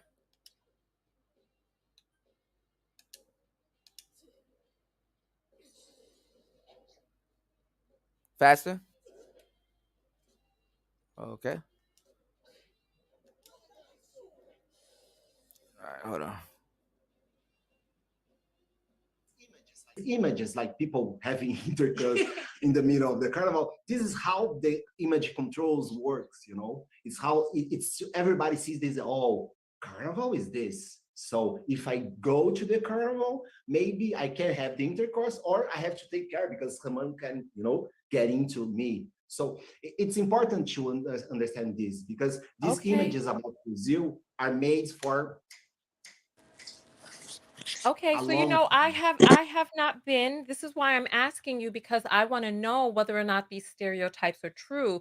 Because when we look at the HIV rate, right, there's a lot of unprotected intercourse. I was looking at the trends, and it is not going down. There's almost 1 million people living with HIV in a 220 million population, and it just continues to go up each year. So I'm I'm wondering what is true. Is there the conservatism, or is it just free intercourse everywhere? Because we're talking about prostitution and not advertising prostitution, but a prostitute is somebody who charges. If you're not even charging, that's not prostitution. That's something else. That is something else. Love, free Because love. charging is a profession, not I mean, I like how black women are trying to check other women on prostitution and trying to make it seem like these women in these other countries are being immoral. And it'll be women like literally women that have OnlyFans accounts, literally exploiting their own damn selves. The pot calling the kettle black. Yeah.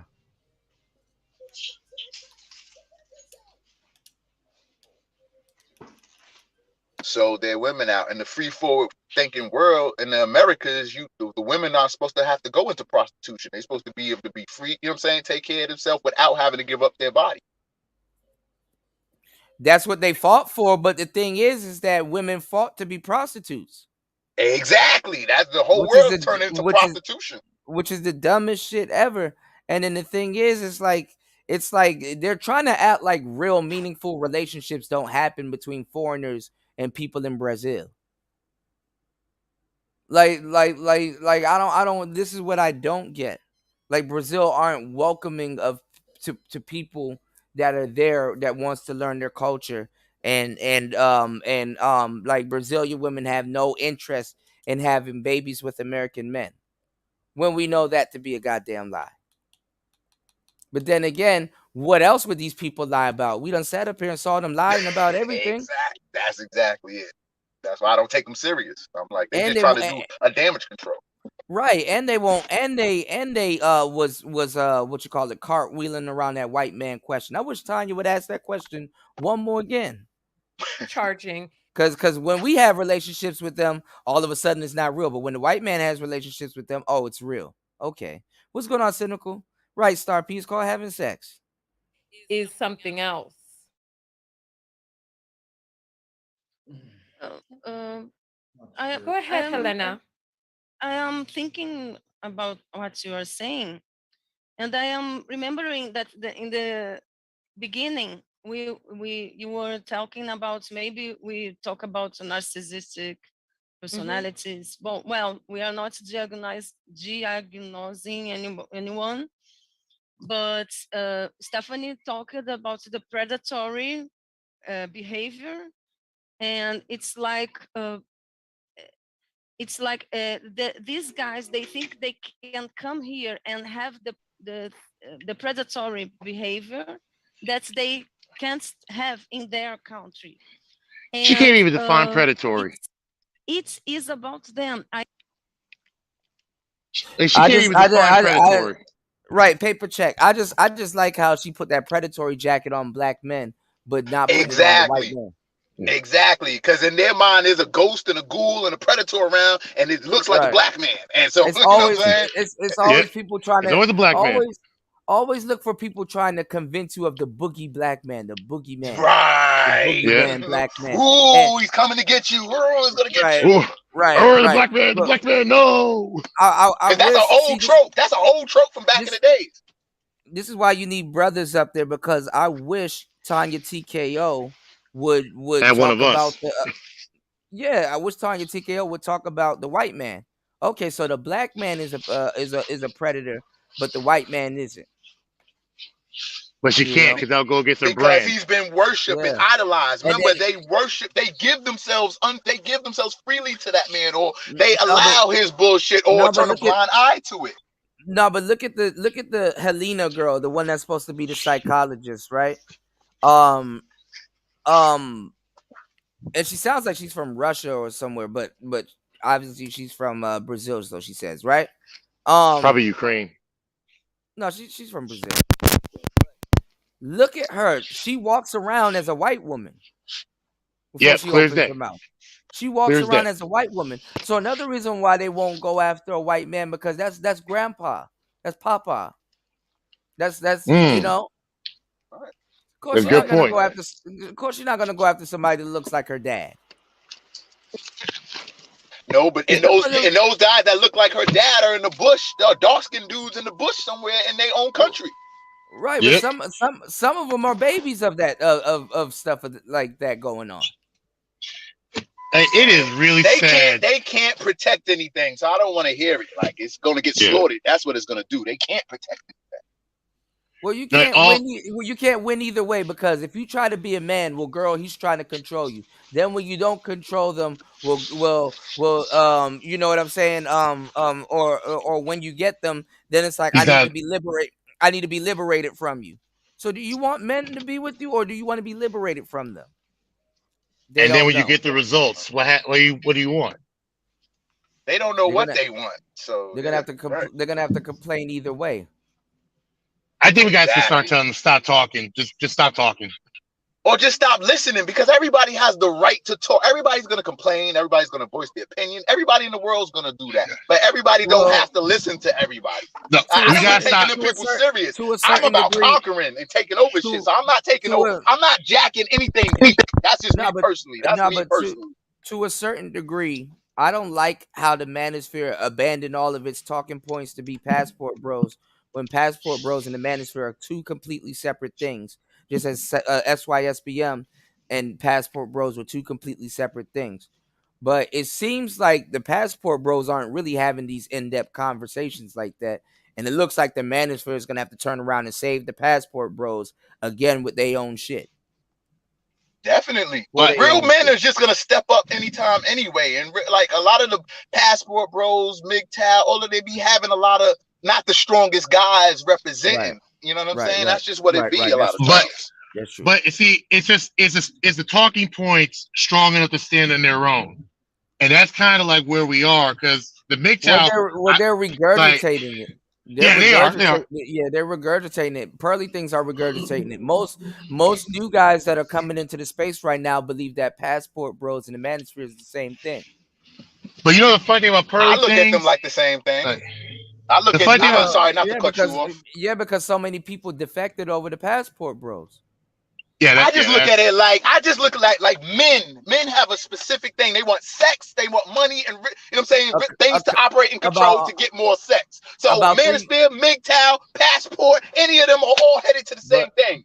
But about 3-4 years ago, you wouldn't think it would have been different. 3-4 years ago, you wouldn't think that they were the same thing, and you would have known they would have let you know it wasn't the same thing. Because I was in here before I came here, so I'm not. Fam. Listen, I didn't claim Passport Bros, but you should have seen how the Manosphere was going in on me and other people when we were talking about Passport Bros. Not Passport Bros. Men's Right to Travel. What's the new guy's name? This is Black Manosphere, Ever Black TV. Peace. Yeah. How you doing, fam? We were talking about it too from the scope of SYSBM.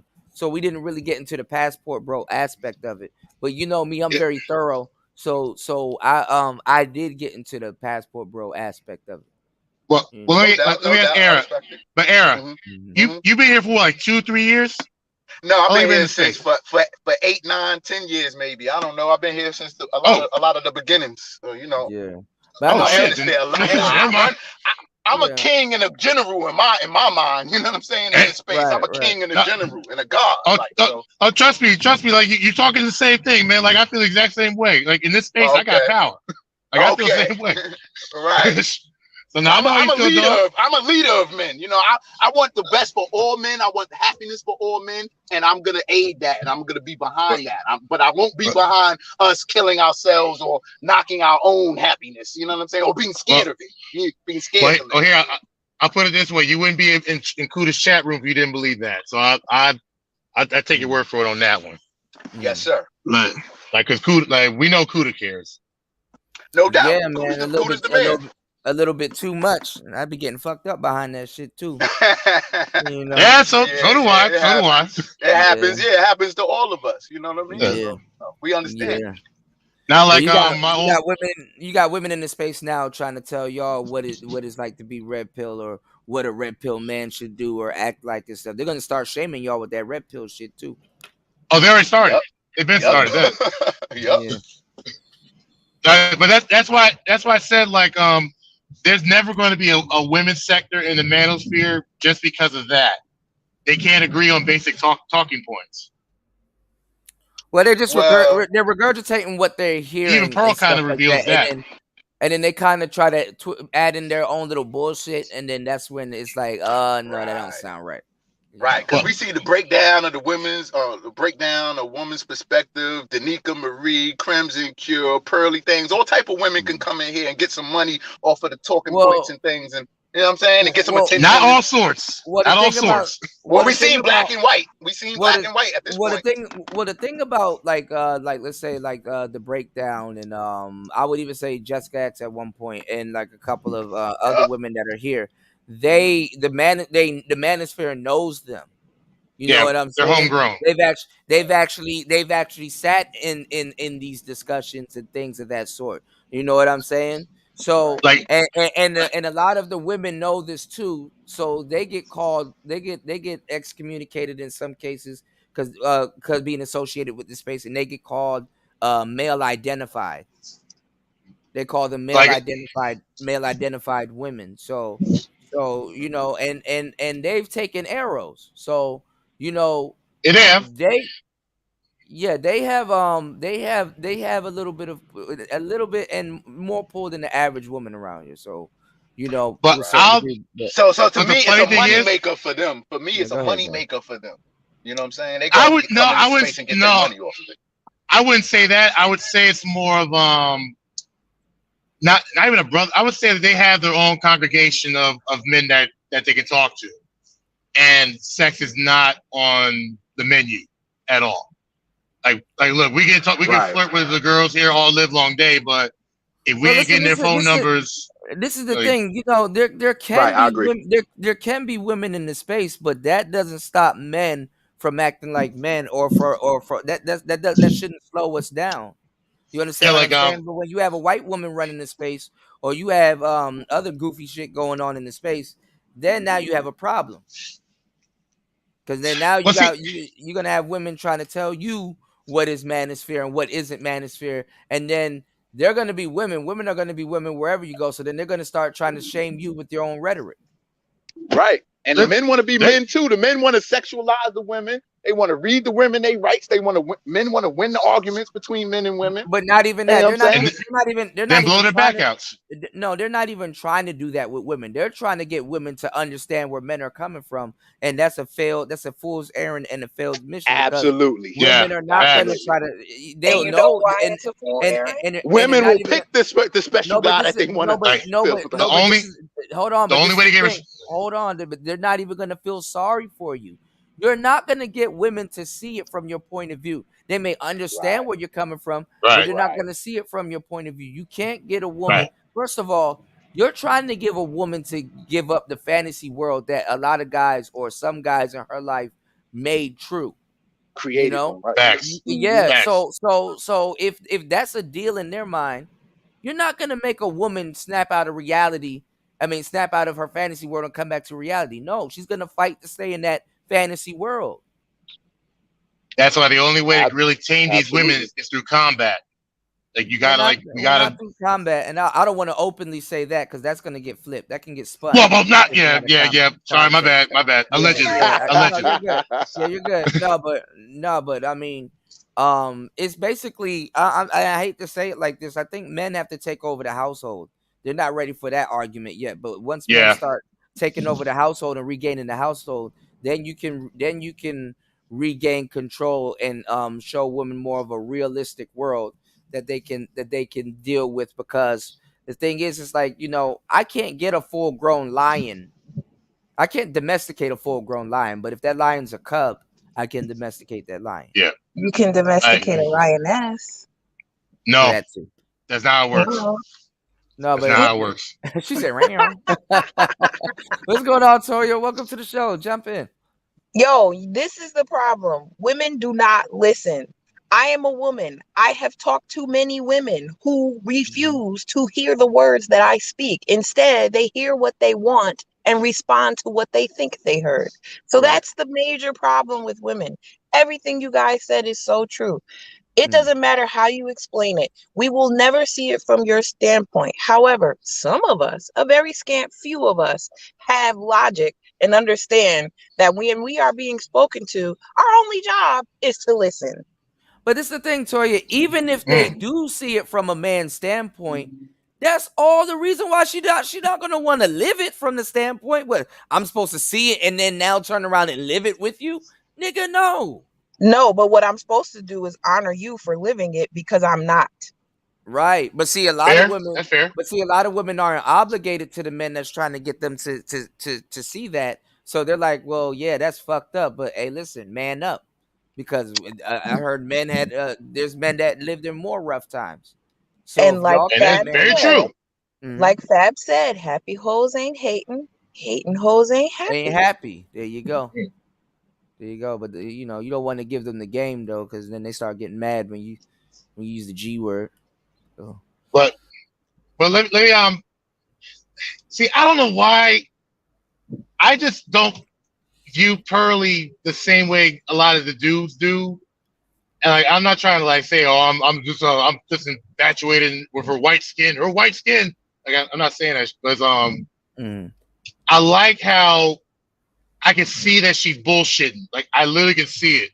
Like bitch, you just heard that from Fresh and Fit. You just heard that from Kevin Samuels. You heard that from because once they pry Angry Man. once they pry deeper in it, she's like deer in the headlights. Like like okay, why do you say that? Where did that come from? Where did you read that from? But there are some chicks like there's one chick she has on. Her name's Denova. I mean, my God, she is literally the definition of what we're trying to avoid, and she's pulling these chicks out and getting more answers out of them than Fresh and Fit ever could. So it's kind of like that's when Jessica was here. That and Jessica was debating and she was fired up and was arguing and stuff damn near on our behalf at the time. That's why I was saying that you guys got to give her a job, or you guys got to give the ladies here that's willing to speak for you a job. If Kendra D is willing to speak for you guys, Crimson Cure, you give her an assignment, you give her a job. Women Women, feminine women, they're looking for you to give them some instructions. What do you want me to do, daddy? And if you don't have nothing to do, then she's like, y'all ever played The Sims and left The Sims on autopilot? They start shitting on the floor and start doing all kinds of shit. You have to give them instructions. Women don't have. Why do you think they keep using the same tired ass shaming tactics against black men? They don't have to apply any type of brain power when it comes to dealing with you or debating you. They can manipulate True. you and drag you down to their level and start whipping your ass with emotional experience. Whereas another woman that is a woman and knows the bullshit other women do, yeah, you can't you can't just say whatever the hell you want to. You can't do that.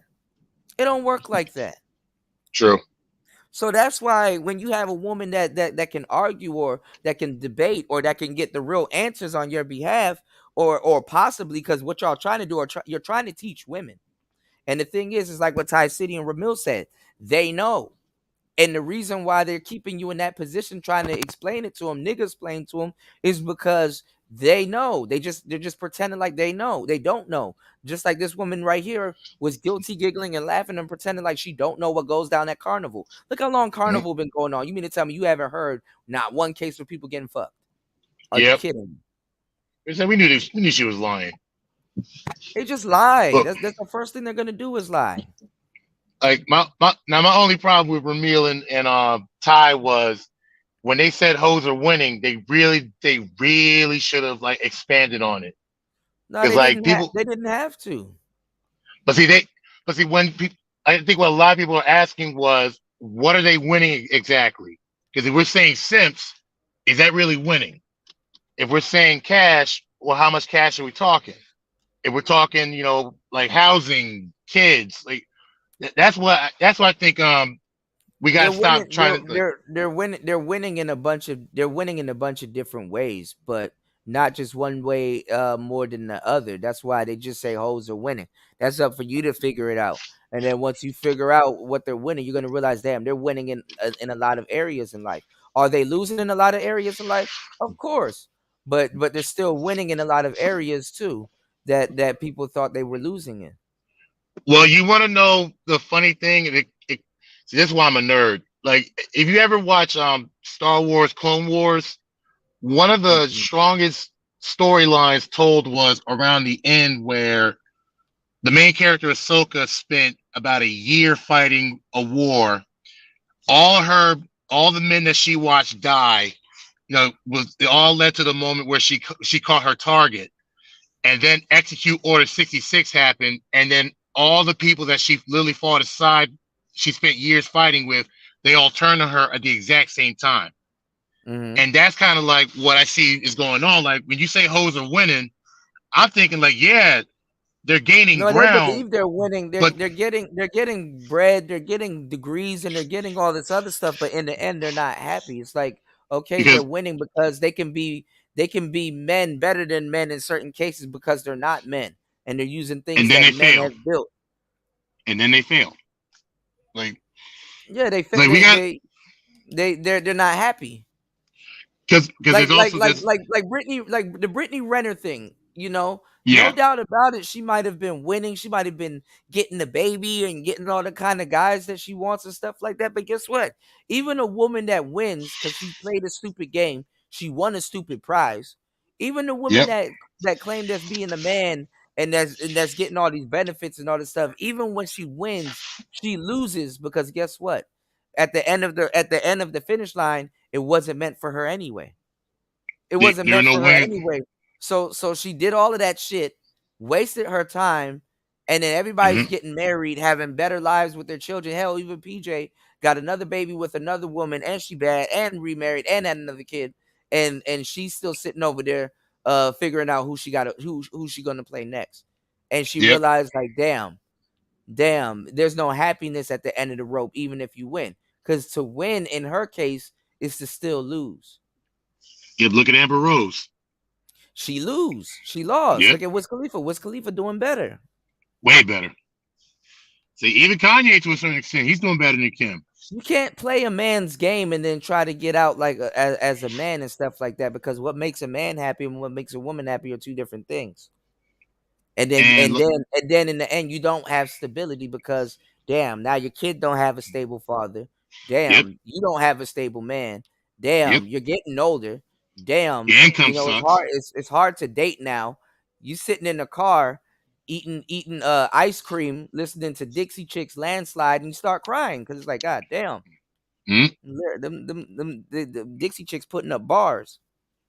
You know? Oh yeah. I think what gives me a What's little going on, more Broke Genius?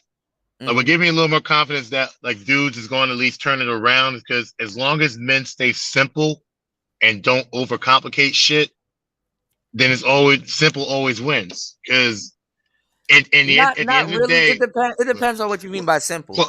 well, but yeah. See, I gotta clarify what I mean. But Yeah. what I mean by simple is like having a place to yourself, a car, and just not being loud. You just want to be quiet. Like that's simple. You know, like Bruce Lee like once said, people are so quick to learn how to win, but they never want to imagine learning how to lose. Because if you don't know how to die, you can never know how to live. But look at this. Look at how even in this case, right? Prostitution is legal in Brazil, and they're still having problems. And they're still and they're still getting abused and stuff like that. Feminism has backfired even in their case, because guess what? Women don't understand the new problems that's gonna come with legal prostitution. Because now dudes are slapping the shit out you because you actually gave the pussy away and got paid for it and stuff, just because you needed money. And plus, if you're trying to be sexually liberated in a country where prostitution is legal, that's the dumbest thing you could do. But this is why also too, because this guy, he's a male feminist. Have you noticed now? Their bench players are now talking for them. FD Signifier, the blue haired bastard that was just talking. Was it Destiny or whatever and shit like that? Now the women's second strings are talking for them. They done got rid of the male feminists are to be sacrificed.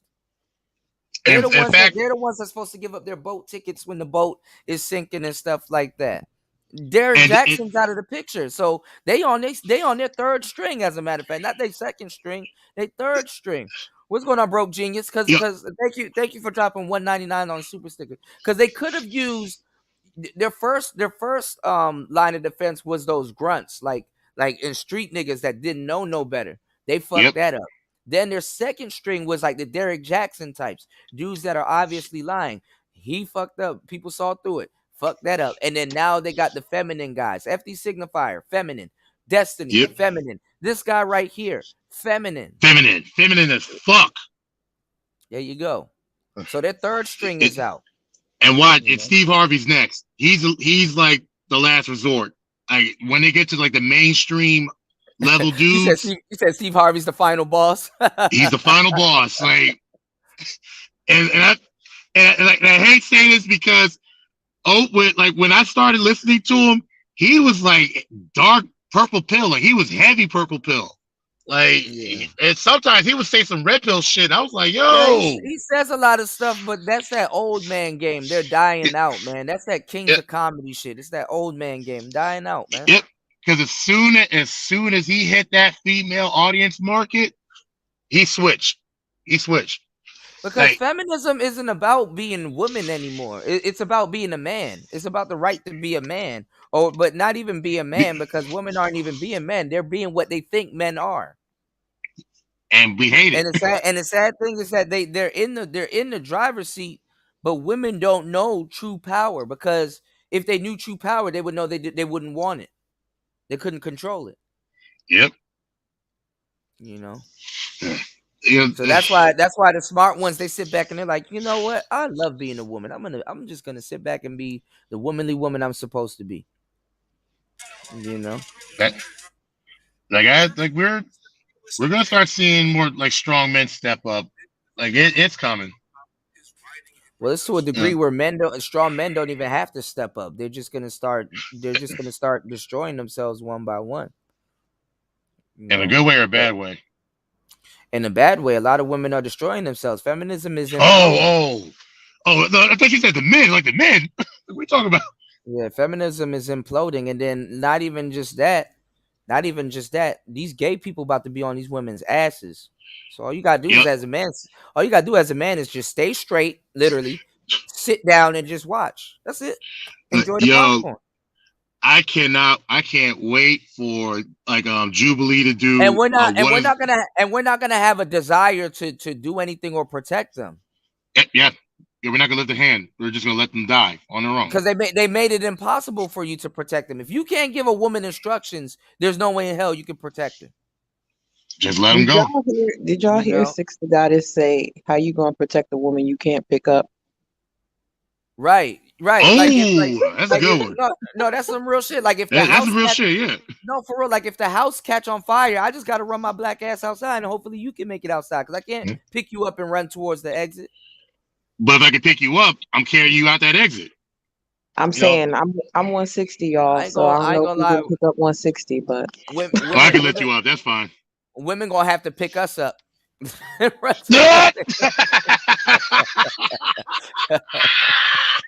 She got to pick us up on the wedding night, you know. Especially these fingernail painted ass niggas. Oh my god. Yeah, women, they built the big back bitch. They built like linebackers nowadays, man. I like shit. Like Kevin said, hit the egg like a motherfucker. Shout out to the sisters that take care of their body, because it looked like Tanya TKO. She tried to lose weight for a long time, but it looked like she got surgery. That's why she looked sickly like that. So she got surgery. I don't know if she got. But I'm gonna tell you right now, I have way more respect for that gym. Yo, she could not be a lesbian. And she could not be a lesbian. I got way more respect for women that get in the damn gym and have a diet. Yeah, they good people. And have a diet. Hell yeah, they know what the hell they talking about. Oh yeah. And the funny thing too is when they get in the gym and actually have a diet and a plan, they realize they can't hang around a bunch of women. They really lose friends like that. They can't hang out around a bunch of women because they be lazy. They're lazy as hell, not disciplined, and loud as fuck, and trying to get them to break their diet 24/7. Look at Lizzo complaining too. Yeah. Shout out to the broke genius dropping a huge $4.99 on it. He says Steve Harvey is the simp king. I was thinking about, you know how I'm remixing and making lo-fi mashups, y'all. So I'm trying to create 3 new genres, right? One is for like loud music. Number 2 is kind of going to be like lo-fi and nostalgia music. But number 3, I was thinking if I sample like music from the 90s, like synth music, like Joe and Brian McKnight and shit. Yeah, I was gonna call it. No, I wasn't gonna call it Simp-fi, but I was gonna call it Simp Wave or Simp Core or something like that, like Simp Wave or Simp Core, and that shit will catch on, bro. I'm really onto something. So I was thinking about Simp Wave or Simp Core. So it's gonna be Simp Core. Simp Core. Yeah. Simp Core. I like that one. Yeah. Simp Core sounds good. Yeah. I like that one. Well, because you know how you got Mall Soft. I was gonna say Simp Soft, but I was like, nah, Simp Core or Simp Wave. Yeah, Simp Core or Simp Wave is gonna be. Yeah. The next one, well, there's so many anime based lo-fi. Yeah, I'm gonna put some anime lo-fi in it. I'm gonna get some of the greatest simps in lo-fi. You know. But shit, man, this is interesting. Yeah, not greatest simps in lo-fi, but like the greatest simps in anime. Greatest simps in lo-fi for real? You know, yeah, the greatest simps in anime. I'm gonna get some of the best simps on anime, like certain anime. I'm gonna put Griffin on there. Brock. Yeah, Brock. Yeah, definitely Brock from Pokemon. He's the first simp. Yeah. Now, but let me ask you something though. He was the first simp. Why you gotta be black? I think Brock was simping because he never opened his eyes. If you notice, Brock's eyes were never open. Oh damn! His eyes were lying. Have you noticed that? Ash's eyes are open. Misty's eyes are open. But Brock's eyes are lines. Yeah, I think in the Japanese anime they open his eyes. Brock never had his eyes open. He had to have been blind because why would a black man go for a cop? Oh, there you go. And Nurse Jenny and stuff like that. Yeah. I would have got one of them twins if I was a Pokemon trainer. Now, like the one he wanted was Tan Nurse Joy. Yeah. Like they went to like this one random ass island when they had that fucking that water Pokemon. I forgot what they called that. I mean, Starmie. Yeah, man. Lapras. Yeah, Lapras. Lapras. Like, yeah. I gotta be honest. Like I stopped watching after about I would say once we had Ruby and Sapphire, like those games. Like I stopped at that point because like it's too much Pokemon. They just stopped telling you to catch them all. You can't. Yeah, it was it's the same story every episode. They go to a town, they make a new friend. They go to another town, make a new friend. Go to another town, make a new friend. Go to a gym. He might win. He might lose. He might get a rematch. And it's like I got tired of it. It made no sense. The Pokemon was more impressive than getting a damn badge. Yes. And even the good ones, he kept getting rid of them. Charizard would talk shit to Ash. Nigga, I ain't listening to you. You ain't got enough badges for me to listen to you. Yeah. Where your badges? I'll Pokemon check you on your badges, though. Where your badges, nigga? Where your badges? Ash, you look a little broke. I ain't listening to you this weekend. He said, man, no.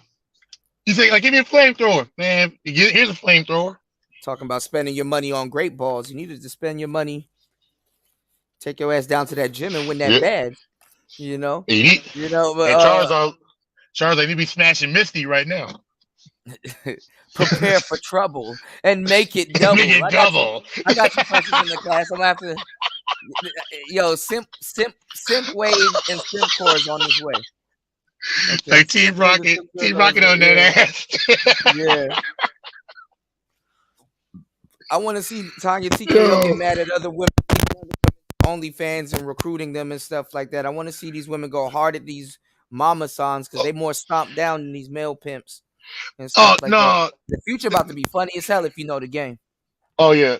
No, like man, I think I don't know, it was DJ Ack and I think it was either Slim Jimmy or like one of his artists.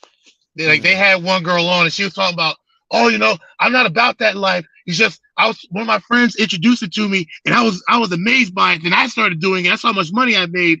And then the guy's like, wow, so you let her corrupt you. Right. And she just looked at them. They do it like, yeah, you're corrupted. You're done. Yeah. But the thing is what a lot of OnlyFans girls won't tell you is that they're content creators. They gotta work hard. You know? And a lot of them ain't working hard at all. I'm not what it is to be a YouTuber because I work my fucking ass off. But they have to work harder than YouTubers at certain times if they don't know how to pace their content. They got to pace it for y'all. Like it's but so many times somebody's gonna pay $10-$20 a month to see your rusty ass nipple through your shirt. They want to see some titties. They want to see something going in your vagina and all kinds of weird shit nowadays. You got to put in the work. Yeah. So it's no doubt in my mind those girls are different type of content creators, but you got to switch it up. This is why women are doing weird shit with fruits and cucumbers and all kinds of shit. Yep. They were like, do it to a dude. Don't do it to anybody. Yeah, and then you got to find some random nigga that can't be identified by his tattoos and fucking get him to put a mask on or some shit. And then now it look like you smashing burglars and shit. Hey. Hey, that ain't my fault. No, my business neither. You know what I'm saying? Hey. As long as you make money. That's what they signed up for. It's called OnlyFans. OnlyFans is they pimp now. You understand what I'm saying? And I'm gonna tell you right now too. You know what I'm saying? The mama signs, them stomp down broads, man. You know, and OnlyFans is a horrible pimp. OnlyFans is a horrible pimp. You dig what I'm saying? Because it's not even an actual pimp. It's not even an actual pimp. It's a sleight of hand pimp. So when you get slapped, that's a sleight of hand. Okay, we about to demonetize your channel for 2 days. We're gonna reprimand you. You can't go live for certain days and stuff like that. So some of those women, and they do more disgusting, debaucherous shit than Tommy Sotomayor, which is I don't understand why he get kicked off. Like bitches be on OnlyFans fucking goats and shit and stuff like that. So I don't know what the hell Tommy was doing other than tripping. You know, like I think we got to start wondering if Tommy doesn't bring a lot of his own problems to himself, because he does. I wouldn't have went for the OnlyFans move. I can understand the porn and stuff like that. I mean, you could probably sell like some random shit on Patreon or something like that, but sitting up there on OnlyFans and getting kicked off and shit, like come on, man. Yeah, like What you doing? he should have his own website by now. He should have had. I don't know how he fucked that up too. He fucked that. Okay, and I don't know. Yeah, he had Maybe his it's own website. him. Maybe it's just him. It might just be him, because it might literally, he might just be a problem. He has good intentions, but and now they're counting down to where he gets kicked off of Rumble, because I think it's a mixture of people. Reporting him, and then at the same time, him not being able to defend, what people are reporting him for, because when they go to see his page, he be off the chain. But Yep. Rumble is for that. But leave it to Tommy or some other people that's disgruntled fans and stuff like that. They'll find a way to get him kicked off. The only reason I don't think that's going to happen is because Rumble's trying to present themselves as the free speech alternative. Right. So it'll be kind of hard to. But not all speech is worth having. You know what I'm saying? Yeah. Oh, yeah. Not all speech is free speech. Somebody gonna have to pay for that free speech. Speech ain't free. Trust me. I've been demonetized several times. All speech ain't free, bro. So speech is life. Right. Jump in, Wolf. What were you saying though? Oh, I forgot now. Somebody said, "Do you think Tommy has a mental issue?" I don't think so, but some mental issues are developed. I could say that. No, I think he's extremely stressed out just because a lot of people came at him harder than others. And since he's trying to lead kind of a revolution against black female fuckery, a lot of that is also added to it. He's like Andrew Tate, though. He promotes it. You know what I'm saying? Yeah. The one thing that Andrew did that wasn't smart, and Andrew's a very smart guy, him and Tristan, is you kept bragging and talking shit, and you are a staunch businessman. I think aside from that whole porn shit, but if you're bragging and talking shit, people are going to eventually ask, what do you do then? How do you make all this money to get all those cars? And then once they find that out, then you're contradicting yourself. Like on the back end, Andrew Tate, even though he's smart, and I'm sure he's contradicting himself. You can't be going and do better and shit like that, and then be pimping a bunch of women in another country like that. Especially when you're having them fly over to you, because you can't be getting mad at Western women for doing stuff, and then you're literally running whorehouses and shit. Like, I mean, of course you can get mad that they could be a better bitch, but like honestly, there's better ways to spend your energy. There you go. Yeah, there you go. Shit. And low key, probably mad because they ain't paying him. Yeah, he should have kept his mouth shut a few times when certain interviewers were asking for his opinion. Yeah, like somebody gonna ask him, "Yo, okay, Mr. Know-It-All, what do you do for a living?" Like I give Piers Morgan credit. He extremely embarrassed himself in that first interview, and I think he did that by design, because he knew Piers Morgan's full of shit too. But he ain't stupid. Like he knows when to have that bullshit play, and he knows when to call it. So because if you watch the two interviews, you'll notice that in the second interview, he was totally professional. Like it was Yeah, almost, we're it was gonna a we're gonna do some hit pieces on it. So I definitely want to have yeah, you here for that. Yeah, and I'm gonna check out that Vice interview, y'all. Y'all want to do that later on today on the next show? yeah, let's We'll do go it. over Andrew Tate stuff. Also, too, want to talk to you guys also about these court cases. You know, Young Thug, and I would have said I got set up. They caught Young Thug doing a drug deal in court today. Dude tried to walk over to him and hand him a perky and stuff like that. He swallowed some other Wow. drug. Right. I would have said that I was set up. They're trying to set me up. That's what I would have said. But this is what I wanted to go over though, because my boy Fulio, which is funny as hell. They got a lot of interrogations going on, so we're gonna make a quick pit stop on the show to Jacksonville, Florida, and we're gonna look a little bit at Fulio's interrogation, which is just for shits and giggles, right? But we're gonna look at Queso. Queso, his dad snitched on him, which is crazy as hell. So we're gonna look at that. But there's the YNW Melly case. We're gonna look at how the YNW they did an interview, they did an interrogation of YNW Bortland. So I'm gonna go over the case. I'm gonna tell you what's happening and what they got and what they saw. Basically, YNW Melly and YNW Bortland, all part of same crew, killed two of their homeboys, and they're trying to say that the murder scene happened somewhere else, but he said it happened elsewhere. I'll break all of that stuff down. Yeah, I'll break all of that stuff down for you. But yeah, but today, Young Thug, some guy went over to Young Thug and like try to act like that he was giving him a handshake. He reached over Young Thug's shoulder. Stupid. I know, like I thought y'all were street niggas. If you're gonna do a drug deal and you know you about to go pick up some drugs from somebody, you got to get their attention first and act like you giving them dap. This nigga reached over Young Thug's shoulder, and Young Thug reached his hand up and grabbed it from him. And it's like you're in court In front of the judge with all these cameras, and you mean to tell me you don't think somebody just saw that?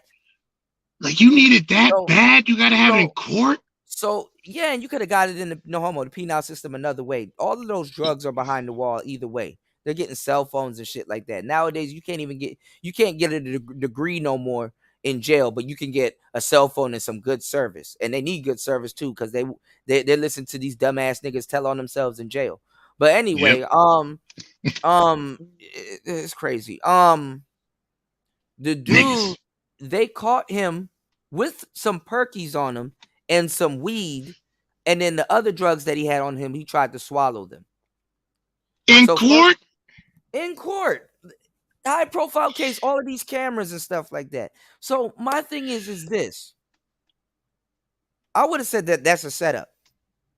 Like I didn't know who the guy was. He came over and put something in my hand. It was a setup. I didn't ask. I didn't have no contact with nobody. They're trying to set me up. So I would use that and act like I'm the victim. I would. My lawyer gonna have to eat that one up. But this is what I'm saying. So I don't know if he's gonna get extra charge. But it doesn't look right.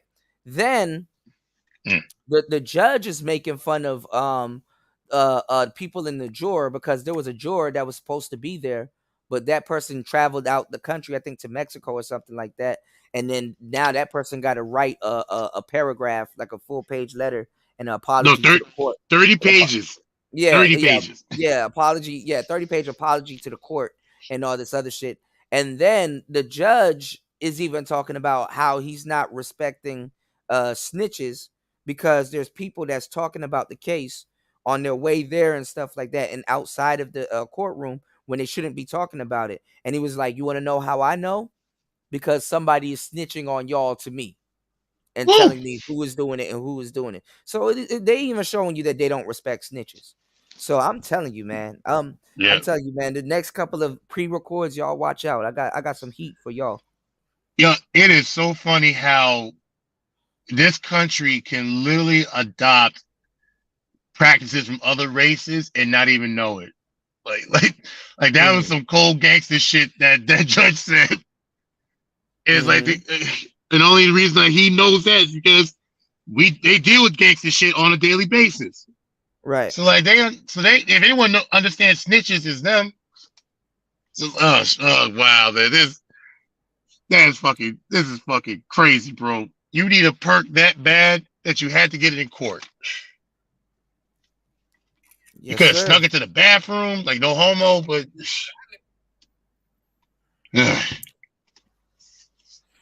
They be tweefing, man. They be weefing and stuff like that. When you go to jail with like a big ass codeine habit and stuff like that, and you can't find lean, you got to pop perkies to get up there. You gonna abuse the perkies to get that same high.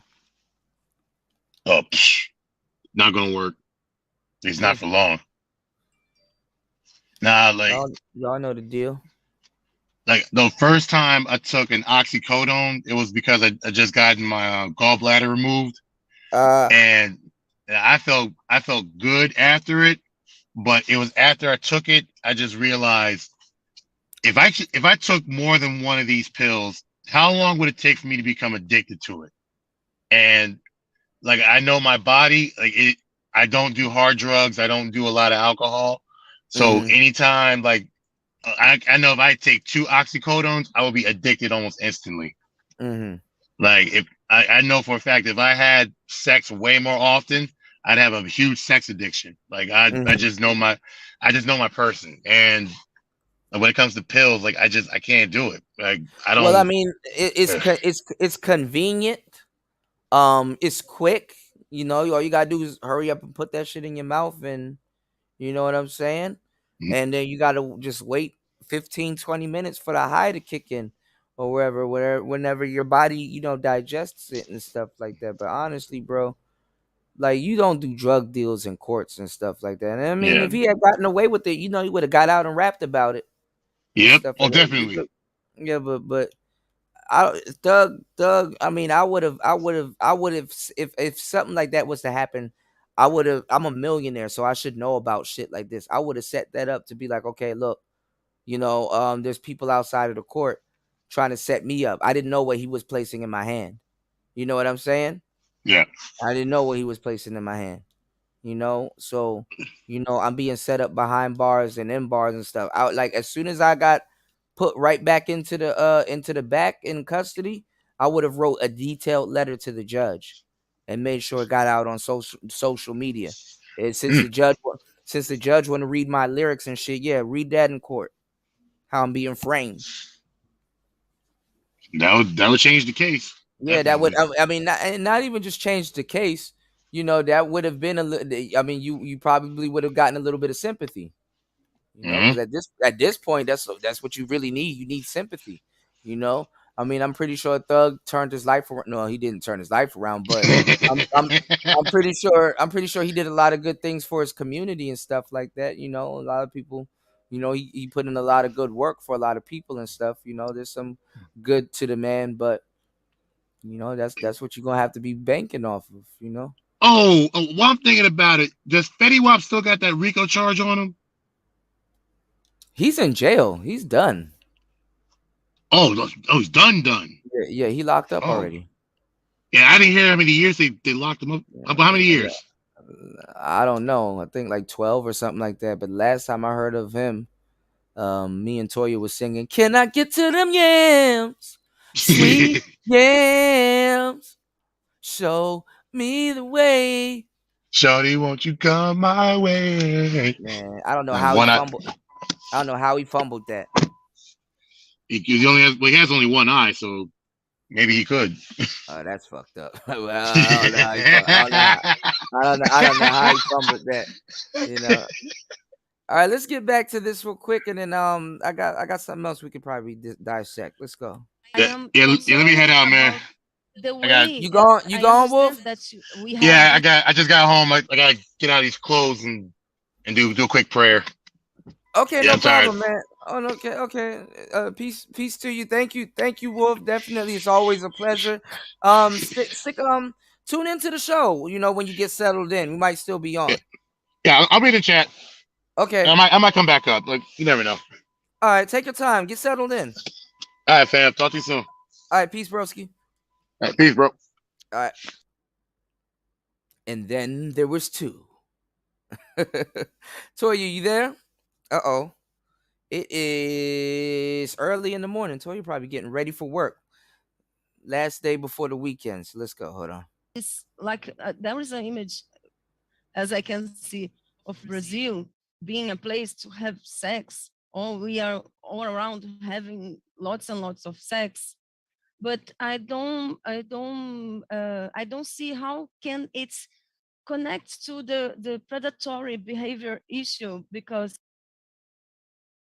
Man, these Brazilians be lying their ass off. You know what I'm saying? First they denied sex tourism, then said prostitution is legal and all this other weird shit. And then now she's like, I don't see how sex and all this stuff could happen in places where people have sex. Like, come on now. Niggas be fucking in grocery stores. Like, if you don't get that shit all the way the fuck out of here. Second of all, shout outs to Link. He said, yeah, all the nonsense going on, dear judge. They're trying to ruin me. Dear judge, I understand that I'm finished, but let me say something first, you know? Well, I'll be copping so much plea. I'll be pushing plea like Gunner too, man. Pushing plea. I'm pushing plea. Dick. It's not because someone has their choice or sexual freedom that it is giving permission to people from other countries come here with this predatory behavior. Maybe we have more sex. I don't know. I don't have the numbers. But even if we had, I don't think it's has nothing to do with this predatory behavior. Exactly. So, and I think it's still about the stereotype that you were talking about, Tonya. E eu acho que, na verdade, é muito o contrário, porque, na verdade, como a gente tem uma cultura em que até o governo distribui condoms, a gente, inclusive, tem talvez as melhores camisinhas do mundo, porque é um hábito muito comum no Brasil você ter camisinhas. Eu lembro da minha mãe mesmo. Mas acho que eles não vão conseguir entender isso. Mas acho que é coisa do público, como o governo, ele tem um cuidado público, porque a gente entende que é uma questão de saúde pública, e como talvez eles tragam uma cultura que quebre um pouco isso, talvez. Nah, man, that's what's boosting their economy a lot. More than a little, Link. Let me tell you something, and why things are the way they are here, and what these passport dudes aren't gonna tell you, society wise. Why, if you notice, if you go outside America, y'all, a lot of these third world countries, what America is lacking is a real society. A lot of these third world countries, their society is built. You understand what I'm saying? America is built on a lot of bullshit. Okay, if y'all haven't gotten any information from the stories that I've been giving y'all and all the game that I've been giving y'all over the years, y'all would know that America is built on bullshit. And the gay people and the LGBTs in America, they're all in code and it's all on bullshit. You have third world places like Thailand and Brazil that are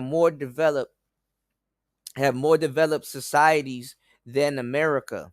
You know, because the gay people there, they talk and they respond different, and they're doing different things. They everything they're doing is differently, okay, and they're more accepted.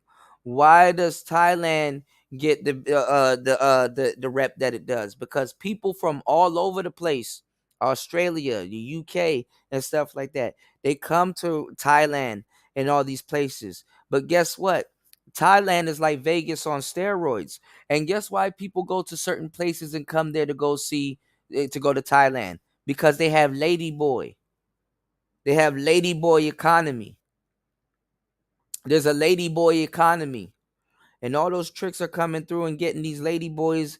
These ladyboys are getting these surgery and all kinds of stuff. They have a ladyboy economy. People would rather be a ladyboy. So if you're in these countries and you want to come over for sex tourism, and you are one of these weird ass niggas that got the bag and you can pay for some strange sex, take your ass to Thailand and stuff like that. I don't even know why gay black people don't come over to Thailand from America. I saw a couple of gay black dudes out here and stuff like that. And them niggas is gay as hell. Happy as ever.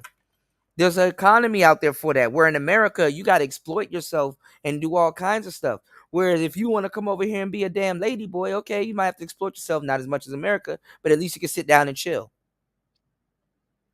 Okay? So we're not going to lie about the tourism. If you want to sleep with gorgeous and beautiful women, yes, everybody knows you go to goddamn Brazil. You just don't openly talk about that. You're smart enough to shut the fuck up. And that's where I give black women credit, because they at least shut the fuck up about their sexual exploits. You got to either hear it through a girlfriend or hear a comedian talk about it or something like that. You know why they go to goddamn Jamaica. You know why they go on these damn girl trips. Hell, just the story of Dubai came out within the last 7-8 years. What's actually going on in Dubai? You know, so when women are ready, they know how to keep a damn secret. Okay? So Thailand, they welcome ladyboys. That's a part of their economy. They're ladyboys in Laos, they're ladyboys in Cambodia, they're ladyboys everywhere. But the superstar ladyboys, Thailand. So when I got here and I touched down and I really started seeing everything, and I was on the blade and I was watching everything and down Nana and watching all this other stuff and watching how different things were, so I could come on here and definitely tell y'all what's going on. When I was there and I'm seeing all these things around me and I'm seeing all of these older dudes around a pack of lady boys and all this other stuff, I'm like, oh. So now I'm looking at society, and I sat down. I actually interviewed one of them. I'll have that out on Patreon. That was actually pretty funny. But I started talking to the actual beautiful, gorgeous women out here and stuff like that. And it's a little bit different. I'm like, damn, I would think since you're a beautiful, gorgeous woman, you're the superstar. And she's like, no, lady boys. Them lady boys will beat your ass. Them lady boys, they fought for their shit. In America, y'all are on a program. Women don't even know what's coming for them. See, out here, the women coexist and are with the lady boys. They're at peace with each other, but they do be beefing, right? In America, them trans people are about to do some horrendous shit to American women. It's on the cusp, and it's not because it's wrong. It's not because it's right. I'm trying to tell you, the way that America is introducing it is fucked up. And the thing is because black people, we fought for civil rights in America. So we should have had a cut out of all of that shit anyway. When something happens, the Me Too movement need to be on our side. We have the most lesbians. We have the most, being gay is a civil right. But we're trying to pretend like how we got our civil rights in America ain't between fucking Harriet Tubman and Martin Luther King and all these people getting shot. Like black blood didn't give people their civil rights. So all these other people that come over here from these other countries and stuff like that, they got all these rights. Guess who died for it? Men, niggas, black people. So when something happens to us, the first check should be going to black people, but we're not smart enough. So that's why we're getting exploited for our civil rights. That's why gay people now can be disrespectful and say gay is the new black. You can hide the fact that you're gay, can't hide the fact that you're black. And that black got you attacked. So they're trying to make it seem like being gay is the worst thing, and they're gonna get attacked and all this other stuff, and they can't be themselves and come out. No, black people really had to go through that. Black people really had to go through that. That's a slap to the face. That's an insult to black people. Yeah. You know? So it's how it's being introduced, you know. Them saucy, kind of feminine, dainty, zesty ass dudes, they were coddled over here and stuff like that. So there's like a love thing going on, you know. And they're like superstars. The lady boys in Thailand, I saw they're like the superstars. So I was like, all right, cool, that's all right. Good for them. You know what I'm saying? More women for me. I wasn't tripping. But when I saw socially how they got down and how it was and how the women can't say shit or do shit about it, those women in Thailand can't say or do shit about no goddamn lady boys. They got to coexist. And you're not about to whip their ass. That's still a man. So a lot of y'all in America don't know what's going to happen. A lot of our ladies, that's why I try to warn the good sisters. I try to warn women that will actually listen, because this is about to happen. And let me tell you something. My predictions are never wrong, bro. That's why I'm scared. I'm scared to predict shit. Kuda, Yeah. I'm at work, so I have to go. But I love All you, right. and I'll You talk to you gotta be soon. Okay, you got to be careful. I got on a headset too. I just don't sound like I don't sound like I'm taking your order. But have a productive day at work. I will. We'll be live this weekend. Definitely would like to hear from you. You know what I'm saying, and especially on this situation, because I remember being back in Thailand and we had some me, you, Sister George, and Yes. antisocial, and we had really good conversations about this topic, and then now Yep. watching it play out. You know what I'm saying? Watching it play out. So I'm gonna stay tuned. Okay, definitely be safe. Okay, Toya. Okay. Thank you, All right, Link. I will. You too. Bye, everybody. peace. Shout outs to Toya. Yeah. So we talked about it too, and y'all got a little piece. Y'all got a little taste of the pie. When that I don't even know if he's gay, but that queer dude was talking shit about black women and stuff like that, saying things about gay dudes. And what's that girl? What's her name? Wanda or whatever, the mammy, the woman that sounds like a mammy. Well, she said, I don't want to be called a cisgendered woman. They're gonna treat y'all like shit if you don't want to be called a cisgendered woman, and you're gonna be homophobic. You know, I don't think women should want to be called something they don't want to be called. I mean, damn, they embrace the word bitch. I mean, that don't mean they should be called one. Shit, y'all.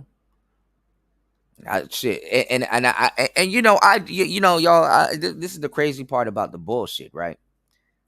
I dread that I would see the day that there's another derogatory term, for another woman's sexuality other than the word bitch. There's like, it's crazy in the day and age where being called cisgendered, and even the word cis, like, it's like calling a nigga bruh gendered or some shit. Not every dude that call you bruh is your brother. Not all skin folk is kinfolk type shit, right? So a woman calling another woman cis, it's like derogatory. It's like I never thought I would see a word that's more derogatory than the word bitch. You know what I'm saying? Like being called a cisgendered woman is worse than being called a bitch. A woman would rather call herself a bitch than cisgendered. They would rather you call them a bitch than cisgendered. So when a straight woman is not trying to conform to what these dudes are gonna be doing, yeah, you're gonna have a problem. And not even if they're not trying to conform to what these dudes and other gay women and people that are saying, your own people gonna get on you for about that. And the whole pronouns and all this other shit. Your own people are gonna get on you for about that, women. But guess what? They're gonna start hoeing, and why? Understand me when I say the word hoeing. They're gonna start hoeing straight, quote unquote, straight black women. Because first of all, y'all not straight as y'all think y'all are to them. Okay, y'all not straight as y'all think y'all are to them. Hold on.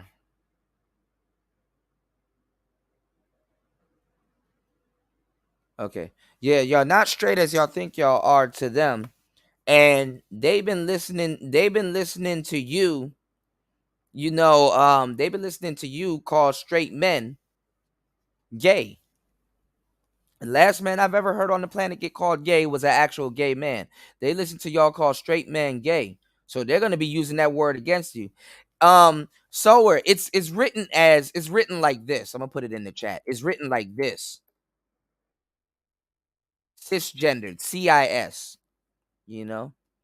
It's Italy. You said I don't say none of them pronouns. Go fuck yourself with your pronouns. Hey man, y'all gonna have to start saying that shit to even get jobs at some of these places, man.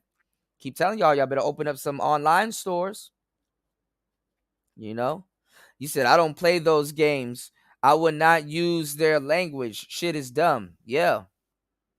So they got their own lingo and their own words. So you got to be down with the gay gang. You got to be down with their lingo. You know. You said, did you see the TikTok video of the bi black woman saying it's weird for straight women to not fool around with women? Yeah, because they do it in straight clubs and stuff like that.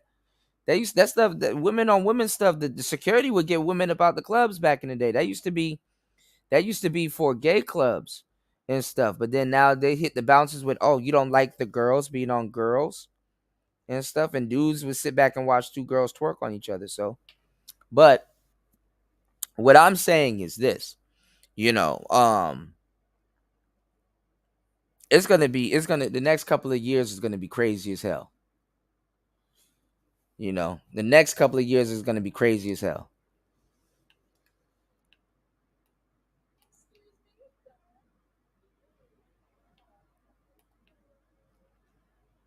And I'm being dead serious when I say that. You dig? Now, the LGBTQIA, the L Gibbet,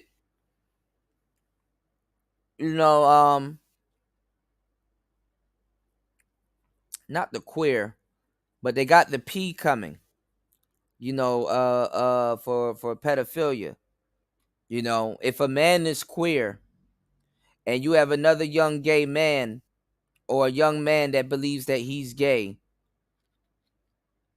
who is going to teach that other gay young man how to be gay other than another gay man?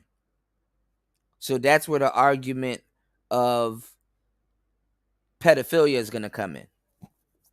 Stay tuned. That's what it's for. But the commotion that they're giving, and look how they're trying to pin that word on black men. They try to pin the gay word on black men. They try to pin the P word on black men. They try to pin every word on you, black men. And they end up doing it. And then, like I said, and like Tez said, black women are the last creature on the planet to call anything gay. Because black women are gay as hell. It's the truth. You dig? Is there a T in the space yet? They are. They're just in the shadows. They'll be out. They'll probably come out soon this year. And that's another thing. If y'all don't control Just Pearly, because you don't control Just Pearly, she can have a trans on her show anytime she wants. And y'all can't say shit about it. She can go on a show like Valuetainment and argue with a trans man, and then the argument gets so good, people want to see part 2 on her show. And boom, it's a man, baby, in the Manosphere. Because they have shown that they don't want regular gay men. They want straight men. That's how you can't feel like a woman. Gay men are tired of smashing gay men. They want straight men. That's how that solidifies that they feel like a real man. That they feel like a real woman. Real women don't mess with gay men sexually. Especially as they do. They actually do. Women are sleeping with bisexual men all the time. But I'm saying is that they don't mess with gay men sexually because they do mess with gay men, but what I'm saying is that what's the word I'm looking for? Straight men, gay men want straight men to come off as real, like they're real men. Like they're real woman, basically. That's what I want to say. Like they're real woman. That'll make him feel like a real woman if he's dealing with a quote unquote straight man.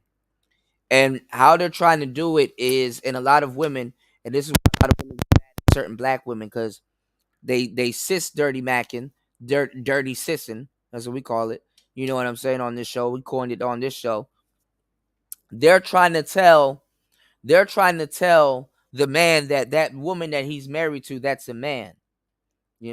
Some of these guys know, but they're trying to warn some of these brothers, hey, that's not a complete woman. That woman was a man. So they're trying to hide surgeries from these men also. You understand what I'm saying? And this is why some of them want men that don't want babies, because they can't have a kid.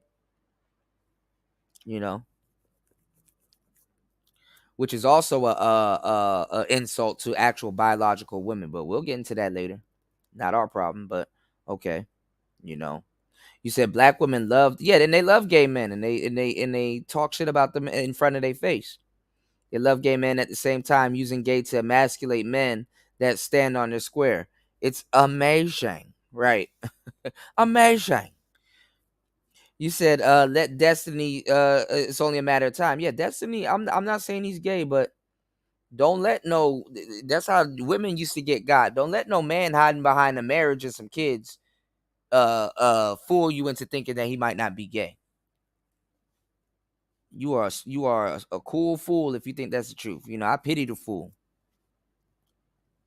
You dig? If you think that's the truth, I got a bridge in Brooklyn I want to sell you. You dig? Mas eu acho que aí tem uma barreira. We are discussing something important. Sorry, but I would say Stephanie said something important. Like here we have the government, you know, like discussing about this, giving condom to the people in terms of, you know, protect yourselves campaigns. This doesn't do or make that everybody is protecting themselves. But the thing is, your question, I think it's not or, you know, that's Brazil. Brazil has a conservative, there's a huge conservative people. Brazil also has parties. Brazil also has people who have sexy or protected or not. You know, Brazil is a really multicultural, remixed, complex country with 200,000 people and the size of a continent. Like it fits like 15, 20 countries from the Europe inside our territory. So Brazil is really complex, you know, so it's not or and or, but I get, like, we have this too. We have these things, and Elena said this. We are all we already have our problems on this. No, Mas like, eu acho que tem um ponto que a Helena falou, que esses homens, eles são predadores, e eles também conseguem identificar a fragilidade de mulheres. Eu acho que a gente também tem que entender que o homem predador, ele também não ataca qualquer tipo de mulher. Então, e aí quando eu estou dizendo, tipo, eu não estou dizendo que essas mulheres são fáceis, mas talvez essas mulheres sejam vulneráveis, não só socialmente, mas também psicologicamente. Yeah, and what? I'm sorry. Okay, can you translate? No, please translate her, then I comment. Oh, I thought what you would say. But the thing, Stephanie said that we are talking about predatory behavior, and in terms of predatory behavior, there's men that can understand fragility, or at least the idea that someone it's more fragile, you know, vulnerable. I think is a better word, vulnerable. So not socially vulnerable, but also psychologically and emotional vulnerable. They can connect with this. They can understand and do this. And it's for me, so it's so clear. Yeah, I am thinking about what Stephanie is saying, and maybe Antonia was commenting about our rates of HIV contamination. And then we talk about some people having unprotected sex, and we are also talking about women that are more vulnerable to these predators. Well, there's a link for that, and that's lack of sexual education. We have to have more. If we have high levels of SATs or DSTs, and we also have women that are more vulnerable to this kind of behavior, that they are wrong, not them, not the women, that if they are having sex or not. I don't think that's the question. I think the problem is that they are more vulnerable, as the same way as maybe they are more vulnerable to DSTs because of the fact that we are What the fuck are you talking about? This woman, I thought I was listening to a broken record. This woman just said the same thing 5 times. She literally just said they are more vulnerable to DSTs and STDs, and then the women and then they are more vulnerable to the DSTs and the STD and then these more women and they are more what the hell are you doing? She literally said that like 5 times.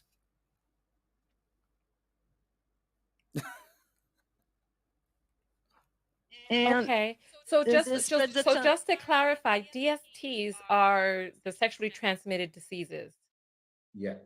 Yeah. Okay. and I think it's the same thing. I think if we have this, and we have also women that are being caught in this predatory behavior, it's because, yeah, I think we have a problem, and it's a lack of sexual education. Because Okay. maybe when we have more sexual education, we will Now, when they're talking about the black men, it's predatory behavior. Like, ma'am, people get together, drink alcohol, listen to music, and have sex. People get together, drink alcohol, and listen to music, and have sex. That's why all 4 of y'all are here lying y'all asses off. Like, it gets to a point, y'all. And I think y'all as a Manosphere audience, and just an audience in general, you don't have to claim no goddamn Manosphere. Y'all are just an audience. We're adults here. Like, we're adults. Why do you feel you have to lie to us about something like this? Like we're not adults. Like we just woke up today and just like, man, you know what I'm saying? My head on reset. I don't even know what's going on or what's happening. I just woke up. Like we're adults. Like what you don't have to lie like this. And then this is the thing, they don't even realize, and they're like lying for like the Brazilian audience, which can call cap even more than an American audience. Like, why are you lying? What do you gain out of lying about sex tourism in Brazil? So what else these people are supposed to come here for? Are you teaching capoeira classes? They're not coming there for capoeira. They're definitely not coming there for yoga classes and shit.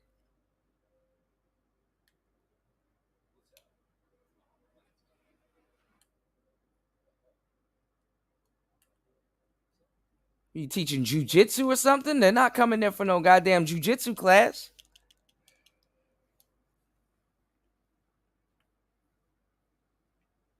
God damn. Like, it didn't lying their ass off. Decrease Reduce the levels decrease. of reduce the levels of GST contaminations as well. Women will be more instrumentalized, more they will be more protected against these predators. Okay, so my question is, what is it that makes Brazilian women so vulnerable? We living in a day and age where it's 2023, where women don't even know what women are. You have men doing documentaries on this, and nobody's not in an uproar or panic or scared. As men, we should be scared to a certain degree about that because that's alarming. But women should definitely be scared. And they're talking about how they're victims, and they let narratives and stuff like that run around and run amok. Let me tell y'all some real shit.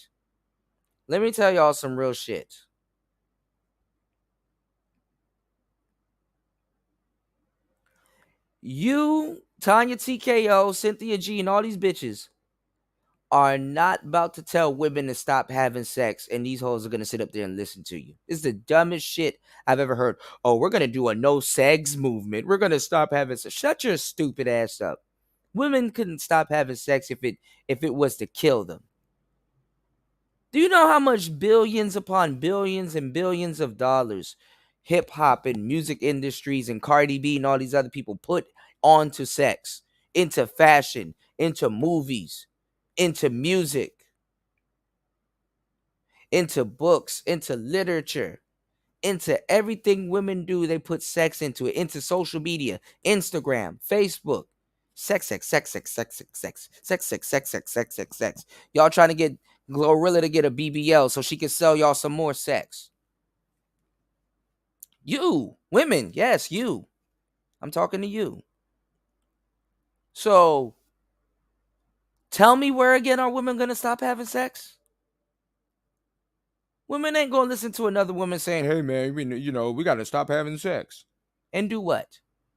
You can't even keep Cynthia G away from black dick. This bitch told y'all to divest and stop messing with black men and stuff like that. And then totally forgot that the stigma of black men with big dicks, no homo, is somewhat true. And you got to settle for little dicks. Even though no homo, some white dudes are packing. No homo. I'm just saying. But this stupid, silly bitch just told y'all to step away from black dick, knowing damn well that's not gonna happen. Black women are not gonna step away from no goddamn black dick. You retarded little bastard.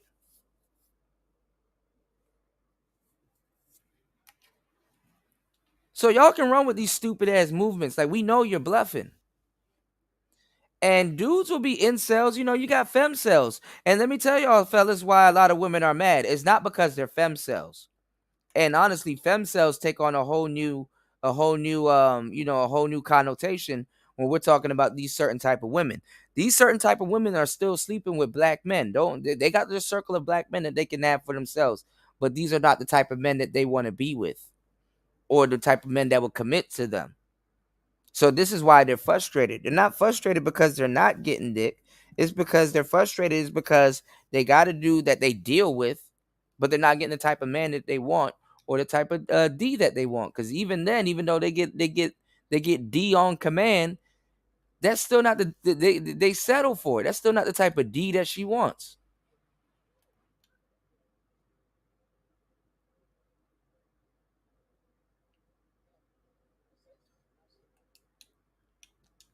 So that's why they're more mad and frustrated.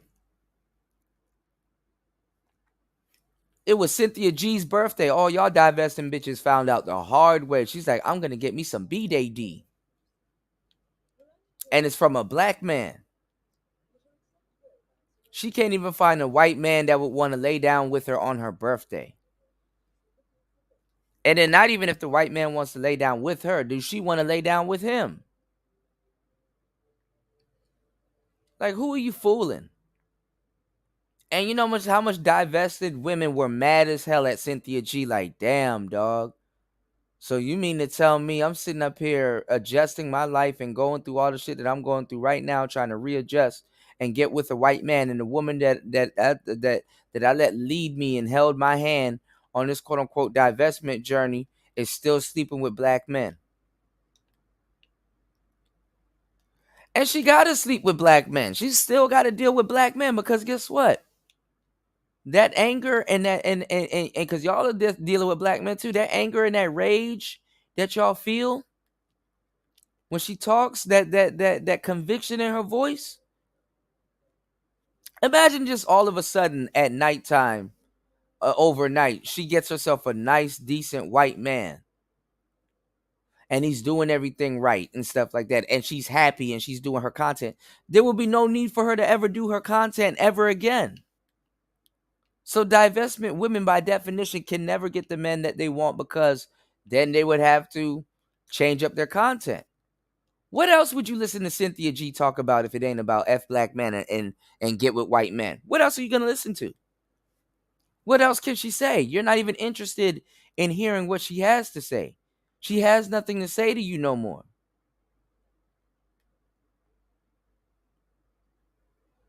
Her audience will dwindle. So she's stuck in a catch-22. She has to talk shit about black men for the rest of her life and possibly deal with them to a certain degree, especially now that she has a black baby father.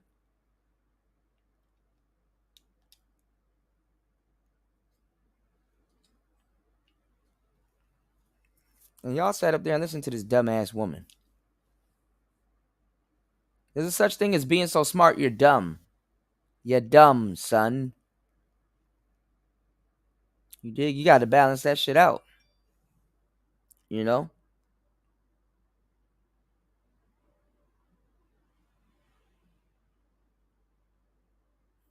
Oh, shit. There's a lot of shit going on right now, yo. Make sure you guys like and support the channel. 33 people in the building. Let's try to get 3 supporters. Let's try to get 3 more supporters for the show. Make sure you guys, you can hit the Cash App, you can hit the PayPal, or you can hit the Super Chat. Just know if you hit the Super Chat, YouTube does take 30%. You know? So let's get back into it. Let's go. Well, we are having a sexist country. E porque a gente também é um país de muitas mulheres negras, e as mulheres negras no Brasil, elas são preteridas, e elas são violadas pelo Estado e pela sociedade de diferentes formas. Então, essa vulnerabilidade que algumas meninas têm emocional também é fruto do racismo institucional. Tô ficando cansado. Most of the vulnerability of the women in Brazil is connected with a racial stuff. Well, that's the thing important. The biggest this is what women are vulnerable for. They're vulnerable for dumbass people like this. Sitting up there talking about Brazilian women like they can't get no help and like their kids. Like these women don't have no agency. They can't control their own vaginas. So, we have to help them. And that's what our feminism is about, because they can't control their own vaginas. They want to sleep with the American men that are exploiting them for their bodies. Not like they're exploiting their own selves, huh? They're not exploiting their own selves, huh? They don't have nothing to gain from exploiting their own selves. Right? They have no agency.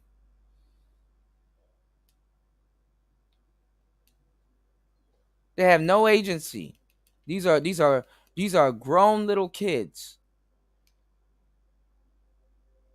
These women know not what they do. They're just victims and they need help from guys like Austin Holloman. Y'all let a 23-year-old passport bro infiltrate y'all country like this, huh? Brazil is black. The biggest population inside the black community is women. So the women, which is almost like 1/4 of the population, 25% of the population, are in this worst. And what y'all don't know is, okay, the majority of people that are in the world don't run the world. So the biggest population being black don't mean shit when the white Hispanics run the shit. So tell me again how black Brazil is? The 2% of people control the world.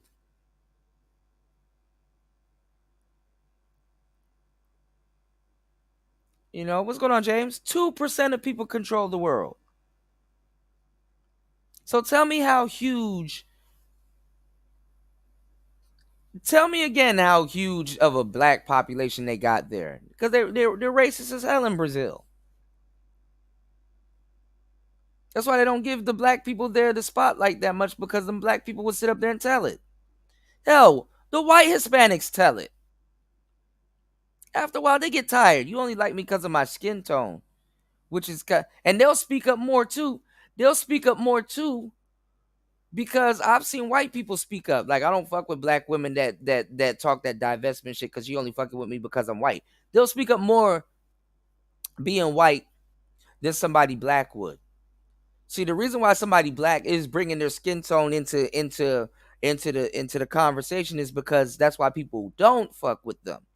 But when y'all see the reverse side effects of people saying you're only messing with me because I'm white, That's like a preference. That's like, look, it hinders me from having a real relationship with you because I can't even keep it real with you because you're only fucking with me because I'm white. There's white guys that says that. And they believe that. And it's true.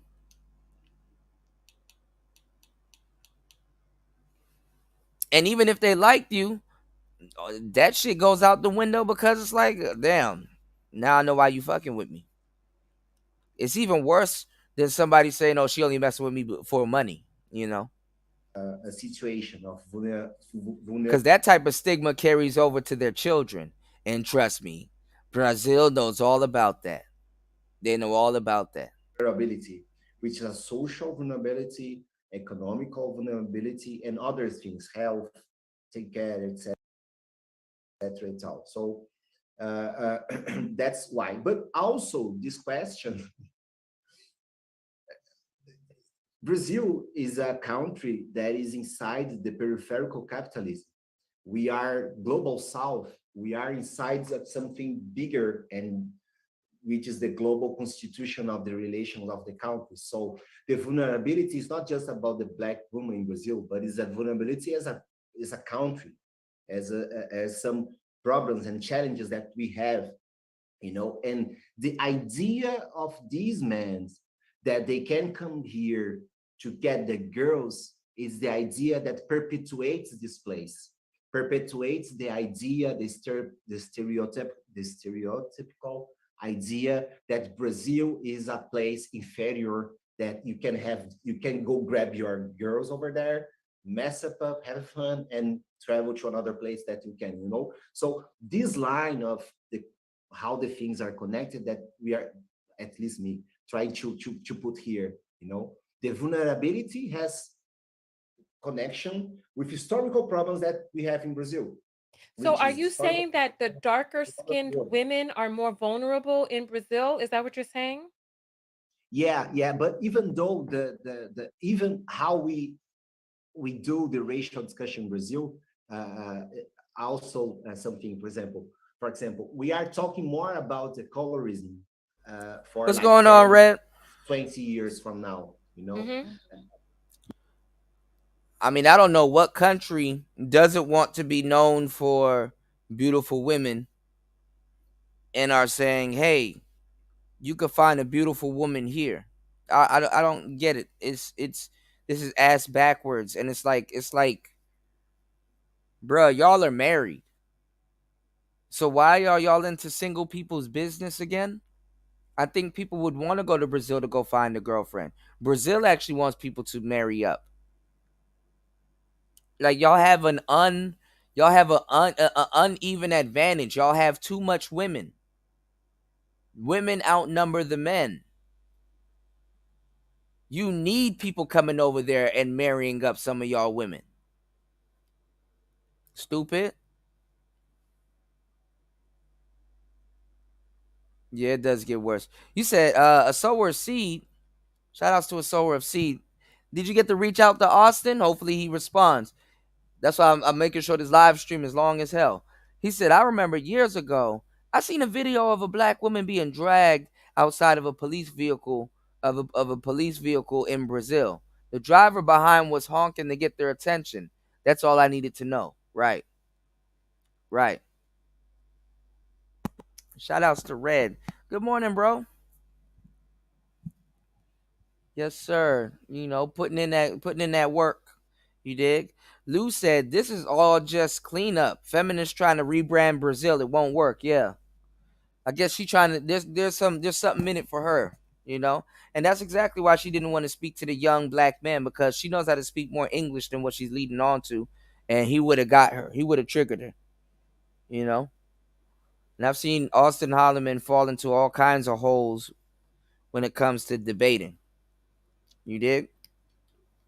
But he's young. You understand what I'm saying? He's a young guy. So it would have made her look bad either way if he had won or lost a debate, or even caught her in a catch-22. You know, he couldn't have Melanie King'd her. You know, he would have been apologetic, you know. 31 people in the building. If you guys are enjoying the show, make sure you like and support the show. definitely support the show. You can support the show at PTV.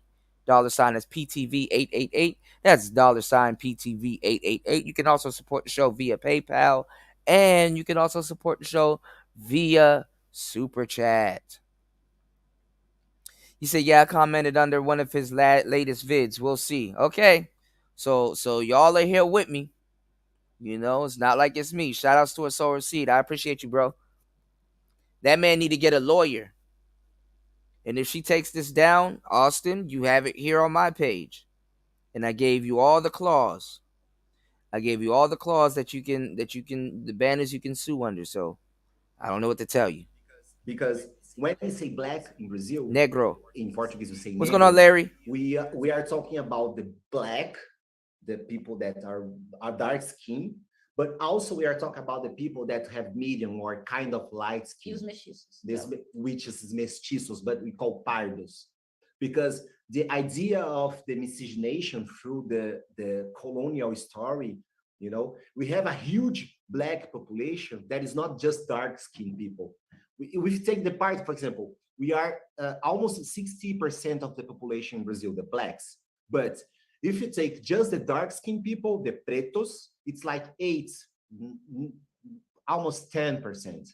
You know, I can't the number. So the thing is, even the racial stuff in Brazil is more, it's complicated, is more. Racism in Brazil is actually not complicated. It's actually less complicated. Shout outs to my brother Star P for dropping a huge $5 on the Cash App. Star P said, "Yeah, though." That's some real shit.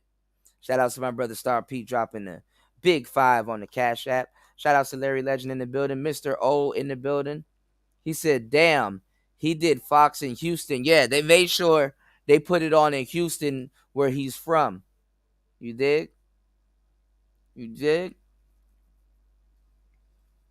But I think he's supposed to do an interview with them because he did say that he's doing an interview with Fox. So let's see if he did an interview with them. And if he's on national television, he got to be careful because they will catch him up in a whole bunch of questions, you know? The last person he would have to worry about is Jason Black and all these other social media guys. The media people going to play a little bit different with you because they already got a narrative that they're trying to pin. So they got him on some guilty till proven innocent. Yeah, Fox 26. I got it in the title. They're guilty till proven innocent, you know? Okay, is it out right now? Because I had another video. That I wanted to why is my phone dead? Okay, my phone is dead, y'all. I had another video that I wanted to show y'all. But hold on, y'all.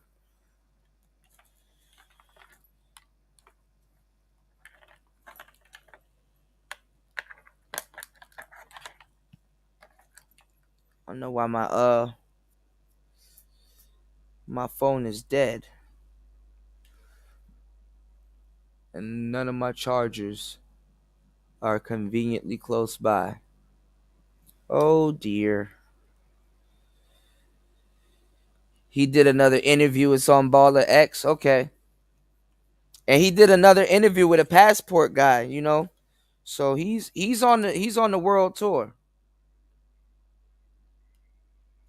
You said he wasn't ready? Oh my God, the plot thickens. All right, y'all. Shout outs to Star P. Star P kicked it off. Make sure y'all support the channel. Let's go find the interview, y'all. We on the world tour. And then I gotta go soon. But we'll be right back on tonight. Later on this morning for you guys. Or later on this afternoon. I gotta run the streets real quick and grab something and go get some food. Come back in, work on the book, work on some music, and go right back live for you guys, you know? I work 24 hours, y'all. Let's see if we can find it. Damn, the phone that I want to use to find it, that joint dead. That's what I picked up my phone for. Does anybody have a link? Let's see. This is gonna be the topic of the whole goddamn weekend.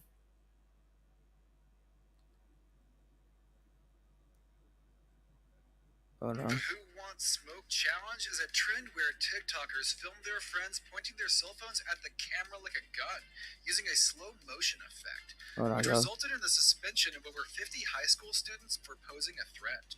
In early November, TikTokers began posting videos such as Can I get to them yams? Sweet yams. Show me the way.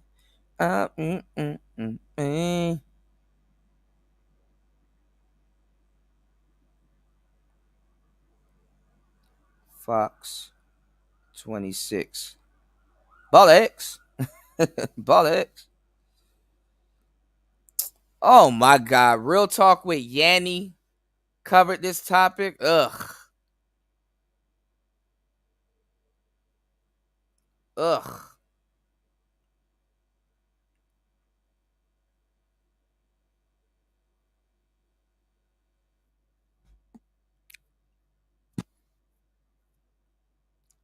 Okay, I don't see it yet. And you know, Austin, you gotta lay low too, brother. Like they going after Andrew Tate and shit like that. Like you're not even a millionaire with Bugattis and shit. You know they're gonna come after you. All right, this is another guy, Isaiah Carey. Yeah, Ball X got all the Ball X. Shout outs to Ism. Hold on. Nah, that's not it. They said he was gonna be on the Damn, Baller got everybody. Jason Black kicks Mr. Fantastic off his platform. Yo, shout outs to my Jamaican brother Baller X, bro. God damn. Don't nothing get past. Holy shit. All right, we're going to go down the Baller X rabbit hole, man. You know. Let me check the link, the chat. Y'all have a link? Shout outs to Mr. O. He getting around. I see publicity is good publicity. Hey, yeah. Yeah, this is next chance to break the threshold, you know. Shit, he gonna be on goddamn Adam 22 at this point. You dig? What's going on, Brian Will? Ball X. Give me 1 second, y'all. We're gonna get back into this, man. If you guys definitely want to extendo the show, definitely support the channel, and we'll jump down the rabbit hole. All right, let's finish this up real quick. Let's sew this up real quick. All right. I'm losing the words, but you know, it's more complicated. That's the question. It's confusing. Complex. Complex. Yeah, more complex. Okay, so are you saying that the people who are also mixed are also vulnerable? So you're saying that there's a hierarchy. There's white Brazilians, there's mixed Brazilians, there's black Brazilians, and then there's the petos, who are the darkest, who are only a small percentage. Because when these men are coming over, they're coming and they're looking for mixed women or lighter complected women, but you're saying that these women are also vulnerable in Brazil. Yeah. What the fuck? That's the question. That's the question. But why y'all gotta lie? And this is another thing that I can't stand about the dark skinned sisters. Always look for them to insert racism and colorism and featureism in a conversation that don't got nothing to do with it. How do you know all of these guys are going over there looking for lighter women? How do you know that? How do you know that? I done seen some passport bros with some chocolate women. How do you know they're going over there looking for light-skinned women?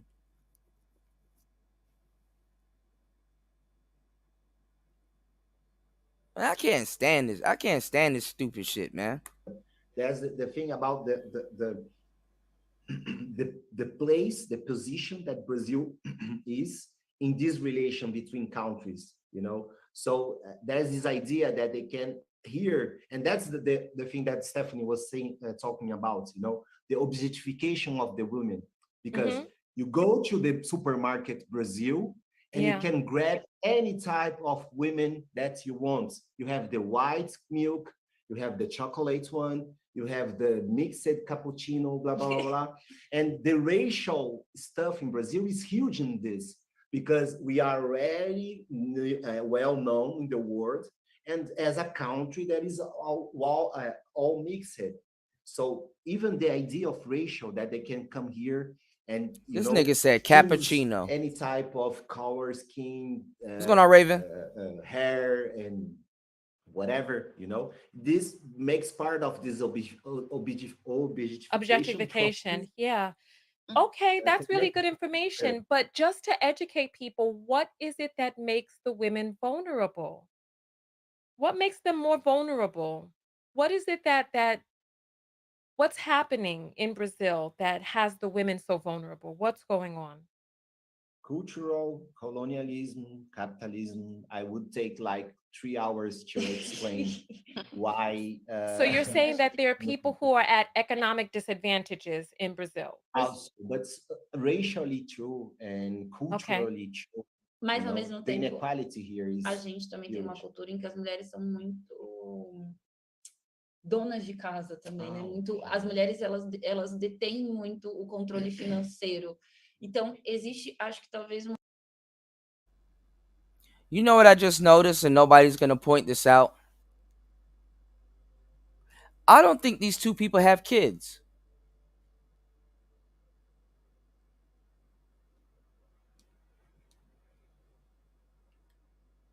Does she? If y'all know any more than I do, do they have kids together or separate? Do both of them have kids?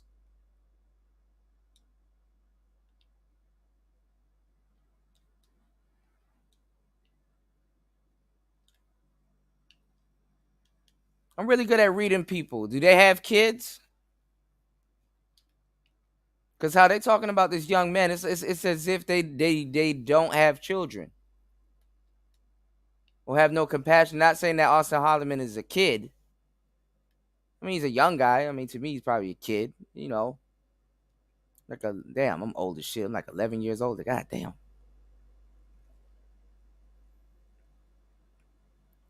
But these people are talking like they don't have kids.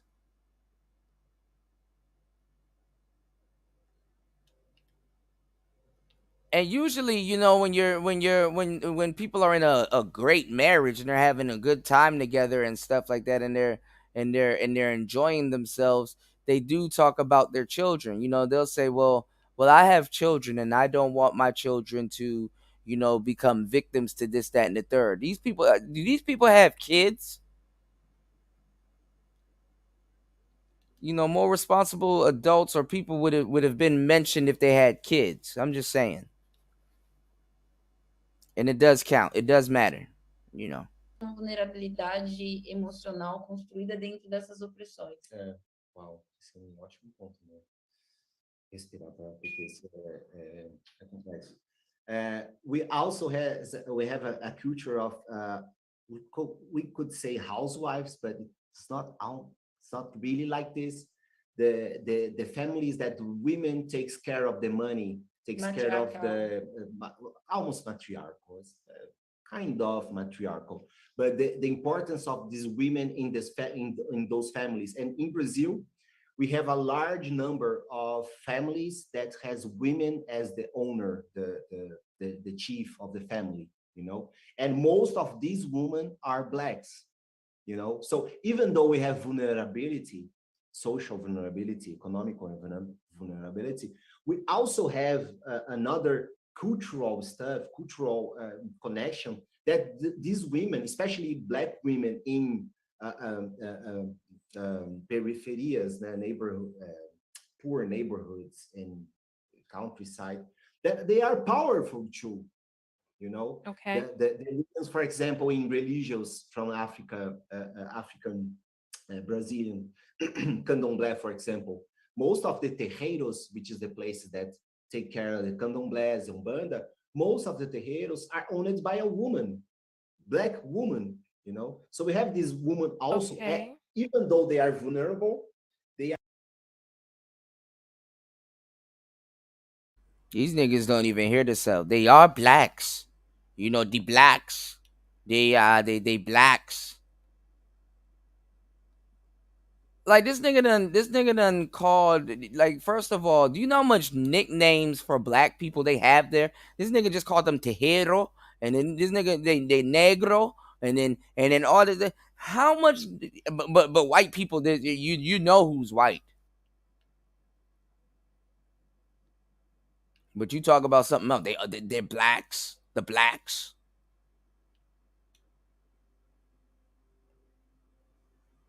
How much nicknames you got for black?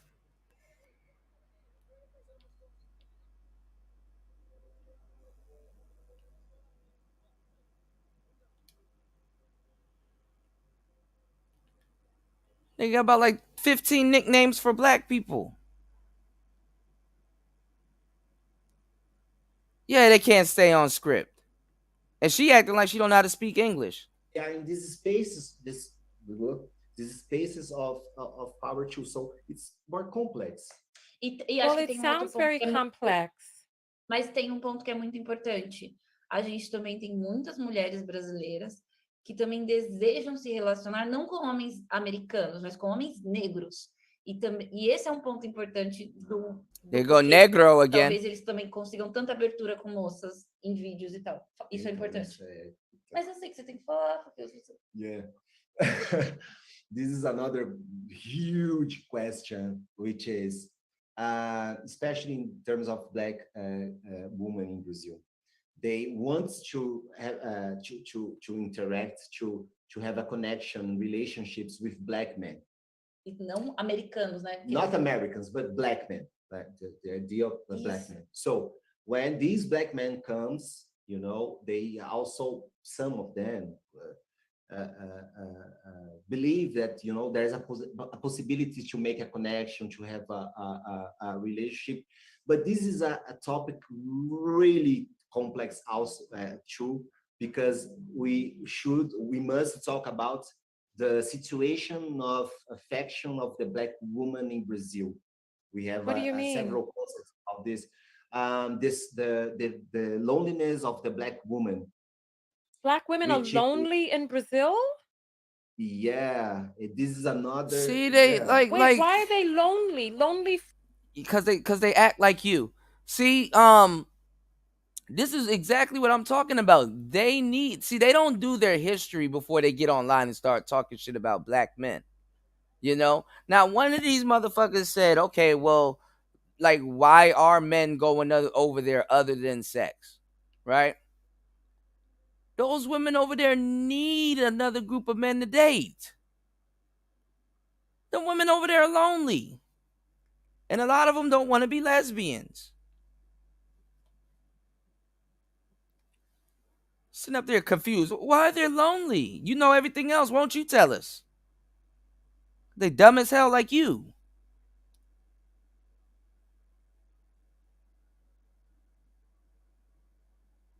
Talking about some goddamn Tanya total knockout. Girl, nigga. Girl, stop.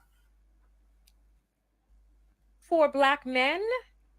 Yes. Yeah, black men, the society, like the idea of the loneliness of the black woman is basically the idea that in a society that is racist and misogynist, the last person that deserves love, that deserves to be taken care, that must be treated as a woman, a human, you know, like respect, dignity, it's of the black woman.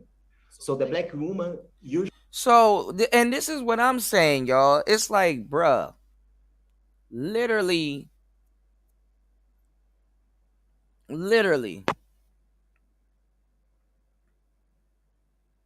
they don't do their homework, and these dudes are saying racism. Look at the woman down at the bottom. Look, she could care less. Look at her face.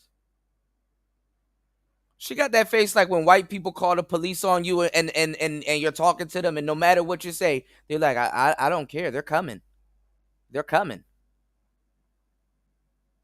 I don't care. You dig?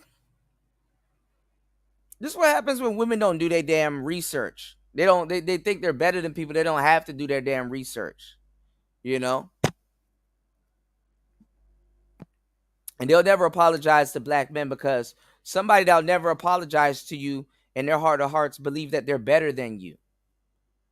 So people wondering why they leave.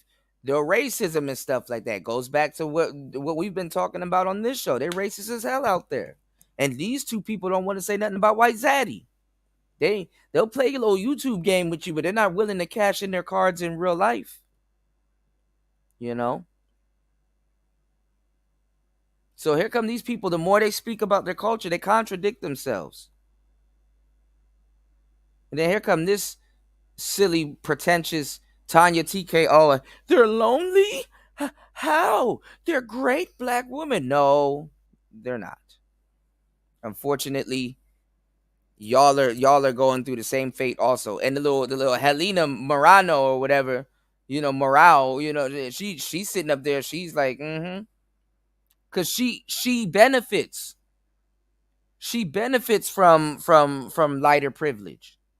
Usually is the woman, is the person that doesn't have the ties, the connections, the social, like they're socially shunned. Friends, people surrounding her. Why? Why wouldn't and okay, so why?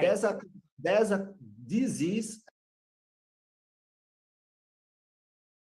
And then you come to find out that your dumbass is the only one that believes the black woman is queen thing. She's a beautiful queen. Why? Because they're racist as hell, Tanya.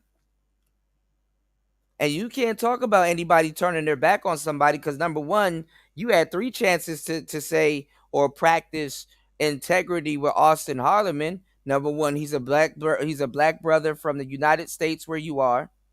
He's also he's black, he's united, and he's your brother. Like come on now. Yeah, the black woman is God. Yeah, she's known for traveling to Ghana and stuff for dick and attention and stuff like that, but have the nerve to call Brazilian women dirty foot and cheap and stuff like that, and then get mad at Austin Harleman because he said something similar. And she says it in a different way, JBA, and she actually means it. And black women exploit a lot of Brazilian women for their hair. She got a problem with Austin Harleman, but she don't have a problem with Dubai. Them niggas gonna knock on your door with AKs, man. A construction from the colonialism and the slaver. So okay, so what are you considering black? So you're saying that the black women are lonely. So Stephanie is considered a black woman in Brazil? Yeah. So you would be considered mixed here, right? But in Brazil.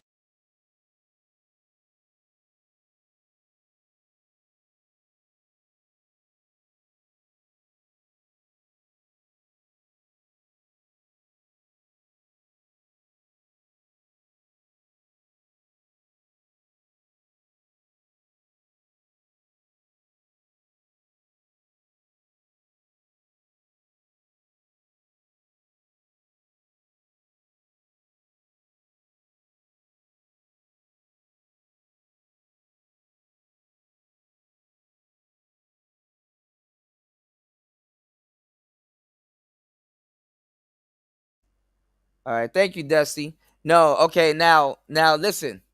Shout outs to Dusty. Thank you, Fasten. No, that's a lie. Stephanie is not a lie. Stephanie is not considered black. She's considered light-skinned with a tan.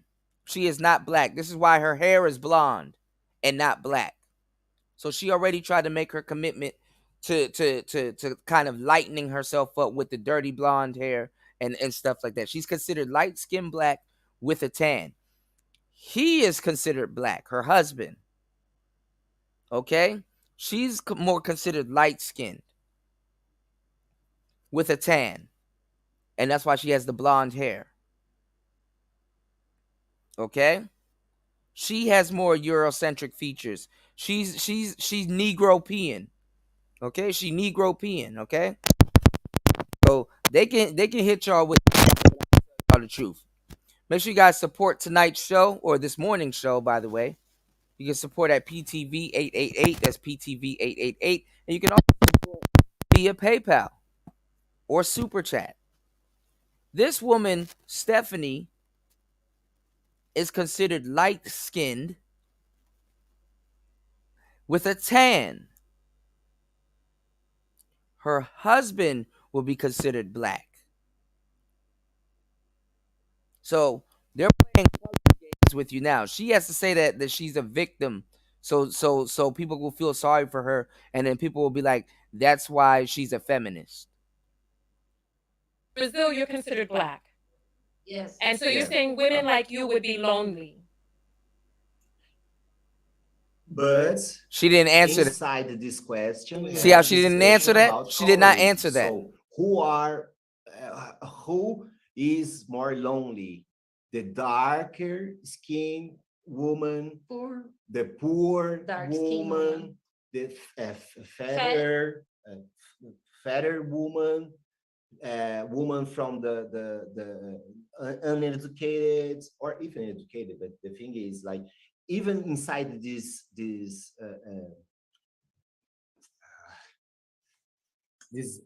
territory, we have like multiple layers of oppression. So okay, so I want you to look at the screen right here. So this is a woman that is on the screen, and she had gotten with one of the passport bros by the name of Floyd, right?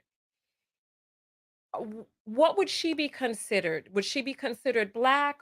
We see that she's a little bit heavier. So are you saying that she's more vulnerable because we see that she's a little curvier? So are you saying that she's more vulnerable because she's curvier? Is she vulnerable because her skin has a little bit of brownness in it? Help educate.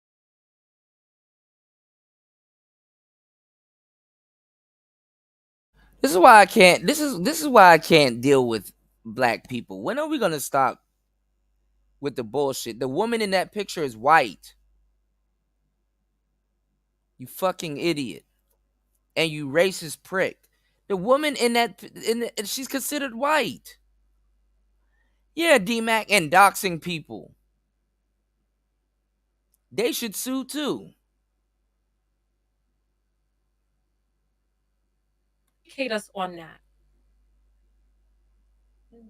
I think it's difficult to say just about picture because you really want to understand like in which situation this person is, you know. I don't know, for example, I don't know.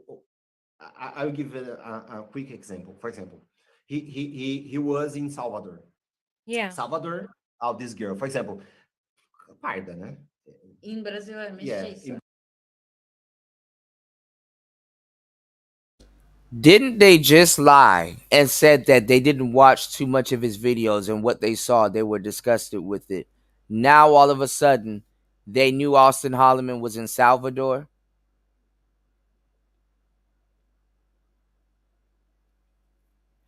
Y'all got me. I'm looking at Brazilian people sideways, dog. Brazilian people lie like this? Y'all did Austin Holloman a favor, but if y'all didn't lie like this, you did him a favor. Okay, so he was in Salvador. Or you got to worry about him being in Brazil. He's not in Brazil no more, right? Well, how you know what he was doing in Salvador?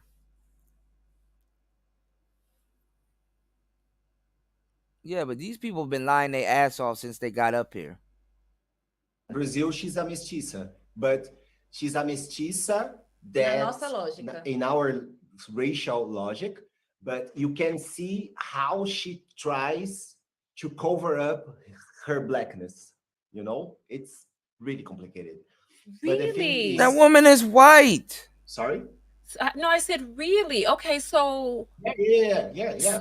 This is you fucking douchebag. This is why. This is. Brazilian, even Thailand, Laos, and all these other countries other than America, their racism is not even advanced. They're on some dumb shit. Some severely dumb shit. I know we're on some dumb shit in America, but we're more advanced than them when it comes to race and race politics. We're more advanced than them when it comes down to it, okay? This woman in this picture is clearly white. Ain't nothing about her that being covered up is black. You fucking idiot. Your wife, the one that's sitting beside you with the blonde hair and all that stuff, is covering up a little bit of her blackness. You blind douchebag. And look how happy grown-ass man is sitting there to talk about this woman's color. Oh, see, in our color politics, man, I hope people be racist towards you because that's what you get practicing that shit. You could just say, yeah, she's more of a white Latino, more white Hispanic woman, and then move on. You sitting up there talking, she's a machicho, she's a catanca. Nigga, what?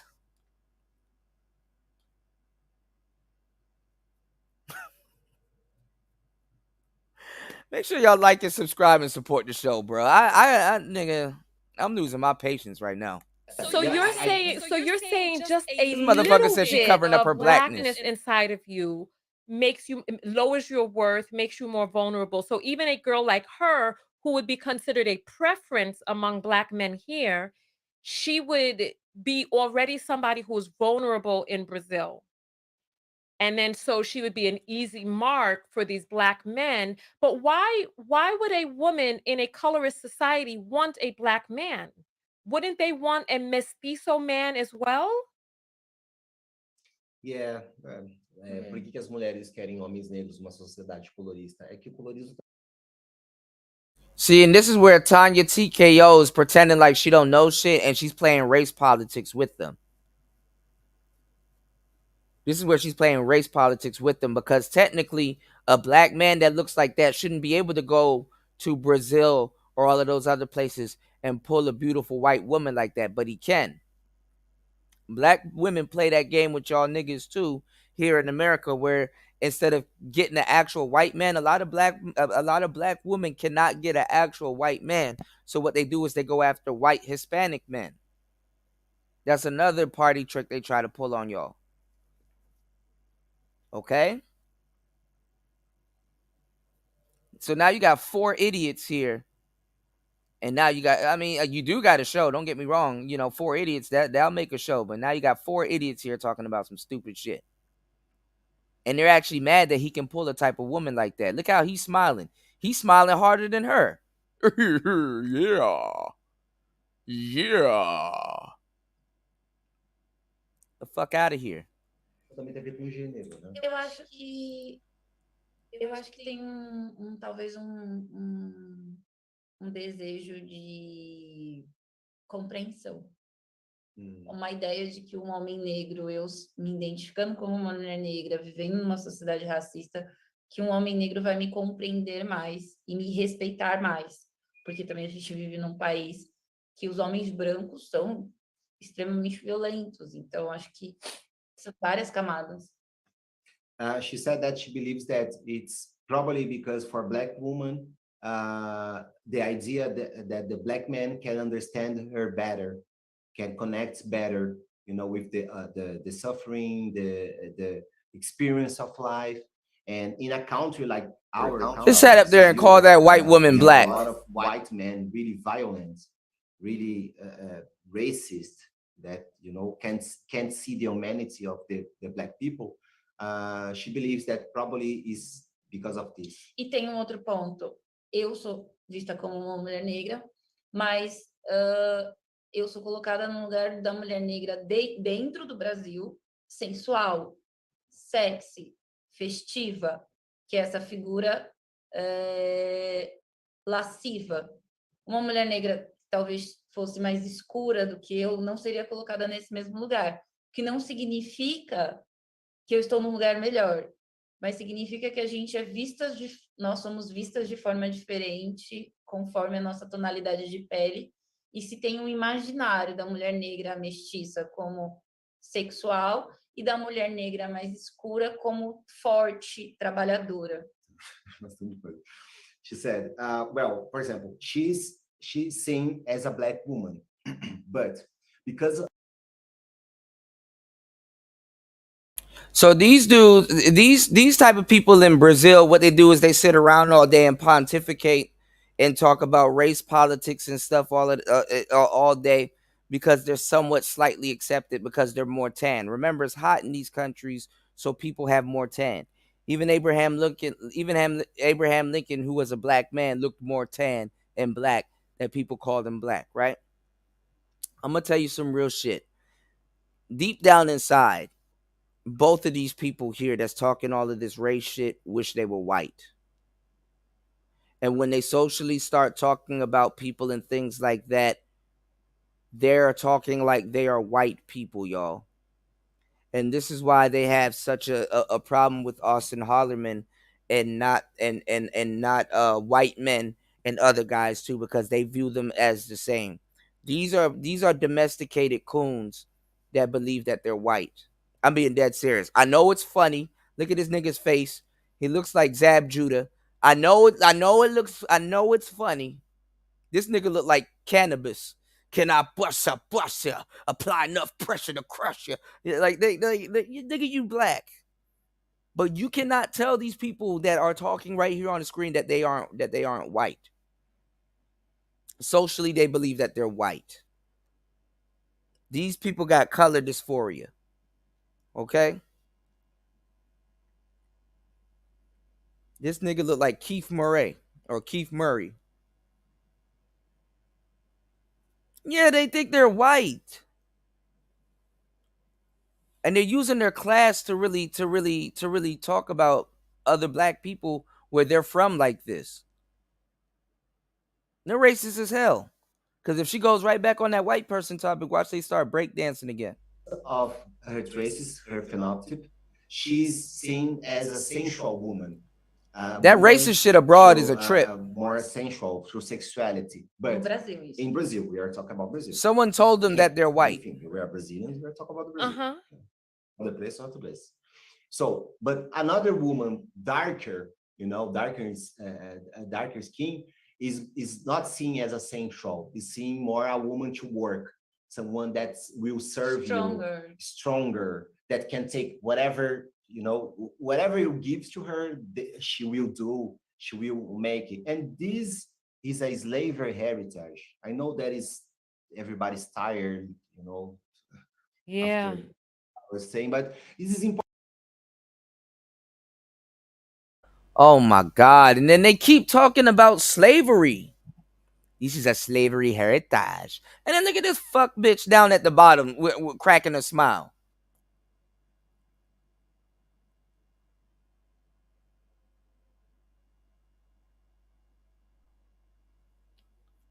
She benefit the most out of all of y'all. Because before she opened her mouth, they think she's a white woman. Yeah, bruh, exported colorism is like international colorism is the most funniest shit you'll ever experience, y'all. Cause it'd be two couples like this, and they swear up and down, they swear to God, they swear on baby Jesus that they white. You can't tell them that they ain't white. What's going on, G? G, you know how I put it in, man. When I put in that work, I put in that work, my guy. Real shit lasts long. You dig what I'm saying? It's a marathon.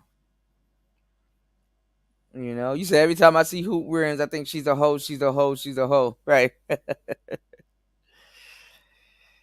Yo, man. Yeah, the internet does make you realize American black women can't mind their business. And they got fucked up because they couldn't mind their business. And as you can clearly see, they still not minding their business. And somebody done told these two Spanish people that they were white. I mean, these two Brazilians, that somebody done told them that they were white, got them all fucked up. Important to understand how the slavery, how the colonial made our culture, and talking about slavery, bro. We trying to date. That makes our minds, makes our point of view to understand the thing. Look at so you're saying because your nose is slimmer, right? and your skin is lighter. So you're saying the phenotype, right? That Yeah. you were considered more sexy rather than a person who has a wider nose, who is more negroid. Oh, Yeah. wow. Tem a cultura do que a gente chama aqui no Brasil, que eu acho que é importante dizer, da exótica. Yeah. E essa cultura, Exótica. e a mulher que muitas vezes é vendida como para o turismo sexual, é exatamente o meu estereótipo. Yeah. Isso é importante pra caralho. Translate. Yeah, she's saying something really important. The thing is, a woman that looks like Stephanie is exotic. Is seen as exotic. You know, that's the exotic beauty, etc. And this kind of, You know, make sure y'all like and subscribe, support the channel. Support the channel. I'm pretty magical with this shit. Didn't I just say this? Everything I say, these assholes come back 2 minutes later and say what the hell I just told you. I'm really good with this shit. So what she was saying, that was Stephanie considered black, and that nigga was like, yeah, and then said that, and I told you that they were lying. She's considered light skinned with a tan, and that's why she has the blonde hair, because usually women like that will have black hair, alluding that they're more black, but she wants to play more to the white side. Now he's talking about somebody like Stephanie. He's gonna big up his wife. He gonna suck her off, talking about she's more exotical. She's more beauty. They come from all over to meet women like her. If you don't shut that bullshit up. So now they about to contradict what they just said 2 minutes ago that I said. And watch this. Woman, the tone of the call, the skin, the phenotype, etc., is the image that they sell to the tourism, to the sex tourism, to the carnival, to the idea that if you go to Brazil, you will find girls like her. You'll find girls like the girls that they show in the videos, you know. So it's also a reproduction of image, as Stephanie has been saying all night, is connected with sexism, and it's pretty connected with racism. And why? This is why she, as a feminist, a black feminist, stand against it and talk about it and denounce whoever she needs to do. E aí, eu acho que... Wait. This is just so good. Helena, you would be considered a white Brazilian? Oh my God, that's a very difficult question, but yeah. Now here she come with her lying ass. Look at this. Now here she come with her lying ass, trying to look. Yeah, bitch, shut the fuck up. You white. And you know you white. You've been benefiting off this whole conversation. That's why they've been talking that stupid shit and your dumb ass been quiet and stuttering the whole time.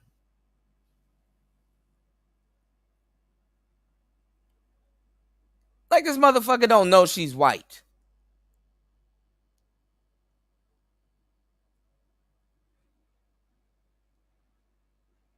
Man, these people are idiots, man. And the people that fall for this shit is idiots too. Their colorism is so outdated that it's dumb. So shout outs to the Brazilians that's real, and shout outs to the Brazilians that actually get it. You can't have these people speak for y'all, man. They make Brazil look bad.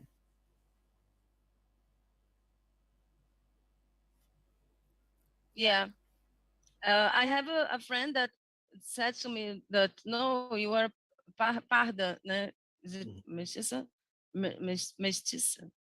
Parda. You are parda. But, well, what I have to say about it is from my experience. I don't think I suffer what a black woman suffer because of racism in Brazil. So I can't claim this place for me. So in Brazil, I am considered white. Outside Brazil, no. But in Brazil, most of the time, maybe, I am considered white. Interesting. And you, Tulio? Black? Yeah. Yeah. Black. Okay. Did you date women who were darker complected, or did you date women that were mestizo like Stephanie? No, actually, I dated also white women. Yeah. Hold on.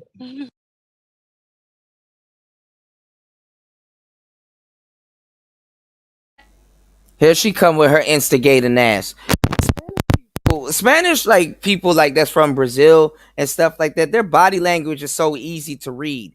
She was just having her arm around him and hugging him and stuff like that. And then Tanya TKO asked that conflicting ass question, knowing what was gonna happen. And as soon as he said he date white, she took her arm from around him and look at this bitch down at the bottom laughing.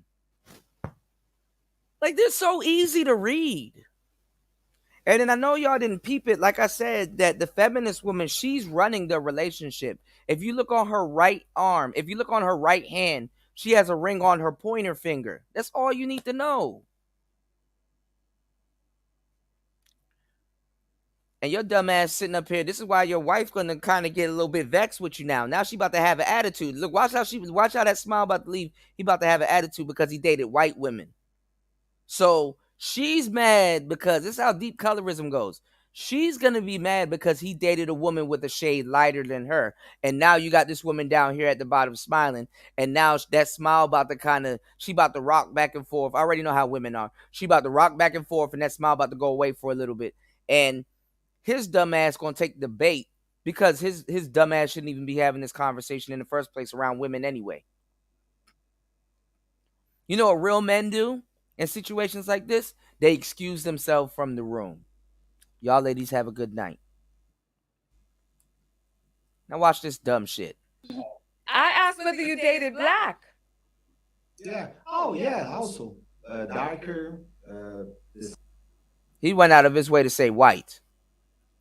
What's going on, Misha? He went out of his way to say white. Okay. Então, date is a complex. Porque acho que a gente tem que explicar para a Tônia que no Brasil a gente também tem a cultura do ficar. Isso também tem. Isso. Que talvez explique, inclusive. We're running out of time again. I don't want to do another. This is so good. I learned so much. This conversation can go on. Translate real quick, and then you all have to tell how people can find you. We have the culture of to date, but small dates, like hookup, like you meet someone one night. It's not one night stand, but like, so this is important to the interactions also, Wait a minute. So you're talking about hookups or dating seriously? Did you date black women seriously, Tulio, or were you just hooking up? No. Se eu já namorei outras mulheres. Mas é que eu sou só, tipo,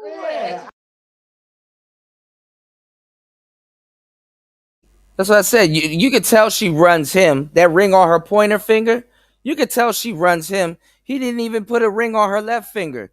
You could tell she runs him. She all up in his face at this question. Look how she all up in his face. She even leaning back when he leans back. She rocking back and forth with him. Look, she in his face. Look. Do ficar. Isso. Que talvez explique, inclusive. We're running out of time again. I don't want to do another. This is so good. I've learned so much. This conversation can go on. Translate real quick, and then you all have to tell how people can find you. We have the culture of to date, but small dates, like hookup, like you meet someone one night. It's not one night stand. They're one night stands with his lying ass. He can't even lie right. But like he try to bilingually lie and get caught in one language. Come on, man. So this is important to the interactions also, Look at that. She blinking heavy too. Look, watch. Look at that. She blinking heavy, and look, he looking to her. Did I make her mad? Look at this. Looking at her. Is she mad at me? We got the beautiful Misha in the building. Shout outs to my girl Misha Mack in the building. Watch this, Misha. Look how all up in his face she gonna be. Watch this, Misha. Wait a minute. So you're talking about hookups Look. He's embarrassed. or dating seriously. Did you date black women Look at that. She all up in this man's face. Look at this. seriously, Tulio, or were you just hooking up? No. She talking about some okay. Like she finding out too. You big dumbass. Okay. Se eu já namorei outras mulheres. I am 8 years with her, you know. It's a long time. We have a long relationship. She didn't ask you that. We are married, so, you know. Stop asking me that question. He said free Tulio. Yeah, Tulio in a abusive marriage, man. And before I'm talking about before. Yeah, she didn't ask you that. Oh, she on him. I'm trying to find out whether or not dark-skinned men are dating dark. And this is what women do to try to dictate your preference.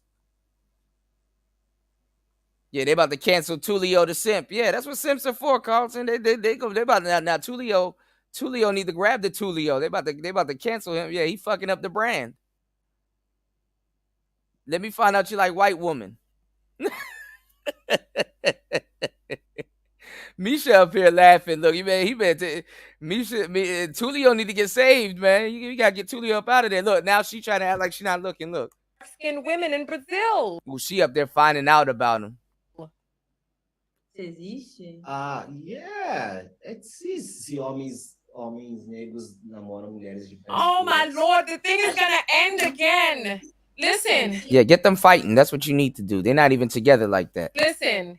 It's going to end, but I want you all to tell about your project, right? So we're going to come back in just for a quick moment, and you all She mad at him. will tell something about the She mad at him. Look, that smile about to go away. She's smiling for the camera. Spanish women can't even hide this shit. I remember every single Spanish girl I dated.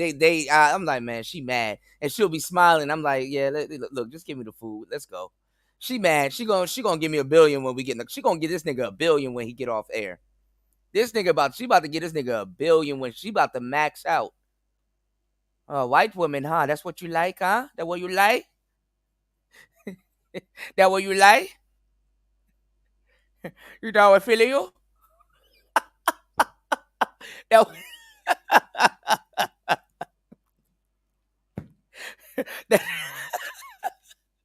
that what you like?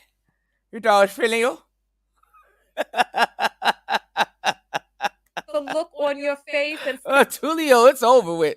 Nigga, he got the upper lip and the forehead sweat. It's over, Tulio. Stephanie looking at you is telling a story that word. She look. And this is how Spanish girls do too. She probably grabbing his hand right now and squeezing the shit out of it. Look at her. Look at her forehead and shit like that. Come on, man. You saw what, Filio? He gonna have to munch something tonight. Are not saying right now. Yeah, she giving him. Yeah, they're gonna take a minute to come back. Look at that. Look at Tanya TKO done broke it. Look up there. See, this is what black women do. See how she has that smile? She knew she done fucked up this man's relationship. Fucking home wrecker. This is why I didn't fall for y'all assholes on here talking about some cootie. You and your girl and the women that you deal with should get on camera. Fuck no. This bitch done found out something new about a nigga that she been with for 8 years. Because she didn't even care enough to ask him that question. Yeah, simp ass deserve that shit. Here's how I feeling.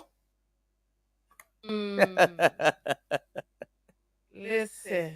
Sitting up there wrecking marriages and shit like that. I wonder. Listen, you know what? And this is what they're doing. This is a slick way. And his wife got the dog whistle. This is what they're doing. So he can't. What she's doing is she's pulling his card. What's going on, Pastor? She can't be. Well, she's dividing the house, bro. You can't. You can't be sitting up here talking about your justice for black women, and then you find out this nigga's preference is a white woman. And then that's even worse. The girl sitting beside him, this is how racist they are. The girl sitting beside him would rather he said he dealt with a black woman than that white woman. Because she wakes up every day trying to be white, and she could never be that white woman that he probably got with. Look at this motherfucker just ruining everything she touches. This bitch got Thanos hands. Just ruin everything she touches. So you all know that I ask And questions. try to act like a baby. Well, I didn't know. I didn't know that happened. Try to act like a baby and shit. That people have stated in comments. So I see some of you were saying some very terrible things.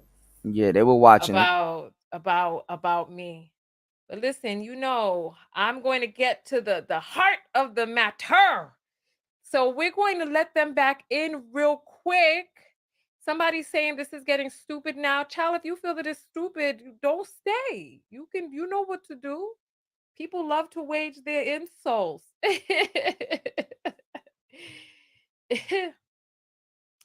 Bethany, you ruined the comments. You ruined the comments just by being here. You ruined that. You did. I'm talking. Not Stephanie. Bethany. There was a person in the comments. All right. So we have here. Let's see. All right. Okay. So we have Helena on the big screen now, and we have Stephanie and on the small screen. So question for listen, we were on a train of thought that we are going to just skirt past. Oh, that nigga singing a new tune now. That nigga singing a new tune now. Look at her eyes. Her eyes ain't even sincere anymore. Bruh. Ooh, he's sitting 2 inches lower than her too. Yeah, that smile gone, bruh. What happened? You thought what feeling you? You thought what feeling you? How nigga how much? He a whole new nigga now. What happened?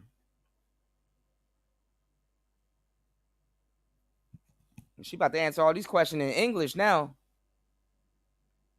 Yeah, she done gave him 1,000. I know how these women are. Ain't y'all lucky to have a friend like me? Spend all this time with you. Even after 10 hours and 33 minutes, I'm coherent. Make you laugh. Kept a large audience for the majority of the show. The show never really dipped below 20 people. You thought I was feeling you? Make sure y'all like and subscribe, man. Y'all can't spend this much time with some of your best friends, man. And support the show, man. Let's go. Don't understand. You know, there's colorism all over the world, but you know, it shows up differently. And I think it is just it's new. Yo, Wolf, you right on it, bro. Wolf right on the money. He said that nigga was smelling himself too. That's what Tanya did. She got him riled up. He got real comfortable. You know what I'm saying? Start saying shit he normally wouldn't say.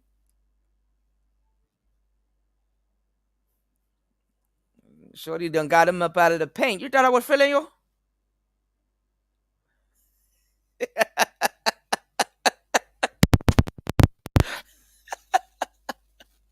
She not even smiling no more. With like her hair, her bun done came out a little bit. Like her baby hairs done popped out a little bit. You know she was yelling. You thought I was feeling you? You thought I was feeling you? Not feeling him no more. That nigga started standing beside himself and she had to set him down. Right. It's saying one. You thought I was feeling you? Nuance per country. But people want to know what's going on, Jay? Did you date dark skin? Like date seriously? Like, oh my God, she won't stop. Oh my God, she won't stop. She won't stop. She want to finish him off. Why is it innately that black women want to see black men die, bro? She's trying to kill this man. Listen, I would have been like, listen, bitch. I'm gonna speak good English now. Listen, bitch, you trying to fuck me and my wife up? You thought I was feeling you? Look, she mad again. She about to break her neck looking at him.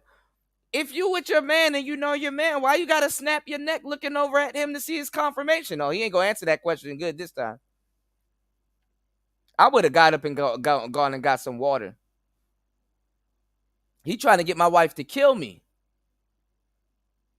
Damn, all of that simping and all of that fuckboy shit you were doing on this live stream towards the end, she trying to take you out before this live stream's end. Before this live stream ends.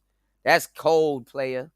That's cold, player. You done denounced black men. You done called us predators and all this other stuff. And then in the end, you thought I was feeling you?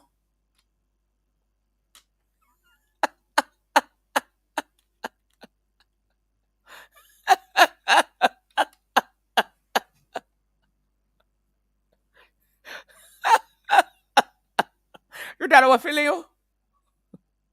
Oh my God. Bruh, her eyes are burning through this man, dog. Yeah, still nigga. Black nigga, white nigga, striped nigga, nigga, nigga, nigga, nigga, nigga. Still nigga.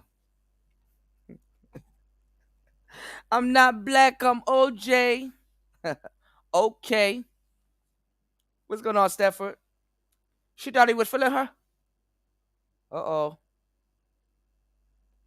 Tanya about to finish him off. Like, let it go. Women in Brazil before you got married. Did Ooh, you and she trying to scroll over. Was it just kind of like, oh, you know, I'm passing through?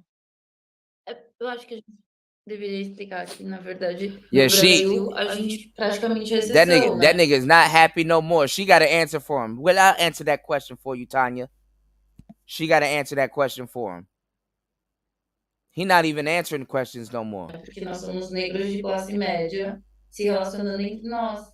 Porque lá para eles é muito comum. His whole Mas demeanor aqui pra changed. gente, a ascensão social tá Which one I was associada feeling a you? se relacionar com pessoas brancas.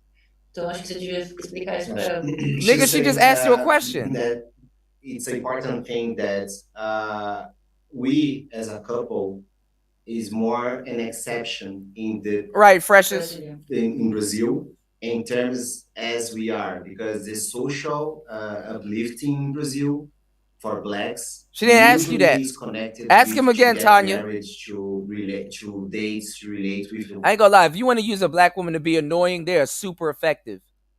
Where's Most Man, man? I'm missing that. Where the hell is Most Man? If you want black women to be annoying or get to the bottom of something, they're super effective, you know? Like, I will have a sister as my lawyer that's super effective. She asked him a whole question and the wife answered. They're gonna act like he just gonna act like she didn't ask him a question. You sure I will feel you? Come on now. White person. So it's more difficult, not rare, but more difficult when black people that social upper class as us are married, are a couple, you know, because usually you see this like a well-succeeded man, black man with a white girl, a well-succeeded black woman with a white man. So this is something in the how could I say, the love economics in Brazil, in the rate of love economics in Brazil, that is really important to discuss.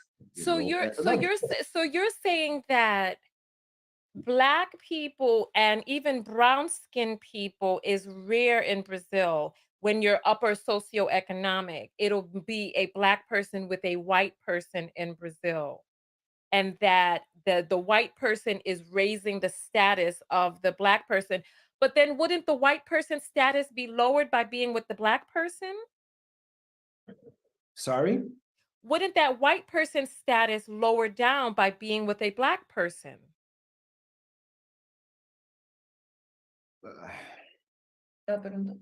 A ideia de que assim, bom, se para a pessoa negra é bom estar com uma. Yo, she trying to kill this nigga because guess what? Technically, then if she's with him, he's lowering her status. This is how they divide. Look at this. Look at how they divide people with racism. She's killing their relationship on live internet with these racist ass questions. Pessoa branca, mas então a pessoa branca não é lower status, aí a gente tem que explicar a cultura da miscigenação. Eu acho que a gente pode explicar que dentro da nossa, acho que resumidamente, dentro da nossa cultura, resumidamente, as pessoas brancas, elas vendem a ideia de que ao se relacionar com negros, elas não são racistas. Boa. Translate. Ótimo. Yeah. In the Brazil culture, the idea that white people dating black people, they show to society that they are not racist. And this is important about Brazil, because in Brazil, we are a racist country. Yeah, say what it is. Y'all are some racist motherfuckers. This a racist ass country. Y'all just did some racist shit. Y'all just did some racist shit in to Austin Harleman. You sure what feeling you? And not only did y'all just do some racist shit to Austin Harleman, y'all are so far behind. That's what I'm telling y'all. Like in America, we get top tier racism. Like we know all the moves in the book if we pay attention, right? So he said that a white woman would get with a black person to be like, oh, I'm not racist. My husband's black. That's exactly what this is going on right here. Because there's some pictures, y'all, and we're gonna pick this up later on tonight. I'm gonna keep this live stream at about 11 hours because they're gonna cut it off anyway, right? We're gonna pick this up later on this morning. So I'm gonna give y'all a break so y'all can make sure y'all support the channel. We coming right back, okay? There's pictures of the feminist woman with an actual white man. So she was dating a white man too, or at least slept with one. And I think it probably was while they were together. You sure what feeling you? Country that doesn't want to talk about racism. In Brazil, you are afraid or you are ashamed to show that you are racist. So we avoid the racial conflict, but we have racism organizing every dynamic Are the of black society. people who date the white people? And again, y'all, this is why a lot of sisters don't get far abroad outside of the country, because he just told her that, and they're speaking on a public platform. They're not really happy having this side of the conversation unless they're shaming black American men like Austin Holliman. They're not really happy having this side of the conversation, okay? So he basically just told her it's insulting and it's not a good idea. And it's like insulting to our culture to openly be talking about that. And she keeps asking him racial questions while he's on air. Don't even give a damn, not even caring that other Brazilian people are going to watch it. That's why the woman made sure she kept speaking in Portuguese so that other Brazilian people will know what's going on, because that woman can speak good English. Like, go tell Tanya TKO to ask Chat GPT that bullshit. You sure what feeling you? Right? So now, anyway, man. Y'all are tuned into the latest show on YouTube. I'd rather my audience small because can't show it all. You know what I'm saying? Are they treated well, or do the white people abuse the black people that they date or marry? Well, we have this is difficult to say for sure, but we have a lot of stories of people get treated very bad, especially for the family, and also have stories of people saying that it's all okay. E só para finalizar, para ela entender, é muito mais. This is how dumb they are. You're gonna continue to keep answering these racist questions after the man told you, because she has no respect for y'all, and you should have understood that she had no respect for black men, even though she's siding with y'all, two complete strangers, and she's doing this to another black American man. Y'all should have known that she had no respect. So this is what happens when you try to do something disrespectful and it comes to bite you in the ass. Now I hope y'all get some backlash for talking about this shit openly, because she's asking you these super uber racist questions while you just straight up there told her that, hey, you know what I'm saying, that's not something that that we talk about openly. You shouldn't talk about that stuff openly if that's not what y'all talk about openly. Tanya TKO being extremely rude. But that's what y'all get, because y'all wanted to sit up there and be rude, and y'all want to sit up there and bash another man. So now y'all about to get a little taste of your own little medicine and stuff like that. So she instigating and getting y'all about the paint too. But I'm gonna tell you some real shit though, y'all. She doesn't give a damn. She doesn't give a damn. Y'all are not the representation of Brazil. Brazilian people will look at these two people and be like, they're making us look bad, because now they're telling people that there's racism here, and that the family is gonna be racist towards you, especially when you're trying to get married or have these long lasting relationships. Now you're doing something way worse than Austin Hollerman ever did. Because now you're peering into their culture, and you're peering into all of that stuff. Tanya was more disrespectful with this interview than Austin Harleman was interviewing that woman. Tell me if I'm lying or not. This interview was a shit show.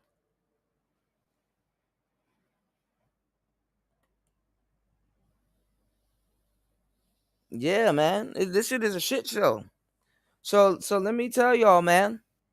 Y'all got to be able to understand, y'all got to be able to read through it. And these two people fell right into it. Mais comum entre as pessoas pobres, aí você ter os casais negros. Yeah, and it's more common into the poor people, the lower class people. You have the black families, the black couples.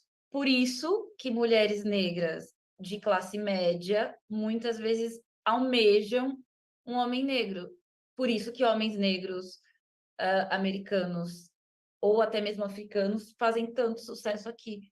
That's why black girls from the upper class, medium class, e que estudaram na universidade, that study, are high educated, they desire or want a black man, and that's why black men, American black men, or even African black men make so much success with these girls, because it's the idea that they can connect with a black man, a black man that is in the same level and the same social condition. Oh, wow. So part of the vulnerability then is in the lack of access of middle class Black people to be able to get with other middle class Black women in Brazil, even middle class mixed women, to be able to get with a Black man. It's very rare. And so when these men come from other countries, they're seen as a novelty. They're seen as something special. They're seen as, oh, maybe I'll get the chance to be with a Black man. Maybe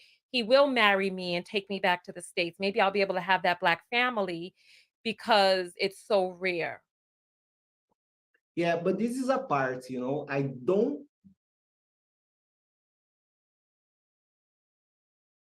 And this is how old school and dumb that these women are in their thinking. He's gonna marry me and take me back to the States. Women aren't looking to go, like where are y'all? Like, women aren't looking to go back to the States with no dude. Like, even women will visit, but they're not even looking to literally go back to the United States with you. He said, no, bitch, they look better. She said middle class, right? She not even seeing that, Black men, when they go to these other countries, your class jumps. Your class jumps. Okay, so you might have been poor in America, but your class jumps when you go to these other countries. And you're not supposed to take advantage of that. You thought I was feeling you?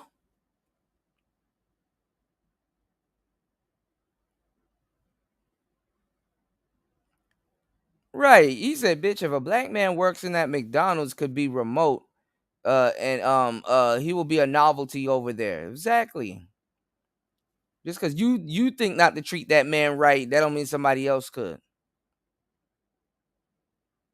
Those women are of a better quality of women.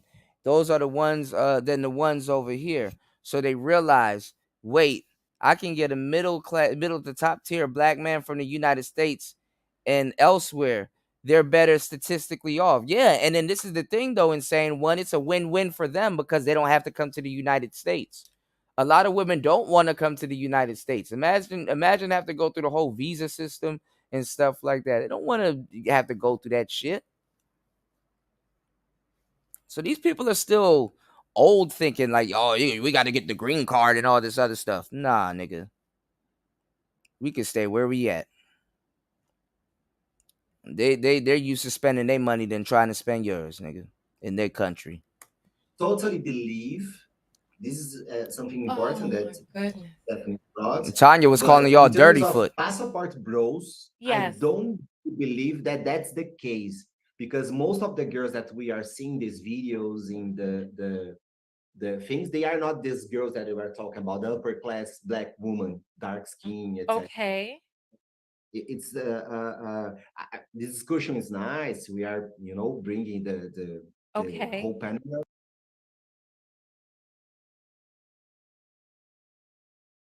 This nigga is still digging himself in that dark-skinned women hole. I hope Tanya asked him again, did he date dark-skinned women? And how much did he date? He's still digging himself in that hole. He's trying to change the topic back to the passport bros. But when you talk about passport bros, we are talking more about these lower, vulnerable girls, poor girls, can be black, but also makes it that they as a predators. E no caso dos vídeos do Alston, às vezes ele, como ele chegava em qualquer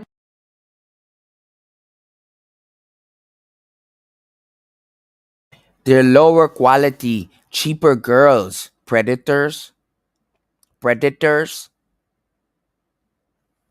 So passport bros are taking care of lower quality, cheaper girls that Brazilian men should have been taken care of. Remember, because y'all love y'all women, huh? So low, and that's how they think too. Let me tell y'all something. What he's not saying too, because he's racist as hell, and he just admit they're racist. So I'm not saying nothing that he didn't say, right? I ain't say he did, right? They look down on certain women that date foreigners. They look down on certain women that date foreigners. So him and her, since they're married and they're together, look down on women that date foreigners. Predator.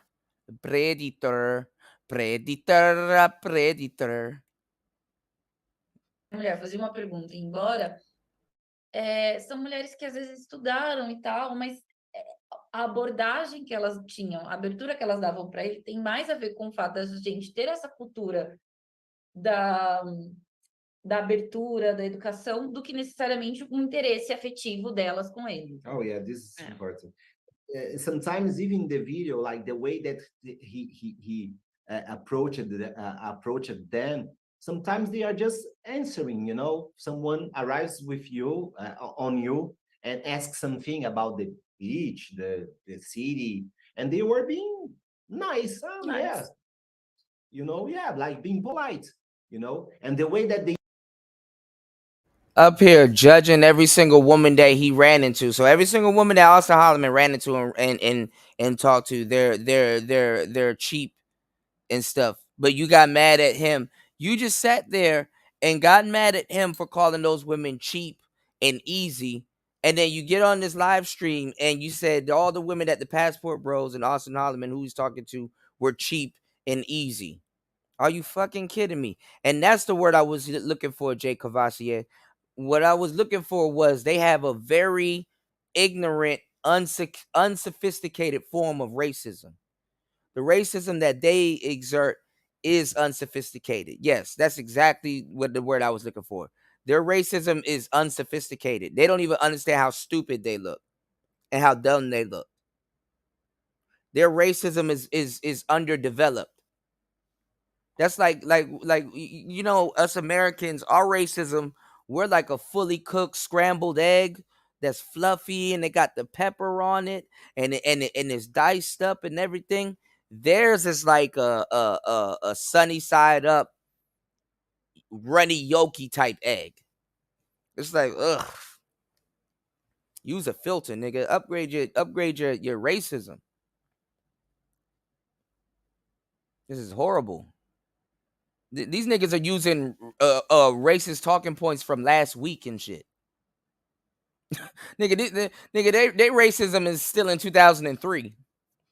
Like, hey, bro, you know it gets more advanced than that, and little bullshit you talking about ain't shit, right? These niggas still talking about third world racism. Come get with this first world racism, baby. Y'all know shit about what y'all talking about.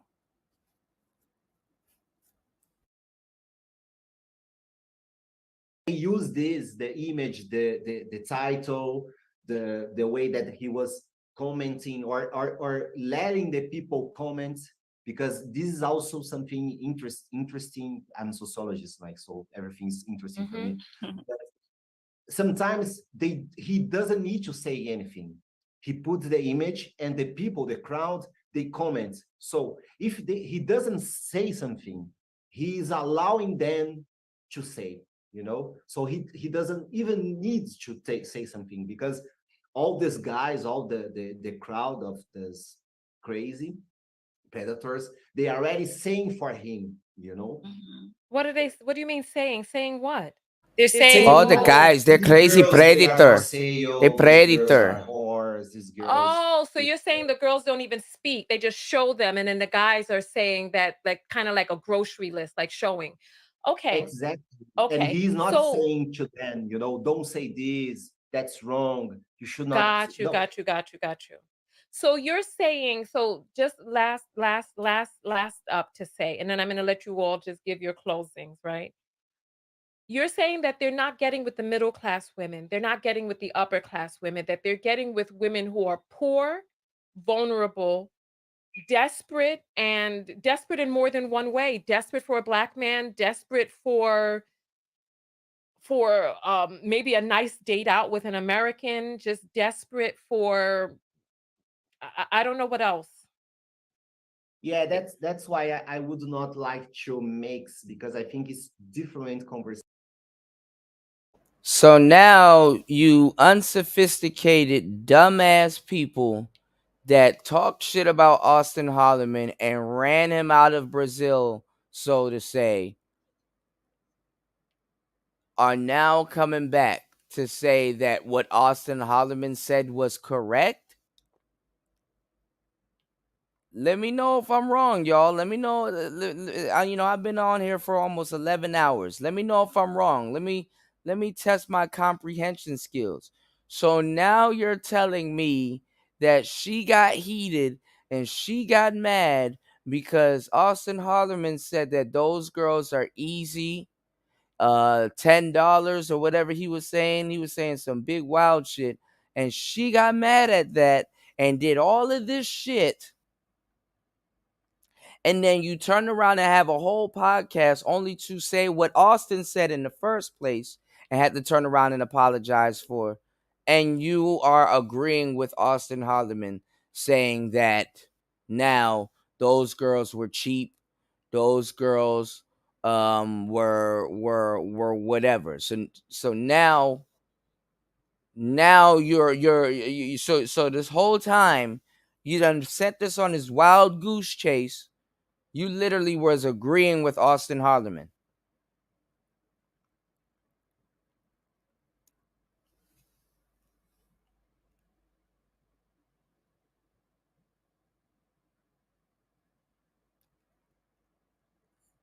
A fool is born every 10 minutes in America, but every 5 minutes outside of America. in terms of passport growth, você não quer comentar sobre isso? We are talking about the vulnerability and the condition of these women. The conversation about Right, it does sound like I cracked the case. And I would have gotten away with it if it wasn't for you meddling Manosphere kids.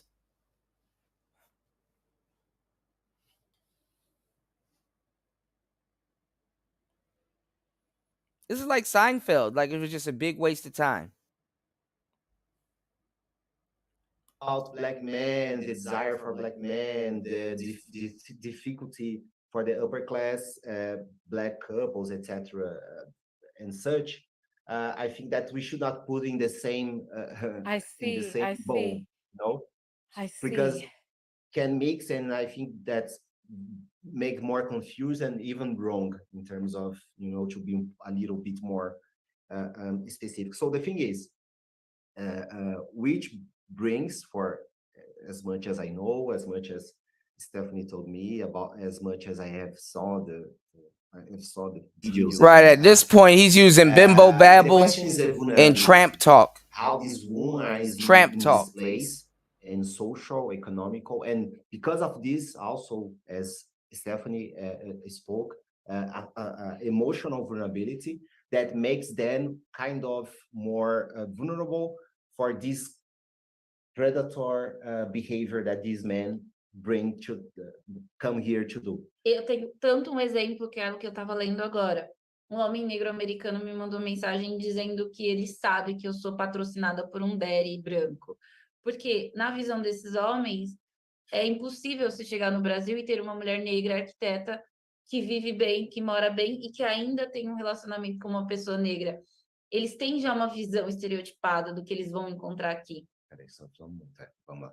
She's giving an example. She received a message for a black guy calling her that she's sponsored by a white sugar daddy, because in his mind it's impossible to come to Brazil to find a black girl, a upper class black girl, architect, high educated, that lives well, that has a good life, that is married with a black guy, which is doing well, enterprise, etc. This is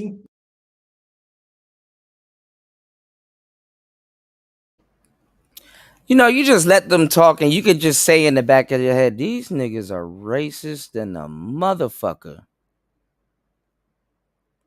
Like, after this, I have no desire to go to Brazil. Like, honestly, what did we learn here, y'all? I mean, I learned a little bit about some things, but I learned that Brazilian people lie to benefit themselves or whatever they believe they're benefiting. And also, they're racist than a motherfucker. I would hate to get off a plane in Brazil and then every other word I'm hearing coming out of niggas' mouth, negro, negro, negro. I'm glad I went to Thailand instead of Brazil. I like where I'm at. I'm glad I went to Laos instead of Brazil. There's a better quality of people, bro. There's a better quality of people, bro. Because even though she might not do that around me, if I met like a young little Brazilian woman that's fine as hell, I'm going to think when I'm gone or my back is turned, this is how she's talking.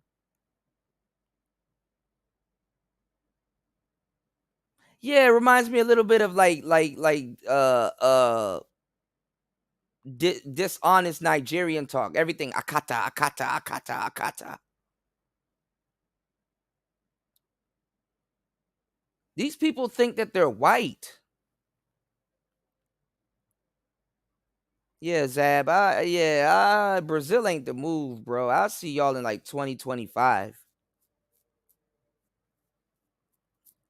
And then don't be looking like this. These two fools look like fools, bro, and then be racist. And they learn from the white people over there because the white people over there probably talk just like this about them. You can't be that comfortable being that racist, bro.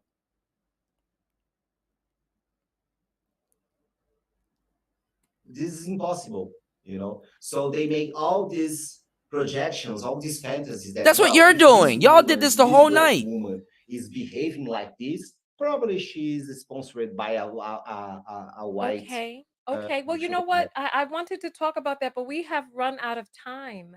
I did want to add lastly, when I asked you what was it that made the women vulnerable, you talked about the emotional vulnerability. And that's when you started talking about wanting a black man. So it's like you brought that into the conversation. And so now to say that it's not relevant, I feel like the nuance of this is far greater than we could have covered in this conversation. I learned a lot. Some of the questions that I asked were questions that I saw people typing in the comments and wanted to be able to get an answer for.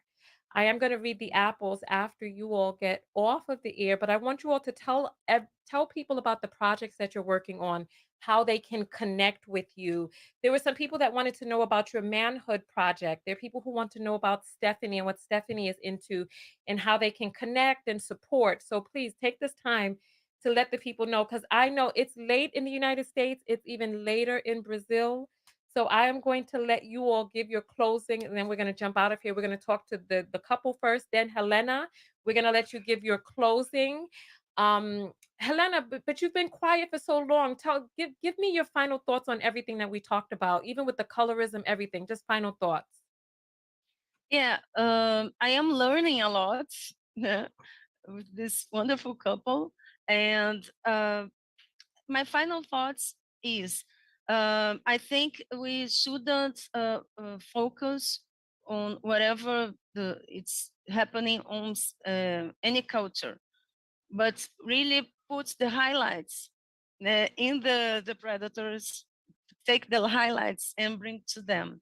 And I'm saying that to all the people that are asking those questions, that it's nice that everybody's so curious about our ways. And I think we can maybe have many shows about Brazilians. We are a really big country, and we have a really rich culture, but I think the highlights is on them.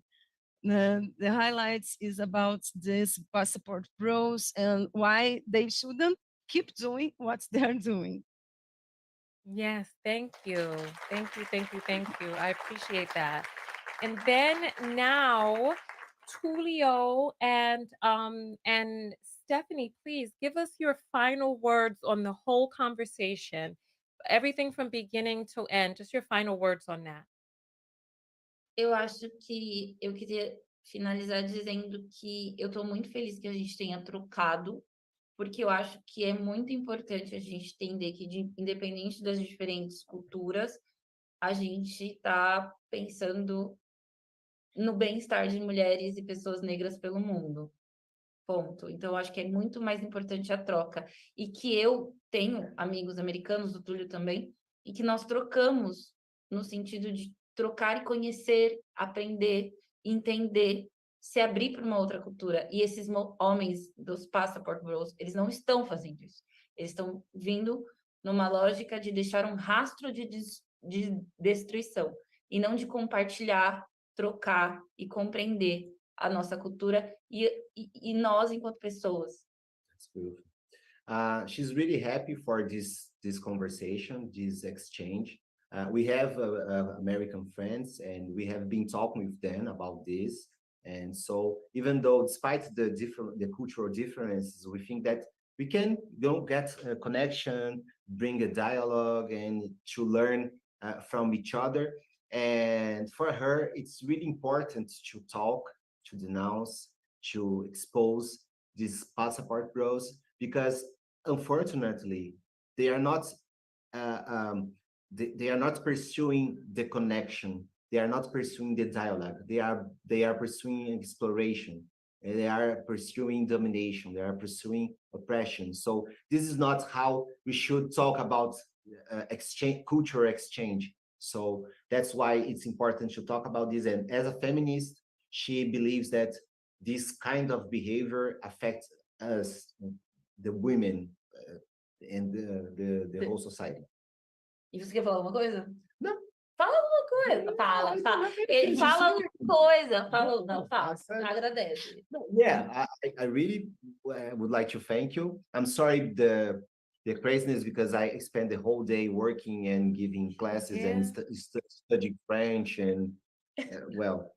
Yeah, So I'm no, you mixing. know what? We're all tired. I'm tired. Helena's tired. Everybody has to work tomorrow.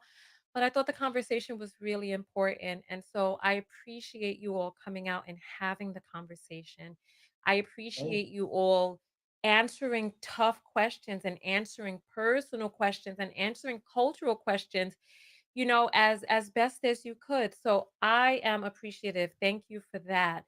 Tulio, Stephanie, people want to know how to get in touch with you on your social media. They want to know, Stephanie, if you have a YouTube, Tulio, if you have a way for people to connect. If not, then let people know how they can support the projects you're working on. I have an Instagram, which is Tulio Custodio. Well, that's my name. O meu também. Pretty easy. And Stephanie has STE_RID, Esther Rib, from Esther Ribeiro, her name, Stephanie Ribeiro. And mine is Tulio Custodio, TULIOCUSTODIO. Yeah, it's right there on the screen, right there. Your name is right underneath you, so it's right there.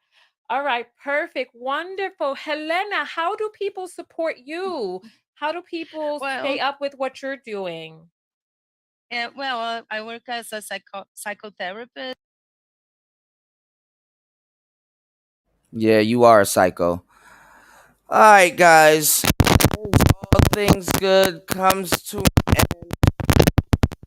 Let's stick a fork in it right here. Listen, but don't think that today is not going to be action-packed.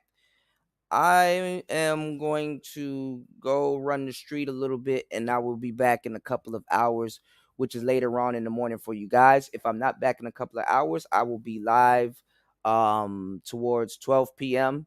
or 1 p.m., 3 p.m., okay? I'm going to take myself a nappy nap. So what you can do is you can go and watch all the other YouTubers in the Manosphere that was watching my show tonight and about to get another bastard version of what the hell I said on this show. You know what I'm saying? So you're going to, if you hear any of the stuff that I was talking about word for word on tonight on some other shows, just like y'all been doing, just, send me a message or tag me in something, or be like, or you can say it in their chat room, like, damn, you was watching Kuda's show, huh? Kuda said that, like a couple people do, which is pretty cool, because actually I be seeing people copy me like shit. And don't even say, hey, shout outs to Kuda. I was watching the show earlier today and he made that point and stuff like that. All the points made over here are original. They are mine. I did not steal them. Some of us got to be original in the space, man. But listen, man, y'all, I want to appreciate everybody here that supported today's show. I want to appreciate everybody that's going to support today's show off air. Definitely, I appreciate everybody here today. Definitely had a great, successful show. You know what I'm saying? Yeah, you get a little Player Talk Radio break. Y'all can go watch people, that take other people's talking points, regurgitate the same thing they heard here and act like they didn't hear it here. But it is what it is, man. And I'm not the only person talking about this. There's some good brothers going live also. But listen, man, y'all know what it is and y'all know what it ain't. It's Player Talk Radio. Shout outs to everybody here. We out. Let's get it. Let's go. Now, look, I want to speak on this about little young player. I see little young player Ramil up in here. I ain't got no problem with the pump and dump thing. I see where he coming, and I feel him. He in Atlanta. Them hoes is going. You niggas be leaving that shit out. Them hoes is going out there. Them hoes is fucking all over the place. And niggas is getting at him. And niggas is getting at him. And you niggas start fucking me up with that weak shit, telling niggas not to fuck on the bitch. Nigga, I'm gonna fuck this bitch.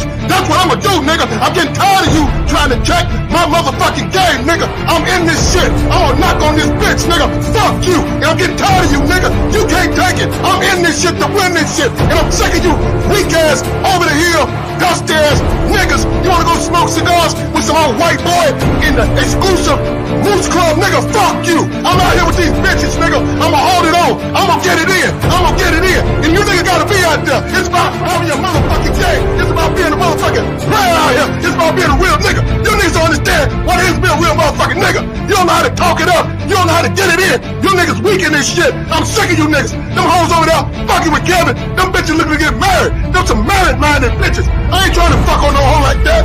Go over there and fuck with Kevin. Let me fuck with the rest. I'ma do my best, nigga. Fuck y'all niggas. And you gotta put this out because you niggas don't put the whole side of the black man out here. You put one side out here. And I'm tired of that shit. And real niggas out here like me, we getting it in. We ain't got nothing to cry on. We let the bitch lie on us. The bitch lying on me, nigga. That's what you did. And I'm gonna do it again. And again, motherfucker. That's what I do. I'm sick of these motherfuckers crying. I'm gonna give you some tissue next time, motherfucker. That's how we do out here, though. Look, keep pumping and dumping. I don't blame him. Expect the Cardi bitch, wild bitch shit. All these hoes want to do is fucking suck. And why get fucked up? They go fucking suck your partner. You know what? Just accept it. Be done with that shit. You niggas go to church, man. You know what I'm saying? Take that shit to church. I can't help it. The hoe fucks you over, nigga. That's your problem. That ain't my problem, nigga. I solve problems. I don't make them, nigga. That's what I do. You guys don't understand what it is to be a motherfucking back out here. It's just like playing football, nigga. We get prep. We get a motherfucking pep rally before we get at these bitches. Let's get it up. Let's get it in. You don't understand that, though. That's what's killing me with that. But look, I'm gonna pull up out of here, man. I'm gonna pull up out of here. Look, appreciate you pop in, man. We need, that's the whole black man. Show the whole thing. You know what I'm saying?